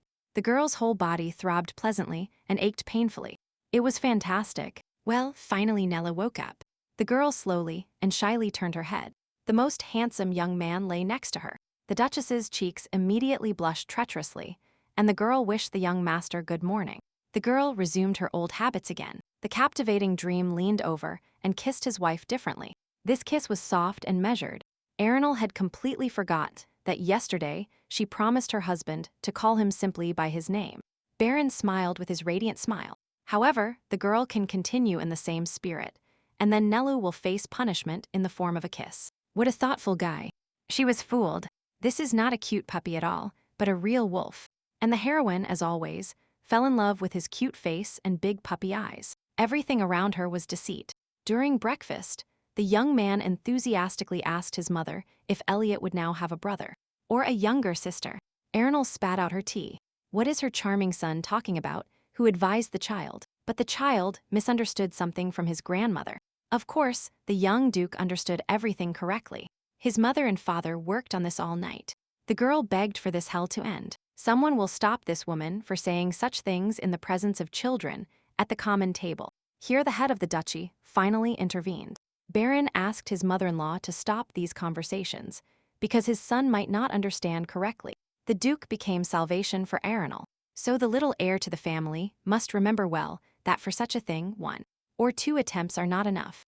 Therefore, his dear parents will have to try to work on this issue every day. Elliot listened attentively to his father's words, as if he were sitting at a lecture at the Royal Academy. Here the girl couldn't stand it anymore, and kicked her frank husband under the table with all her might. Well, since everyone had breakfast, it was time to get to work. So the project of creating and distributing multi-seat carriages, Baron was stunned by amazement. The girl thought a lot about this yesterday. It's exactly like that. The girl racked her brains all night. She had so many ideas on this topic, how to implement it, how to produce it. The owner of the duchy stopped immediately. The girl means that she thought of this project while returning from the village, and not in the bedroom they shared. In general, according to the Duchess of Valois, it would be fantastic to manufacture multi-seat cars for people who travel on foot. Baron listened to his wife's explanation fascinated. Her idea was truly amazing once he thought about it. With the help of this project, residents will spend less time and energy on the road. This is simply a great idea. To be honest, the great Duke of Valois himself never thought of such an idea. His wife surprises with her foresight. There is nothing special in this, just real-life experience. So why shouldn't the girl adopt this idea on her own? The handsome Duke is sure that his wife will cope with her project much better than the young man himself. But the Duchess is simply not ready immediately. She doesn't know anything about this industry, and there are many subtleties. This is not entirely true. Well, in that case, the head of the duchy is willing to help Nelia with everything she needs. The girl has nothing to worry about. However, it would be good to test her own strength first. This is what her husband tells the girl: everything will be fine. Well, generally, the head of the duchy is right. The young man is always there and will always help her. She needs to start with herself and Baron. If anything, will save her from falling. Meanwhile, the imperial palace reported that the Duchess of Valois was promoting her project. The crown prince was skeptical about where the woman was and where the business was. Although on the other hand it sounds very fresh and entertaining, a predatory gleam has appeared in his bloodshot eyes. This is all becoming very interesting. Rumors were already spreading in the empire about the idea of the Duchess of Valois. Local residents were already discussing that she had decided to create multi-seats and carriages. It is really Arenal von Valois who proposes and is involved in this project, and not the Duke. This girl didn't seem to care about common people. This is true, but all the staff of the von Valois duchy and its residents talk about the drastic changes that have occurred in their mistress. Everyone thought so, but recently strange rumors began to circulate in the state. They say that the girl became imbued with sympathy for the difficult lot of common people. Wow, no matter how it sounds, this idea with public transport is really very good. On the crowded streets, the only thing being said was that multi-seat wagons for common people were the most talked about news. Residents of all ages flocked to the main square and awaited the first demonstration of the new transport. Solemn horns sounded, and the head of the large family himself greeted the neighbors in a luxurious carriage. However, what caught everyone's attention was that this very carriage was driven by a woman. It was simply madness. This is a completely new profession. The girl is a taxi driver. It turns out that all the numerous and surprising rumors were not lies at all. Surprised by such innovations, the local residents looked at each other. Maybe they should also become taxi drivers. It was difficult to contain everyone's enthusiasm, as what they saw was an absolute innovation, a step ahead of its time. Outside the windows of the family estate, the enthusiastic town rejoiced and thanked the Dukes of Valois. While Arenal was agonizing in her office, how can she even lift her hands now? The Duchess cannot feel any part of her body, as if she had been working in a coal mine all day. The girl did not expect at all that this new project would be so exhausting for her. It is good that Baron helps her in everything. The young man came up with a brilliant marketing idea and conducted a test ride in a carriage driven by a woman. Thanks to this idea, the multi-seat cruise caused a sensation among the local residents, which is good news. Be that as it may, the hardest part is over, and now the girl has every right to rest peacefully. Arenal truly deserved peace and quiet. The girl had been dreaming about it all week, and it finally happened. However, the potential peace of Mrs. Fonvalois was interrupted by the cry of a worried servant. What else happened on the Valois estate? So little time passed that the first crown prince arrived at the family estate. This is the same troublemaker who almost ruined Elliot and Doriana's solemn engagement back then. And what does this narcissist want on his property now? And now the emperor's first heir is already welcoming the von Valois couple to his family estate. This parasite literally has nothing to do. The Valois couple bowed respectfully and greeted the son of the empire, to whom they owed such an unexpected visit. The crown prince apologized for his sudden arrival, but was eager to learn about this new means of transport from the duke's family. In that case, it would be more convenient for everyone to discuss work issues at the table. The Fonvalois clan was just about to have lunch, so as far as the future emperor knew, the design and construction of a new multi-seat crew is in full swing. And such an idea is worthy of praise, because the idea itself aims to improve the quality of life for the empire's population. Duchess Fonvalois is truly amazing. His red eyes studied the girl with attention and impudence. Arenal will now be fed up with these unpleasant eyes of the empire's heir. There is nothing special in the merits of the duchess. It was obvious that such an arrogant and vile guy clearly hadn't come this far to shower the girl with compliments. What he had in mind, the crown prince noticed that they had wonderfully improved the territory. But the son of the empire had come for his answer, and the future emperor is simply sure that the great Duke von Valois already understood this long ago. The crown prince is not right in his judgments. Yes, what is going on between the two of them? Apparently we are talking about the same proposal during the engagement ceremony of their children. What is this bastard trying to offer Arenal's husband? Baron's voice had impartial steel again. And why does this arrogant heir keep bothering the great Duke of Valois with his question? Because the answer has already been announced to him. A spark flashed between these two young people. He could feel his warmth when he was near. The Duke of the most powerful family is still forced to reject the first crown prince. As before, Baron has repeatedly stated that his decisions are deliberate and therefore unshakable, and the future emperor will be able to find out the reason for the refusal. It is painfully interesting what stops the most influential person. Of course, the young man does not want to get involved in a dirty power struggle. Baron clenched his fists. The vile heir to the throne smiled predatorily and burst out laughing. Wow, how persistent he turned out to be. The head of a great family and the only sword master in the empire dares to express himself like this in the presence of the crown prince. The vile guy was surprised, but there was no point in provoking the powerful duke. Well, it's hard to argue with that. The heir clearly found it amusing. But the crown prince and Duke von Valois will meet soon, and the crown prince will pretend not to have heard anything. The young couple watched the retreating threat for a long time. Baron immediately asked for forgiveness. He needed to tell his wife everything right away.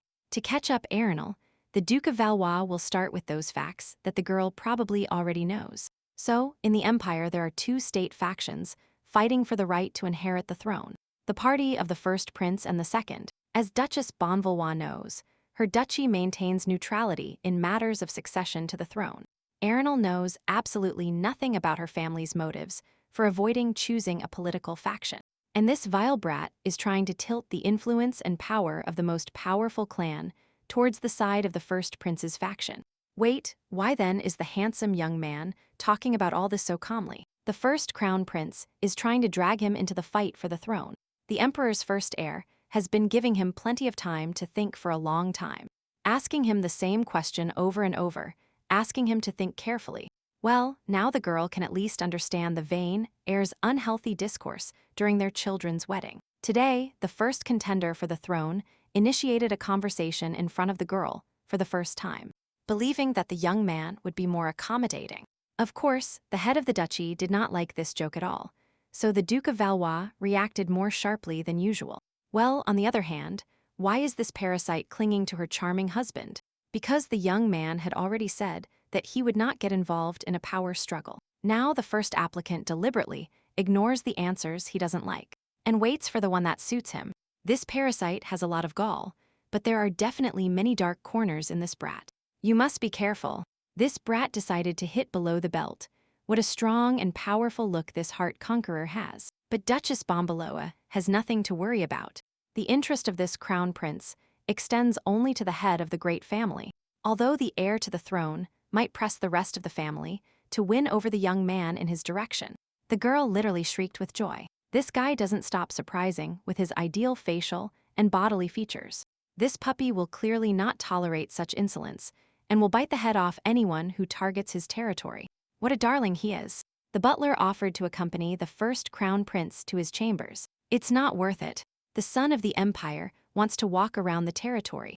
After all, the titled heir didn't come here for so long in vain. The crown prince is pursuing his own goals. Since the future emperor is in the duchy of a great family, it is time to start what he planned. The heir smiled predatorily. At that moment, the owner of the estate was combing her hair before bed. Well, the girl became a participant in the palace intrigues of the novel. In her head, many references from the novel's pages about the reign of this hereditary brat were born. If you follow the original plot of this novel, the first crown prince will ascend to the emperor's throne. And it is because of this that the future hereditary duke of the great family and his future wife will begin to have serious problems. It would be great to ensure that this terrible scoundrel simply does not get the emperor's throne. Maybe the girl herself can change the future of the characters in this story, as well as rewrite the plot itself. The girl sighed doomedly. What was Erinal thinking? Since it was already clear that this was simply impossible. After all, in this story, her character had a secondary role and an unenviable fate. The fact that she is still alive is a real miracle. All these heavy thoughts gave the owner of the estate a headache, who went out to breathe fresh air. Erinal felt well that something was coming soon. Then the squeaky and unpleasant voice of the heir was heard behind her. Well, what an interesting coincidence. The Duchess of Bonvalua also decided to walk around the duchy's territory at such a late hour. The girl froze in shock. What was the crown prince doing on the lands of the Jevalua duchy at that time? The future emperor loves to be awake at this hour, and the girl cannot sleep precisely because of this pompous idiot and is thinking about how to get rid of him. The Duchess of Valois is already tormented by insomnia, so she goes out for a walk before bed lately. The people of the empire have started speaking well of Erinal. Why is the first heir to the throne surprised? Since the powerful Font Valois clan has always had a good reputation. This is a correct observation, but the vain heir now refers to Duchess Font Valois herself. Why did the girl decide to start innovating carriage transport? Because thanks to this idea, people tirelessly praise her lover. More precisely, it's not even that. The local people are not praising Duchess von Valois at all, but Erinal von Valois. There is a difference here. The bloodshot eyes of the first contender for the throne shone with excitement. The young man clearly enjoyed his dialogue. However, the young heroine did not understand at all the interest shown by herself. What this bastard was trying to get from her, or maybe influence her husband. That the developer of the new vehicle sincerely answers, Erinal wants power. Because the crown prince is right. What this power-hungry creep said, the Duchess has nothing to do with it. She helps people and that's it. What is this paranoid guy talking about? What other power is there? And the girl doesn't need all these dirty fights for anything. Let him keep them for himself. Well, why pretend? The first prince of the throne clearly sees the lust for power in other people. Apparently the boy doesn't understand her speech. Apparently this heir does not understand, for the first time, not only the Duke of Valois, but also Erinal. So, the future emperor came here today to hear the truth he needed. Erinal looked at the strange contender for the throne with amazement. Everything is very strange. It was the wrong first prince with the Duchess. As the girl really looks different now, the greedy shine in her eyes, and the envious look have disappeared. Well, apparently the intuition of the son of the empire failed him. This has been happening quite often lately. However, the imperial heir to the throne is a very patient and clear-sighted man. Therefore, if a girl suddenly decides that her current status as Duchess of Fonvalois is not enough to realize her ideas, then she can safely turn to the prince. The vile crown prince began to move away from his interlocutor, adding at the end that the place of the empress next to him was not yet occupied. This guy forgot to take his medicine at home. The crown prince has really lost fear. Baron is the most powerful and influential aristocrat in the empire. Moreover, the only and great sword master, and the duke with just his look will smash the skull of this impudent slug. Either this bastard is trying to pressure Baron with the help of his wife, or he really considers it possible to bribe Erinal with power. This guy clearly has a complete work of art in his head. How can a psychopath be allowed to access the power of government? The next day, the little protagonist ran through the corridors of the main estate and looked for her future boyfriend. Well, the girl lost everything. Elliot can go out. Well, where is this boy? Doriana has already given up. What is Elliot still waiting for? Then the girl ran into an unpleasant person.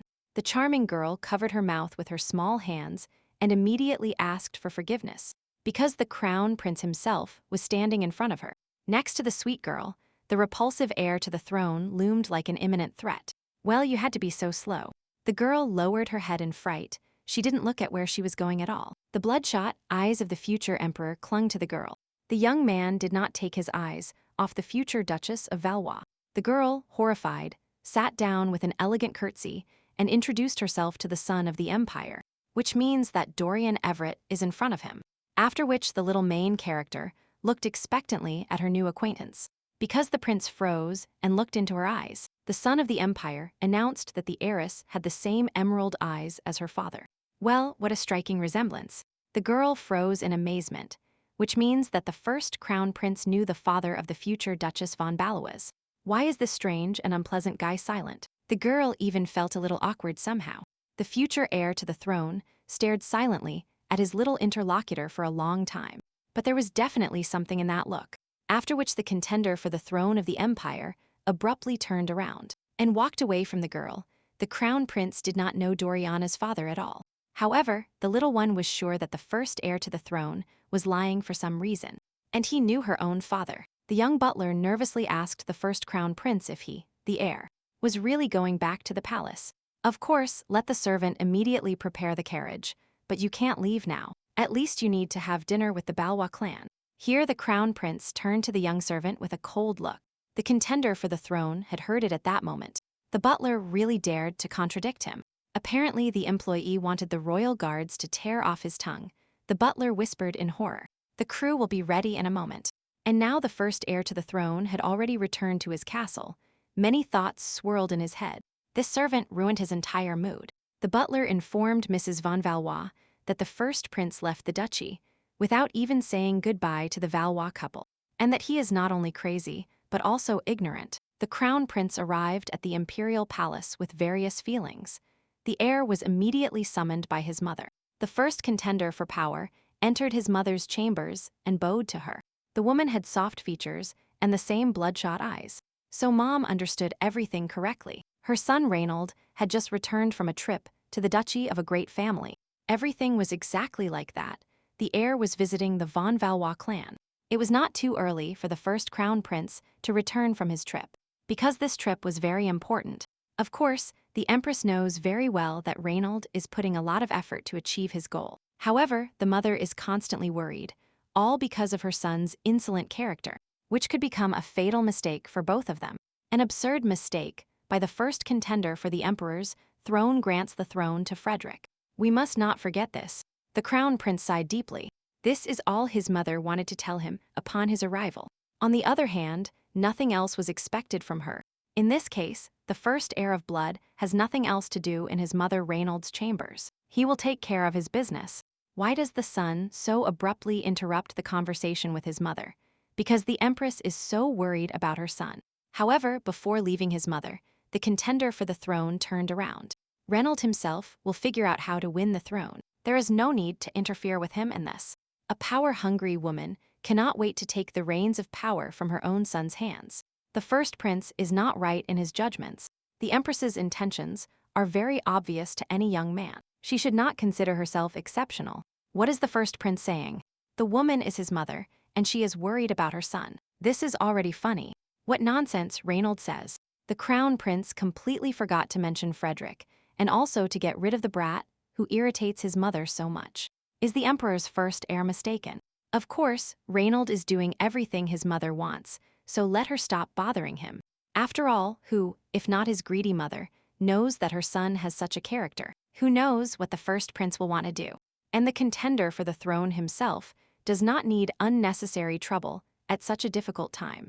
And critical, so let the mother not forget this. Sometime later, on the main estate of the Font Valois Duchy, the girl reflected that the arrival of the crown prince had caused a lot of trouble. This guy Bill is definitely plotting something. You must be very careful with him.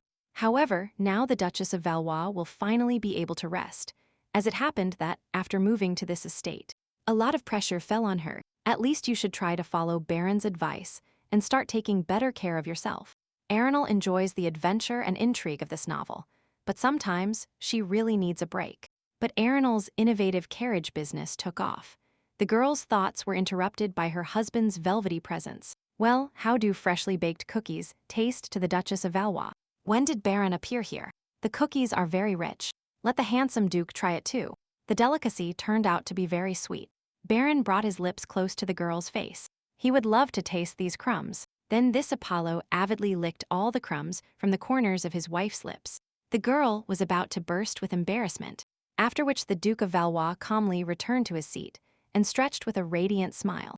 The cookies were really delicious. The face of Duchess von Valois lit up instantly. But no matter how much one mocks a girl's heart system, she still has to change the plot. Then his mother appeared behind the indignant Baron. The woman shook her fist and hit her son on the crown of his head. The young head of the clan immediately started scratching the spot of the bruise. What had happened to his mother? She told Baron to behave decently. And how long had Madame Valois been there? Delphine smiled from the moment her dear son looked at his daughter-in-law with hungry eyes. What hungry eyes? How can only a mother speak like that about her own son? But the woman is mistaken. Fine, let's close this topic. Mother Verena sank down tiredly into a chair next to her spouse's. A letter arrived from the imperial palace. Interesting news. Members of the Duchy of Bonbalo are invited to the New Year's ball. But time flies fast.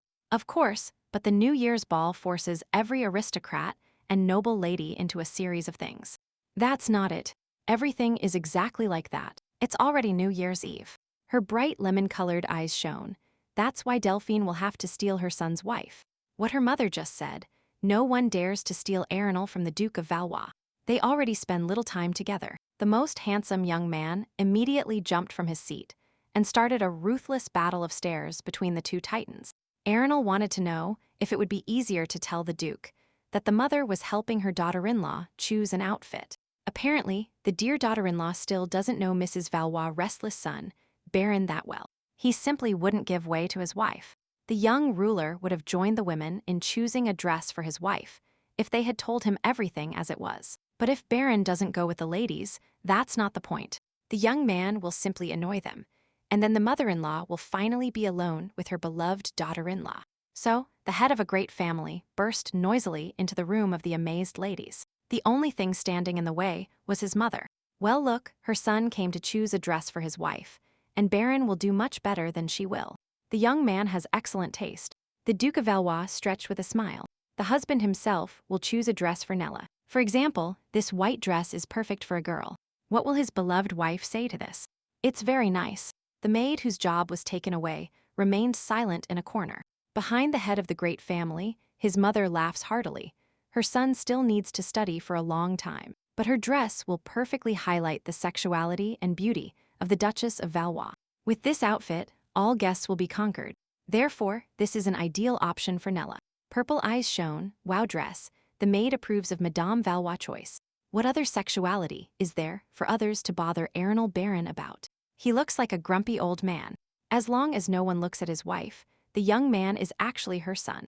All eyes will be focused on so much beauty in any outfit, and Baron will have to try hard so that his wife doesn't lose interest in him. So the girl will try on both dresses. Arenal went out before the Howling family in the delicate white dress chosen by her husband. The girl looked like a fairy in such a sensual image.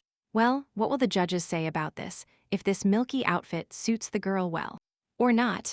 Why did the young man suddenly fall silent? Baron froze in shock. His wife was like an angel descended from heaven. Under no circumstances should she wear this for the ball. This was followed by trying on a second sexy set from her mother-in-law. And if these cuts were too provocative, Arenal seemed to be stirring the hearts of other people. Her mother-in-law roared that it was an impressive set. With this open dress, the girl would impress all the guests, but the Duchess really needed it. And then the day came, the New Year's ball at the Imperial Palace. A bunch of aristocrats and court nobles were already crowded in the ballroom. In the end, the Duchess of Valois wore the delicate dress that Baron had chosen for her. Wow, simply dazzling luxury. The most beautiful young man froze like a nutcracker and stared ahead. His wife was right. The royal ball was truly dazzling. And what is this about the young man? His mother-in-law laughed. Baron is so funny. Her husband trained until morning, fearing that Nella would wear such a sexy dress. The head of the family believed that anyone who saw his wife in this dress could challenge him to a duel. This is what Baron told his mother. The girl smiled warmly at her husband. He should calm down, because Nella is wearing a delicate dress and is beautiful, but the Duke still needs to be on guard. A woman in a fluffy dress, bloodshot eyes, and a glass in her hand watched attentively. And predatory, the sweet conversation of the married couple. And here comes the son of the empire, a seemingly kind middle-aged man with golden hair. The musicians thundered. His Majesty greeted all the guests and raised his glass for the health of each of them. The emperor thanked everyone present for the honor and wished them all the best in the new year. He would like to add something to his companion. That same predatory red-eyed woman shook her head. No, the emperor's speech is enough. The terrible mother-in-law froze in amazement. The girl sees the royal ruling couple for the first time in her life. How exciting it is. The Duchess of the great family could not even imagine that such a dazzling beauty was the empress of their state. But the girl already knows this devil. To her great misfortune, his mere sight causes her nausea, and he hasn't even opened his mouth yet. What an unpleasant personality. And the first heir has a half-brother on his highness's side. But that modest and quiet young man, apparently, is the second crown prince, and the emperor's bastard named Frederick. And if Arenal remembers everything correctly, then in the novel's pages it was written that this young man was not born of the empress, but from one of the maids. This is probably why the poor and persecuted young man tries to keep his distance from the empress. So, the son of the empire pierced through the entire crowd of guests and stopped at the beautiful mother-in-law Arenal. How long has it been since they last saw each other? Delphine hasn't changed at all over the years. Madame Valois hasn't aged a bit. What kind of magic is this? Her lordship would like to know. The same cannot be said about the ruler of the empire himself, which means that Delphine von Valois decided to attack where it hurts most immediately. And this is the Grand Duke von Valois himself. The young man is simply a copy of his father and is just as successful. This is his Majesty's merit, and Baron is also a flatterer. And finally, the Duchess of von Valois remained. The son of the empire learned that the idea of a girl with multi-seat carriages greatly impressed the people. Arenal politely thanked and bowed to his highness. However, her project cannot compare with the emperor's reforms. It is not for nothing that they say that husband and wife are one. The emperor awakened mixed feelings in the young heroine. The ruler was attractive on the outside, but what was going on inside? So, regarding Mrs. von Valois' new venture, His Majesty has a request for the founder of this company. His Imperial Majesty would like to expand the scope of the new transport project to the capital itself. The girl did not fully understand his words, so it would be very unfair if such a curiosity did not appear in other lands. What will the Duchess of Valois say to this? She will accept the order from her sovereign. This guy is like a boss who overwhelms his subordinates with work. Here, behind the girl's back, numerous whispers were heard, which means it is true, and that it is the woman who runs the new growing business. Arenal had already forgotten that for the local neighbors, the concepts of a woman and business always go in parallel and do not intersect. Damn discriminators. In this case, the emperor's proposal seems surprising, because he could simply take her idea and implement it himself. This is disgusting, but nothing. The girl has just started conquering the empire's economy. There will be more discoveries ahead. Well, for now, we must ensure that the girl's character does not get her head cut off in the main square. So why, in this case, ask the girl about this, since this is the request of the emperor himself? She cannot refuse. Let her bravely trust her subject. The emperor burst out laughing. He really likes the courage of this girl. This man really speaks like a boss. It was still an order. His Majesty specifically expressed himself so that his words sounded like an ordinary request. Moreover, since this topic was raised at an official event with a large crowd of guests, everyone will surely remember it. The emperor is a very skilled manipulator. His facial expressions and gestures are well controlled to win people over. Well, there are enough strong characters who can be potential enemies in the future, and trouble for Arenal. And then, the empress approached the founder of the new business and expressed her respect to her. Relatives always need help. There is no need to be ashamed of this. What is this woman talking about? Something the girl doesn't understand at all. In all probability, the empress has the vile family of the Marquis of Saxena in mind. The rotten mother and the useless younger brother. It was thanks to Lady Valois that, after numerous difficulties, the Marquis of Saxony was lucky again. That's not it. The girl still did not understand what this imperial person was trying to instill in her. But it was better to find out. The Bill clan really had problems. Kyle even came to the Valois estate to demand money from his sister. However, the girl hadn't heard anything about solving financial problems to understand all this. She needed to put on a shift smile. The Empress took Arenal's hand. Her younger brother gets along well with Reynold, so it would be great if the girl got along with his son. This lady evidently hints that even being a duchess of a great family, Arenal should not forget the Sax. In short, the moon of the empire asks her to side with her son in the political arena. And why all this tinsel?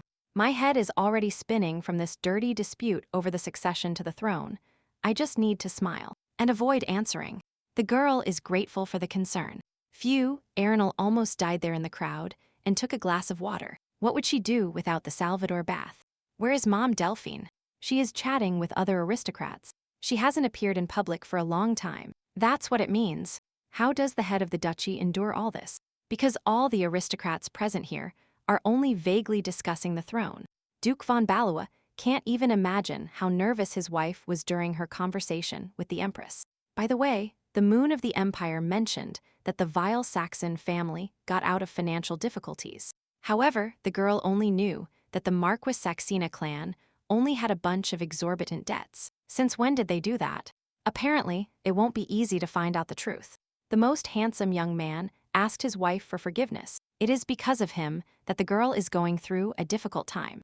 What nonsense is Duke Valois saying? It's just that Baron has a very difficult political position in the empire. Well, what's wrong with that? The girl roared, in general spouses are one. She is happy to be married to him. Therefore, Arenal will be able to share her hardships. The spouses will get through all the problems and difficulties together. It is possible to take Nella to the bedroom right now to make sure they are one. No puppy dog eyes from this god of love will help him get what he wants. The girl is firm in her decision. Moreover, in all the latest events, there is something that will not fail to bother the Duchess of the great family. The girl is talking about the Emperor's proposal, that's all. Well, His Highness has always been distinguished by his foresight. It's hard to be happy about this. The transport business started in her fiefdom aims to improve the lives of society. You won't earn much from it. If the Valois family acts according to the original plan, they will suffer huge losses. But Arenal is right. In this case, the capital's aristocrats will begin to criticize the girl, boasting that the woman knows nothing about business. What a clever girl. She immediately guessed everything. This is exactly what worries the girl. She needs to think about it carefully. The Duke of the most powerful family agrees with his wife. This issue could prove fatal for them. Then an unfamiliar voice came from behind Arenal. The second prince, heir to the emperor, the beloved Frederick, appeared at the door. And the young man, embarrassed, offered to share his opinion with the couple. Duchess von Valois froze in place in amazement. Wow, the crown prince himself is in front of her. What is he doing here anyway? The von Valois couple immediately bowed and greeted the second prince. Frederick must have scared the young people. This is not entirely true. Duchess of Valois would very much like to know what ideas Frederick has about her family's business. The second contender for the emperor's throne immediately smiled at Frederick. Of course, he can share his opinion. If the young man understood correctly, then the Duchess and Duke are worried about their income level, and then the class of their carriage business can be increased. Without a doubt, this would bring benefits to the Great Duchy, but such changes would go against the principles. But there is no law stating that the duchy must deal with only one project. That's not it. For this reason, you will be able to participate in two different projects at once. One will be intended for charity, and the second for emptying the pockets of the rich. Both businesses will be passenger transport companies, so even if one of them suffers losses, the Valois couple will lose nothing, and the profits from the second company will help the Duchy of Font Valois smoothly manage the first project. The second crown prince was impressed by the girl's project. Helping people in difficult times is a very noble goal. Therefore, the dear heir hopes that Arenal will succeed. This project has every chance to improve the lives of ordinary people throughout the empire. This Prince Charming is not only kind, but also incredibly smart. Frederick is now writing his thesis at the academy, and this is the ideal ruler. What is His Highness's major? The lady of the duchy is simply obliged to learn at least something from this genius. Frederick was begging here about his back-end, distribution logistics, as well as sociology, and public administration, 3 complete specialties. Arenal should ask many questions about this treasure trove of knowledge. Then maybe Frederick will have other ideas about transport. The flow of thoughts of the young heroine could no longer be stopped. Arenal was amazed and excited. Yes, this is a whole encyclopedia, but the girl was interrupted. Baron announced that the second prince's long absence from the imperial celebration could negatively affect the general atmosphere. Therefore, it would be better for Frederick to return to the ballroom. The second heir to the throne thanked the Duke for his concern. Why is her husband doing such a thing? This kind of good character is capable of turning the entire economy of the empire upside down and improve the lives of all residents. They simply need it. The charming bastard returns to the banquet hall with the guests and wishes the newlyweds a pleasant time. Well, the girl lost this opportunity because of her husband. That's why Baron kicked him out now. The boy is simply incredibly smart. And what happened to this handsome young man? Why does Baron look like a watchdog now? What kind of look is that? Baron was truly offended. The husband is not offended at all by his wife, because she was talking so enthusiastically with another man. Although she pays him the slightest attention, the girl only wanted to thank Frederick for such useful business ideas, because it was unexpected to receive them from the prince. Hence this inspiration. The charming young man returned to his previous appearance. The second crown prince had always been an outstanding young man. Moreover, Frederick has a very kind heart and a brilliant soul. This is what the girl keeps talking about, which cannot be said of the first hereditary slug. The Duchess of Valois stopped immediately. Baron supported his wife. The young man perfectly understands Nella. Everything is in order. There is no one here except them. Moreover, the vast majority will agree with the words of Duchess von Valois. The first crown prince is not distinguished by nobility, but in this case, why doesn't the most powerful duchy support the second crown prince? What is the point of neutrality here? Although the girl probably shouldn't have asked this, it is possible that the head of the clan will not answer the uncomfortable question. The girl herself will now understand everything. The second contender for the throne is truly a wonderful person. The young man is very intelligent, noble, and kind. Reynald's younger brother really has almost everything that makes an excellent ruler, and successful, except for one important component. However, this is precisely the problem being a monarch. It is important not only to be virtuous, but also to know how to fight. To achieve what you want, you cannot simply avoid or run away from conflict, and that really makes sense. And that is why Prince Frederick is not fit to be the next emperor. Arenal now understands her husband. The second heir to the throne was so disgusted by political battles that Frederick simply hid from them in his academy. Meanwhile, the talented bastard walked down the hallway and hoped he wasn't too interested in the conversation with the Valois couple. In general, the second prince greatly enjoyed talking to the representatives of the duchy. Frederick seems very happy. An unpleasant older brother appeared in the hallway behind the second heir, from where the younger one got in such a good mood. The prince in blue went to the bathroom for a while, and there he met the Valois family. What a chance encounter. This means that the second crown prince was talking to the same couple whom the first crown heir had recently visited. Frederick just gave a couple of tips on the transport business, and that's it. Nothing more was said. So the young crown prince was advising the von Valois couple on how wonderful it was to have such an outstanding mind as a second heir. After all, that knowledge will help his younger brother win the favor of influential people. That's not it, Reynald. The younger brother shouldn't be so nervous. Reynald is just joking. The second prince does not know how indulgent he is with him.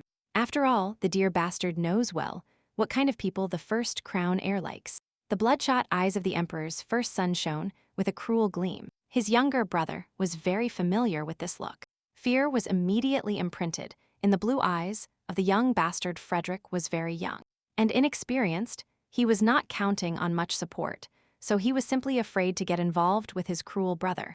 That the wise little brother speaks out loud. Frederick bowed his head. Reynald loves people who know their place, and the younger brother is really a very intelligent boy. Frederick catches everything literally on the fly. Everything is fine. This is how the emperor's first contender for the throne can harm such an obedient brother and intelligent. However, Frederick should not test the patience of the future emperor and get too close to the great duchy of von Valois. The second crown prince immediately froze in place in fear. But it wasn't about friendship with the House of Valois. That Frederick remembers well. If his brother manages to become friends with them, but Ray not, then the crown prince will start getting jealous.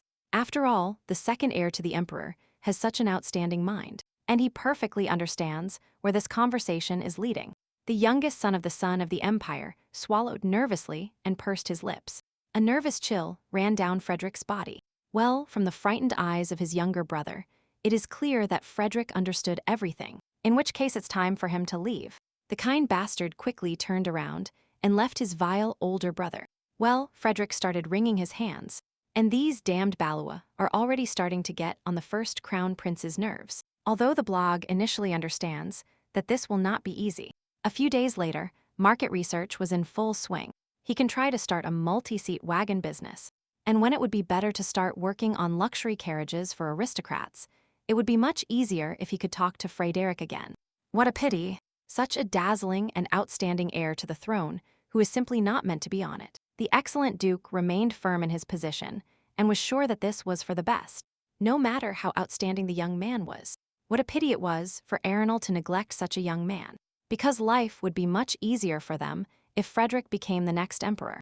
However, without an inner core and a tempered character, there is nothing to do in the political arena amidst all these bloody power struggles. And influence. By the way, Baron mentioned earlier that the powers of the two princes were carefully divided. But if Frederick has no will, what power can he have? Everything is still so confusing. The girl has been in her character's body for a long time, but she never ceases to be surprised by new stories. So, Reynolds burst into the office. The butler said that major problems had been discovered and counterfeit currency had appeared. The faithful servant, after guessing the authenticity of the gold coins, checked the duchy's treasury, and most of its capital is fake. A loyal employee dropped gold coins on the duchess's desk, and every one of these coins is fake. Reynolds was walking through the Lentz Crossroads market when he accidentally discovered that some coins were lighter than others, after which the employee searched the entire area and collected all the coins he could find. That is, they were made clandestinely. That's right, these gold coins were not made at the mint, and the gold content in them is very low. The terrible mother-in-law was immediately horrified, but now in this whole story counterfeiters were missing. Of course, this promises serious problems, as counterfeit gold coins discredit the real currency. Counterfeit money can even undermine the economy of a state, provoke a wave of resentment among local residents, and cause riots or revolutions. Arenal jumped up horrified. Then we must quickly report this to His Majesty. Nelia must calm down. Before bothering his lordship with this matter, it is necessary for him to try to understand this whole story himself. Then, the head of the duchy approached the table to pick up a fake gold coin. First, the craftsmanship must be carefully examined. The handsome young man carefully studied the fake coins. This coin was made with great skill. It was difficult to distinguish it from real ones. A true master worked. That's right, the butler decided to contact a specialist before informing his master of everything. The master confirmed that this work is of very high quality and expensive. Such a task cannot be done without advanced technologies. The Duchy of Valois will not report currency counterfeiting to the Baron Palace. He will take this matter under personal control. But this could destroy the economy. There is no point in making a fuss over such an unpleasant incident. It could affect Nelia's business. But is it really possible to keep something like this secret just for personal interests? Of course, such care is very nice for a girl, because such an unpleasant jump in the empire's economy would have a very detrimental effect on the transport sector. However, the young spouses have just witnessed a crime, so they must report it. The thought of a law-abiding citizen is activated. How sweet Nelia is when she is worried, but her husband does not think it is a bad time for compliments. The girl should not worry so much, because the head of the great family has a guess, so there is no need to make a fuss yet.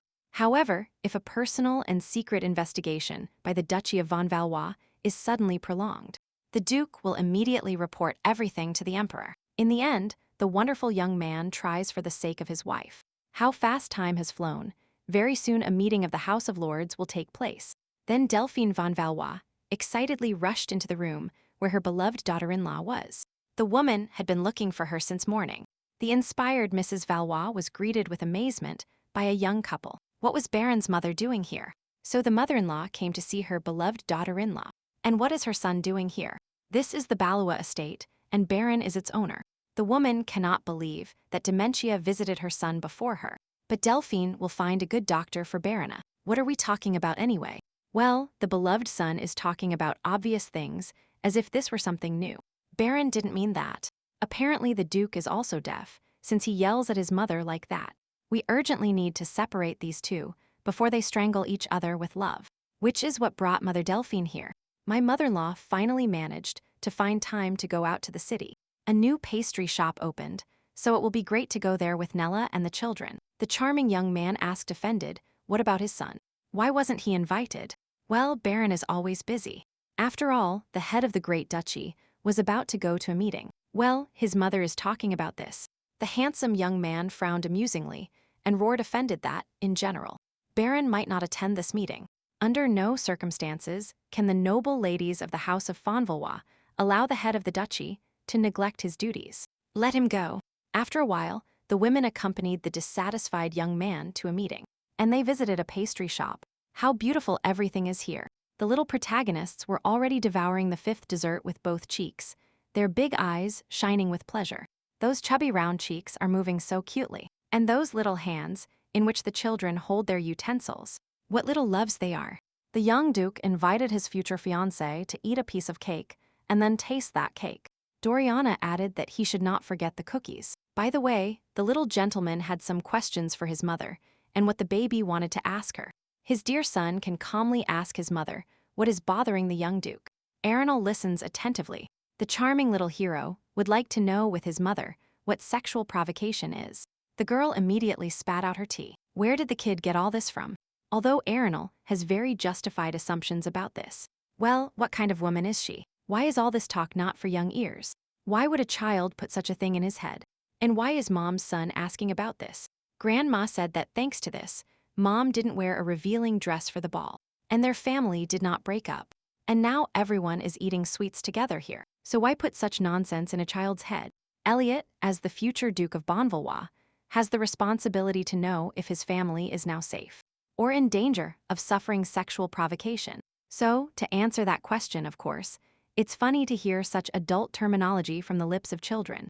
By the way, the charming girl also has a question when her parents went to the festive banquet. There was nothing strange there. What Elliot's future fiancé is talking about, for example, is the first crown prince being angry with Doriana. That's all. The mother knows the true nature of this devil very well, but Reynold really dared to harm the baby in the Fonvaluas clan's house. The beautiful mother-in-law intervened here. What exactly does Dorian mean? She and her mother do not fully understand the sweet girl. Well, recently the girl was playing hide-and-seek with her future fiancé and running down the hallway. And then she ran into Prince Reynold. Two beautiful ladies roared here. That is, how did the girl run into this bastard on her family estate? Arenal immediately made an angry face, and that weirdo, or rather this first prince, had told her little girl something bad or scared her with something. It wasn't any of that. It just seemed to the little heroine that the first contender for the throne was in a bad mood after meeting the girl. And there was something very strange. This crown prince said that Doriana had exactly the same eyes as her own father. So this is getting very interesting. That is, the first contender for the throne meant that he knew the baby's biological father. It was already night. The girl paced nervously back and forth in front of her husband's office. Finally, the main great family returned home after a nobility meeting in the House of Lords. Something happened. The owner of the Valois estate sighed with relief. Well, finally her husband was home. They needed to talk urgently. But before the girl had time to share her concern, the most handsome young man grabbed her by the waist and told her that he missed her very much too. But why is the girl waiting for her husband? In the office, they must quickly go to the bedroom. This is not a time for games. They need to discuss something. The charming hero loves it when his wife gets serious. It's so exciting that the Duchess's cheeks blush. In this case, the spouses will discuss everything necessary in their bed. The Duchess will no longer fall for this. Even if this Apollo doesn't even cast such a languid look and sinks his teeth into his wife's mouth. It won't work on her anymore. A very strange situation means that the first crown prince and Elliot's future fiancé bumped into each other in a country mansion. And the most interesting thing is that this brat, that is, this contender for the emperor's throne, made it clear to the girl that he knew her own father. The girl was incredibly surprised by what she heard, but the young master replied that it was actually so, that they really knew each other. It would be strange if the emperor's first heir did not know Count Everett. The girl understands nothing. This is Doriana's father. Baron sighed deeply. He was clear that this topic was difficult for the young man, although he tried not to show it. The girl would very much like to know what thoughts are going through this beautiful head. How can she help her husband? So, there is nothing strange or suspicious in the conversation between Elliot's future wife and the first crown prince of her family estate. Doriana's father is Count Louis Everett, and the man was also a close old friend of Baron himself. Louis was one of the main supporters of the second crown prince, and Doriana's father sought to place Frederick on the throne. Arenel's purple eyes widened, and why didn't they tell her this earlier? It doesn't bother anyone. During his life, Baron's old friend increased Frederick's authority among the aristocrats, and the nobility went to Louis, whom the bastard owed a part of the power he now possesses. And here is the answer to the girl's question. What kind of power can a young man without a will have? Which means that someone helped Frederick gain courage.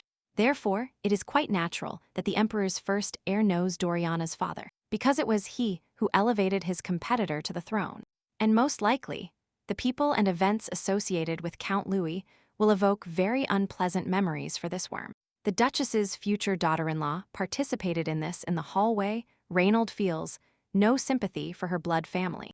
After all, the baby strongly resembles the sworn enemy of the first crown prince. The girl inherited her emerald eyes from Count Louis Everett.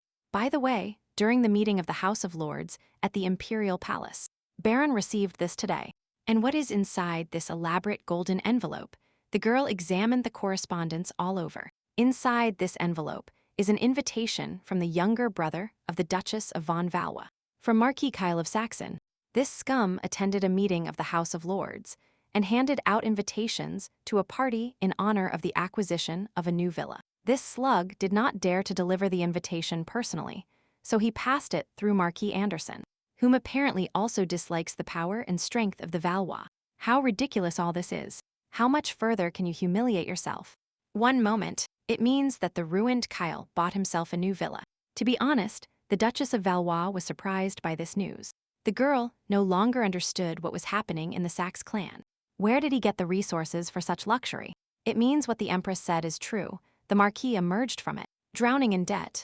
This vile nonentity has not only firmly found his place, but Marquis Kyle has now risen to the peak of success. And the invitation is not particularly impressive, is it? Apparently, this pathetic worm really has a lot of money. And at this moment, the most powerful duchy is content with counterfeit coins. How interesting everything is shaping up. As if the plot gave the girl a chance to write a different ending to her childhood trauma. What is the head of the duchy talking about now?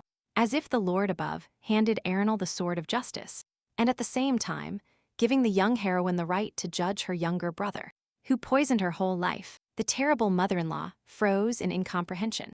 The girl tried to analyze the young man's words, but could not understand them. Somehow the girl cannot stand her husband's thoughts, but the most handsome young man just smiled radiantly at her. By the way, thanks to Arenal's transport business, the Fonvalua couple was the first to discover the counterfeit currency.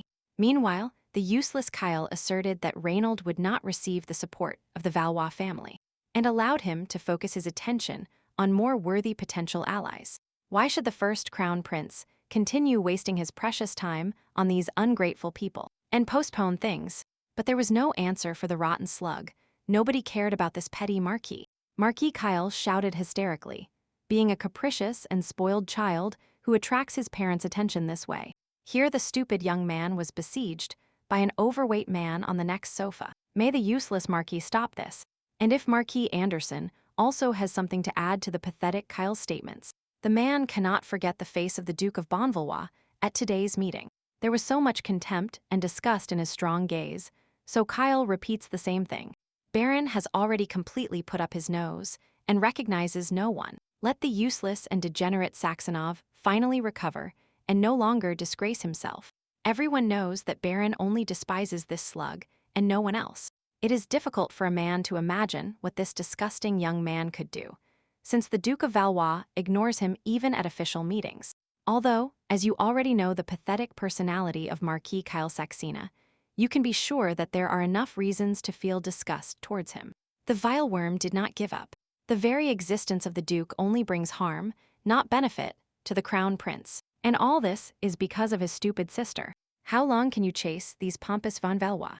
Because the head of the duchy has already rejected the future emperor so many times. The first heir to the throne ordered Kyle to remain silent. Whether their allies liked it or not, the Valois couple would have to remain peaceful.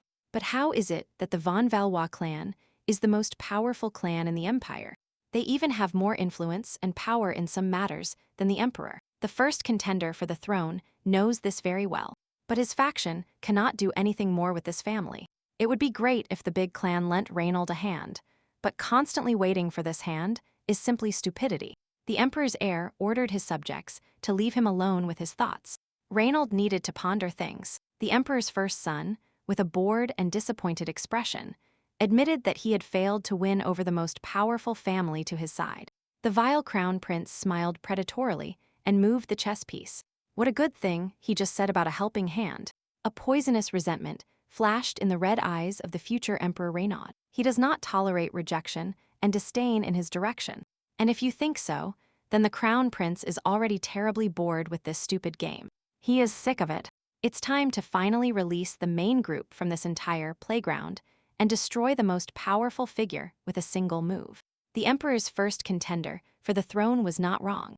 If Louis Everett were alive now, he would certainly agree with him. The most handsome young man was called by his wife. It's fine if the Duchess of Valois appears in this picture.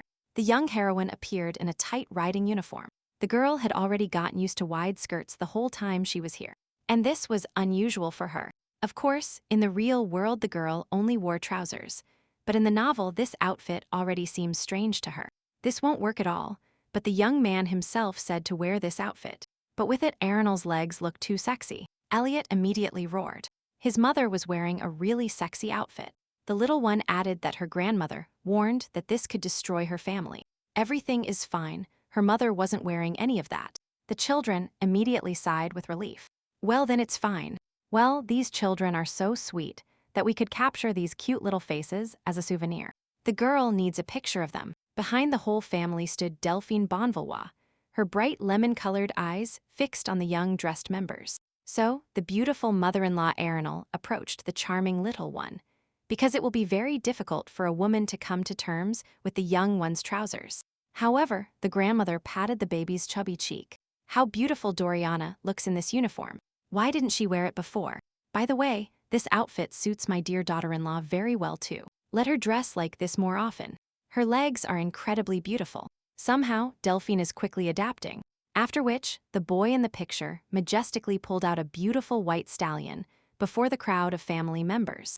The beautiful mother-in-law smiled radiantly and cheerfully waved to her family. Have a good trip, everyone. What a wonderful idea the young people had. It's great to learn to ride a horse. It is very useful here and looks very elegant. It seems like it was a completely bad idea. And who again pulled the girl's tongue? Why did she want to learn to ride a horse? Last night, the girl was already preparing to say goodbye to her husband and go to her personal chambers. Well, why did the Duchess decide to leave so easily? Because Nelia spent the whole day with her mother. Baron cannot let her go. Therefore, they will go to their shared bedroom together. The young man stretched with a languid smile, or something is wrong. The girl was still blushing and couldn't stand it, of course. Something was wrong. Arenal could no longer contain it. Every time his wife spends the night with him, the next day the girl's whole body hurts, and it is very difficult for her. The charming hero stood in front of his wife and listened attentively to her troubles, and worries with the air of an obedient student. That is the problem. What a relief. The girl finally gathered her courage and told this god of love everything. The most handsome young man apologized to his lady because Baron was only thinking of himself, and he had nothing to apologize for. Well, in this case, the girl needs to improve her endurance, as she didn't have much workload, such as horseback riding. Arenal does not yet know his attitude towards this sport, as she has never tried horseback riding. Then her husband will teach her. After all, the dear wife should become stronger and more resilient so that she can share many happy moments with Baron in the future. The girl's purple eyes widened. Her mind became clouded. How could this boy talk about this so openly? So now Nelia is acting very constrained. She should relax and let the horse guide her. So this is too much already. The fit is too loose. The girl straightened her back and froze like a rope. This is too tense a pose. How difficult everything is. The Duchess of Valois just needs more practice, and she will succeed. Yes, it is incredibly difficult. And it's not about the girl at all. Horse riding is unbearably difficult for everyone. Arenal is definitely not the only one. Probably her charming son also dreams of getting off the horse Elliot, happy. He patted his stallion on the neck. It is so, the boy can remain in the saddle with great ease. But the young duke travels with his father quite often. So, Elliot's future fiancé will definitely have trouble with horse riding. The girls will understand each other. However, the girl stood elegantly in the saddle, confidently riding her snow-white mare, with a smile on her face.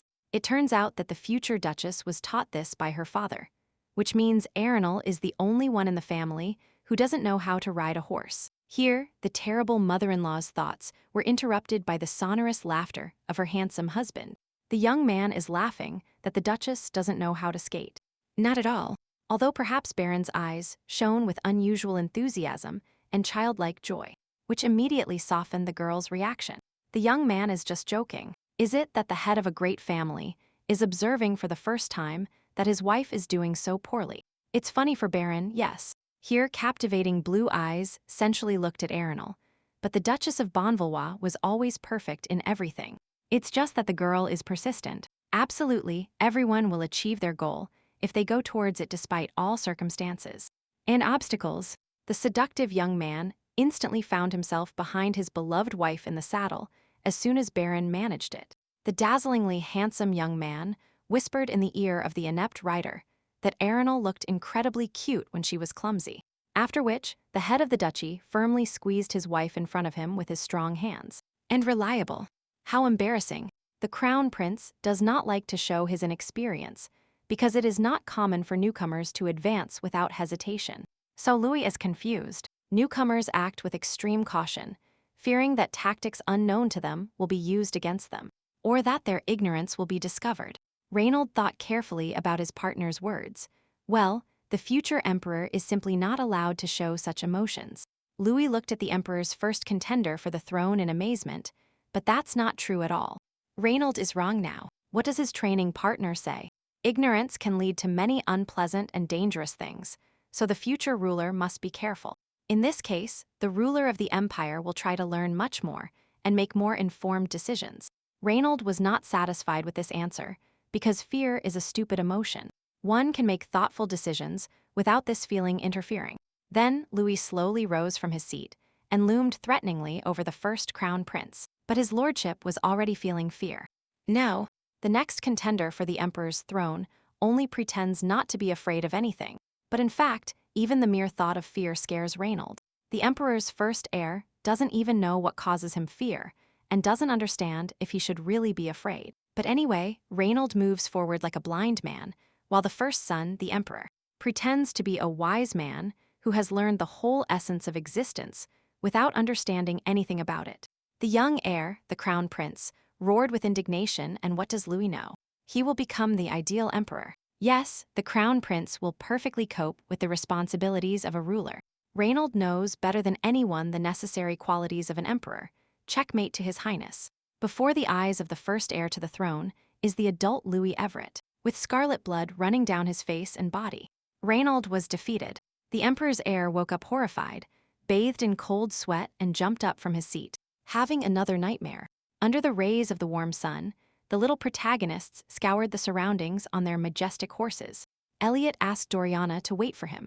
The children are having fun, but Arenal can only sit and watch. This is very depressing for the heroine. The Duchess of Fontbalois has nothing to worry about as soon as the girl gets used to it.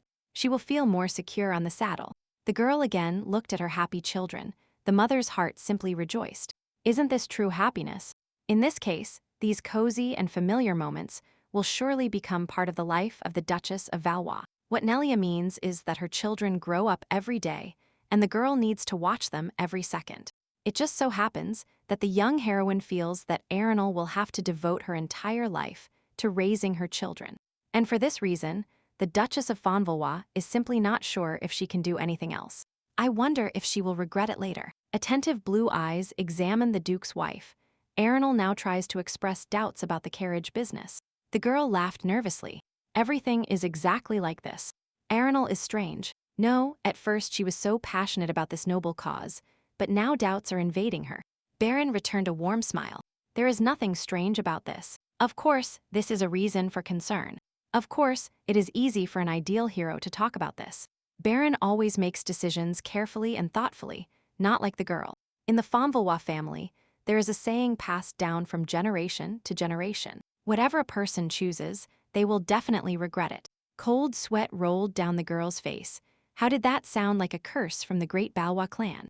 In general, this should mean that everyone is doomed, and therefore there is no point in trying to fix anything.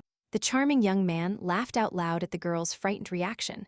Not at all. On the contrary, words of encouragement. After all, regrets are an emotion that defies logic. This feeling comes and goes, and does not accompany a person all the time.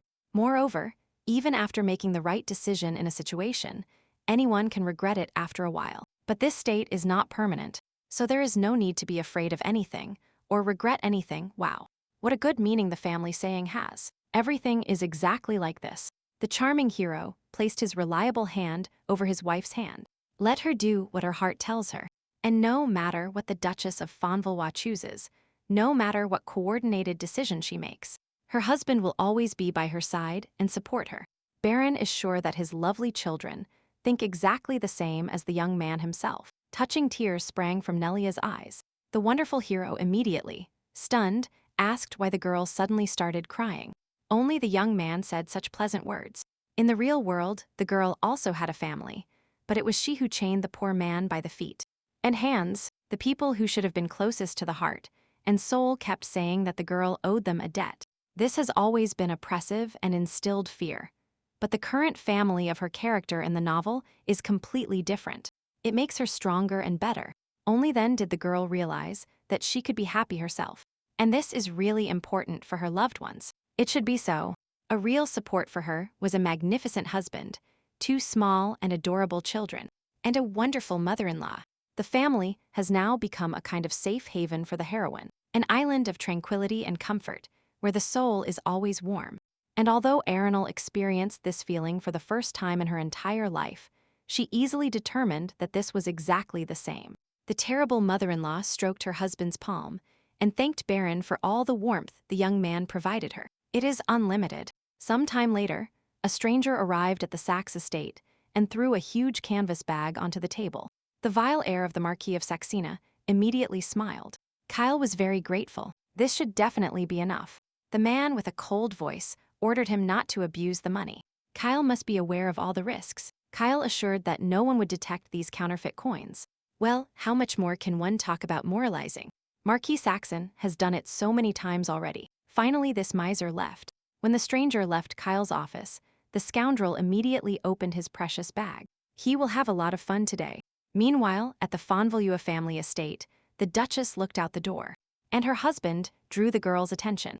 The head of the great family was already preparing to get to work, but it was still midday. Something had really happened. Then Baron's furious shout was heard throughout the estate asking why this happened. The girl immediately rushed out. How come Reynold found no trace of them? The young duke was furious. The butler announced that they could not find the route. He was very sorry. The Fonvalua family is the most powerful in the entire empire. Not even the emperor's influence is enough to resist it. And at the same time, the butler means that the intelligence of the Fonvalua clan could not detect even a single network distributing counterfeit coins in the empire. Baron slammed his fist on the table. Isn't the Balua family the biggest and strongest in the empire? And their power is not enough to catch the counterfeiters. How is it possible that the Great Duchy cannot cope with such a task? This means someone has more influence, which is unthinkable. Let the employee answer immediately. The intelligence is really too tough for such a trifle. It is really that the Fonvalua family is no longer omnipotent. So, in this case, only one thing remains. Baron goes immediately to the imperial palace. The duke will ask to deprive the Fonvalua clan of their title, because they definitely do not deserve it. If Reynold wants to dissuade him, then let him find them anyway. Then Baron's wife burst furiously into the office of the head of the duchy and forcefully opened the doors. The girl was very excited and scared in the first place. The great Duke of Valois had to immediately calm her mind and character. Baron deeply regrets that Arenal had to see the ugly side of the Duke. It's okay, but that's no reason to get so angry. It's enough to think that the intelligence services failed to find the producers of counterfeit currency the first time. So next time it will work. This is very obvious, because if the coins are counterfeit, these criminals will cover their tracks by passing off manipulations as honest transactions. The young heroine was very excited and literally shouted in her husband's face that Baron had given up prematurely, that these bastards would be punished. And that is precisely why the trail of these counterfeiters is very difficult to find. The young man thought about his wife's words. This makes sense. Fair dealings mean that the young head of the clan burst out laughing. And why did the Duke suddenly start laughing? They say that when you are in love, everything seems funny. Well, the young heroine is happy to see that she managed to cheer up the young man, but that's not all. Arenal found something. She managed to have her beloved wife find at least something with which the duchy could start its investigation. The girl brought a list with her. Not long ago, Arenal started renting out carriages to aristocrats, and this is the history of their use. Duke von Balwa simply has to look at this. There is one client who takes the carriage at the same time regularly, and this is none other than the disgusting younger brother of Duchess von Balwa. It is Kyle Saxon who uses the services of her company. And in general, this whole story with the very fast and vague enrichment of his vile brother seems very suspicious. So the address is Harriet Street, house 285, lot 7. Vile Kyle periodically visits this place. And what about this address? The thing is that there is absolutely nothing. The first thing the girl did was check all the papers at home. But the Duchess could find absolutely nothing, neither debts nor anything else to cling to. The most common family house. No, definitely something is in the regular trips of the Bill Marquis Kyle. That is. It seems very unnatural. The answer is on the surface. He just needs to carefully analyze all the information received again for a minute. That is, according to documents, this mansion belongs to commoners. This is very suspicious. The girl was surprised why this was strange. She didn't understand. The handsome hero smiled warmly at Nelia. Although Kyle is a vile scum, he still considers himself a true nobleman by blood. A cold sweat ran down the young heroine's face. But why was her husband taking so long with his explanation? If he had already understood everything, it was painful. It's not strange for a true nobleman, with a title to regularly visit commoners. Why didn't the girl guess it herself? Well, thanks to his charming wife, the Duke of Valois now has a lead. So Baron will visit them to see if he will go there himself. Totally true. For his secret investigation, it will be much better. The head of the family wants to follow the Marquis of Saxony. That is, how can you follow Kyle yourself? But if this bastard is involved, he probably took precautions. So the handsome young man's gaze became gloomy and heavy. Baron clenched something in his hand. There is something else the Duke would like to check. Well, the Duchess of Valois does not like her husband going alone. May Baron be more careful there. The girl will still worry about the young man's safety, but she believes that her husband is capable of conquering this world. The head of the clan looked at his wife with a warm gaze. The young man is grateful that Nelia always believes in him. The girl looked at her ideal husband with her purple eyes, but it must be so, for which she is grateful, because Arenal is his wife. The young Duke immediately froze upon hearing for the first time from Arenal's mouth that she truly considered herself the young man's wife. Realizing the discomfort and shame that had descended, the girl immediately rushed out of the office. What a pity. She was choking. Baron shouted after her, asking the Duchess to stop immediately and repeat what she just said at least one more time. But the girl ran away. She was already burning with shame. What a repetition. The heroine could now hardly look them in the eye. But the butler also heard Nellie calling herself his only and beloved wife. Reynold can leave. Well, what happened to the girl again? In the office, Arenal said a lot of awkward things. Her ears were even burning. Well, we must discard these awkward thoughts and move on to a serious topic. This whole thing looks very bad. The young heroine saw her husband so angry for the first time today that she was very surprised. Because with her, he is always so sweet and kind. But what happened?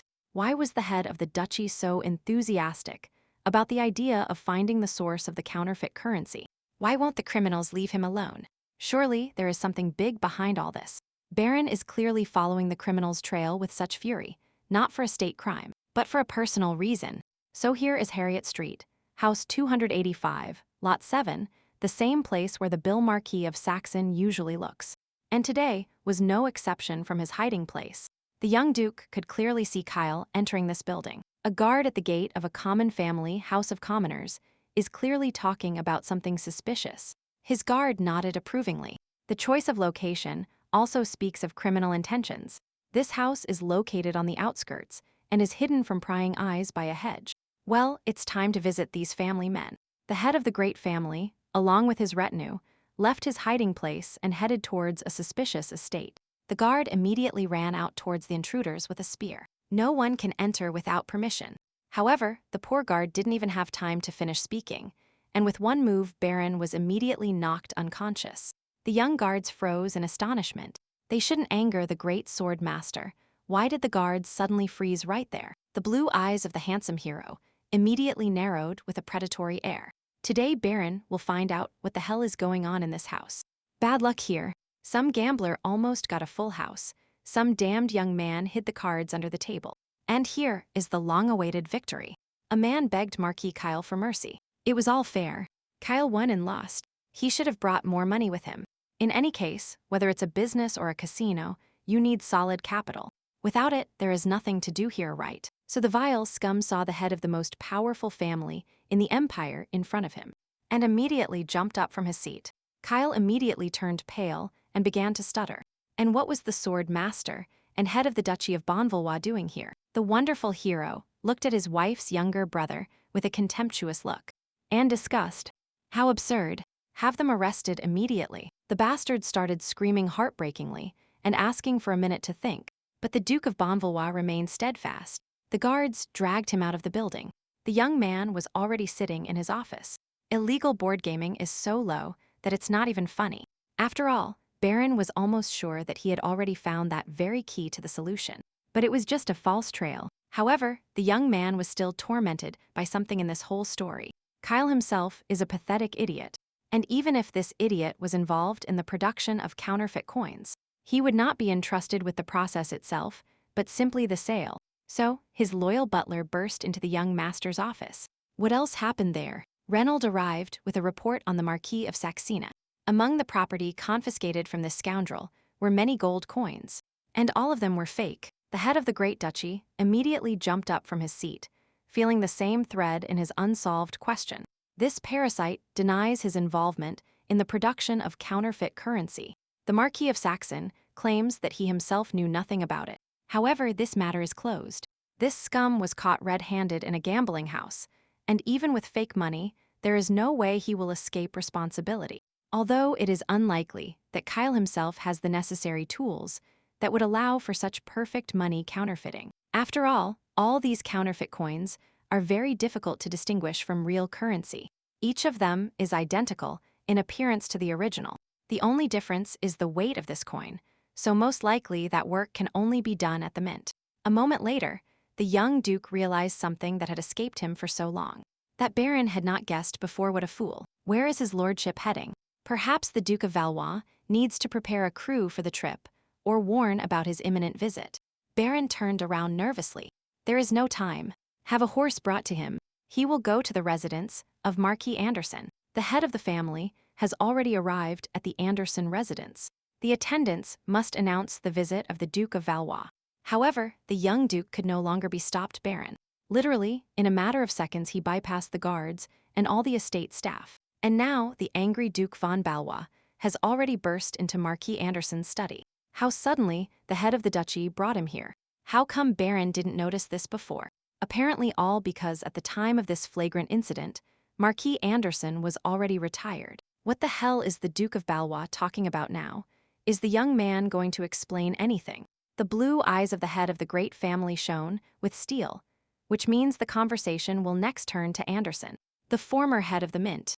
Marquis Anderson was an ingrained court aristocrat and knew how not to reveal his true emotions and thoughts. So, Marquis Manderson is the brother of the current empress, as well as the maternal uncle of the first crown prince Reynold. Almost all local residents in the empire's territory know this, and that's what the young gentleman means. The sword master pulled the bastard towards him with a sharp movement. But what is the young Duke of Valois allowed to do?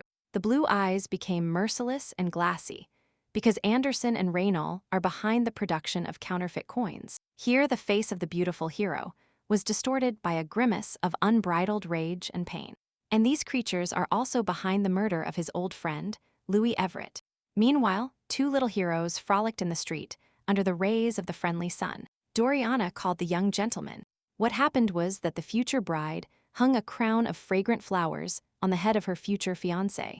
It turned out so beautiful that the girl really likes this crown, and it also suits the little Duke very well. Her cheeks turned pink. This flower crown is really very beautiful. If Doriana really wove it herself, then he will have to wear it. In the background, his mother was going crazy with tenderness. How affectionate these children are. It's simply impossible to look at them without tears. Behind the young heroine, the voice of her beautiful mother-in-law was heard. These children are so cute that Delphine's heart immediately rejoices for them. How long has Madame Valois been behind the young bride? Can Delphine sit next to Arenal? Of course. Knowing her mother-in-law quite well, Arenal understood that some kind of conversation would now take place between them. However, there was an obvious anxiety on the face of the strong and powerful woman, which is whether the wife of the Duke of Valois knows where Baron was in such a hurry today. Unfortunately, the Duchess of Bonvalois did not have this information. Her mother-in-law sighed dejectedly. Her poor child still cannot forget that incident. What other incident? Apparently, the young man did not tell his wife, but he never raises this topic with his mother-in-law. It is too painful. Of course, the young heroine understood that the handsome young man was also motivated by a personal reason, but she had no idea what it could be. The bright eyes of the worried Delphine dimmed. This topic is practically not raised on the Fonvalois estate. The girl understands that it is simply painful to talk about some topics, or that their mere mention already causes unbearable torment. We are talking about the tragic death of the parents of Elliot's future bride, Count and Countess Everett.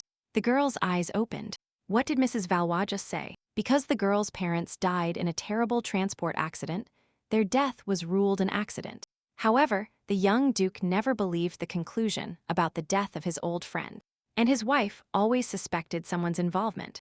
The head of the Great Duchy had not touched upon the topic of Louis Everett's death for a long time, and his mother thought that her son had simply dropped the subject, but she was mistaken.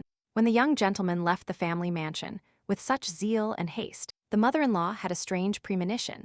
After all, the last time this nervous and restless agony pursued the young man was when the Duke was investigating the death of his dear friend. Poor Baron, if the young man kept this pain in his heart for so long, how difficult it is for him now to contain this feeling. The girl also seemed worried about her husband, which means the young Duke believes that the production of counterfeit currency is related to the death of his friend. Meanwhile, Marquis Anderson escaped from the hands of the young head of the duchy. What is Baron doing? The young man has gone mad. Even despite his status as the Grand Duke von Valois and sword master of the empire, Anderson is forced to report his inappropriate behavior, but the young Duke only smiled predatorily. Baron will pretend he didn't hear these words. There is plenty of evidence of his guilt. After all, from the very beginning, all the necessary components were in the hands of the young gentleman. Marquis Kyle's invitation was the first confirmation. Why did Marquis Anderson approach the Duke of Valois that day and pass on a sudden invitation from Marquis Kyle? This is just an invitation to Marquis Saxena's party. What is suspicious about this? What nonsense! The head of the great family thought exactly this way at first and didn't attach much importance to this invitation, although he should have. However, the young Duke of Valois realized that if Marquis Anderson himself delivered the letter on Kyle's behalf, then they were very close to him. Let Baron von Valois stop saying that nonsense immediately. He and the Marquis of Saxony simply had a common hobby, and the young man used this hobby as an excuse to follow Bill Kyle, because Anderson did not trust this untalented idiot. That's why the retired Marquis took control of this nullity, and this very hobby is the production of counterfeit currency. Yes, all these are stupid conjectures, and that's all, even if we assume that the young Duke of Valois' assumption is correct. So, what will he say about the first prince of the empire? Shouldn't the head of a great family apologize now for the fact that the Duke allowed himself to insult the first heir to the throne of his lordship? Anderson began to sweat profusely and lose control of his emotions, and the Marquis furiously slammed his fist against his desk. The young head of the duchy only has empty conjectures, and allows himself to accuse even members of the emperor's family of such a crime. However, the involvement of the emperor's first heir to the throne was unintentionally confirmed by his own mother. What is this madman talking about?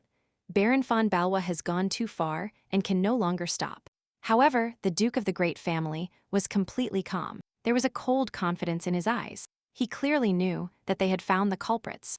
Then, at the New Year's ball, the current empress announced the close connection between the Marquis of Saxena and the Crown Prince, and Anderson is connected by blood ties to the first heir to the throne. And if the Marquis of Saxony is friends with the Crown Prince, then who else is worth looking closer at? This was the second reason why Duke von Valois really lost his mind. How far the young man is willing to go. Because the Duke is already walking the line. After all, with his accusations, Baron humiliates a member of the imperial family to find out who produces counterfeit coins. So, Marquis Anderson is not involved in the production of counterfeit money, and he doesn't distribute it in conspiracy, which means it wasn't he who killed his friend Louis Everett. Well, that's great. So, Anderson does not produce counterfeit currency and did not kill his friend. He simply made the Marquis's job easier himself. However, there is a very important and subtle nuance in this case, because Baron said nothing about the connection between these two crimes, which means that Marquis Anderson just confirmed that the death of Louis Everett was related to government counterfeit currency production. A manifest fear shown in the eyes of the Bill Marquis, Anderson realized that he had just been caught red-handed. And this is the third piece of evidence of the guilt of these degenerates. As they say, the truth speaks from a fool's mouth. No, it's not. The first crown prince was informed of what happened. Reina burst out laughing. It was hard to believe that his uncle had made such a mistake. The mother of the emperor's first heir will simply be furious.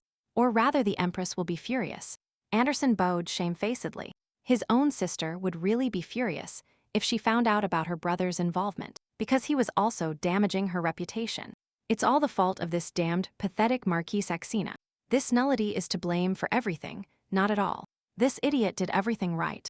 However, in the eyes of the main puppeteer, there was only fun. The emperor's first son was very pleased with how everything turned out.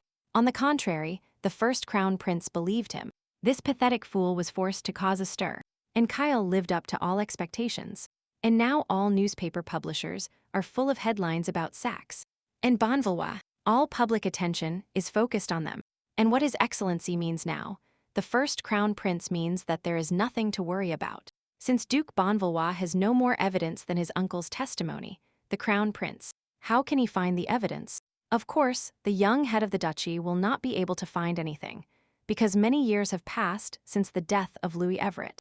Therefore, His Majesty's first heir relies on the fact that no previously unknown new evidence will surface. The shock froze on the face of the emperor's uncle. But how can one be so sure of the failure of Duke von Valois? It is incredibly dangerous. On the contrary, the future emperor will finally have the opportunity to remove the entire von Valois family piece from the chessboard.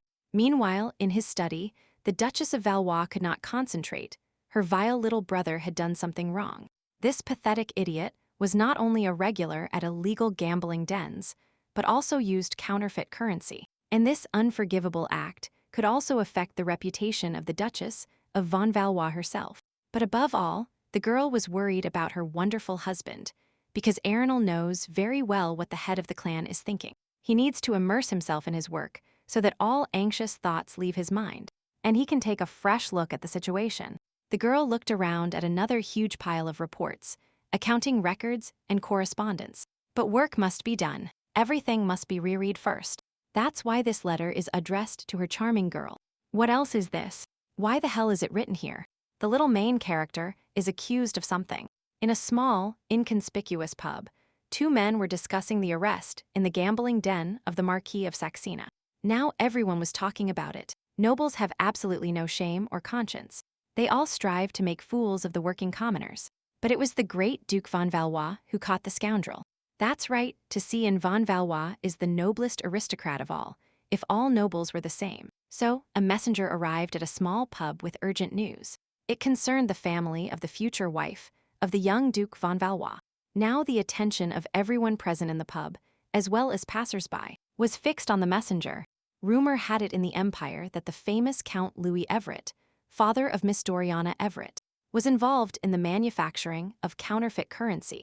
After all, Count Everett was always the most important figure in the empire, although he always stayed in the shadows and did not pursue power, and this is a big stain on his reputation. Duchess von Valois roared with anger. This simply cannot be. As soon as this dirty hive was stirred up, Doriana's late father was blamed for everything.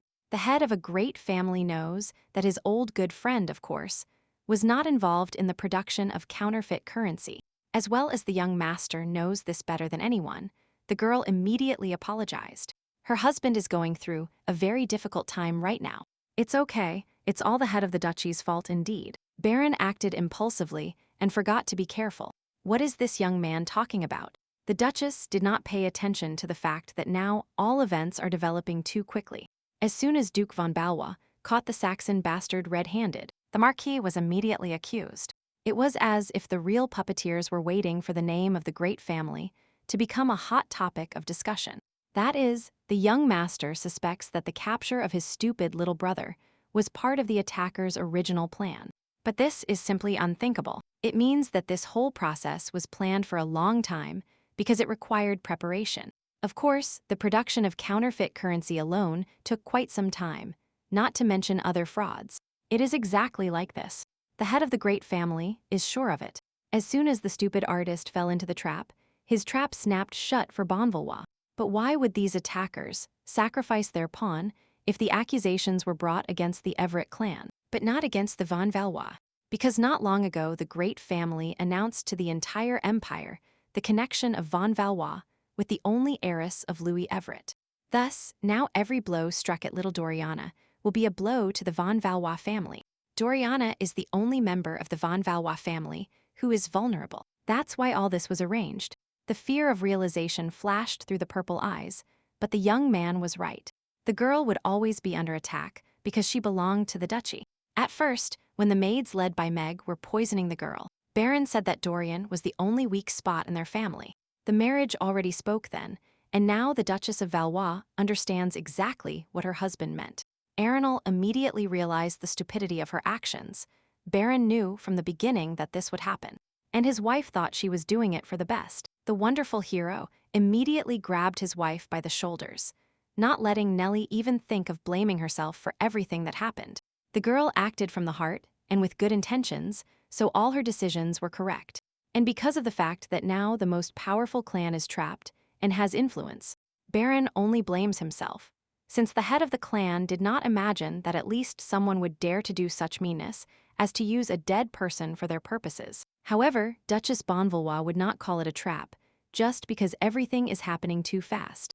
And Baron is not to blame in this, but there is no other way to describe it. It is impossible to solve such a problem based on the testimony of one person without an influential figure behind the scenes. What other testimony? The young Duke completely forgot. The Duke von Valois visited the Ministry of Justice today. There, the head of the family confirmed that his old good friend Baron was engaged in the production of counterfeit currency. And who is this lying, rotten witness? Duchess von Valois will be very surprised. Janet Radnini became a witness. That is, the prosecution of the Everett family was carried out solely on the basis of the testimony of one witness, without any evidence. One moment, something very familiar. The girl has definitely heard this name more than once. Arenal remembered. This very rot heiress of Baron and Baroness Rindini poisoned Doriana with the whole family. But where did this snotty parasite reappear from, as far as Madame Valois knew? The whole rotten Rindini clan got what they deserved. This cannot be true, because Janet is a girl and she is already very rotten. But this reptile acted very skillfully. Janet Rindini was incredibly precise in describing the events that led to the death of Earl Everett. And at that time, she was only 8 years old. While this is completely absurd, even if this vile avenger was a phenomenal child, she could not remember everything so perfectly. Arenal agrees with her husband. Everything indicates that there is some puppeteer pulling his strings behind the scenes, and the Duchess von Valois is simply sure that this very puppeteer is the first Crown Prince Reynold.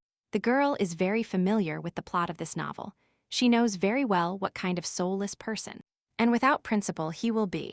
Moreover, only this vile heir can exert such influence and pressure in the trial. The young master was very surprised by his wife's insightful conclusion, Nellie is very intelligent.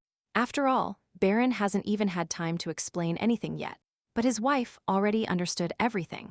But the girl simply knows the plot and remembers the nuances. If you consider how this Bill Reynolds started mocking Elliot and Doriana, becoming emperor, his true attitude towards his family becomes clear. At first, the girl thought that the first heir to the throne in the original tortured Doriana to annoy the heir apparent Elliot. And now, realizing the depth of Reynolds' hatred for the Everett name, it becomes clear that the target was always the daughter of Louis Everett. Previously, this was not obvious, but now that the Duke of Valois has presented her with the past of this character, it became clear that it was Dorian they hated. Where does the first heir get so much venom and resentment towards the Everetts and the Valois? It is really about the fact that Louis Everett supported the second prince. In fact, even after the death of Louis Everett, Reynold hated him so much that he tortured his daughter to destroy every trace of his existence. Meanwhile, in the royal palace, the Moon of the Empire combed her hair and prepared her daily look. So much is happening in the Empire, a real wave of discontent has arisen. This hasn't happened in a long time. Recently, people have become very noisy. The great von Valois family is in trouble now, and this is all the work of her stupid son. What is Her Excellency saying?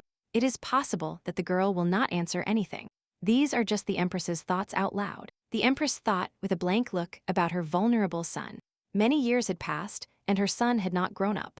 This child could never accept his poverty, so he destroys everyone who stands in his way. The first crown prince acts literally blindly, his eyes clouded by past resentment and the lack of internal integrity. It's very funny. Not Reynold is the first heir to the throne, but in reality his son is just a stupid child. And pathetic, but the crown prince could have had absolutely everything his soul needed. Even more than that, but he received nothing. The bloody eyes of the Empress shone predatorily. A terrible smile appeared on her face. What a funny paradox. Laville, continuation Rendini, gave false testimony against Doriana's father. Janet saw everything.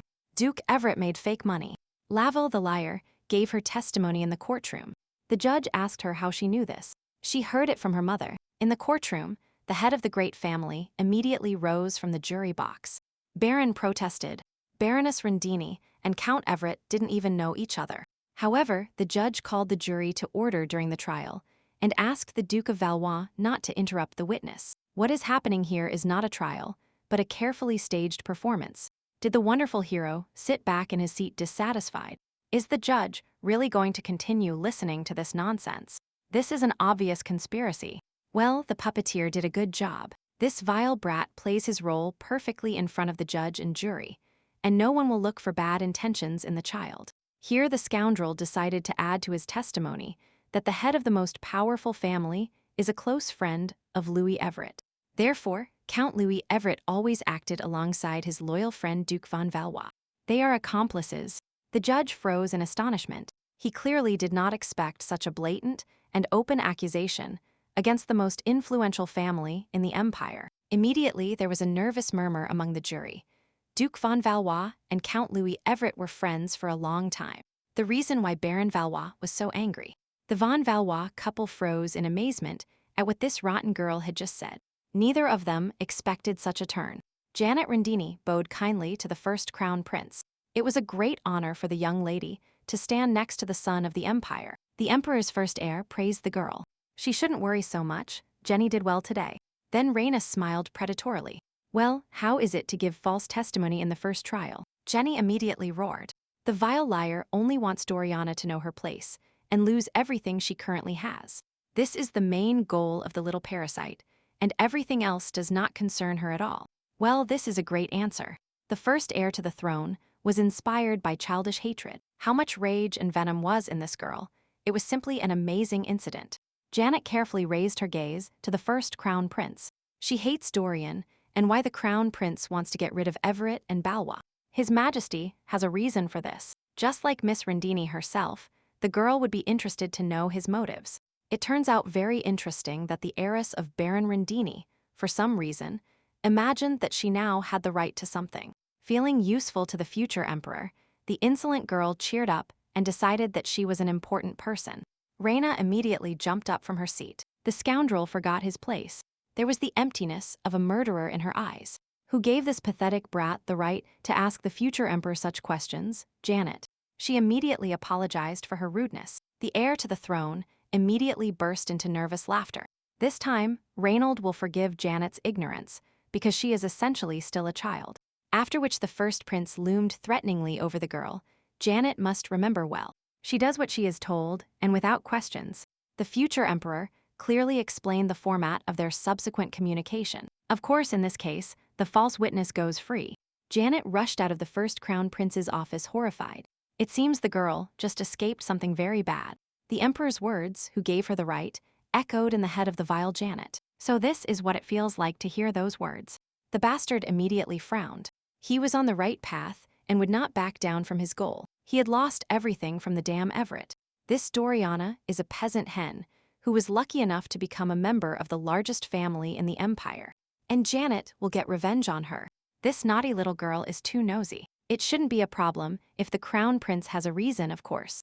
The main puppeteer took a sip of wine from his glass.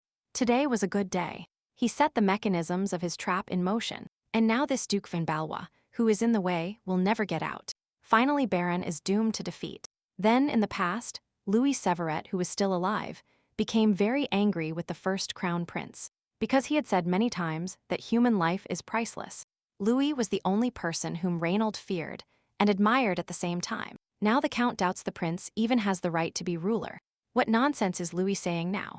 The future emperor just killed one of his servants. The count should be grateful to him. Why should Louis thank the vile heir to the throne? If the count continues to get on his nerves, Reynold will order Baron killed.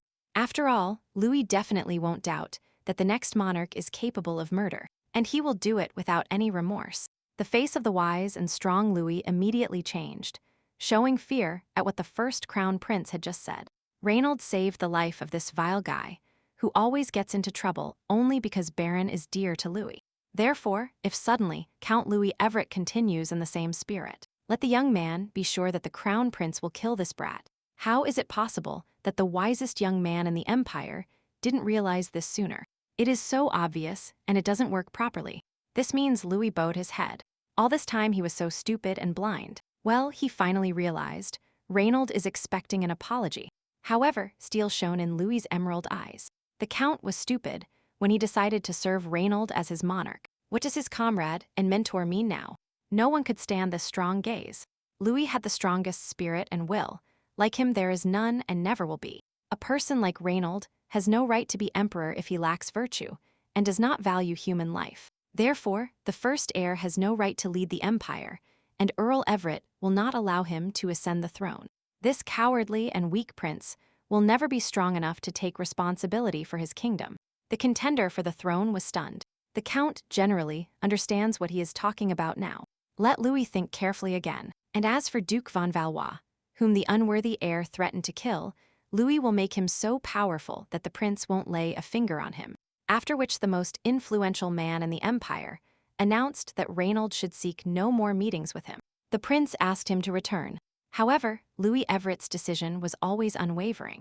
The count turned over his shoulder and said that from now on, he and the prince were enemies. The first contender for the throne was paralyzed with horror. His face turned pale. His heart stopped beating. This was the most terrible moment of his life. Memories associated with the young Louis Everett, who always sees through everyone, passed before his eyes. This man was incredible and phenomenal.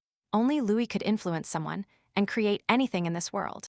Louis Everett always told the crown prince that he was blindly advancing on the path of life, ignoring and not understanding his fear. And all this time, in fact, Reynold only feared this. The answer was always precisely Louis Everett and his absence in the prince's life. Recalling those terrible words from Louis, Reynold shuddered every time. The future emperor crushed his glass, and scarlet blood gushed from his palm. So the next day, all the newspapers were full of headlines that the head of a great family was manufacturing counterfeit currency along with Louis Everett. Baron Valois' angry mother tore the first newspaper she found to pieces. How dare these monsters? What was her beloved son doing in the courtroom if they were writing such nonsense about him? Arnold tried to calm her furious mother-in-law. It was not the fault of the young Lord Valois. Baron was reckless, so let Madame Valois execute him. If his mother executes him, then the Duchess von Valois will become a widow. And what are these two talking about? Then, the loud conversation of the adults was interrupted by a worried gentleman. Elliot called his mother. What happened? There is no face on the face of the young duke. Did someone offend him? Doriana simply locked herself in her room and doesn't want to come out. The young heroine immediately realized her mistake, because with all this dirty story, the mother didn't worry about her daughter at all. Then the charming boy bit his lip nervously. That's not all. Elliot also heard the girl crying silently. Here all the adults jumped to the future Duke von Valois. What Elliot just said. These scoundrels will pay for the tears of his girl. Meanwhile, the charming protagonist stifled her pain in bitter tears. The girl was unbearable due to today's news. That vile Janet Rendini said such things about her dear dad, but he was the kindest and honest in the world. It was clear that this rotten girl was simply taking out her anger for her parents' sins, and her own on Dorian. Doriana knows very well that her beloved father would never do this, and now, moreover, the Duke, who did so much good for her, will also suffer. The girl's cheeks and eyes were already stinging from the salty tears, but the internal pain did not diminish Doriana. She was creating nothing but trouble for everyone. Then someone knocked on the door of the bedroom of the future Duchess of Valois. The little one apologized to Elliot. She was not in the mood to play right now, but it is not Elliot at all. The head of a teddy bear peeking through the door of Miss Everett's private chambers. It is Miss Hutka. Doriana jumped up from her seat astonished, just like Michutka, but the girl clearly hears her fiancé's voice. Then, in the playroom, it was not the same teddy bear that attacked the pink bunny with its pom-pom magic. Along with the future Duchess, von Valois played the cute Elliot. His character was a pink plush dog, and then in the room of the future Duchess von Valois, the second plush face of a charming pink rabbit woke up. This plush hair was huge, the size of an adult. His name is Crolia, and now the baby hears the Duke's voice. Inside the life-size plush toys hid two charming young men. The father believes that everything will turn out well for him. Let Elliot ask his grandmother. This is her idea. Then two more huge plush toys entered the baby's room. They are called Pija and Kosha. They are like mother and grandmother. A pink bunny appeared here, and the plush bunny could pick up the cute baby in its soft paws. Fashionable, of course, the plush bunny immediately took the girl in its arms. Doriana is scared. You cannot talk as if you're reading a fairy tale. However, the little one literally forgot about her tears in a matter of seconds. Doriana likes rides, and the girl immediately laughed. The other three plush rescuers began to be touched, and her little angel was already smiling, and even laughing. Please, may the young future Duchess of Valois remember that no one blames dear Doriana for what happened.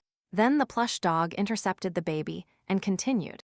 On the contrary, everyone loves the girl very much and wants her to be happy. The little protagonist smiled. The girl would remember these words. Her cheeks immediately flushed and her tears began to dry. And Miss Everett is very grateful to her luxurious friends, more precisely to her beloved mother, to her beloved father and grandmother, as well as to Elliot. What a relief! Because Duchess von Valois was so worried about her charming girl, now everything is in order. Next to the girl, the plush toys Crolia and Kosha looked at each other. It seems the girl discovered them. Crolia answered with a stony gaze. It seemed to Kosha. Arenal was already drinking freshly brewed black tea, so good that everything turned out well with the baby. The mother was very worried. Doriana has cheered up already, but this does not solve the main problem hanging like a dark cloud over the powerful Duchy of Valois. Of course, all the adult members of the Valois family were very worried at first. The young man was not sure about the connection between Louis and the counterfeit money. However, when Marcus Anderson himself mentioned these two crimes in one connection, this fact becomes obvious. However, since there were only the two of them in the office of the scoundrel Anderson, there was simply no one to confirm these words. How do these monsters infuriate her? Maybe she should use her knowledge of TV shows about serial killers and mark everything as an accident. That's why there is no voice recorder in the novel. And as for the counterfeit gold coins, the distribution channels could not yet be known. So the pathetic Saxon, the Bill Anderson, and the main degenerate Reynold, these three are definitely connected, but there is no significant evidence of this. How good it would be if knowledge about future reality helped in this situation. She needs to urgently change her mind. However, all the girl's knowledge was from a very distant future.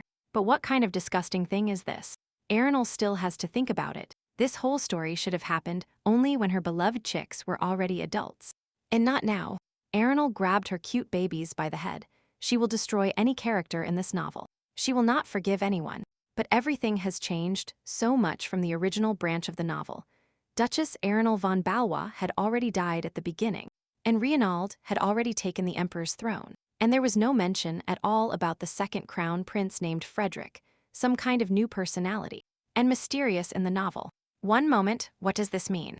Because the second heir to the ruler's throne simply wasn't mentioned anywhere in the novel's pages. Something doesn't add up at all here.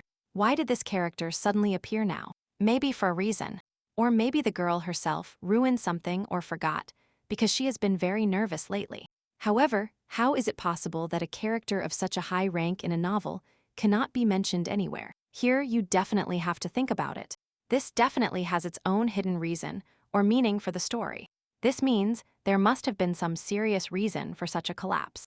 The girl must remember everything immediately. That's it. Certain lines from the page of this work began to appear in the girl's head. Prince Frederick died many years ago, that's what it is. So, Crolia is a princess from the magical land of long ears. With the help of magic, she can cook delicious things and hide them well. So, the heir duke has a teddy bear in his hands and in the opinion of his future wife.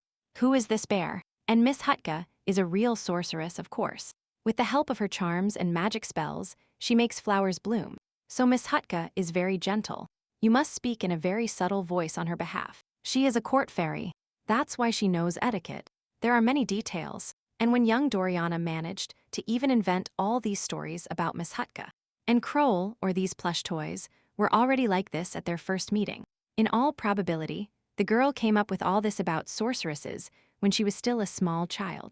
Doriana is still a small child now. When this happened, Elliot simply asked and regretted it himself. It's okay if the girl doesn't remember it.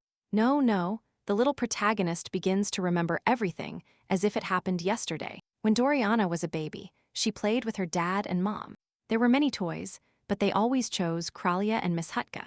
Her beloved mother said that Krolia was a sorceress and could create sweets and make things disappear. And her beloved dad always took a teddy bear. Miss Hutka was also a sorceress, and she made plants bloom.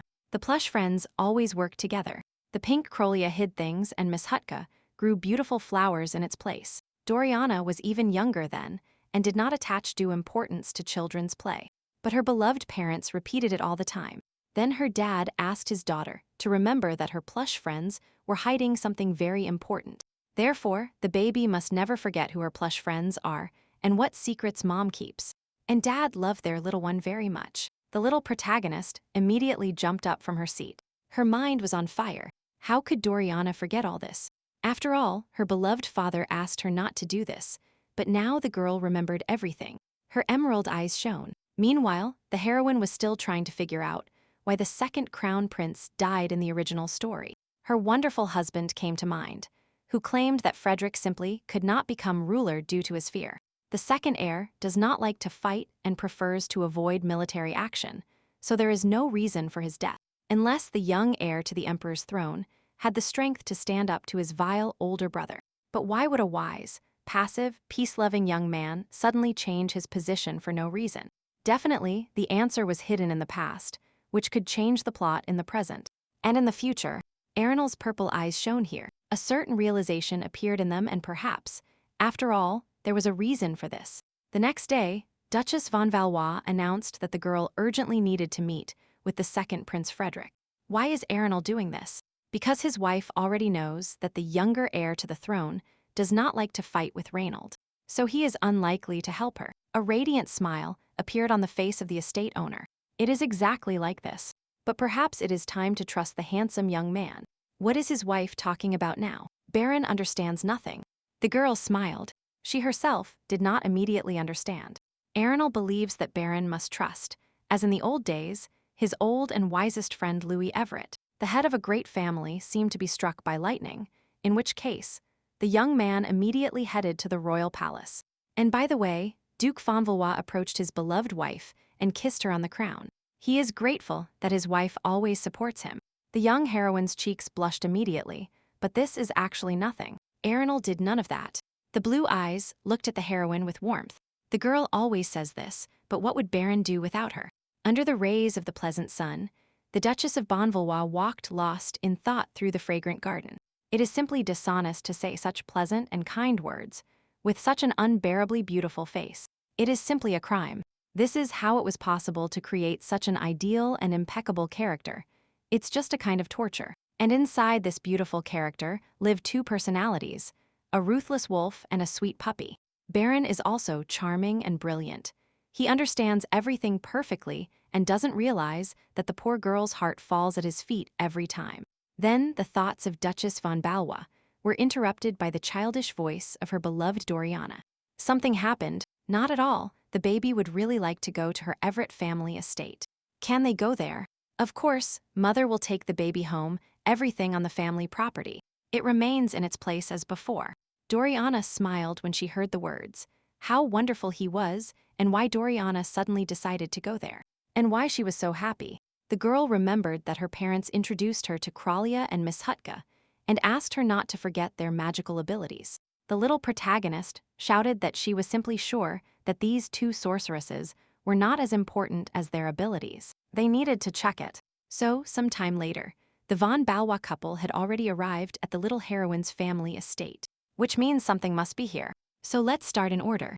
The pink bunny is magical. Kralia hid something with the help of her magic, and then her friend Miss Hutka, who is also a sorceress, covered these things with the magic of flowering plants. For some reason, her dear parents asked her to always remember this, in case they hid something important in the flower bed. The girl feels in her heart that her dad repeated these words to her all the time for a reason. This is really important. Elliot's future wife must not worry if this is important to Doriana. Then it is for all members of the Valois family. Everything is possible. On the Everett family estate, there is simply a huge flower garden, which is the supposed flower bed. So the little protagonist told his future fiancé not to worry about anything, that they would just dig up all the flowers. In no case, while mother thinks what they should do about it, Doriana does not want to damage the plants. But she doesn't remember exactly where the things were hidden. Well, if the girl believes that her dear parents hid something important on the family estate, then they have nothing to worry about, because otherwise, the girl leaned towards the sweet child and whispered to her, let the girl think who is more important to her parents. Doriana obediently bowed her head and began to recall her parents, their words, and warm hugs. The little protagonist was always held warmly and firmly by her chubby hand by her father, the warmest touch of her life. In every memory of the little heroine, Dad always said that Doriana was the most precious, and only for him. Her mom always added that she and her mom loved their girl more than anything in this world. She is their most precious treasure.